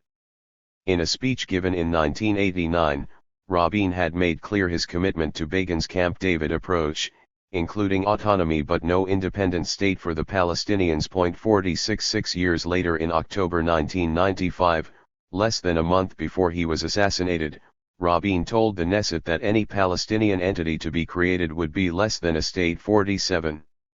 In spite of the discouraging signs in Washington in January 1992, while Shamir was still in office, the Palestinian delegation put forward the outline of a proposal for a Palestinian Interim Self-Governing Authority, or PISGA, as we called it, which we foresaw as the stepping stone to a state. An enhanced and more substantive version was presented in March. Its core idea was the creation of a Palestinian governmental entity, whose authority was to be derived from its election by the people, including Palestinian residents of the West Bank, Jerusalem, the Gaza Strip, those displaced from these areas in 1967, as well as those deported since then by Israel. Following the election, the Israeli military government and its occupation bureaucracy, the euphemistically named civil administration, would transfer all powers to this new authority, after which these Israeli bodies would withdraw. The authority would have complete jurisdiction, but neither sovereignty nor full security control, over the air, land, and water of the entirety of the occupied territories, including settlements, but not settlers, and over all their Palestinian inhabitants. Israel would have been obliged to freeze settlement activity and withdraw its troops to redeployment points along the borders of the occupied Palestinian territories when this authority came into being. 48. Although the PISGA proposal constituted a genuine effort to envisage a transition from occupation to independence, it was ultimately a vain attempt to do an end run around the limitations that constrained the negotiations and the restricted forms of self-rule that Israel was prepared to countenance. These essentially reserved all powers over security, land, water, airspace, population registers, movement, settlements, and most other matters of importance for Israel. There were many reasons for the PISGA proposal's failure, the main one being the doctrine that was at the root of the Palestinians' displacement, the Zionist doctrine of the exclusive Jewish right to the entirety of Palestine. Jurisdiction, as it was broadly envisaged in the PISGA proposal, contradicted that core doctrine from which everything else flowed. It came far too close to the no-no of sovereignty to be acceptable to Rubinstein and his political bosses, be they Yitzhak Shamir or Yitzhak Rabin. Tunis formed another obstacle. Although the PLO leadership had approved the proposal, I sensed a distinct lack of enthusiasm for the concepts it embodied. They failed to promote it internationally, in the Arab world, or in Israel, even though such promotion might have provided it with some momentum. Perhaps they knew the Israeli government would never accept it, and they were overly eager for an acceptable deal, any deal.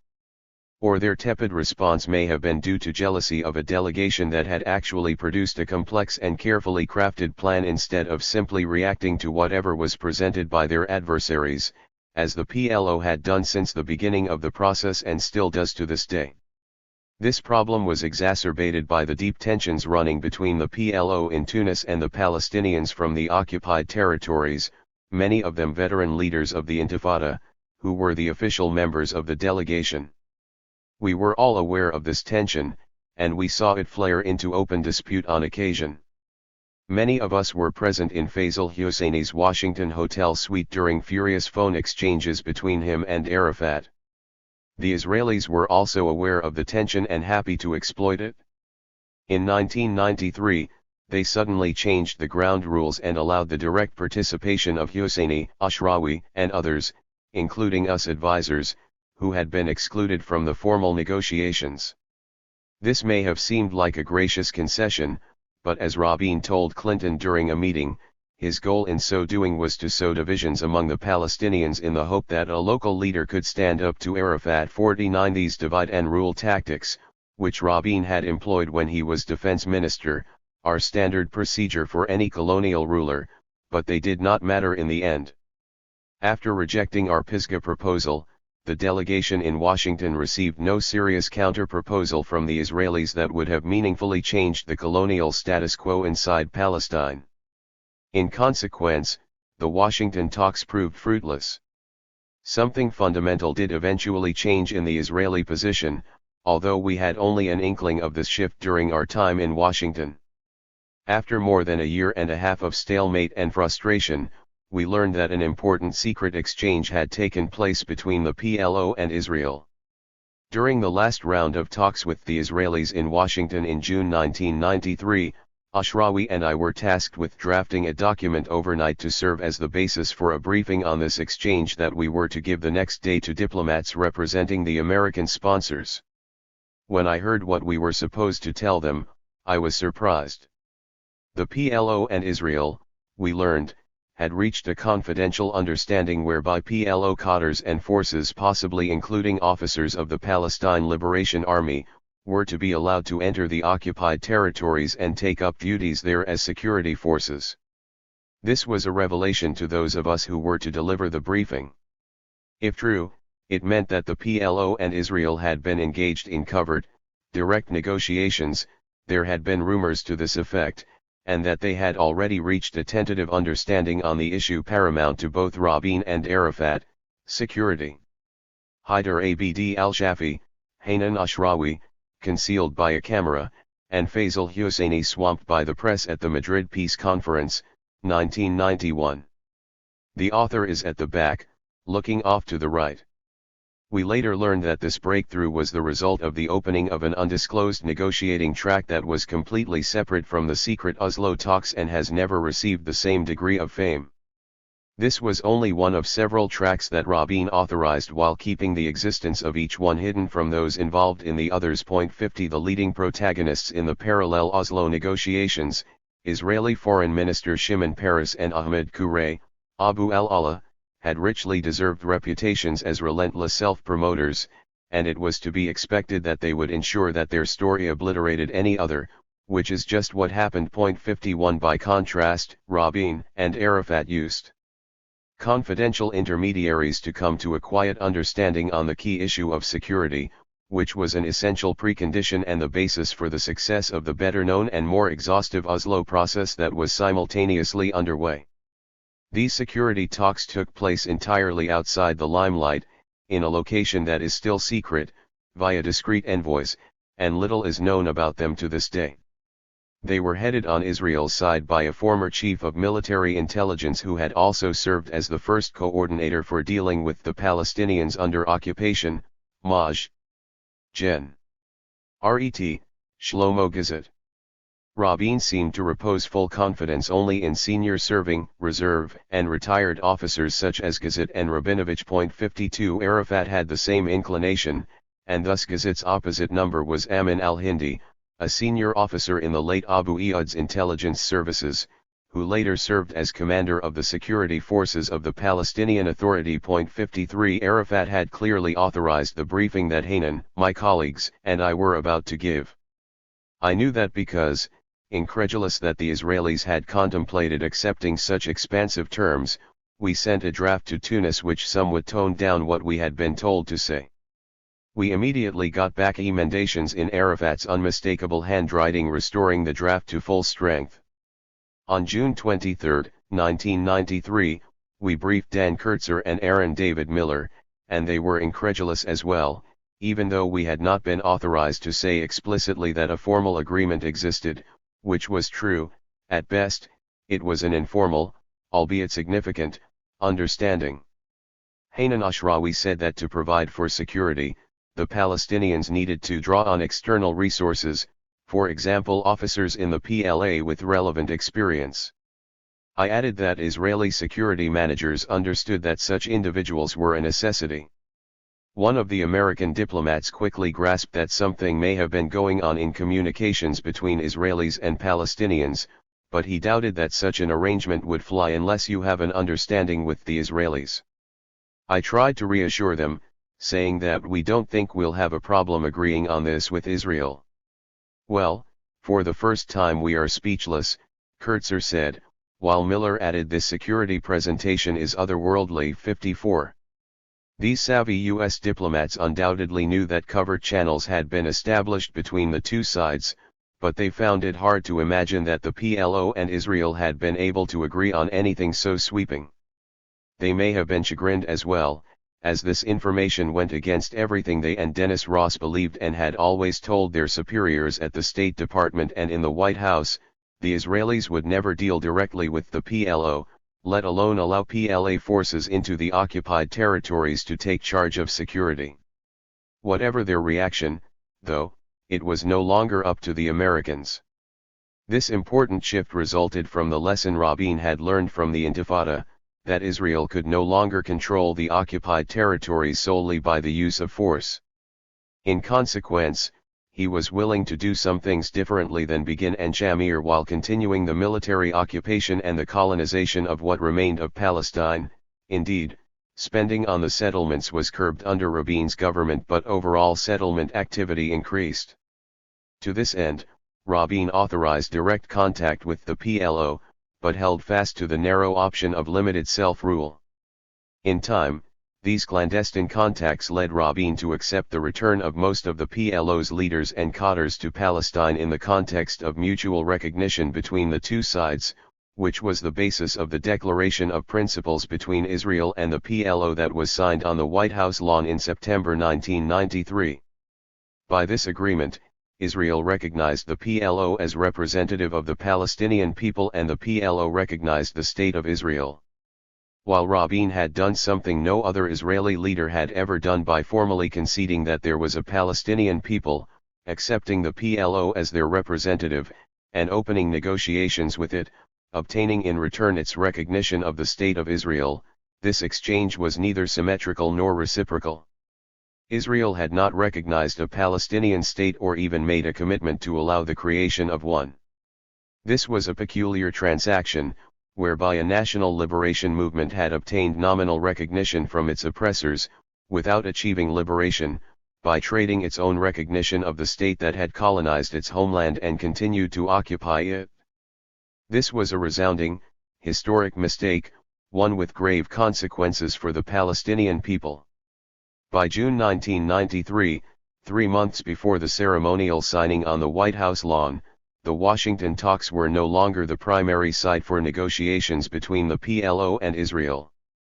The most important of the various covert, direct lines of communication that had opened up between the two parties was in Oslo.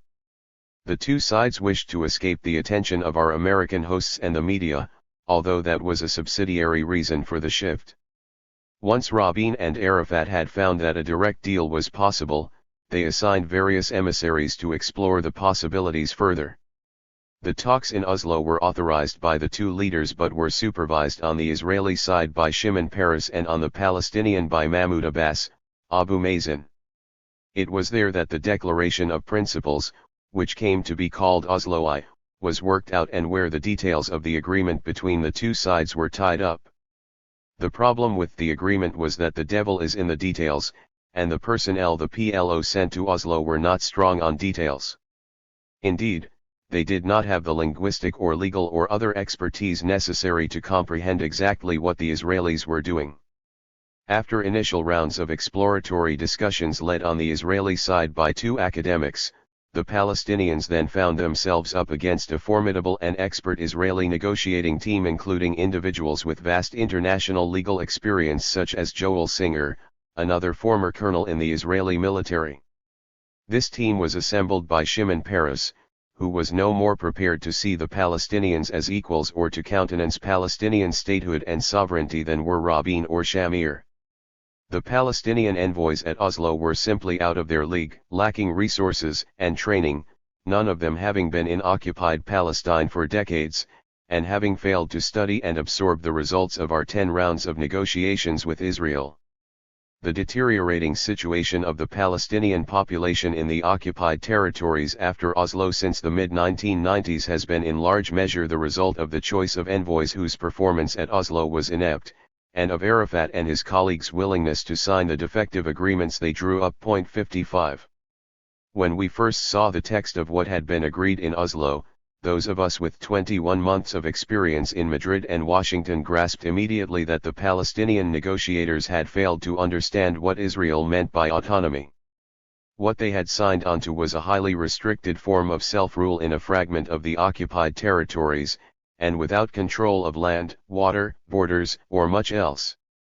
In these and subsequent accords based on them, in force until the present day with minor modifications, Israel retained all such prerogatives, indeed amounting to virtually complete control over land and people, together with most of the attributes of sovereignty.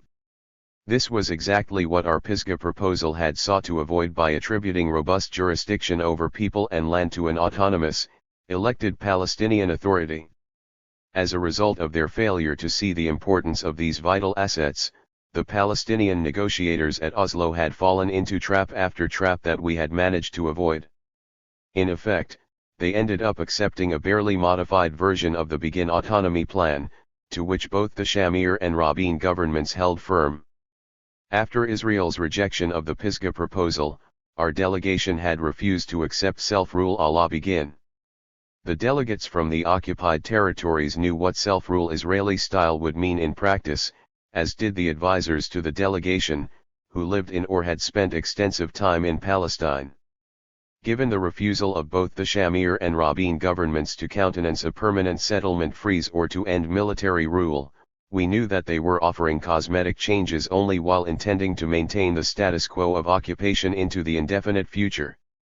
This is why we dug in our heels in Washington and why the PLO should have ordered its envoys in Oslo to stand firm against such a Begin-style deal, which Edward said rightly called an instrument of Palestinian surrender, a Palestinian Versailles 56. I am convinced that rejecting Israel's bare-bones offer in Washington and Oslo would have been the right course. Had the PLO taken such a tough stance, the outcome would not have been worse than the loss of land, resources, and freedom of movement suffered by the Palestinians since 1993. On balance, a failure to reach a deal would have been better than the deal that emerged from Oslo. Occupation would have continued, as it has anyway, but without the veil of Palestinian self-government, without relieving Israel of the financial burden of governing and administering a population of millions, and without security coordination, the worst outcome of Oslo, whereby the PA helps Israel police the rest of Palestinians living under its military regime as their lands are gradually appropriated by Israeli colonizers. There is also the small chance that Rabin might have been forced to concede better terms. Whether such hypothetical terms might have led to a truly sovereign Palestinian state is impossible to say. However, just as the PLO felt compelled to secure a deal, Rabin too felt the need to produce an agreement, especially after progress on the Syrian track stalled. According to Itamar Rabinovich, by August 1993, Rabin felt pressure to make a dramatic move, given the stalemate after a year of negotiations with Syria and the Palestinians, and the instability of the coalition government he headed. 57 That move might have been in the direction of a better deal for the Palestinians. This outcome does not seem likely, however, since Rabin proved to be constrained by his limitations and biases, an ingrained preoccupation with security, which in the Israeli lexicon has an all-encompassing meaning of complete domination and control of the adversary, and a deep disdain for Palestinian nationalism and the PLO in particular, which he had fought for much of his career. This disdain was evident on Rabin's face when he shook Arafat's hand in Washington in September 1993. He also had to take account of the ferocious opposition to any genuine agreement with the Palestinians from the fervent religious nationalist partisans of the greater land of Israel. He was right to fear this potent group. One of its adherents, Yugal Amir, killed him in 1995, and they have dominated Israeli politics ever since. Yasser Arafat returned to Palestine in July 1994 and I visited him soon after in his new headquarters overlooking the sea in Gaza. He was ecstatic to be back in his homeland after nearly 30 years and to have escaped from the gilded cage that had been his lot in Tunis. He did not seem to realize that he had moved from one cage to another. I had come to express my deep concern about the deteriorating situation in Arab East Jerusalem, where I had been living. Israel had closed the city off to Palestinians from the rest of the occupied territories and had begun erecting a series of walls and massive fortified border checkpoints to regulate their entry. There were many worrying signs that things were getting worse for the Palestinian population of Jerusalem, with draconian restrictions on the entry of West Bankers and Gazans starving the economy of the Arab part of the city, and an acceleration of land seizure, home demolitions, and exile of Jerusalemites whom Israel arbitrarily deemed had lost their residency. Arafat brushed aside my concerns. I soon realized that my visit was a waste of time. He was still afloat on a wave of euphoria, enjoying the homage of worshipful delegations from all over Palestine. He was in no mood to hear bad news, and in any case, he airily indicated, any problems would soon be resolved. I received precisely the same brush-off later that day when I expressed similar concerns to Abu Mazen, also newly arrived in Gaza. It was clear to me that Arafat and Abu Mazen optimistically assumed that what their envoys had been unable to obtain for the Palestinians at Oslo they would manage to extract from Israel in subsequent negotiations. Arafat was presumably relying on his legendary skill at maneuvering, with which he had for decades dealt with the Arab regimes, eventually wearing out the patience of many of their monarchs and dictators. But the Israelis were not in the least susceptible to the legerdemain for which Arafat was famous. They stuck grimly to their guns, and later accords were just as one-sided as Oslo I. The interim agreement on the West Bank and the Gaza Strip, or Oslo II as it is known, was agreed upon by the two sides in 1995 and completed the ruinous work of Oslo I. It carved both regions into an infamous patchwork of areas A, B, and C with over 60% of the territory, Area C, under complete, direct, and unfettered Israeli control. The Palestinian Authority was granted administrative and security control in the 18% that constituted Area A, and administrative control in the 22% of Area B while Israel remained in charge of security there. Together, Areas A and B comprised 40% of the territory but housed some 87% of the Palestinian population. Area C included all but one of the Jewish settlements. Israel also kept full power over entering and leaving all parts of Palestine and held exclusive control of the population registers, meaning that it decided who had residency rights and who could live where. Settlement construction was able to continue apace, Jerusalem was further severed from the West Bank, and Palestinians from the occupied territories were increasingly barred from entering Israel. Eventually, scores of military checkpoints and hundreds of miles of walls and electrified fences carved the West Bank into a series of isolated islands and scarred the landscape. It soon became impossible to do what I and many Palestinians had done regularly and without difficulty, drive to Ramallah from Jerusalem in under half an hour, or travel quickly to Gaza from the West Bank.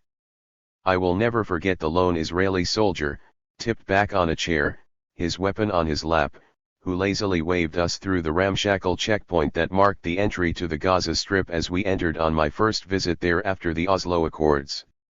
With the new checkpoints and walls and the need for hard-to-obtain Israeli permits to pass through them, with Israel blocking free movement among the West Bank, Gaza, and East Jerusalem, and with the introduction of roads forbidden to Palestinian travel, the progressive constriction of Palestinian life, especially for Gazans, was underway. Arafat and his colleagues in the PLO leadership, who sailed through the checkpoints with their VIP passes, did not seem to know, or care, about the increasing confinement of ordinary Palestinians. Most PLO personnel soon moved from Tunis and elsewhere to the occupied territories, where they took positions, usually the top ones, in the security forces and in the institutions of the PA. The authority had supposedly been set up as the interim body for self-rule in the occupied territories, to be supplanted in a few years by a permanent form of governance after final status negotiations which never happened. The PLO carried out its wholesale relocation as if liberation had already occurred, instead of keeping part, if not most, of the PLO apparatus outside Palestine until the outcome of the Oslo Accords was clear. Only the political department, its foreign ministry and a few other offices remained in Tunis or in other countries. On a human level, it was easy to sympathize with the wish to return home after a lengthy exile as well as the desire to escape the unwelcoming Arab capitals to which the PLO had been consigned since 1982. It also made sense for the organization's people to live among their popular political base, the segment located inside Palestine, after they had been cut off from most Palestinian communities. but there was a hidden peril in bringing most of the PLO to the still occupied territories. Arafat and his colleagues had effectively put themselves in a cage, at the mercy of a military regime that remained in place and largely unchanged. In an ominous sign, Israel tried to prevent some of the PLO's personnel from living in Jerusalem or operating there. Worse was to come. In 2002, at the height of the intense violence of the Second Intifada, Israeli troops stormed the PA's offices in Ramallah and other parts of Area A. They also shut down Orient House, long the center of Palestinian political activity in Jerusalem and headquarters for the teams negotiating with Israel. It remains closed to this day. 58 Israel was also able to restrict or forbid any Palestinian activities, travel, or meetings, and it used this power liberally against the PA's leaders. In effect, the PLO had entered the lion's mouth, and it did not take long for the jaws to snap shut. In September 2002, the Israeli army imposed a siege on the Muqatta, Arafat's Ramallah HQ, making him a virtual prisoner for the next 2 years until shortly before he died. In the quarter century since the Oslo agreements, the situation in Palestine and Israel has often been falsely described as a clash between two near equals, between the State of Israel and the quasi-state of the Palestinian Authority. This depiction masks the unequal, unchanged colonial reality. The PA has no sovereignty, no jurisdiction, and no authority except that allowed it by Israel, which even controls a major part of its revenues in the form of customs duties and some taxes. Its primary function, to which much of its budget is devoted, is security, but not for its people. It is mandated by U.S. and Israeli dictates to provide security for Israel's settlers and occupation forces against the resistance, violent and otherwise, of other Palestinians. Since 1967, there has been one state authority in all of the territory of mandatory Palestine, that of Israel. The creation of the PA did nothing to change that reality, rearranging the deck chairs on the Palestinian Titanic, while providing Israeli colonization and occupation with an indispensable Palestinian shield. Facing the colossus that is the Israeli state is a colonized people denied equal rights and the ability to exercise their right of national self-determination, a continuous condition since the idea of self-determination took hold globally after World War I. The Intifada had brought Rabin and the Israeli security establishment to the realization that the occupation with Israeli troops policing densely populated Palestinian centers simmering with anger needed modification. The result of that realization, the Oslo Framework, was designed to preserve those parts of the occupation that were advantageous to Israel, the privileges and prerogatives enjoyed by the state and the settlers, while offloading onerous responsibilities and simultaneously preventing genuine Palestinian self-determination, statehood, and sovereignty. Oslo I was the first such modification, with others added in subsequent years, all of them aimed at maintaining the disparity of power, irrespective of who was Israel's prime minister. Oslo I also involved the most far-reaching modification, which was the decision to enlist the PLO as a subcontractor for the occupation. This was the actual meaning of the security deal Rabin made with Arafat, which my colleagues and I had announced to the American diplomats in June 1993. The key point was always security for Israel, for its occupation and settlers, while offloading the cost and liability of subjugating the Palestinian population. More bluntly, as Rabin's collaborator, Maj. Gen. Shlomo Gazit, put it publicly in 1994, Yasser Arafat has a choice. He can be a Lod or a super Lod.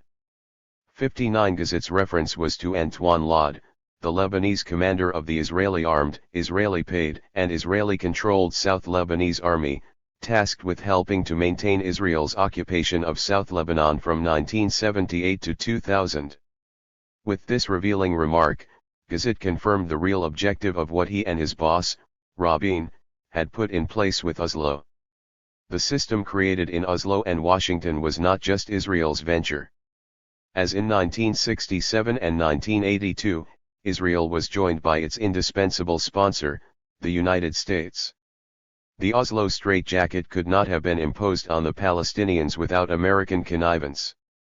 From Camp David back in 1978 on, The architecture of the negotiations, with its devious and infinitely flexible interim stage and deferral of Palestinian statehood, was not enforced primarily by Israel, even if the framework was dreamed up by Begin and carried forward by his heirs in both Israeli political blocs, Likud and Labor. It was the United States that provided the muscle behind the insistence that for the Palestinians this was the only possible negotiating path, leading to only one possible outcome. The United States was not just an accessory, it was Israel's partner. This partnership involved far more than simply acquiescence or consent on the part of every U.S. administration from Carter until today. It has relied on American support on the political, diplomatic, military, and legal levels. The bountiful sums of money in aid, loans, and tax-free charitable donations given to support the settlements and the creeping absorption of Arab neighborhoods in Jerusalem, and the copious flow of the world's most advanced arms to advance Israel's colonization of the entirety of Palestine. The Oslo Accords in effect constituted another internationally sanctioned American-Israeli declaration of war on the Palestinians in furtherance of the Zionist movement's century-old project. But unlike 1947 and 1967, this time Palestinian leaders allowed themselves to be drawn into complicity with their adversaries. 6. The Sixth Declaration of War, 2000 to 2014. This is a unique colonialism that we've been subjected to where they have no use for us. The best Palestinian for them is either dead or gone. It's not that they want to exploit us, or that they need to keep us there in the way of Algeria or South Africa as a subclass. Edwards said 1. For most Palestinians, deep disappointment with the Oslo Accords set in not long after the 1993 signing ceremony on the White House lawn. The prospect of an end to the military occupation and to the theft of land for Israeli settlements had originally been received with euphoria, and many people believed they were at the beginning of a path leading to statehood. As time went on, there was a dawning realization that despite and even because of the terms of Oslo, the colonization of Palestine was continuing apace and Israel was no closer to allowing the creation of an independent Palestinian state. In fact, conditions grew much worse for all but a very small number of individuals whose economic or personal interests were intertwined with the Palestinian Authority and who benefited from normalized relations with Israel. For everyone else, there were consistent denials of permission to travel and move goods from one place to another as a labyrinthine system of permits, checkpoints, walls, and fences was created. In a conscious Israeli policy of separation, Gaza was severed from the West Bank, which was itself severed from Jerusalem, jobs within Israel did not return, the settlements and settler-only roads between them proliferated, fragmenting the West Bank to devastating effect. Between 1993 and 2004, GDP per capita declined, despite promises of a prosperity that was just around the corner. 2. A privileged few influential figures with the PLO or the PA were granted VIP passes that allowed them to sail through the Israeli checkpoints. Everyone else lost the ability to move freely around Palestine. Until 1991, great numbers of Palestinians had worked in Israel without hindrance and without requiring a special permit. One could travel in a car with West Bank or Gaza license plates anywhere in Israel and in the occupied territories. Any expectation of having that freedom restored was quickly quashed. The majority of the population could not obtain permits to travel and was now effectively confined to the West Bank or to the Gaza Strip, to the inferior roads dotted with checkpoints intended for the indigenous population, while the settlers rode above them on a network of superb highways and overpasses that was constructed for their exclusive use. This post-Oslo confinement was most constricting in the Gaza Strip. In the decades following 1993, the Strip was cut off from the rest of the world in stages, encircled by troops on land and the Israeli Navy by sea. 3 Entering and leaving required rarely issued permits and became possible only through massive fortified checkpoints resembling human cattle pens, while arbitrary Israeli closures frequently interrupted the shipment of goods in and out of the Strip. The economic results of what was in effect a siege of the Gaza Strip were particularly damaging. Most Gazans depended on work in Israel or on exporting goods. With stringent restrictions on doing both, economic life underwent a slow strangulation. 4. In Jerusalem, the largest and most important urban center in Arab Palestine, barriers placed at the entrances to the Palestinian neighborhoods of East Jerusalem prevented free movement between the city and the West Bank hinterland, on which it depended economically, culturally, and politically. Its markets, schools, businesses, cultural institutions, and professional practices had all thrived primarily on a clientele from across the occupied territories, as well as Palestinians from inside Israel and foreign tourists. Suddenly, Palestinians from the West Bank and Gaza were required to obtain permits, which were unattainable for most. Even if they managed to procure a permit, routine humiliation and hours of delay awaited them while passing through the Israeli checkpoints that controlled movement into the city from the West Bank. The impact of this closure of Jerusalem on the city's economy was shattering. According to a 2018 European Union report, the contribution of Arab East Jerusalem to the Palestinian GDP has shrunk from 15% in 1993 to 7% today. The EU report noted that due to its physical isolation and the strict Israeli permit policy, the city has largely ceased to be the economic, urban, and commercial center that it once was. 5. These worsening conditions were barely noted in the mainstream media, and there was great surprise in international circles when the Palestinian population, still under occupation, expressed its bitter sense of betrayal via massive demonstrations in September 2000. The persistent, hazy glow of Oslo had blinded most observers, whether in Israel, the United States, or Europe, and especially within liberal Zionist circles. The myth of Oslo's beneficence continued to preclude clear-eyed analysis, even after the eruption of violence in 2000.6. But to the PLO's vigorous new rival, Hamas, the evidence that Oslo was not what its Palestinian advocates had made it out to be was grist for its mill. Founded at the outset of the First Intifada in December 1987, Hamas had grown quickly, capitalizing on the currents of popular discontent with the PLO that had emerged for a variety of reasons. During the Intifada, Hamas had insisted on maintaining a separate identity, refusing to join the unified national command. It promoted itself as a more militant Islamist alternative to the PLO, denouncing the abandonment of armed struggle and turned to diplomacy that was adopted in the PNC's 1988 Declaration of Independence. Only the use of force could lead to the liberation of Palestine, Hamas argued, reasserting the claim to the entirety of Palestine, not just the areas occupied by Israel in 1967.7. Hamas was an outgrowth of the Palestinian branch of the Muslim Brotherhood, an organization founded in Egypt in 1928 with reformist aims, but which turned to violence in the 1940s and 1950s, only to reconcile with the Egyptian regime under Sadat in the 1970s. Hamas was begun in Gaza by militants who felt that the Brotherhood had been too accommodating toward the Israeli occupier in return for lenient treatment.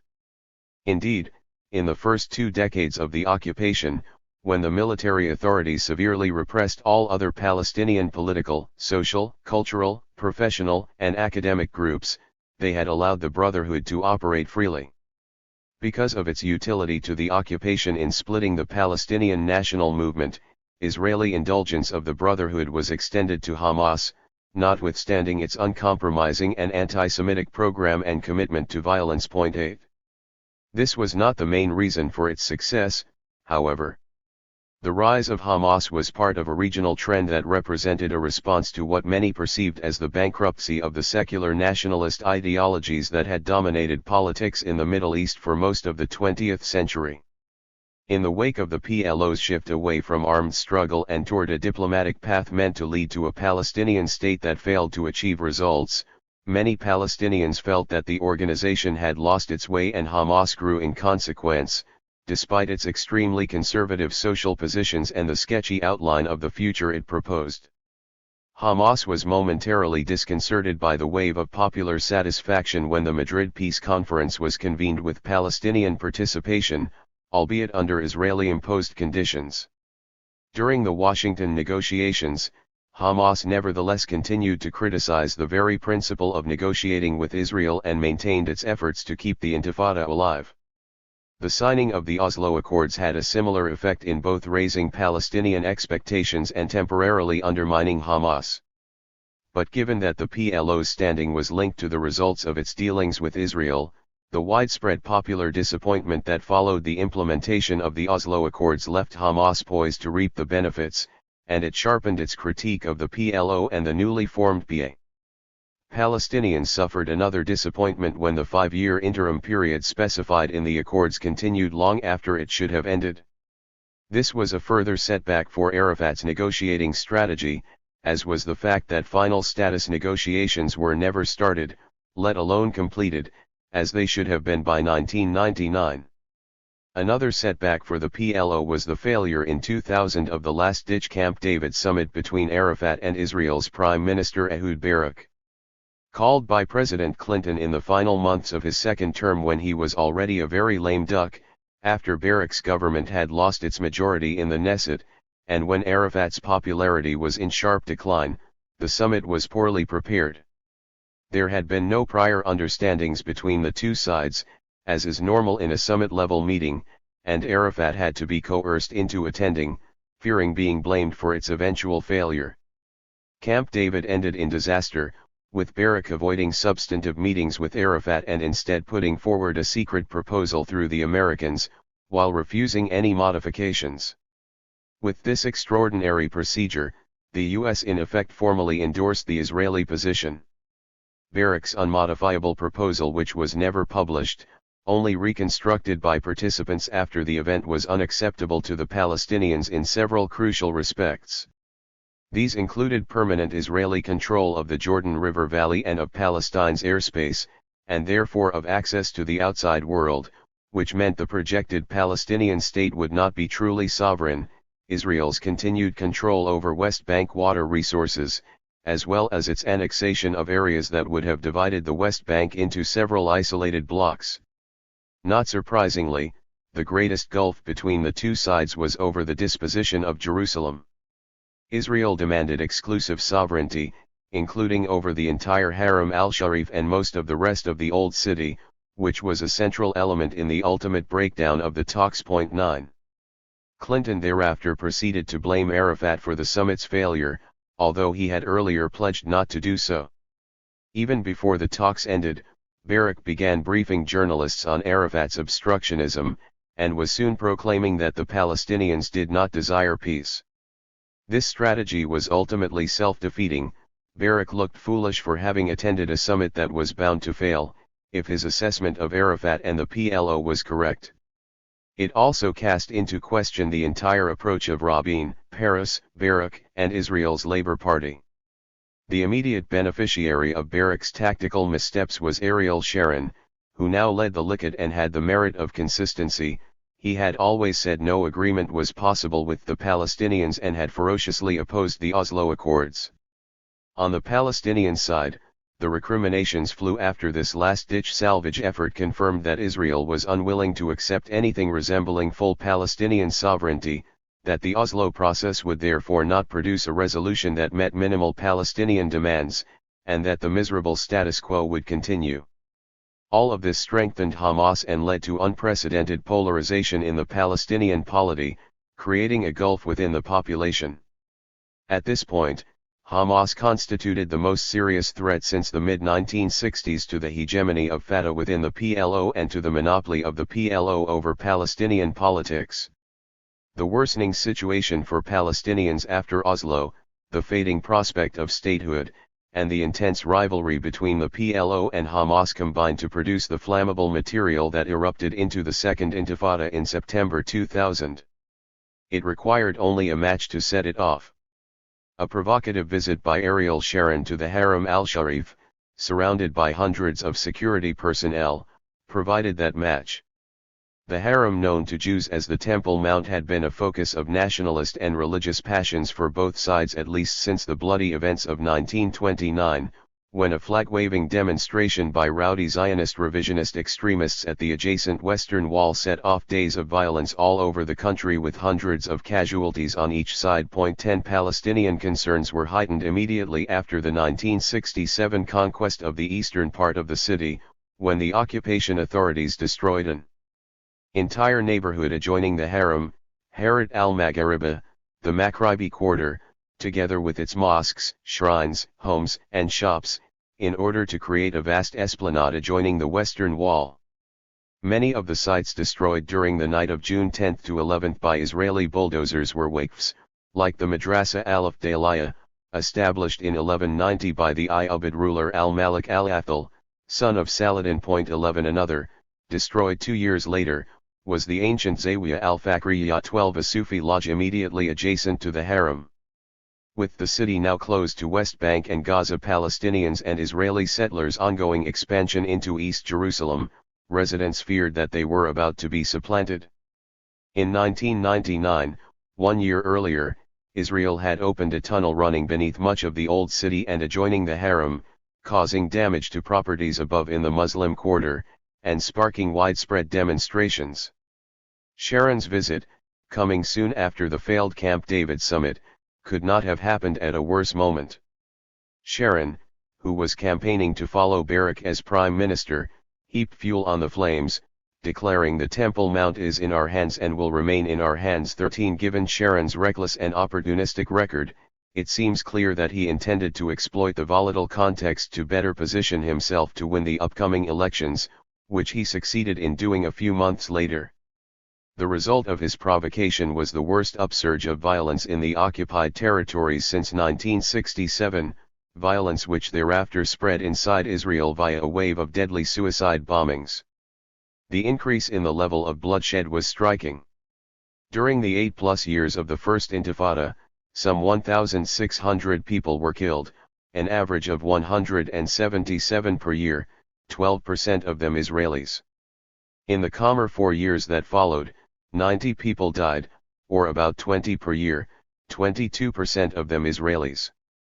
By contrast, the 8 years of the Second Intifada left 6,600 dead, an average of 825 per year, about 1,100 Israelis, just under 17%, and 4,916 Palestinians, who were killed by Israeli security forces and settlers. Over 600 Palestinians were also killed by other Palestinians. Most of the Israelis who died in the latter period were civilians killed by Palestinian suicide bombers inside Israel, while 332, just under a third of the total, were members of the security forces.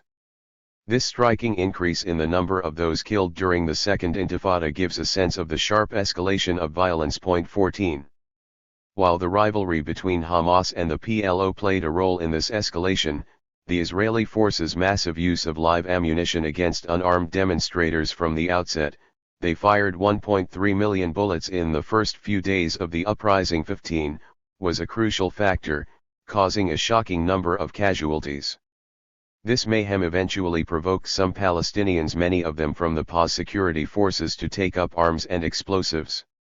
It seemed to perceptive observers that the Israeli military was well prepared to escalate, and may have intended to trigger just such a development. 16 Predictably, Israel turned to heavy weapons, including helicopters, tanks, and artillery, producing even higher Palestinian casualties.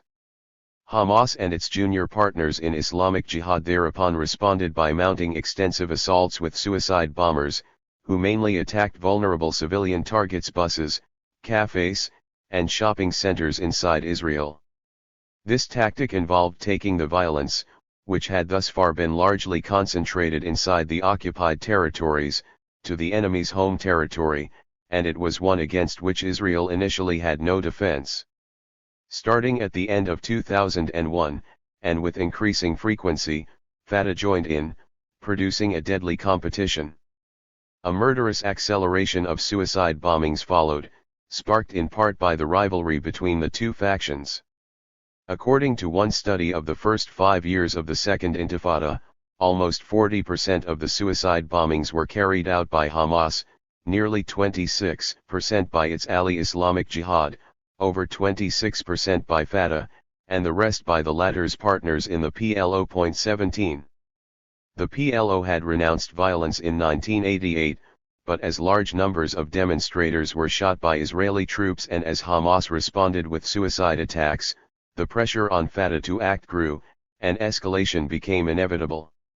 Triggered by the 1994 massacre inside the Ibrahimi Mosque in Hebron of 29 Palestinians by an armed settler, between 1994 and 2000 Hamas and Islamic Jihad had pioneered the use of suicide bombers inside Israel as part of their campaign against the Oslo Accords, killing 171 Israelis in 27 bombings.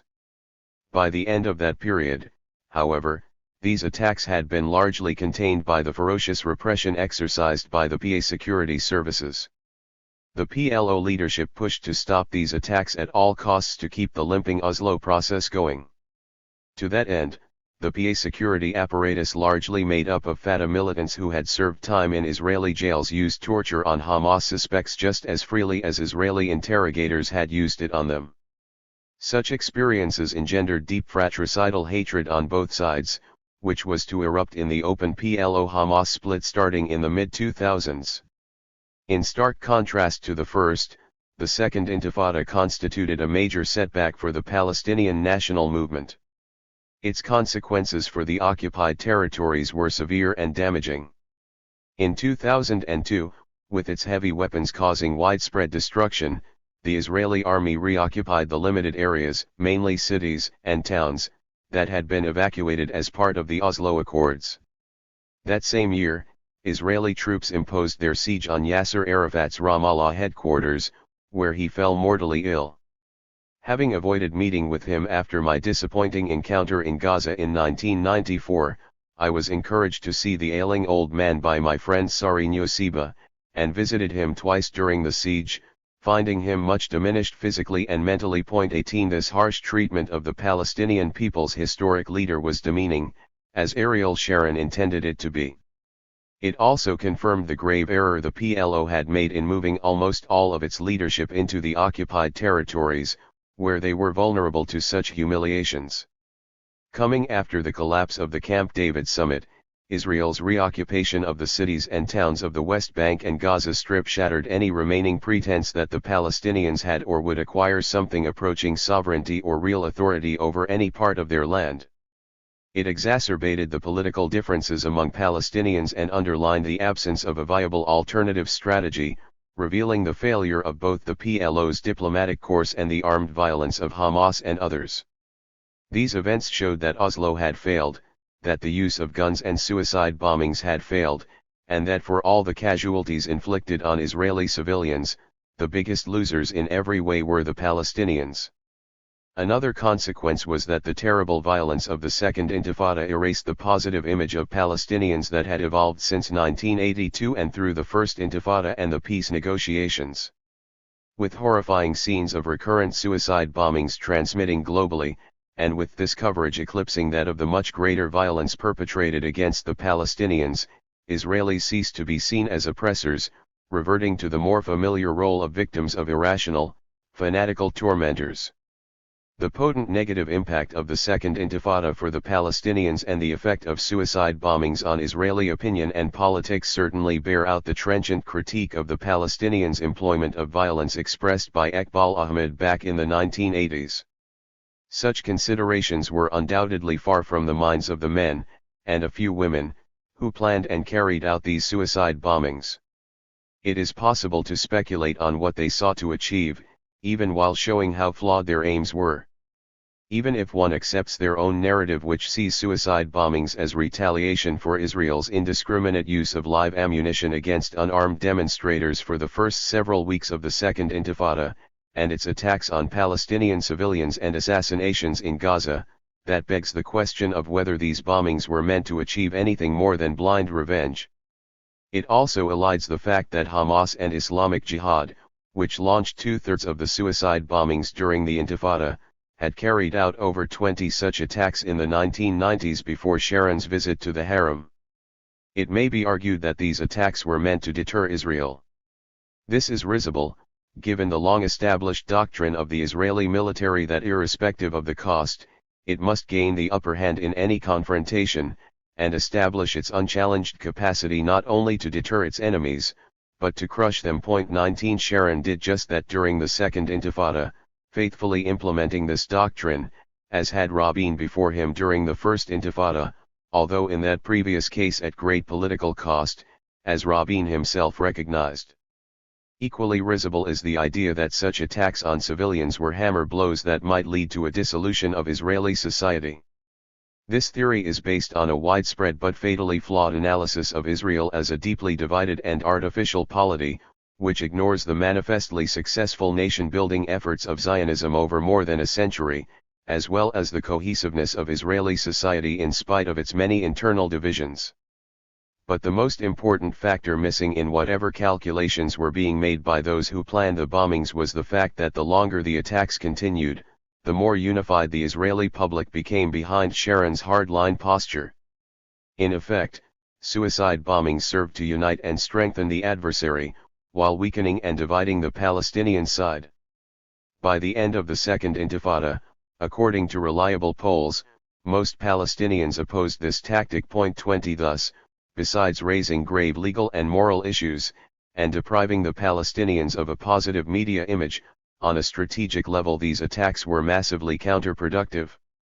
Whatever blame attaches to Hamas and Islamic Jihad for the suicide bombings that produced this fiasco, the PLO leadership that eventually followed suit must also share it.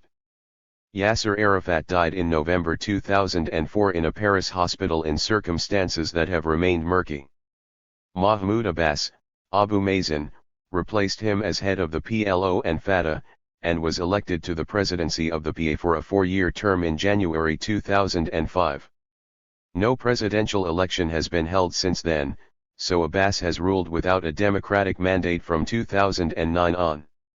Arafat's death marked the passing of an era, a half-century that began in the early 1950s with the first stirrings of a revived national movement and ended with Palestinian fortunes at their lowest ebb since 1948. Over the succeeding decade and a half, Abbas presided ineffectually over a grave deterioration in the already weakened state of the national movement, an intensification of inter-Palestinian conflict, a substantial expansion of Zionist colonization of what remained of Palestine, and a series of Israeli wars on an increasingly besieged Gaza Strip. One of the few surviving members of the old guard of the Fatah Central Committee that had long dominated the PLO, Abbas was neither charismatic nor eloquent. He was not renowned for personal bravery or considered a man of the people. Overall, he was one of the least impressive of the early generation of prominent Fatah leaders.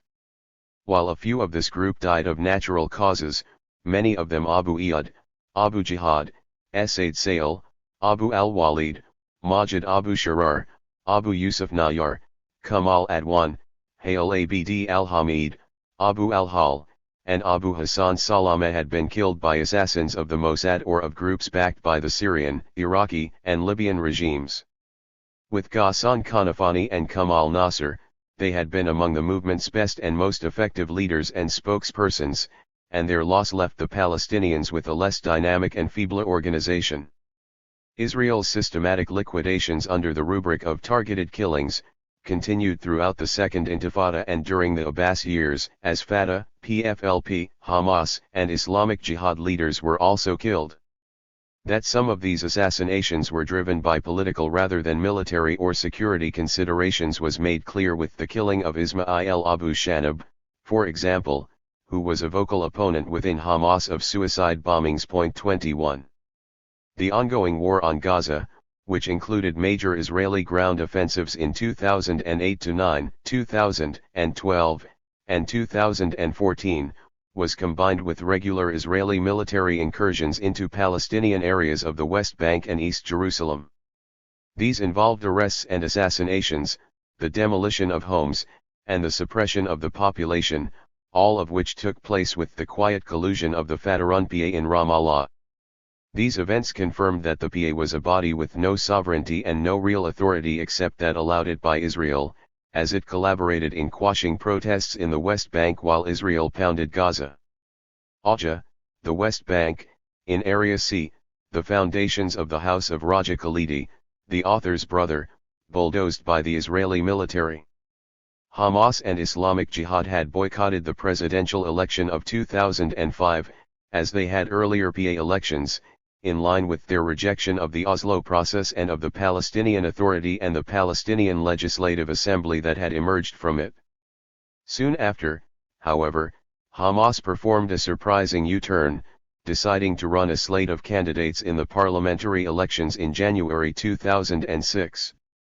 In its campaign, the organization downplayed the socially conservative Islamist message that had been its trademark, as well as its advocacy of armed resistance to Israel, instead emphasizing reform and change, which was the name of its electoral list. This was a reversal of the greatest significance. By fielding candidates for the assembly, Hamas not only accepted the PA's legitimacy but also, by extension, the legitimacy of the negotiating process that had produced it, and of the two-state solution that it was meant to lead to. Moreover, Hamas was also embracing the possibility of winning the elections, thus sharing responsibility for governing the PA together with the BES. The PA's core responsibilities, as seen by its Israeli, American, and European sponsors, involved preventing violence against Israelis and security cooperation with Israel.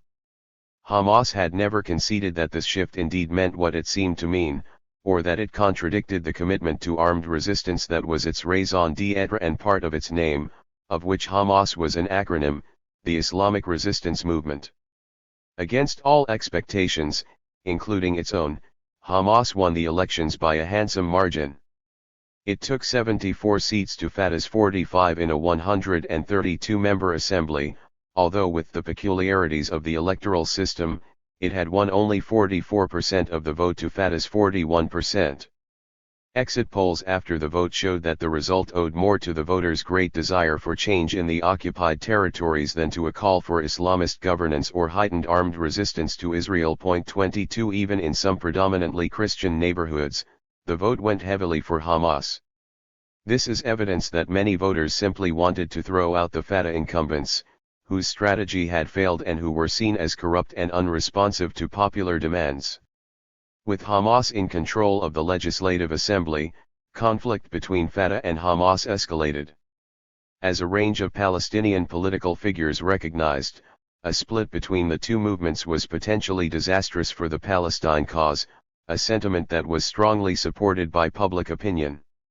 In May 2006, the 5 leaders of the major groups held in Israeli prisons, including Fatah, Hamas, the PFLP, and Islamic Jihad, issued the prisoners' document, which deserves to be more widely known. It called for an end to the rupture between the factions on the basis of a new program whose cornerstone was a two-state solution.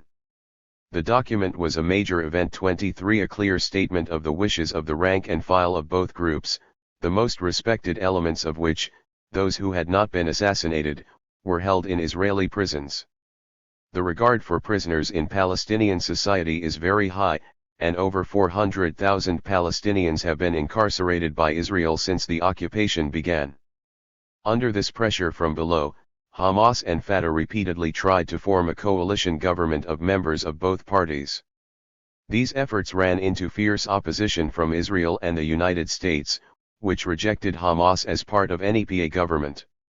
They insisted on explicit recognition of Israel, rather than the implicit form embodied in the prisoners' document, as well as a variety of other conditions.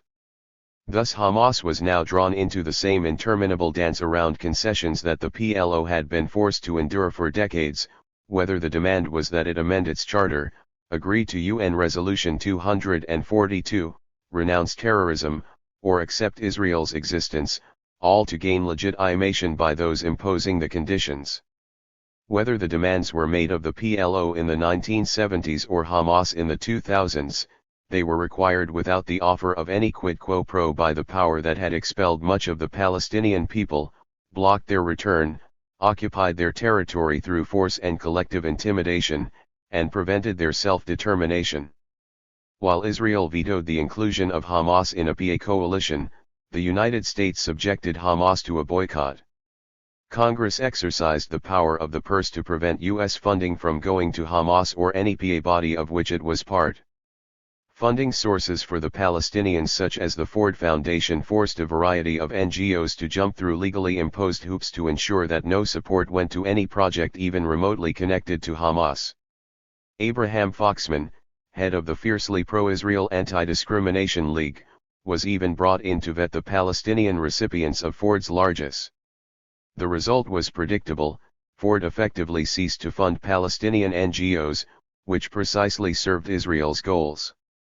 Meanwhile, under the USA Patriot Act of 2001, material support for terrorism was so broadly defined in the Palestinian case that almost any contact with an organization associated with a group that was placed on the blacklist, as Hamas and the PFLP were, could be considered a serious criminal act involving heavy penalties.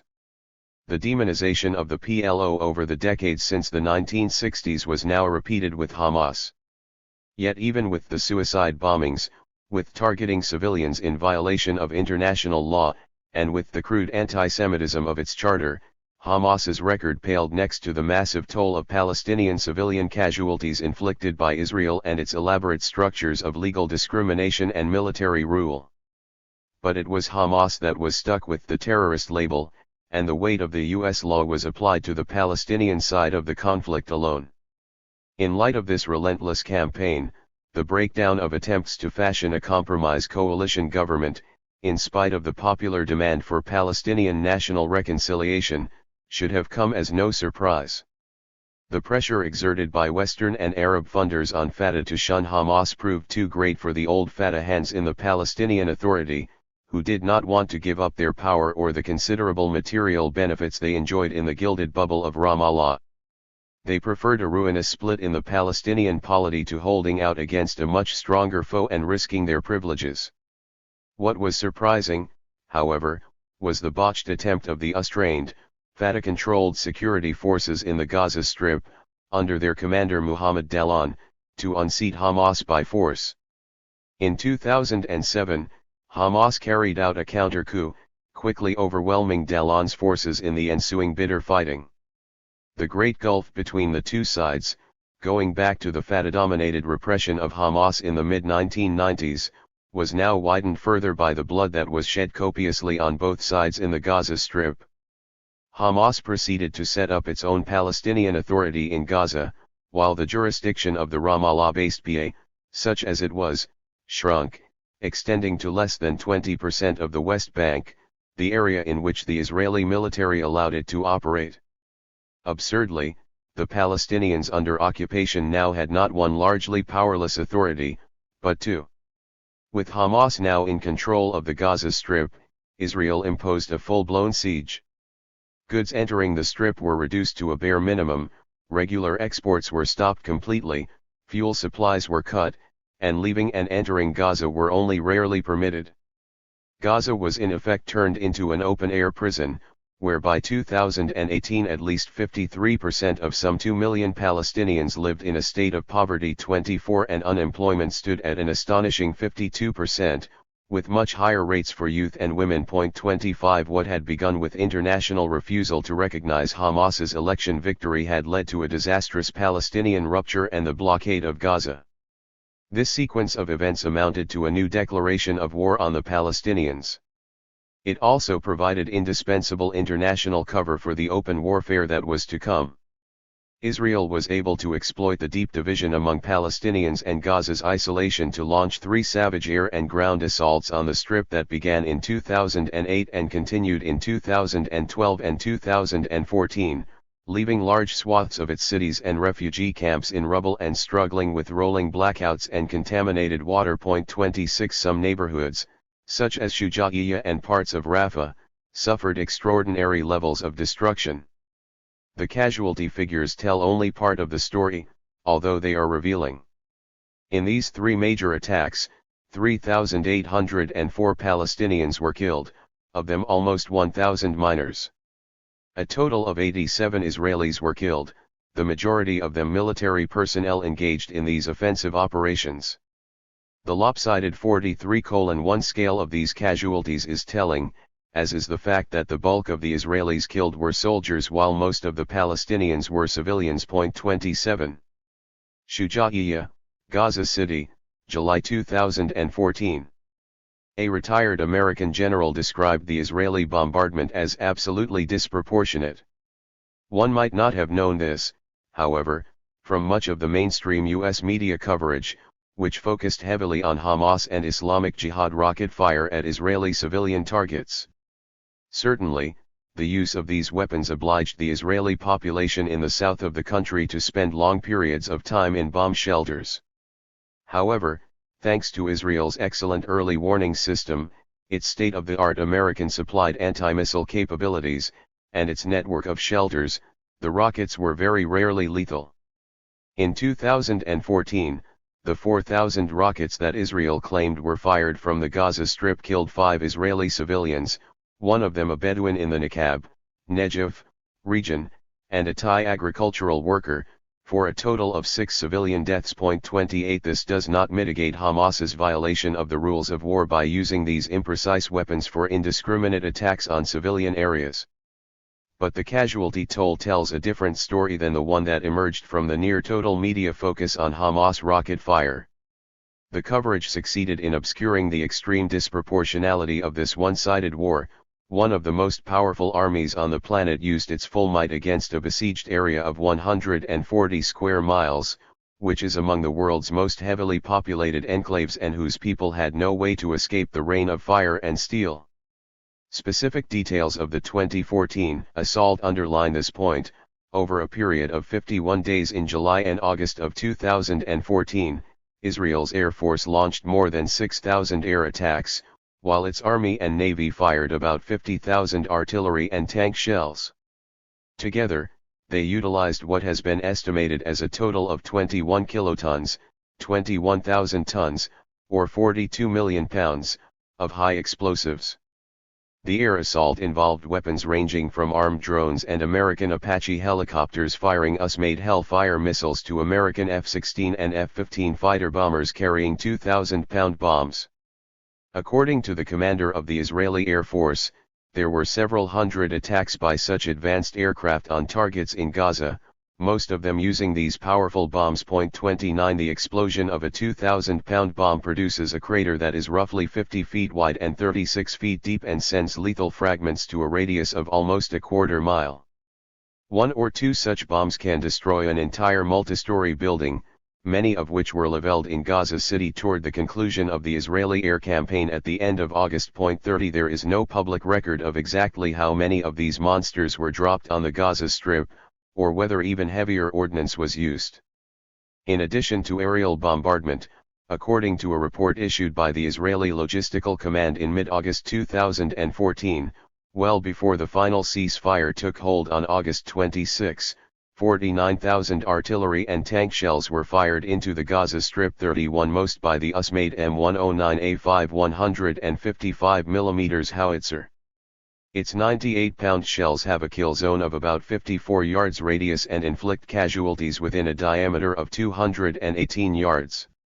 Israel possesses 600 of these artillery pieces, and 175 of the longer-range American M107 175mm gun, which fires even heavier shells, weighing over 145 pounds. One instance of Israel's use of these lethal battlefield weapons suffices to show the vast disproportionality of the war on Gaza. On July 19 to 20, 2014, elements of the elite Golani, Khalidi, and paratrooper brigades launched an assault along 3 axes into the Shuja'iyya district of Gaza City. The Golani Brigade in particular met fierce and unexpected resistance that resulted in the death of 13 Israeli soldiers and perhaps 100 wounded. According to American military sources, 11 Israeli artillery battalions, employing at least 258 of these 155mm and 175mm guns, fired over 7,000 shells into this single neighborhood over a period of 24 hours. This included 4,800 shells during one 7-hour period. A senior Pentagon officer with access to the daily briefings called the scale of firepower massive and deadly, noting that the U.S. Army would normally use so huge an amount of shell fire in support of 2 entire divisions comprising 40,000 troops, perhaps 10 times the size of the Israeli force engaged in Shuja'iyya. Another, a former American artillery commander, estimated that the U.S. military would employ that number of guns only in support of an Army corps of several divisions.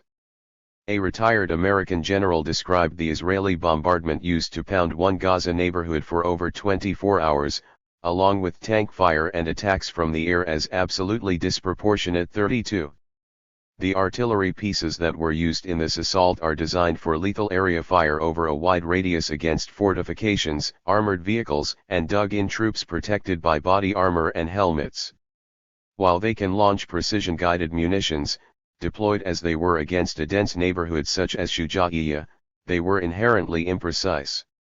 And any airstrike dropping 2,000-pound bombs in built-up areas, which Shuja'iyya, Beit Hanoun, Khan Yunis, and Rafah are, will necessarily and inevitably cause heavy civilian casualties and massive damage. 33 They cannot but do so. This is especially true in a place as overcrowded as the Gaza Strip, where people have nowhere to flee even if they are given prior notice that their homes are about to be destroyed. Beyond the horrific injuries they inflict on human flesh, air bombardment and artillery fire on this scale cause unimaginable destruction to property. In the 2014 assault, over 16,000 buildings were rendered uninhabitable, including entire neighborhoods. A total of 277 UN and government schools, 17 hospitals and clinics, and all 6 of Gaza's universities were damaged, as were over 40,000 other buildings. Perhaps 450,000 Gazans, about a quarter of the population, were forced to leave their homes, and many of them no longer had homes to go back to afterward. These were not random occurrences, nor was this the regrettable collateral damage often lamented during a war. The weapons chosen were lethal, meant for employment on an open battlefield, not in a heavily populated urban environment. Moreover, the scale of the onslaught was entirely in keeping with Israeli military doctrine. The killing and mangling in 2014 of some 13,000 people, most of them civilians, and the destruction of the homes and property of hundreds of thousands, was intentional, the fruit of an explicit strategy adopted by the Israeli military at least since 2006, when it used such tactics in Lebanon. The Dahiyya doctrine, as it is called, is named for the southern suburb of Beirut al-Dahiyya, which was destroyed by Israel's Air Force using 2,000-pound bombs and other ordnance. This strategy was explained in 2008 by Maj. Gen. Gadi Eisenkot, then head of Northern Command, and thereafter Israeli Chief of Staff. What happened in the Dahiyya quarter will happen in every village from which Israel is fired on. We will apply disproportionate force on it and cause great damage and destruction there. From our standpoint, these are not civilian villages, they are military bases. This is not a recommendation. This is a plan. And it has been approved. 34. This was precisely the thinking in 2014 behind Israel's third attack on Gaza in a period of 6 years, according to Israeli military correspondents and security analysts. 35 Yet there was little mention of the Dahiyya doctrine in statements by U.S. politicians or in the reporting on the war by most of the mainstream American media, even though it is in fact less of a strategic approach than a blueprint for collective punishment, which entails probable war crimes. There are a number of reasons for the silence of Washington and the media. The Arms Export Control Act of 1976 specifies that American-supplied weapons must be used for legitimate self-defense. 36 Given this provision, the line offered by U.S. officials from the president down describing Israel's operations in Gaza as self-defense may be the product of legal advice to avoid liability and potential prosecution for war crimes, alongside the Israeli officials who issued the orders and the soldiers who dropped the bombs. The media, too, rarely mentions this important legal consideration, possibly out of bias, or to protect the politicians who would otherwise be implicated, or to dodge the attacks on the media that generally follow even the mildest criticism of Israel. There remains the issue of proportionality, which is central to determining whether certain acts of war rise to the level of war crimes. Eisenkot's own words and the actions of the forces under his command in 2006, and thereafter these attacks on Gaza, seem clearly to establish intentional disproportionality on the part of Israel.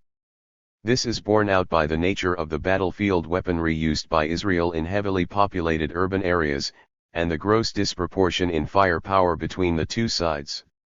Were Hamas and Islamic Jihad also responsible for potential war crimes by targeting a civilian population? Leaving aside the vital distinction between force employed by an occupying army and that utilized by groups among the occupied people, all combatants are required to obey the laws of war and other provisions of international law. Deadly though the rockets fired into southern Israel could be, few of them had sophisticated guidance systems and none were precision-guided munitions. Thus their use was generally indiscriminate, and could be considered to have been aimed at civilians in a large proportion of cases. However, none of the rockets had a warhead of the size or lethality of the over 49,000 tank and artillery shells fired by Israel in 2014. The Soviet-designed 122 mm Grad or Katyusha rocket commonly used by Hamas and its allies normally carried either a 44 or 66-pound warhead, compared with the 96-pound 155 mm shells, although many were fitted with smaller warheads to increase their range. Most of the homemade Qassam rockets that were used had considerably smaller warheads.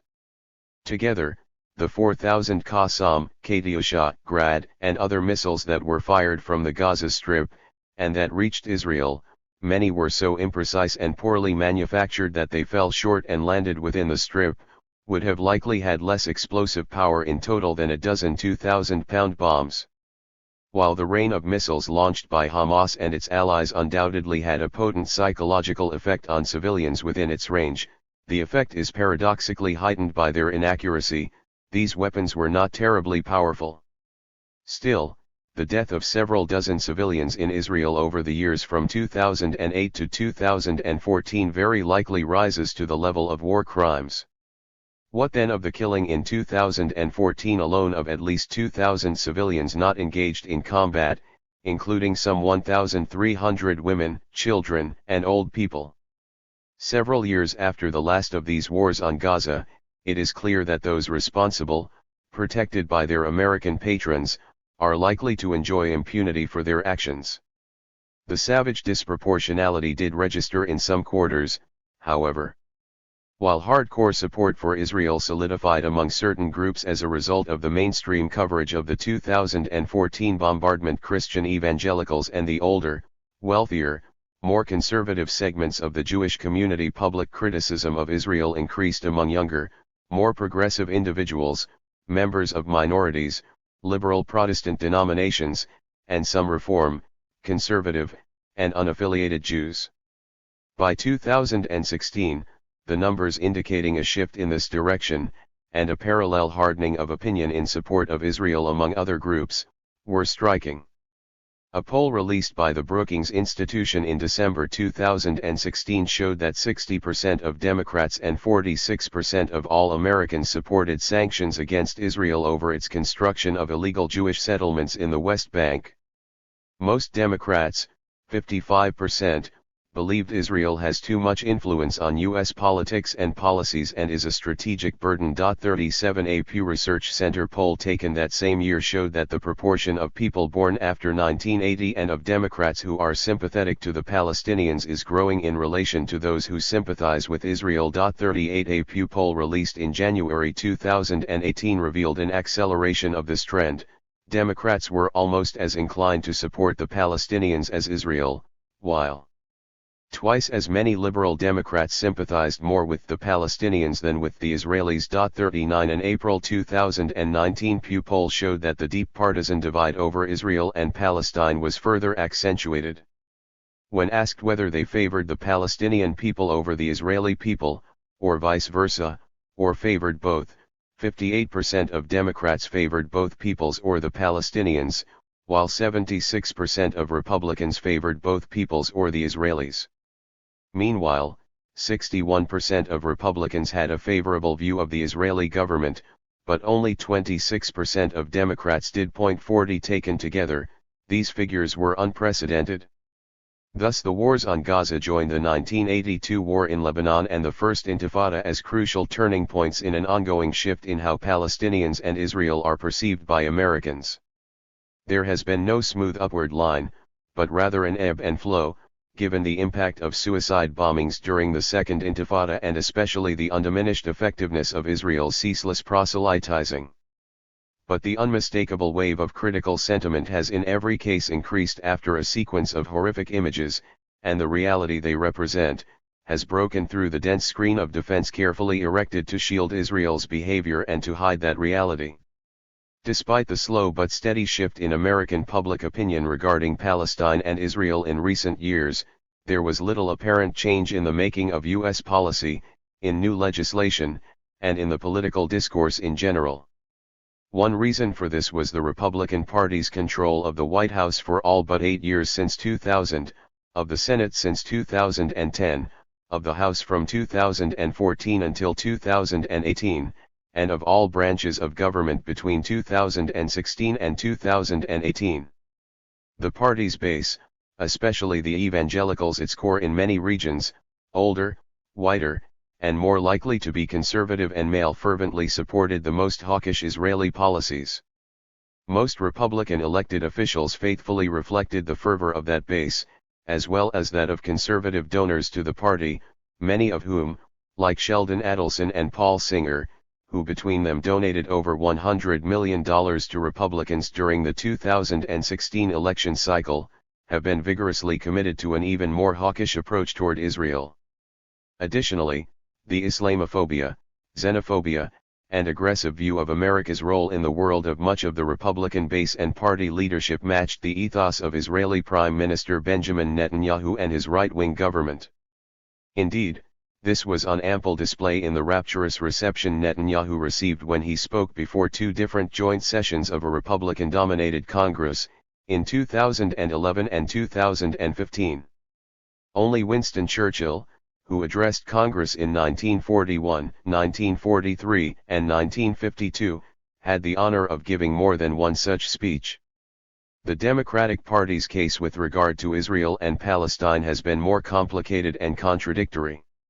The shift in much of the party's base took place most notably among its younger, minority, and more liberal segments, representing the party's future. It was not reflected in the views of the party leadership or most of its elected officials and big donors, representing its past. The dynamic at work was both generational, race and class-based, and also influenced by the party's big donors and powerful pressure groups such as AIPAC. The polls show that views on Palestine and Israel often correlate closely with age. Older people tend to be more conservative and conventional, and in 2019 the leaders of the Democratic Party comprised Nancy Pelosi, 78, Charles Schumer, 68, and a party machine dominated by the Clintons, both in their early 70s. All of them are rich, Pelosi exceedingly so. She is one of the wealthiest members of Congress, with a net worth, together with her husband, reportedly over $100 million. With the incessant fundraising that is the central concern of American politicians, and the rightward turn of the Democrats in the late 1980s, the party became more favorable and attractive to moneyed interests. As a result, the views of donors have been more important to the party's leaders and elected officials than those of the party's base or of its voters. And many of the biggest donors to the party, such as media mogul Haim Saban and others from the high-tech, entertainment, and financial industries, remained unfailingly committed to Israel, irrespective of its excesses. Democrats were thus torn between the inclinations of their older leaders and many big donors to support any act of the Israeli government, and the party's rank and file, which began pushing hard for a change. This was evident in the unconventional positions on Israel and Palestine taken by presidential candidate Bernie Sanders during the 2016 Democratic primary campaign and in floor fights over the party platform at the convention that year. The split was on display as well in the party leadership struggle that followed the 2016 elections, with the front-runner, Representative Keith Ellison, subjected to smears and innuendo in part because of his outspoken position on Palestine. That the efforts to change the Democratic Party's line on Palestine had little concrete impact was seen in the bipartisan support for the annual military assistance given to Israel of over $4 billion, and for a tide of legislation that disadvantaged the Palestinians. However, a small shift in Congress could be discerned in a bill co-sponsored by 30 members of the House in November 2017, and reintroduced in April 2019 as H.R. 2407, that sought to ensure that U.S. aid would not support Israeli security forces' mistreatment and imprisonment of Palestinian children, 10,000 of whom have been detained by the occupation since 2000.41. Although these political realities can explain much, especially where legislation and political rhetoric is concerned, they shed limited light on the making of policy. In crafting U.S. foreign policy, the executive branch traditionally has great latitude. It is not necessarily as constrained as Congress, haunted as its members are by the election cycle and the fundraising this necessitates. American presidents indeed have repeatedly acted freely with little regard for the objections of Israel and its supporters when they considered vital, core U.S. interests to be at stake. A false narrative would have it that the influence of Israel and its supporters on Middle East policy is always paramount, but this is true only when policymakers do not consider vital U.S. strategic interests to be engaged, and when domestic political considerations are especially weighty, for example in a presidential election year. Examples of the United States overriding strong Israeli resistance to serve Washington's perceived interest are legion. During the 1956 Suez War, the U.S. opposed aggression against Egypt as contrary to its Cold War interests. At the end of the 1968-70 War of Attrition along the Suez Canal, the United States imposed a ceasefire to Israel's strategic disadvantage to avert a US-Soviet confrontation, and between 1973 and 1975, Kissinger imposed 3 disengagement agreements necessitating Israeli military withdrawals, over furious Israeli objections. It is the case that most of these actions ultimately served Israel's long-range interests as well, the short-sighted objections of its leaders notwithstanding. Other examples range from the lucrative sales of advanced weapons to Saudi Arabia despite vociferous opposition by Israel and its lobby in Washington, to the Iran nuclear deal negotiated by President Barack Obama in the teeth of hostility from Netanyahu and his supporters in Congress. The point is that when vital U.S. interests are seen to be at stake in Washington, American presidents have without hesitation acted in service of these interests, paying only limited attention to Israel's concerns. However, when it comes to Palestine and peacemaking between Palestinians and Israelis that necessarily entails concessions from the latter, there seem to be no major U.S. strategic or economic interests at stake, and no means to counterbalance the sustained opposition from Israel and its supporters, which is inevitably greater on this one issue than any other. 42 U.S. presidents, from Truman to Donald Trump, have been reluctant to walk into this buzzsaw of antagonism, and have thus by and large allowed Israel to dictate the pace of events and even to determine U.S. positions on issues relating to Palestine and the Palestinians.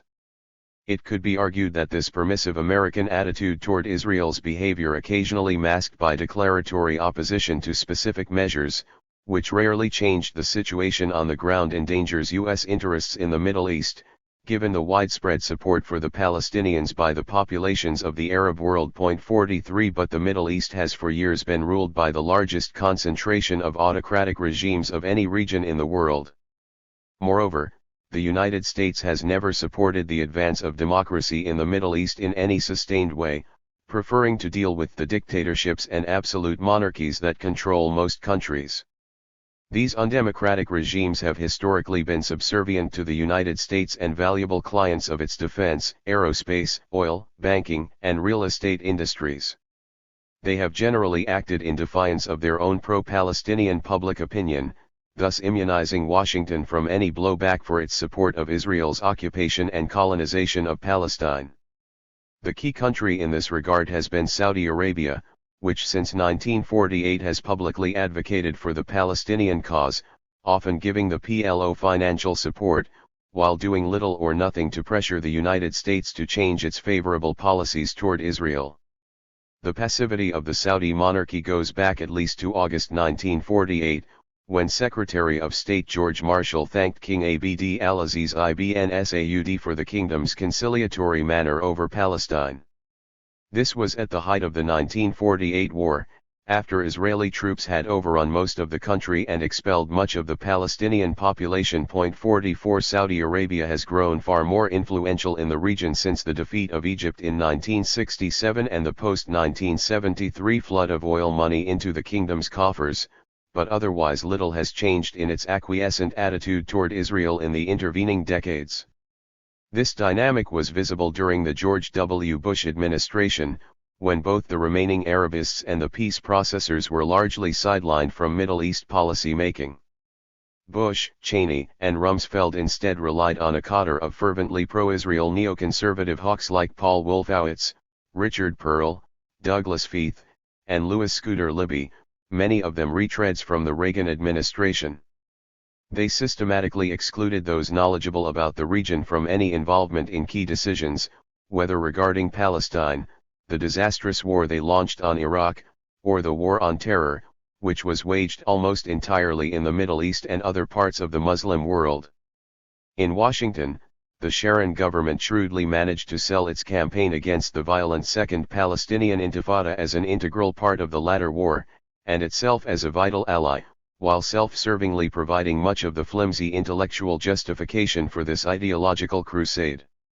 In return, in 2004 Bush accepted the inclusion of settlement blocks already existing major Israeli population centers within Israel's frontiers in the context of a final peace settlement. 45 Bush also endorsed Sharon's sudden decision to carry out a unilateral Israeli withdrawal of troops and settlers from the Gaza Strip in 2005. Israel did this without coordination with the Palestinians, while maintaining Israel's control over entry to and exit from the Strip, which remained under siege, and was soon taken over by Hamas. This set the stage for the next round of Gaza wars. The president who occupied the White House during all three of Israel's assaults on Gaza, Barack Obama, continued the pattern of his predecessors. His election had raised the hopes of many trusting souls who believed that a U.S. president with Hussein as his middle name, who had been photographed with Edward Said, who was my neighbor and colleague at the University of Chicago, who declared a new beginning for the U.S. in the Muslim world, surely he would deal differently with Palestine. These hopes sprung from the assumption that presidents have unlimited freedom to act. But despite the considerable leeway afforded the executive branch, there remains the tenacious power of the permanent bureaucracy, of the homogeneous coterie of experts circulating in and out of government, of Congress, and of other structural and political factors. There is also the potency of conventional thinking on Israel and Palestine, entrenched in the leaderships of both political parties and in the mainstream media, as well as the formidable power of the Israel lobby and the fact that there is no effective countervailing force in U.S. politics. Any semblance of an Arab lobby has never been more than a collection of high-priced PR shops, law firms, consultants, and lobbyists paid handsomely to protect the interests of the corrupt, kleptocratic elites that misrule most of the Arab countries. Most of these dictatorial rulers are beholden to the U.S. and are valuable clients of American defense, aerospace, oil, banking, and real estate interests, which have vast influence in Washington. These potent forces also lobby for Arab kleptocrats, but not for the Arabs, if by that is meant the peoples of these countries. Still, another hopeful sign was Obama's quick appointment of George Mitchell as Special Envoy for Middle East Peace in January 2009, charged with kick-starting direct Israeli-Palestinian negotiations for a final settlement. Mitchell was a negotiator in the mold of Cyrus Vance and James Baker, an independent-minded and experienced Washington hand, who at that late stage of his career was not beholden to Israel or its lobby. He had served as governor of Maine and as Senate Majority Leader. As Special Envoy for President Bill Clinton, he had successfully negotiated the Northern Ireland Good Friday Agreement in 1998, bringing the IRA in from the cold and involving them in a settlement. Unlike the peace processors of the Clinton era, Mitchell did not accept Israel's positions as the limits of U.S. policy and strove to confront head-on the most thorny aspects of negotiations, freezing Jewish settlements, the future of Jerusalem, and the return of Palestinian refugees. Building on his success with the IRA in Ireland, he proposed involving Hamas in the negotiating process, which he saw as crucial to a comprehensive solution, but he was ultimately unsuccessful, in large measure because of Israeli opposition. But Mitchell suffered from a particular disadvantage: he was undermined from within the Obama administration. The key figure in the sabotage of Mitchell's mission was none other than the ineffable Dennis Ross. Ross was out of government during the George W. Bush years, but he had campaigned in Florida and elsewhere for Obama in 2008, defending him against Republican accusations of insufficient support for Israel. The newly elected president was therefore beholden to him. As a sop to those unhappy with Mitchell's appointment, besides his willingness to deal with Hamas, Mitchell was partly of Lebanese ancestry, the first senior U.S. official involved in the Middle East with that background since Philip Habib. Ross was brought in as a special advisor to Secretary of State Hillary Clinton. He was supposed to focus on the Gulf, but quickly began to involve himself in the Palestinian-Israeli negotiations, where the Israelis saw him as a preferred interlocutor. When Ross's interference with Mitchell's efforts became intolerable, as he repeatedly went behind the special envoy's back, setting up secret back channels with the Israelis, he left his post at Foggy Bottom, but he landed on his feet with a new position at the National Security Council, where he was even closer to the president. He continued to interfere with Mitchell's work, making side deals with the Netanyahu government, while the PA refused any contact with him because of his overt bias toward Israel. It was an unequal fight, Mitchell versus the Israel lobby, Congress, and Netanyahu, with Ross all the while drawing on support from his patrons to operate behind the ex-senator's back. Instead of Israel facing a single U.S. government representative determined to extract concessions from both sides, it was able to play the pliable and always acquiescent Ross against Mitchell. In this situation, Israel could simply stand pat, and no progress toward a settlement was possible. In the end, the coup de grace was administered to Mitchell by his former colleagues in Congress, who decreed that involving Hamas in the negotiating process was unacceptable and violated U.S. laws. 46 Israel had won. The status quo was preserved, the Palestinians remained divided, and Israel was not obliged to talk to Hamas or even seriously negotiate, all without having had to make much of an effort. Ross and Congress had done Israel's work for it. Although Obama had indicated that the Palestinian issue was a priority for his administration, his response to the wars on Gaza was a truer measure of his engagement.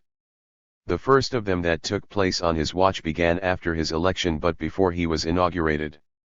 At no point then or subsequently did the president seek to disturb the false narrative whereby what was underway in the Gaza Strip during these ferocious onslaughts was a righteous response to terrorist rocket fire aimed at Israeli civilians. At no point did his administration interrupt the flow of American weapons that were used to kill some 3,000 Palestinian civilians and maim many more. Indeed, deliveries were accelerated when Israel deemed that necessary. At no point did Obama decisively confront Israel over its siege of the Gaza Strip. For his early intimations of a change in Washington's bias in favor of Israel, Obama was heartily loathed by its right-wing leaders and their American supporters. He fully reciprocated that sentiment, but in the end he changed nothing in Palestine. In spite of fruitless efforts to resolve the conflict by Obama's Secretary of State, John Kerry, the sole mark his administration left was Security Council Resolution 2334, passed 14-1 with a U.S. abstention, that called Israeli settlement activity in the West Bank and East Jerusalem a flagrant violation of international law with no legal validity. Adopted in December 2016 when Obama was already a lame duck, the resolution provided for no sanctions and no coercive measures against Israel.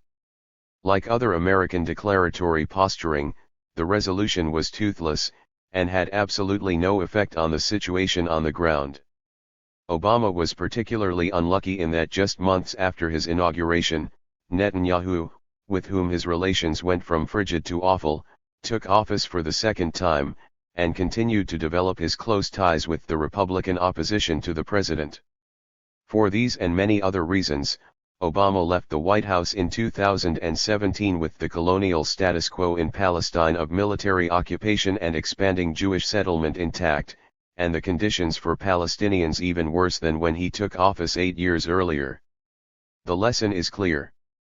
Had Obama genuinely considered the issue of peace between Palestinians and Israelis to be a priority as important as the nuclear agreement with Iran, he could have worked to push it through against congressional opposition and the efforts of AIPAC and the Israeli government, and perhaps he might have succeeded. On behalf of a matter of supreme significance, that of war and peace with Iran, Obama was able to stand up to and overcome the Israel lobby and its Israeli patrons. However, it was apparently the view of the president that breaking the stalemate in Palestine did not constitute enough of a vital strategic American interest for him to engage his prestige and power and political capital. The Mitchell Initiative thus died quietly in 2011, and the efforts of Kerry in 2016, and with them the prospect of conducting negotiations between Israel and the Palestinians on an entirely new basis. As the centenary of the war on Palestine came and went, the American metropole, the irreplaceable base for Israel's freedom of action, was as committed to the Zionist colonial project as had been Lord Balfour 100 years earlier. The second century of the war would be marked by a new and even more destructive approach to the issue of Palestine, with the United States in close coordination with Israel and its newfound friends in the absolute monarchies of the Gulf. Conclusion. A century of war on the Palestinians. In 1917, Arthur James Balfour stated that in Palestine, the British government did not propose even to go through the form of consulting the wishes of the present inhabitants of the country. The great powers were committed to Zionism, he continued, and Zionism, be it right or wrong, good or bad, is rooted in age-long traditions, in present needs, in future hopes, of far profounder import than the desires and prejudices of the 700,000 Arabs who now inhabit that ancient land. 100 years later, President Donald Trump recognized Jerusalem as Israel's capital, saying, "We took Jerusalem off the table, so we don't have to talk about it anymore." Trump told Benjamin Netanyahu, "You won 1 point, and you'll give up some points later on in the negotiation, if it ever takes place." I don't know that it will ever take place.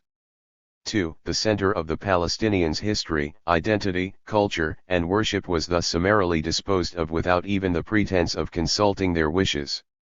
Throughout the intervening century, the great powers have repeatedly tried to act in spite of the Palestinians, ignoring them, talking for them or over their heads, or pretending that they did not exist.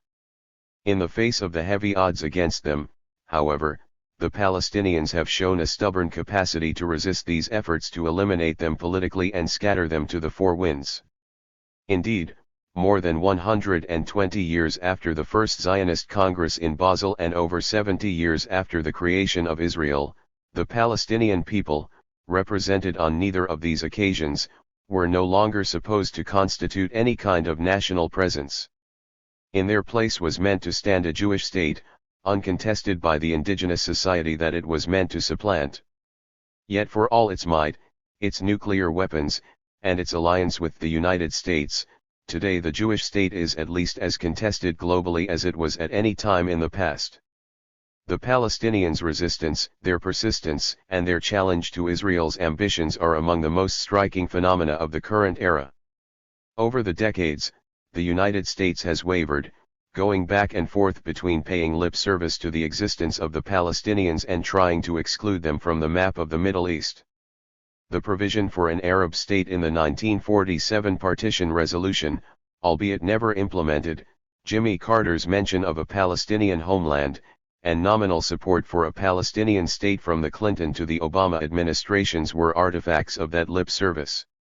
There are many more instances of American exclusion and erasure: Lyndon Johnson's backing of UNSC 242, Kissinger's years of sidelining the PLO in the 1960s and 1970s and covertly making proxy war on it, the 1978 Camp David Accords, the Reagan administration's green light for the 1982 war in Lebanon, the lack of will of U.S. presidents from Johnson to Obama to stop Israeli seizure and settlement of Palestinian land.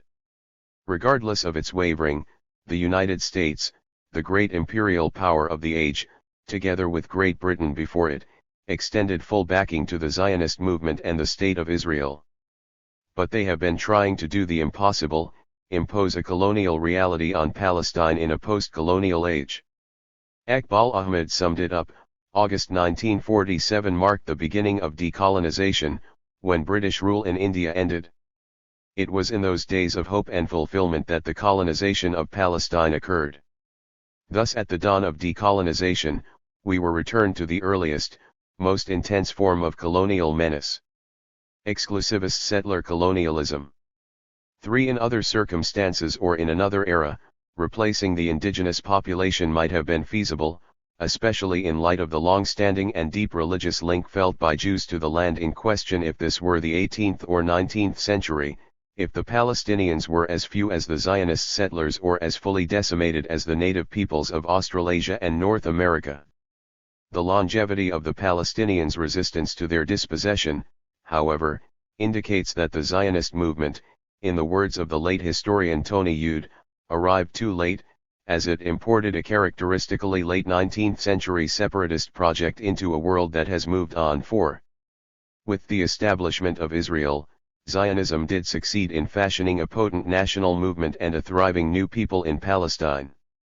But it could not fully supplant the country's original population, which is what would have been necessary for the ultimate triumph of Zionism. Settler colonial confrontations with indigenous peoples have only ended in one of three ways: with the elimination or full subjugation of the native population, as in North America, with the defeat and expulsion of the colonizer, as in Algeria, which is extremely rare, or with the abandonment of colonial supremacy, in the context of compromise and reconciliation, as in South Africa, Zimbabwe, and Ireland. There is still the possibility that Israel could attempt to reprise the expulsions of 1948 and 1967 and rid itself of some or all of the Palestinians who tenaciously remain in their homeland. Forcible transfers of population on a sectarian and ethnic basis have taken place in neighboring Iraq since its invasion by the United States and in Syria following its collapse into war and chaos. The UN High Commissioner for Refugees reported in 2017 that a record 68 million persons and refugees were displaced the world over. Against this horrific regional and global background, which elicits scarce concern internationally, there might seem to be little to restrain Israel from such an action. But the ferocious fight that Palestinians would wage against their removal, the intense international attention to the conflict, and the growing currency of the Palestinian narrative all mitigate against such a prospect. Given the clarity of what is involved in ethnic cleansing in a colonial situation, rather than in circumstances of a confusing civil-cum-proxy war interlaced with extensive foreign intervention, as in Syria and Iraq, a new wave of expulsions would probably not unfold as smoothly for Israel as in the past. Even if undertaken under cover of a major regional war, such a move would have the potential to cause fatal damage to the West's support for Israel, on which it relies. Nonetheless, there are growing fears that expulsion has become more possible in the past few years than at any time since 1948, with religious nationalists and settlers dominating successive Israeli governments, explicit plans for annexations in the West Bank, and leading Israeli parliamentarians calling for the removal of some or all of the Palestinian population. Punitive Israeli policies are currently directed at forcing as many Palestinians as possible out of the country, while also evicting some within the West Bank and the Negev inside Israel from their homes and villages via home demolition, fake property sales, rezoning, and myriad other schemes. It is only a step from these tried and true demographic engineering tactics to a repeat of the full-blown ethnic cleansing of 1948 and 1967. Still, the odds so far seem against Israeli taking such a step.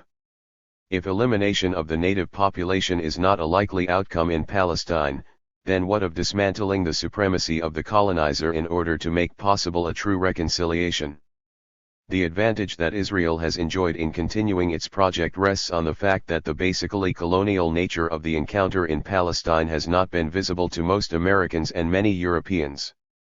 Israel appears to them to be a normal, natural nation-state like any other, faced by the irrational hostility of intransigent and often anti-Semitic Muslims, which is how Palestinians, even the Christians among them, are seen by many. The propagation of this image is one of the greatest achievements of Zionism and is vital to its survival. As Edward Said put it, Zionism triumphed in part because it won the political battle for Palestine in the international world in which ideas, representation, rhetoric, and images were at issue. 5. This is still largely true today. Dismantling this fallacy and making the true nature of the conflict evident is a necessary step if Palestinians and Israelis are to transition to a post-colonial future in which one people does not use external support to oppress and supplant the other. Recent polls have revealed the shifts that have begun to take place among some segments of American public opinion. While encouraging to advocates of Palestinian freedom, they do not reflect the stance of most Americans. Nor are they necessarily based on a sound understanding of the colonial dynamic at work in the conflict. Moreover, public opinion can shift again. Events on the ground in Palestine have recently tilted the scales of sympathy slightly in favor of the Palestinians, but other events could cause them to tilt in the opposite direction, as happened during the Second Intifada. Amply funded efforts have been launched to achieve just such a reversal, in particular by smearing critics of Israel as anti-Semites. 6. While counter-efforts to strengthen this positive trend are puny by comparison. The experience of the past few decades shows that three approaches have been effective in expanding the way in which the reality in Palestine is understood. The first rests on the fertile comparison of the case of Palestine to other colonial settler experiences, whether that of Native Americans or South Africans or the Irish. The second, related to the first, involves focusing on the gross imbalance of power between Israel and the Palestinians, a characteristic of all colonial encounters. The third and perhaps most important is to foreground the issue of inequality. Establishing the colonial nature of the conflict has proven exceedingly hard given the biblical dimension of Zionism, which casts the new arrivals as indigenous and as the historic proprietors of the land they colonized. In this light, the original population of Palestine appears extraneous to the post-Holocaust resurgence of a Jewish nation-state with its roots in the kingdom of David and Solomon. They are no more than undesirable interlopers in this uplifting scenario. Challenging this epic myth is especially difficult in the United States, which is steeped in an evangelical Protestantism that makes it particularly susceptible to such an evocative Bible-based appeal and which also prides itself on its colonial past. The word colonial has a valence in the United States that is deeply different from its associations in the former European imperial metropoles and the countries that were once part of their empires. Similarly, the terms settler and pioneer have positive connotations in American history, arising from the heroic tale of the conquest of the West at the expense of its indigenous population as projected in movies, literature, and television. Indeed, there are striking parallels between these portrayals of the resistance of Native Americans to their dispossession and that of the Palestinians. Both groups are cast as backward and uncivilized, a violent, murderous, and irrational obstacle to progress and modernity. While many Americans have begun to contest this strand of their national narrative, Israeli society and its supporters still celebrate, indeed, depend on its foundational version. Moreover, comparisons between Palestine and the Native American or African American experiences are fraught because the United States has yet to fully acknowledge these dark chapters of its past or to address their toxic effects in the present. There is still a long way to go to change Americans' consciousness of their nation's history, let alone that of Palestine and Israel, in which the United States has played such a supportive role. The second track for changing existing perceptions of the conflict, highlighting the great imbalance between the Palestinians and the powers arrayed against them, involves showing that the Zionist movement was almost always on the offensive in its effort to achieve mastery over an Arab land. Presenting this reality otherwise has been central to the discursive advantage achieved by Zionism, in which Israel is David to the Arab/Muslim Goliath. A more recent fiction casts the conflict as one of two peoples, or even two states, in an equal fight, sometimes framed as right versus right. Even then, the accepted version is that Israel has constantly wished for peace, only to be rebuffed by the Palestinians. There is no partner for peace, as the phrase goes, leaving Israelis, the victims, to defend themselves against unjustifiable terrorism and rocket fire. In reality, the Zionist movement and then the State of Israel always had the big battalions on their side, whether this was the British Army before 1939, US and Soviet support in 1947–48, France and Britain in the 1950s and 1960s, or the situation from the 1970s until today, where besides receiving unlimited US support, Israel's armed might dwarfs that of the Palestinians, and indeed that of all the Arabs put together. It is the issue of inequality that is most promising for expanding the understanding of the reality in Palestine. It is also the most important, since inequality was essential to the creation of a Jewish state in an overwhelmingly Arab land, and is vital to maintaining that state's dominance. Inequality is so crucial not only because it is anathema to the egalitarian, democratic societies that the Zionist project has primarily relied on for its support, but because equality of rights is key to a just, lasting resolution of the entire problem. Within Israel, certain important rights are reserved exclusively for Jewish citizens and denied to the 20% of citizens who are Palestinian. Of course, the 5 million Palestinians living under an Israeli military regime in the occupied territories have no rights at all, while the 500,000+ Israeli colonists there enjoy full rights. This systemic ethnic discrimination was always a central facet of Zionism, which by definition aimed to create a Jewish society and polity with exclusive national rights in a land with an Arab majority.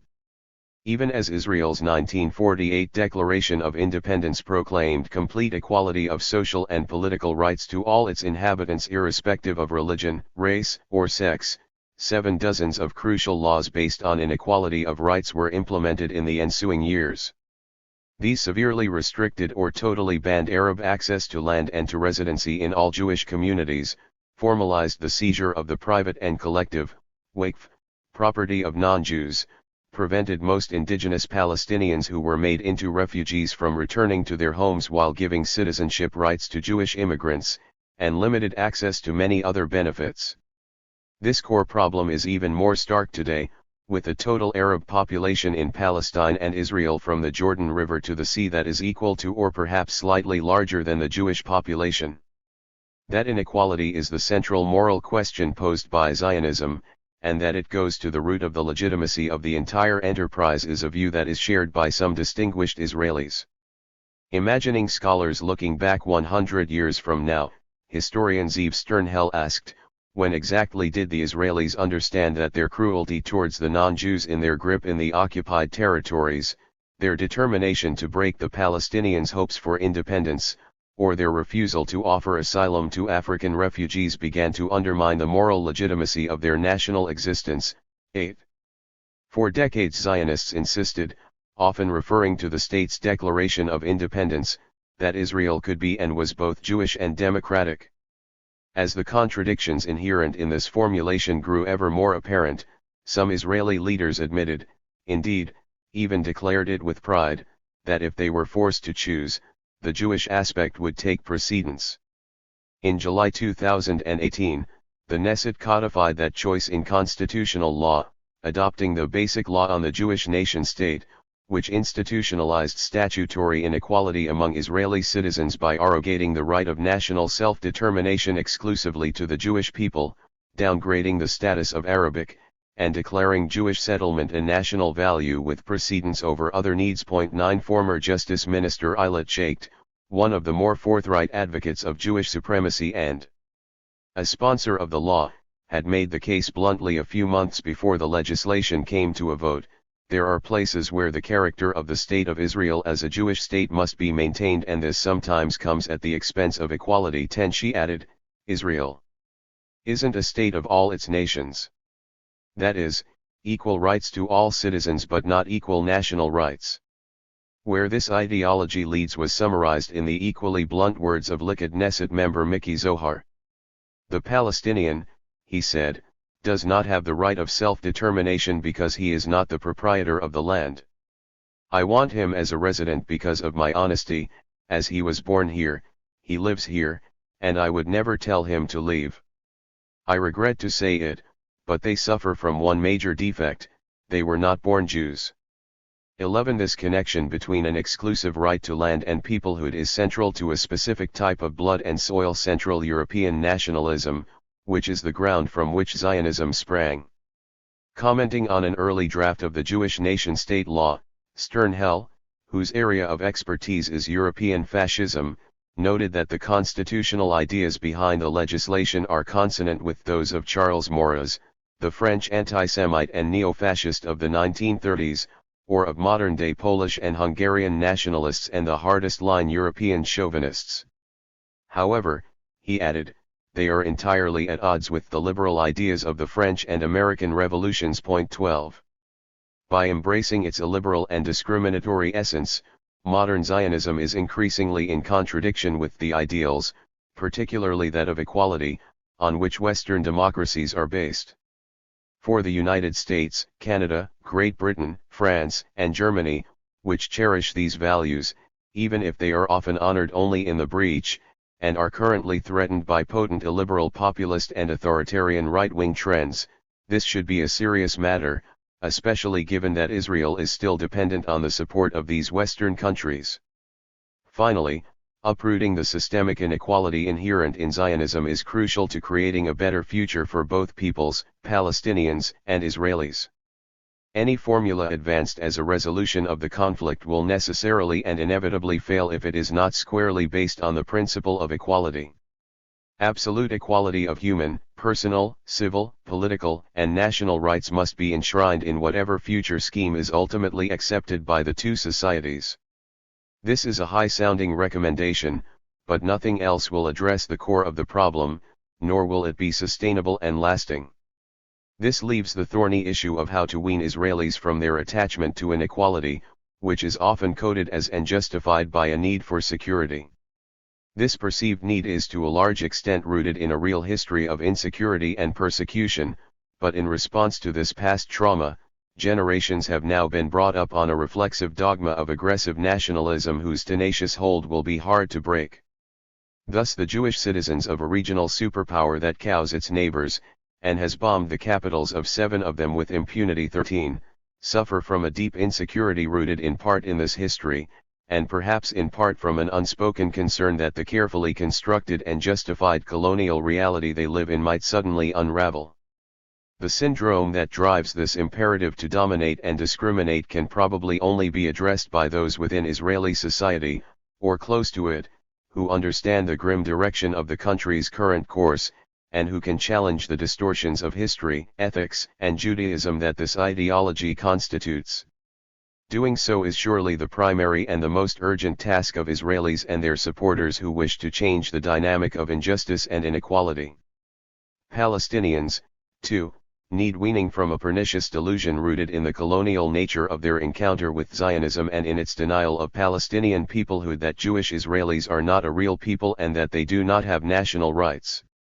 While it is true that Zionism has transmuted the Jewish religion and the historic peoplehood of the Jews into something quite different, a modern nationalism, this does not erase the fact that Israeli Jews today consider themselves a people with a sense of national belonging in Palestine, what they think of as the land of Israel, no matter how this transmutation came about. Palestinians, too, today consider themselves a people with national links to what is indeed their ancestral homeland, for reasons that are as arbitrary and as conjunctural as those that led to Zionism, as arbitrary as any of the reasons that led to the emergence of scores of modern national movements. Such a conclusion about the constructed nature of all national entities, enraging to apostles of nationalism, is self-evident to those who have studied its genesis in myriad different circumstances. 14. The irony is that, like all peoples, Palestinians assume that their nationalism is pure and historically rooted while denying the same of Israeli Jews. There is of course a difference between the two. Most Palestinians are descended from people who have lived in what they naturally see as their country for a very long time, for many centuries if not many millennia. Most Israeli Jews came from Europe and the Arab countries relatively recently as part of a colonial process sanctioned and brokered by the great powers. The former are indigenous, the latter settlers or descendants of settlers, although many have been there for generations now, and have a deeply felt and ancient religious connection to the country, albeit one quite different from the ancient rootedness in the country of the indigenous Palestinians. Because this is a colonial conflict, this difference matters enormously. However, No one today would deny that fully developed national entities exist in settler states like the United States, Canada, New Zealand, and Australia, despite their origins in colonial wars of extermination. Moreover, to those intoxicated by nationalism, such distinctions between settlers and indigenous peoples do not matter. As the anthropologist Ernest Gellner put it, nations as a natural, God-given way of classifying men, as an inherent political destiny, are a myth. Nationalism, which sometimes takes pre-existing cultures and turns them into nations, sometimes invents them, and often obliterates pre-existing cultures, that is a reality. 15. While the fundamentally colonial nature of the Palestinian-Israel encounter must be acknowledged, there are now two peoples in Palestine, irrespective of how they came into being, and the conflict between them cannot be resolved as long as the national existence of each is denied by the other. Their mutual acceptance can only be based on complete equality of rights, including national rights, notwithstanding the crucial historical differences between the two. There is no other possible sustainable solution, barring the unthinkable notion of one people's extermination or expulsion by the other. Overcoming the resistance of those who benefit from the status quo, in order to ensure equal rights for all in this small country between the Jordan River and the sea. This is a test of the political ingenuity of all concerned. Reducing the extensive sustained external support for the discriminatory and deeply unequal status quo would certainly smooth the path ahead. However, the war on Palestine passed the 100-year mark with the Palestinians confronting circumstances more daunting than perhaps at any time since 1917.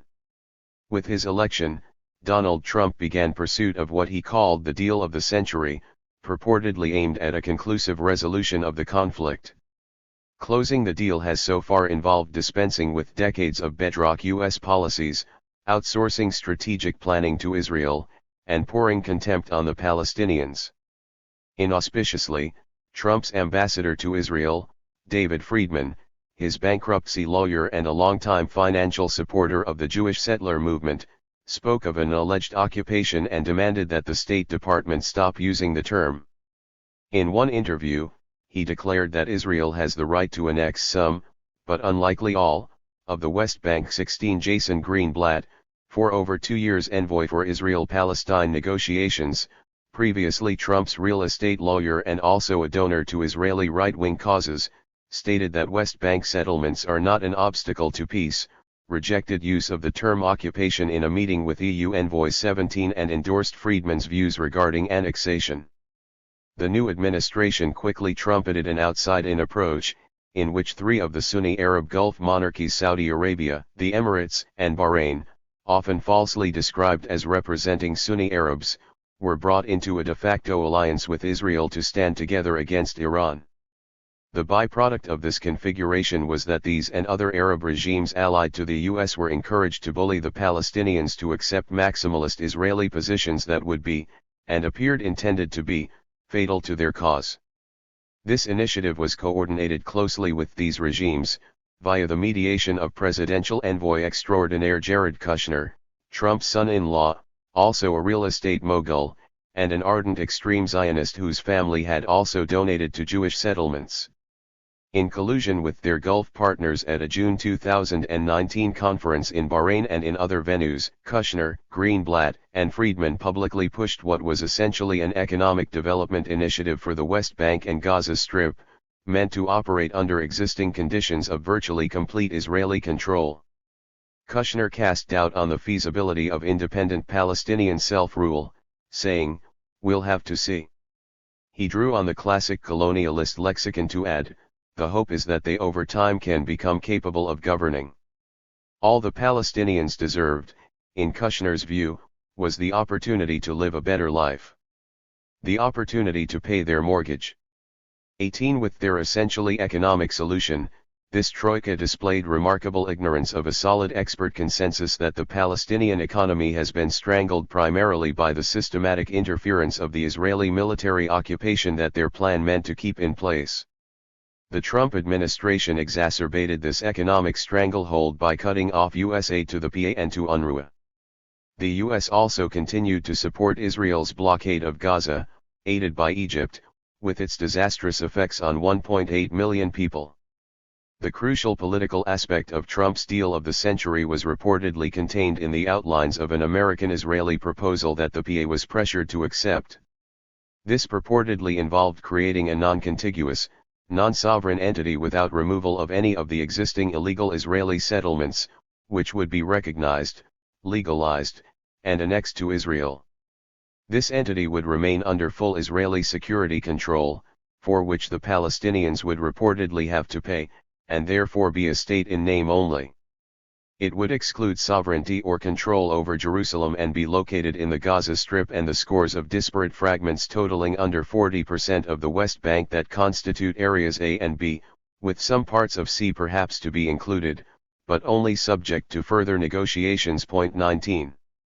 Integrally linked to such an approach was Trump's December 2017 recognition of Jerusalem as Israel's capital and the subsequent relocation of the U.S. Embassy there. This move marked a revolutionary departure from over 70 years of U.S. policy, going back to UNGA 181, whereby the status of the Holy City was to remain undetermined pending a final resolution of the Palestine question to be mutually agreed by both sides. This affront was then followed by Trump's proclamation recognizing Israeli sovereignty over the annexed Golan Heights, another radical U.S. policy shift.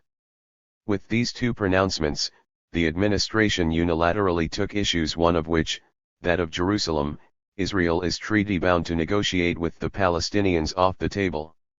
As well as reversing decades of American policy, the Trump ensemble spurned an entire body of international law and consensus, UN Security Council decisions, world opinion, and of course Palestinian rights. Trump accepted fully Israel's stand on the vital issue of Jerusalem and did so without any quid pro quo from Israel and without any acknowledgement of Palestinian demands for recognition of the city as the capital of Palestine. Equally important, by implication, Trump endorsed Israel's expansive definition of a unified Jerusalem, including the extensive Arab areas in and around the city appropriated by Israel since 1967. Although the administration stated that actual borders were still to be negotiated, its proclamation meant in effect that there was nothing left to negotiate. Through these and other actions, the White House implicitly confirmed the outlines of the American-Israeli proposal, it explicitly avoided endorsing a two-state solution, it closed the Palestinian mission in Washington, D.C., and the U.S. consulate in East Jerusalem that had served as an informal embassy to the Palestinians. It claimed that, contrary to the status of all other refugees since World War II, the descendants of Palestinians, declared refugees in 1948, are not themselves refugees. Finally, by endorsing Israel's annexation of Jerusalem and the Golan Heights, Trump cleared the way for the annexation of whatever parts of the occupied West Bank Israel should choose to swallow up. In exchange for these drastic derogations of Palestinian rights, the Palestinians were to be offered money, collected from the Gulf monarchies. The offer was formalized at the June 2019 conference in Bahrain that the PA refused to attend. Kushner's proposal to buy off Palestinian opposition to a plan that obviated a negotiated political settlement was in fact no more than a reheated version of similar plans for economic peace in lieu of rights peddled by Israeli leaders from Shimon Peres to Netanyahu. For Netanyahu and ultranationalist supporters of extremist settlers, an economic sweetener for the bitter pill the Palestinians were meant to swallow had become an essential plank in their explicitly annexationist approach. Indeed, what was most striking about this White House's Middle East policy was that it had been effectively outsourced to Netanyahu and his allies in Israel and the United States. Its initiative seemed to have come pre-packaged from the Israeli rights storehouse of ideas, moving the U.S. Embassy to Jerusalem, recognizing the annexation of the Golan, airily dispensing with the Palestinian refugee issue, trying to liquidate UNRWA, and withdrawing from the Obama-era nuclear agreement with Iran. Only a few items remained on Netanyahu's wish list: annexation of much of the West Bank, formal American rejection of sovereign Palestinian statehood, the creation of a toothless Palestinian Quisling leadership. The entire package meant to coerce the Palestinians to accept that they are a defeated people. None of this was entirely new, given past American practice. but Trump's people abandoned even the shabby old pretense at impartiality. With this plan, the United States ceased to be Israel's lawyer, becoming instead the mouthpiece of the most extreme government in Israel's history, proposing to negotiate directly with the Palestinians on Israel's behalf, with the welcome assistance of its closest Arab allies. Perhaps the White House was up to something else, generating draft proposals that were so offensively pro-Israel as to be unacceptable to even the most compliant Palestinians. With this tactic, the Israeli government could paint the Palestinians as rejectionist and continue to avoid negotiations while maintaining the status quo of creeping annexation, expanding colonization, and legal discrimination. In either case, the outcome would be the same. The Palestinians were put on notice that the prospect of an independent future in their homeland was closed off and that the Israeli colonial endeavor had a free hand to shape Palestine as it wished. This is a conclusion that most of the world rejects, and it will surely be met with resistance, both locally and globally. It is also at odds with every principle of freedom, justice, and equality that the United States is supposed to stand for. A resolution imposed strictly on harsh Israeli terms will inevitably bring more conflict and insecurity for all concerned. For the Palestinians, though, it also presents opportunities. The existing strategies of both of the leading Palestinian political factions, Fatah and Hamas, have come to nothing, evidenced by the acceleration of Israeli control over all of Palestine. Neither dependence on U.S. mediation in fruitless negotiations as part of the sole resort to feeble diplomacy of the Abbas era nor a nominal strategy of armed resistance has advanced Palestinian national aims over the past few decades. Nor is there much for the Palestinians to expect from Arab regimes like those of Egypt and Jordan, which today have no shame in signing massive gas deals with Israel, or Saudi Arabia and the UAE, which have purchased Israeli weapons and security systems through American cutouts that only thinly disguise their origins. 20 These realizations necessitate a careful reassessment by the Palestinians of their methods, whether their national goals are defined as an end to occupation and reversing the colonization of Palestinian land, establishing a Palestinian state in the remaining 22% of mandatory Palestine with Arab East Jerusalem as its capital, the return to their ancestral homeland of that half of the Palestinian people who are currently living in exile, or creating a democratic, sovereign binational state in all of Palestine with equal rights for all, or some combination or permutation of these options. As the weaker party in the conflict, the Palestinian side cannot afford to remain divided. But before unity can be achieved, a redefinition of objectives must take place on the basis of a new national consensus. It is a searing indictment of both Fatah and Hamas that in recent decades civil society initiatives such as the boycott, divestment, sanctions movement, and student activism have done more to further the Palestine cause than anything either of these two main factions has undertaken. A reconciliation would at least repair some of the damage caused by their split, but reconciliation between two ideologically bankrupt political movements, important though it would be, cannot provide the dynamic new strategy needed to dislodge the Palestinian cause from its current state of stagnation and retreat. One key change that is needed involves acknowledging that the diplomatic strategy adopted by the PLO since the 1980s was fatally flawed. The United States is not and cannot be a mediator, a broker, or a neutral party. It has long opposed Palestinian national aspirations and has formally committed itself to support the Israeli government's positions on Palestine. The Palestinian national movement must recognize the true nature of the American stance and undertake dedicated grassroots political and informational work to make its case inside the United States, as the Zionist movement has done for over a century. This task will not necessarily take generations, given the significant shifts that have already occurred in key sectors of public opinion. There is a great deal to build on. Yet the bifurcated Palestinian leadership today appears to have no better understanding of the workings of American society and politics than its predecessors had. It does not have any idea of how to engage with American public opinion and has made no serious attempt to do so. This ignorance of the complex nature of the U.S. political system has prevented the fashioning of a sustained program to reach potentially sympathetic elements of civil society. By contrast, in spite of the dominant position Israel and its supporters enjoy in the United States, they continue to expend lavish resources to advance their cause in the public arena. Although the effort to support Palestinian rights is poorly funded and has been comprised only of initiatives by elements of civil society, it has achieved remarkable successes in such spheres as the arts, notably cinema and theater, the legal realm, where defenders of free speech and the First Amendment have become vital allies against sustained attacks on supporters of BDS, sectors of academia, notably Middle East and American studies, some unions and churches, and key parts of the base of the Democratic Party. Similar work needs to be directed at Europe, Russia, India, China, Brazil, and non-aligned states.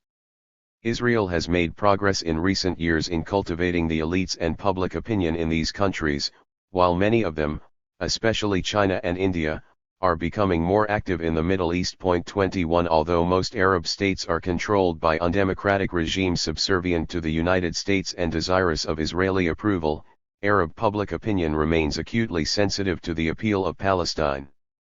Thus in 2016, 75% of respondents in 12 Arab countries considered the Palestine cause one of concern to all Arabs, and 86% disapproved of Arab recognition of Israel because of its policies directed against Palestine. 22 The Palestinians need to resurrect the PLO's former strategy of appealing over the heads of unresponsive regimes to sympathetic Arab public opinion.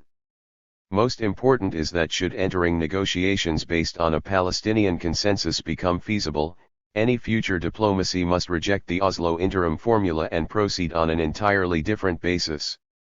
An intensive global public relations and diplomatic campaign must be aimed at demanding international sponsorship and rejecting exclusive U.S. control of the process, a demand that has already been feebly made by the PA. Beyond this, for the purpose of negotiations, the Palestinians ought to treat the United States as an extension of Israel. As a superpower, it would necessarily be represented at any talks, but it should be considered as an adversarial party, even seated with Israel on the opposite side of the table, which would represent its real position at least since 1967. New negotiations would need to reopen all the crucial issues created by the 1948 war that were closed in Israel's favor in 1967 by UNSC 242, the 1947 UNGA 181 partition borders and its corpus separatum proposal for Jerusalem, the return and compensation of refugees, and the political, national, and civil rights of Palestinians inside Israel. Such talks should stress complete equality of treatment of both peoples, and be based on the Hague and Fourth Geneva Conventions, the United Nations Charter with its stress on national self-determination, and all relevant UN Security Council and General Assembly resolutions, not just those cherry-picked by the United States to favor Israel. The current administration in Washington and the Israeli government would of course never accept such terms, and so these would, for the moment, constitute impossible preconditions for negotiations. That is precisely the point. They are meant to move the goalposts away from formulas devised as advantageous to Israel. Continuing to negotiate on the existing deeply flawed basis can only entrench a status quo that is leading toward the final absorption of Palestine into the greater land of Israel. If a serious and sustained Palestinian diplomatic and public relations effort campaigned for such new terms aimed at reaching a just and equitable peace, many countries would be amenable to considering them. They might even be willing to challenge the half-century-long U.S. monopoly on peacemaking, a monopoly that been crucial in preventing peace in Palestine. 23. A forgotten but essential element of the Palestinian political agenda is work inside Israel, specifically convincing Israelis that there is an alternative to the ongoing oppression of the Palestinians. This is a long-term process that cannot be dismissed as a form of normalizing relations with Israel. Neither the Algerians nor the Vietnamese short-sightedly denied themselves the opportunity to convince public opinion in the home country of their oppressor of the justice of their cause, efforts that contributed measurably to their victory. Nor should the Palestinians. The Palestinian people, whose resistance to colonialism has involved an uphill battle, should not expect quick results. They have shown unusual patience, perseverance, and steadfastness in defending their rights, which is the main reason that their cause is still alive.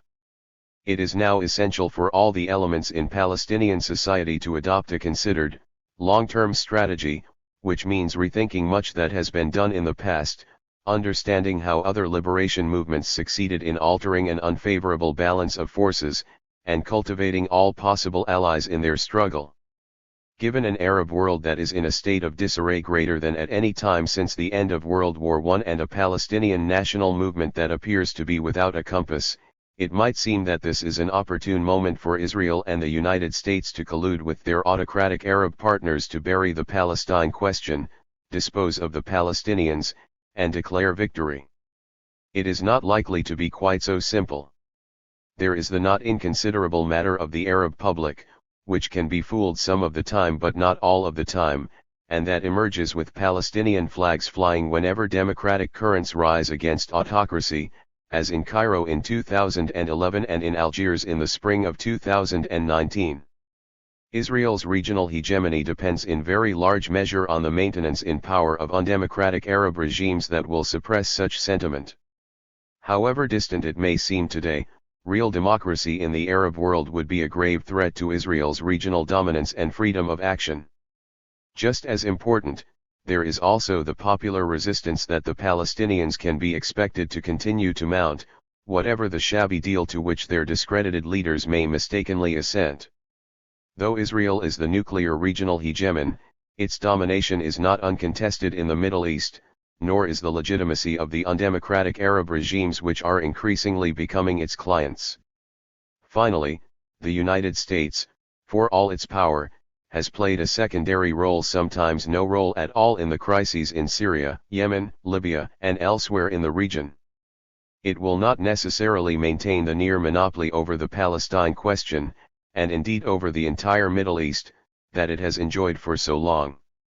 Configurations of global power have been changing, based on their growing energy needs.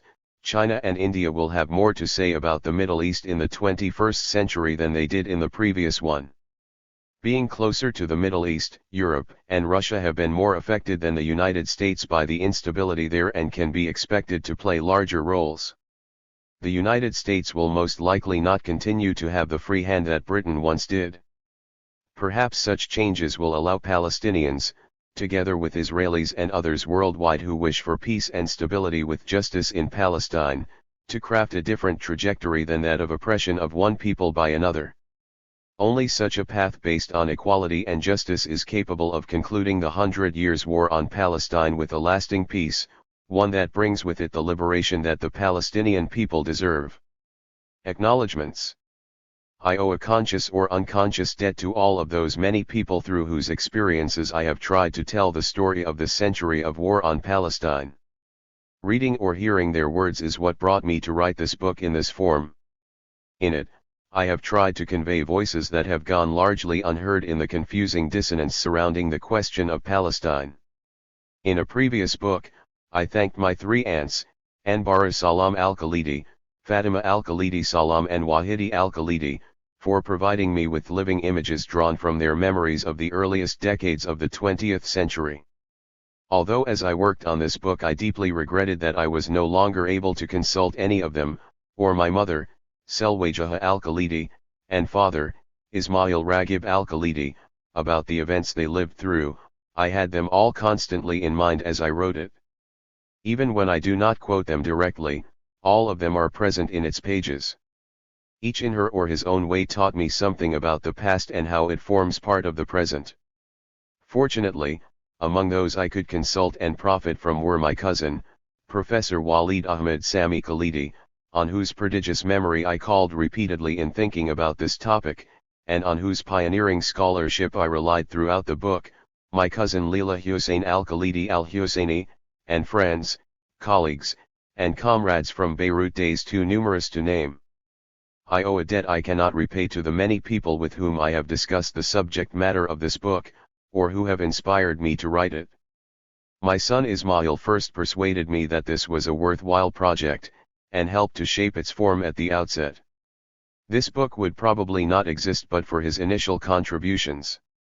For years before I started writing it, Nawaf Salam constantly urged me to write a history of Palestine that would be accessible to uninformed readers. I hope that what follows meets his expectations. While working on this project, I consulted many colleagues and friends who provided invaluable help, some of whom read sections of the book, and all of whom deserve my special appreciation. Among them were Bashir Abu Mana, Suad Amari, Seth Anziska, Kais Al-Akadi, Remy Brulin, Musa Budieri, Lena Dalasha, Sheila Fitzpatrick, Samer Gatter, Magda Ganma, Amira Hass, Nubar Hovsepian, Rafiq Husseini, Amy Kaplan, Ahmed Khalidi, Hassan Khalidi, Raja Khalidi, Barnett Rubin, Stuart Shar, May Sakali, Avi Shlaim, Ramzi Tadros, Salim Tamari, Naomi Wallace, John Whitbeck, and Susan Zayadeh. I also must thank those who helped me with my research. They include Jeanette Seraphim, librarian at the Institute for Palestine Studies, Yasmin Abdel Majid, Dr. Nili Belkind, Linda Butler, Lashasheri Amore Carter, Andrew Victor Hinton, Sean McManus, Patricia Morel, Kadra Salame, Malek Sharif, and Yahir Svore. I have presented parts of this book to audiences at a variety of venues on 4 continents, and have benefited greatly from their comments and insights. These include the Duke University Middle East Center, the Center for Palestine Studies at the School for Oriental and African Studies, Brown University, Yale University, the Kevorkian Middle East Center at New York University, Princeton University, the Centro de Estudios Arabs at the University of Santiago, the ISAM Fairs Center for Public Policy at the American University of Beirut, the Diplomatic Academy of Vienna, the Columbia Global Center in Amman, the Harvard Club of New York, and the United Nations Committee on the Unalienable Rights of the Palestinian People. My deepest gratitude is due to those who read the entire book, first among them Tarif Khalidi, who in carefully scrutinizing the entire manuscript brought his vast expertise to bear, and thereby saved me from many errors. In helping to improve the book, Tarif did once again what he has done for many decades, provided me with invariably good advice. My old friend Jim Chandler again applied his sharp eye to improving my prose and sharpening my arguments. My harshest critic, my wife Mona, not only tolerated my many extended absences and my frequent absent-mindedness with exemplary forbearance while I was researching and writing this book, but also used her unmatched editorial skills to clarify my writing and limit my propensity for repetition. Our 2 daughters, Dr. Lamia Khalidi and Dima Khalidi, ESQ, added their sharp critical sense to that of their mother, as did their brother Ismail, seasoned with their customary levity. My agent, George Lucas, was invaluable in helping to provide the project with its current form at an early stage, and in introducing me to Sarah Burchtel and Reva Hawk-Ehrman at Metropolitan Books. Reva did far more than what a good editor normally does, as she has with so many others. She shared with me her matchless expertise, while helping to give this book the shape and form that it now has, restructuring it and improving it immensely. I owe her a great debt of gratitude. I could not have written this book without all of this invaluable support, but it goes without saying that the responsibility for its contents is mine alone.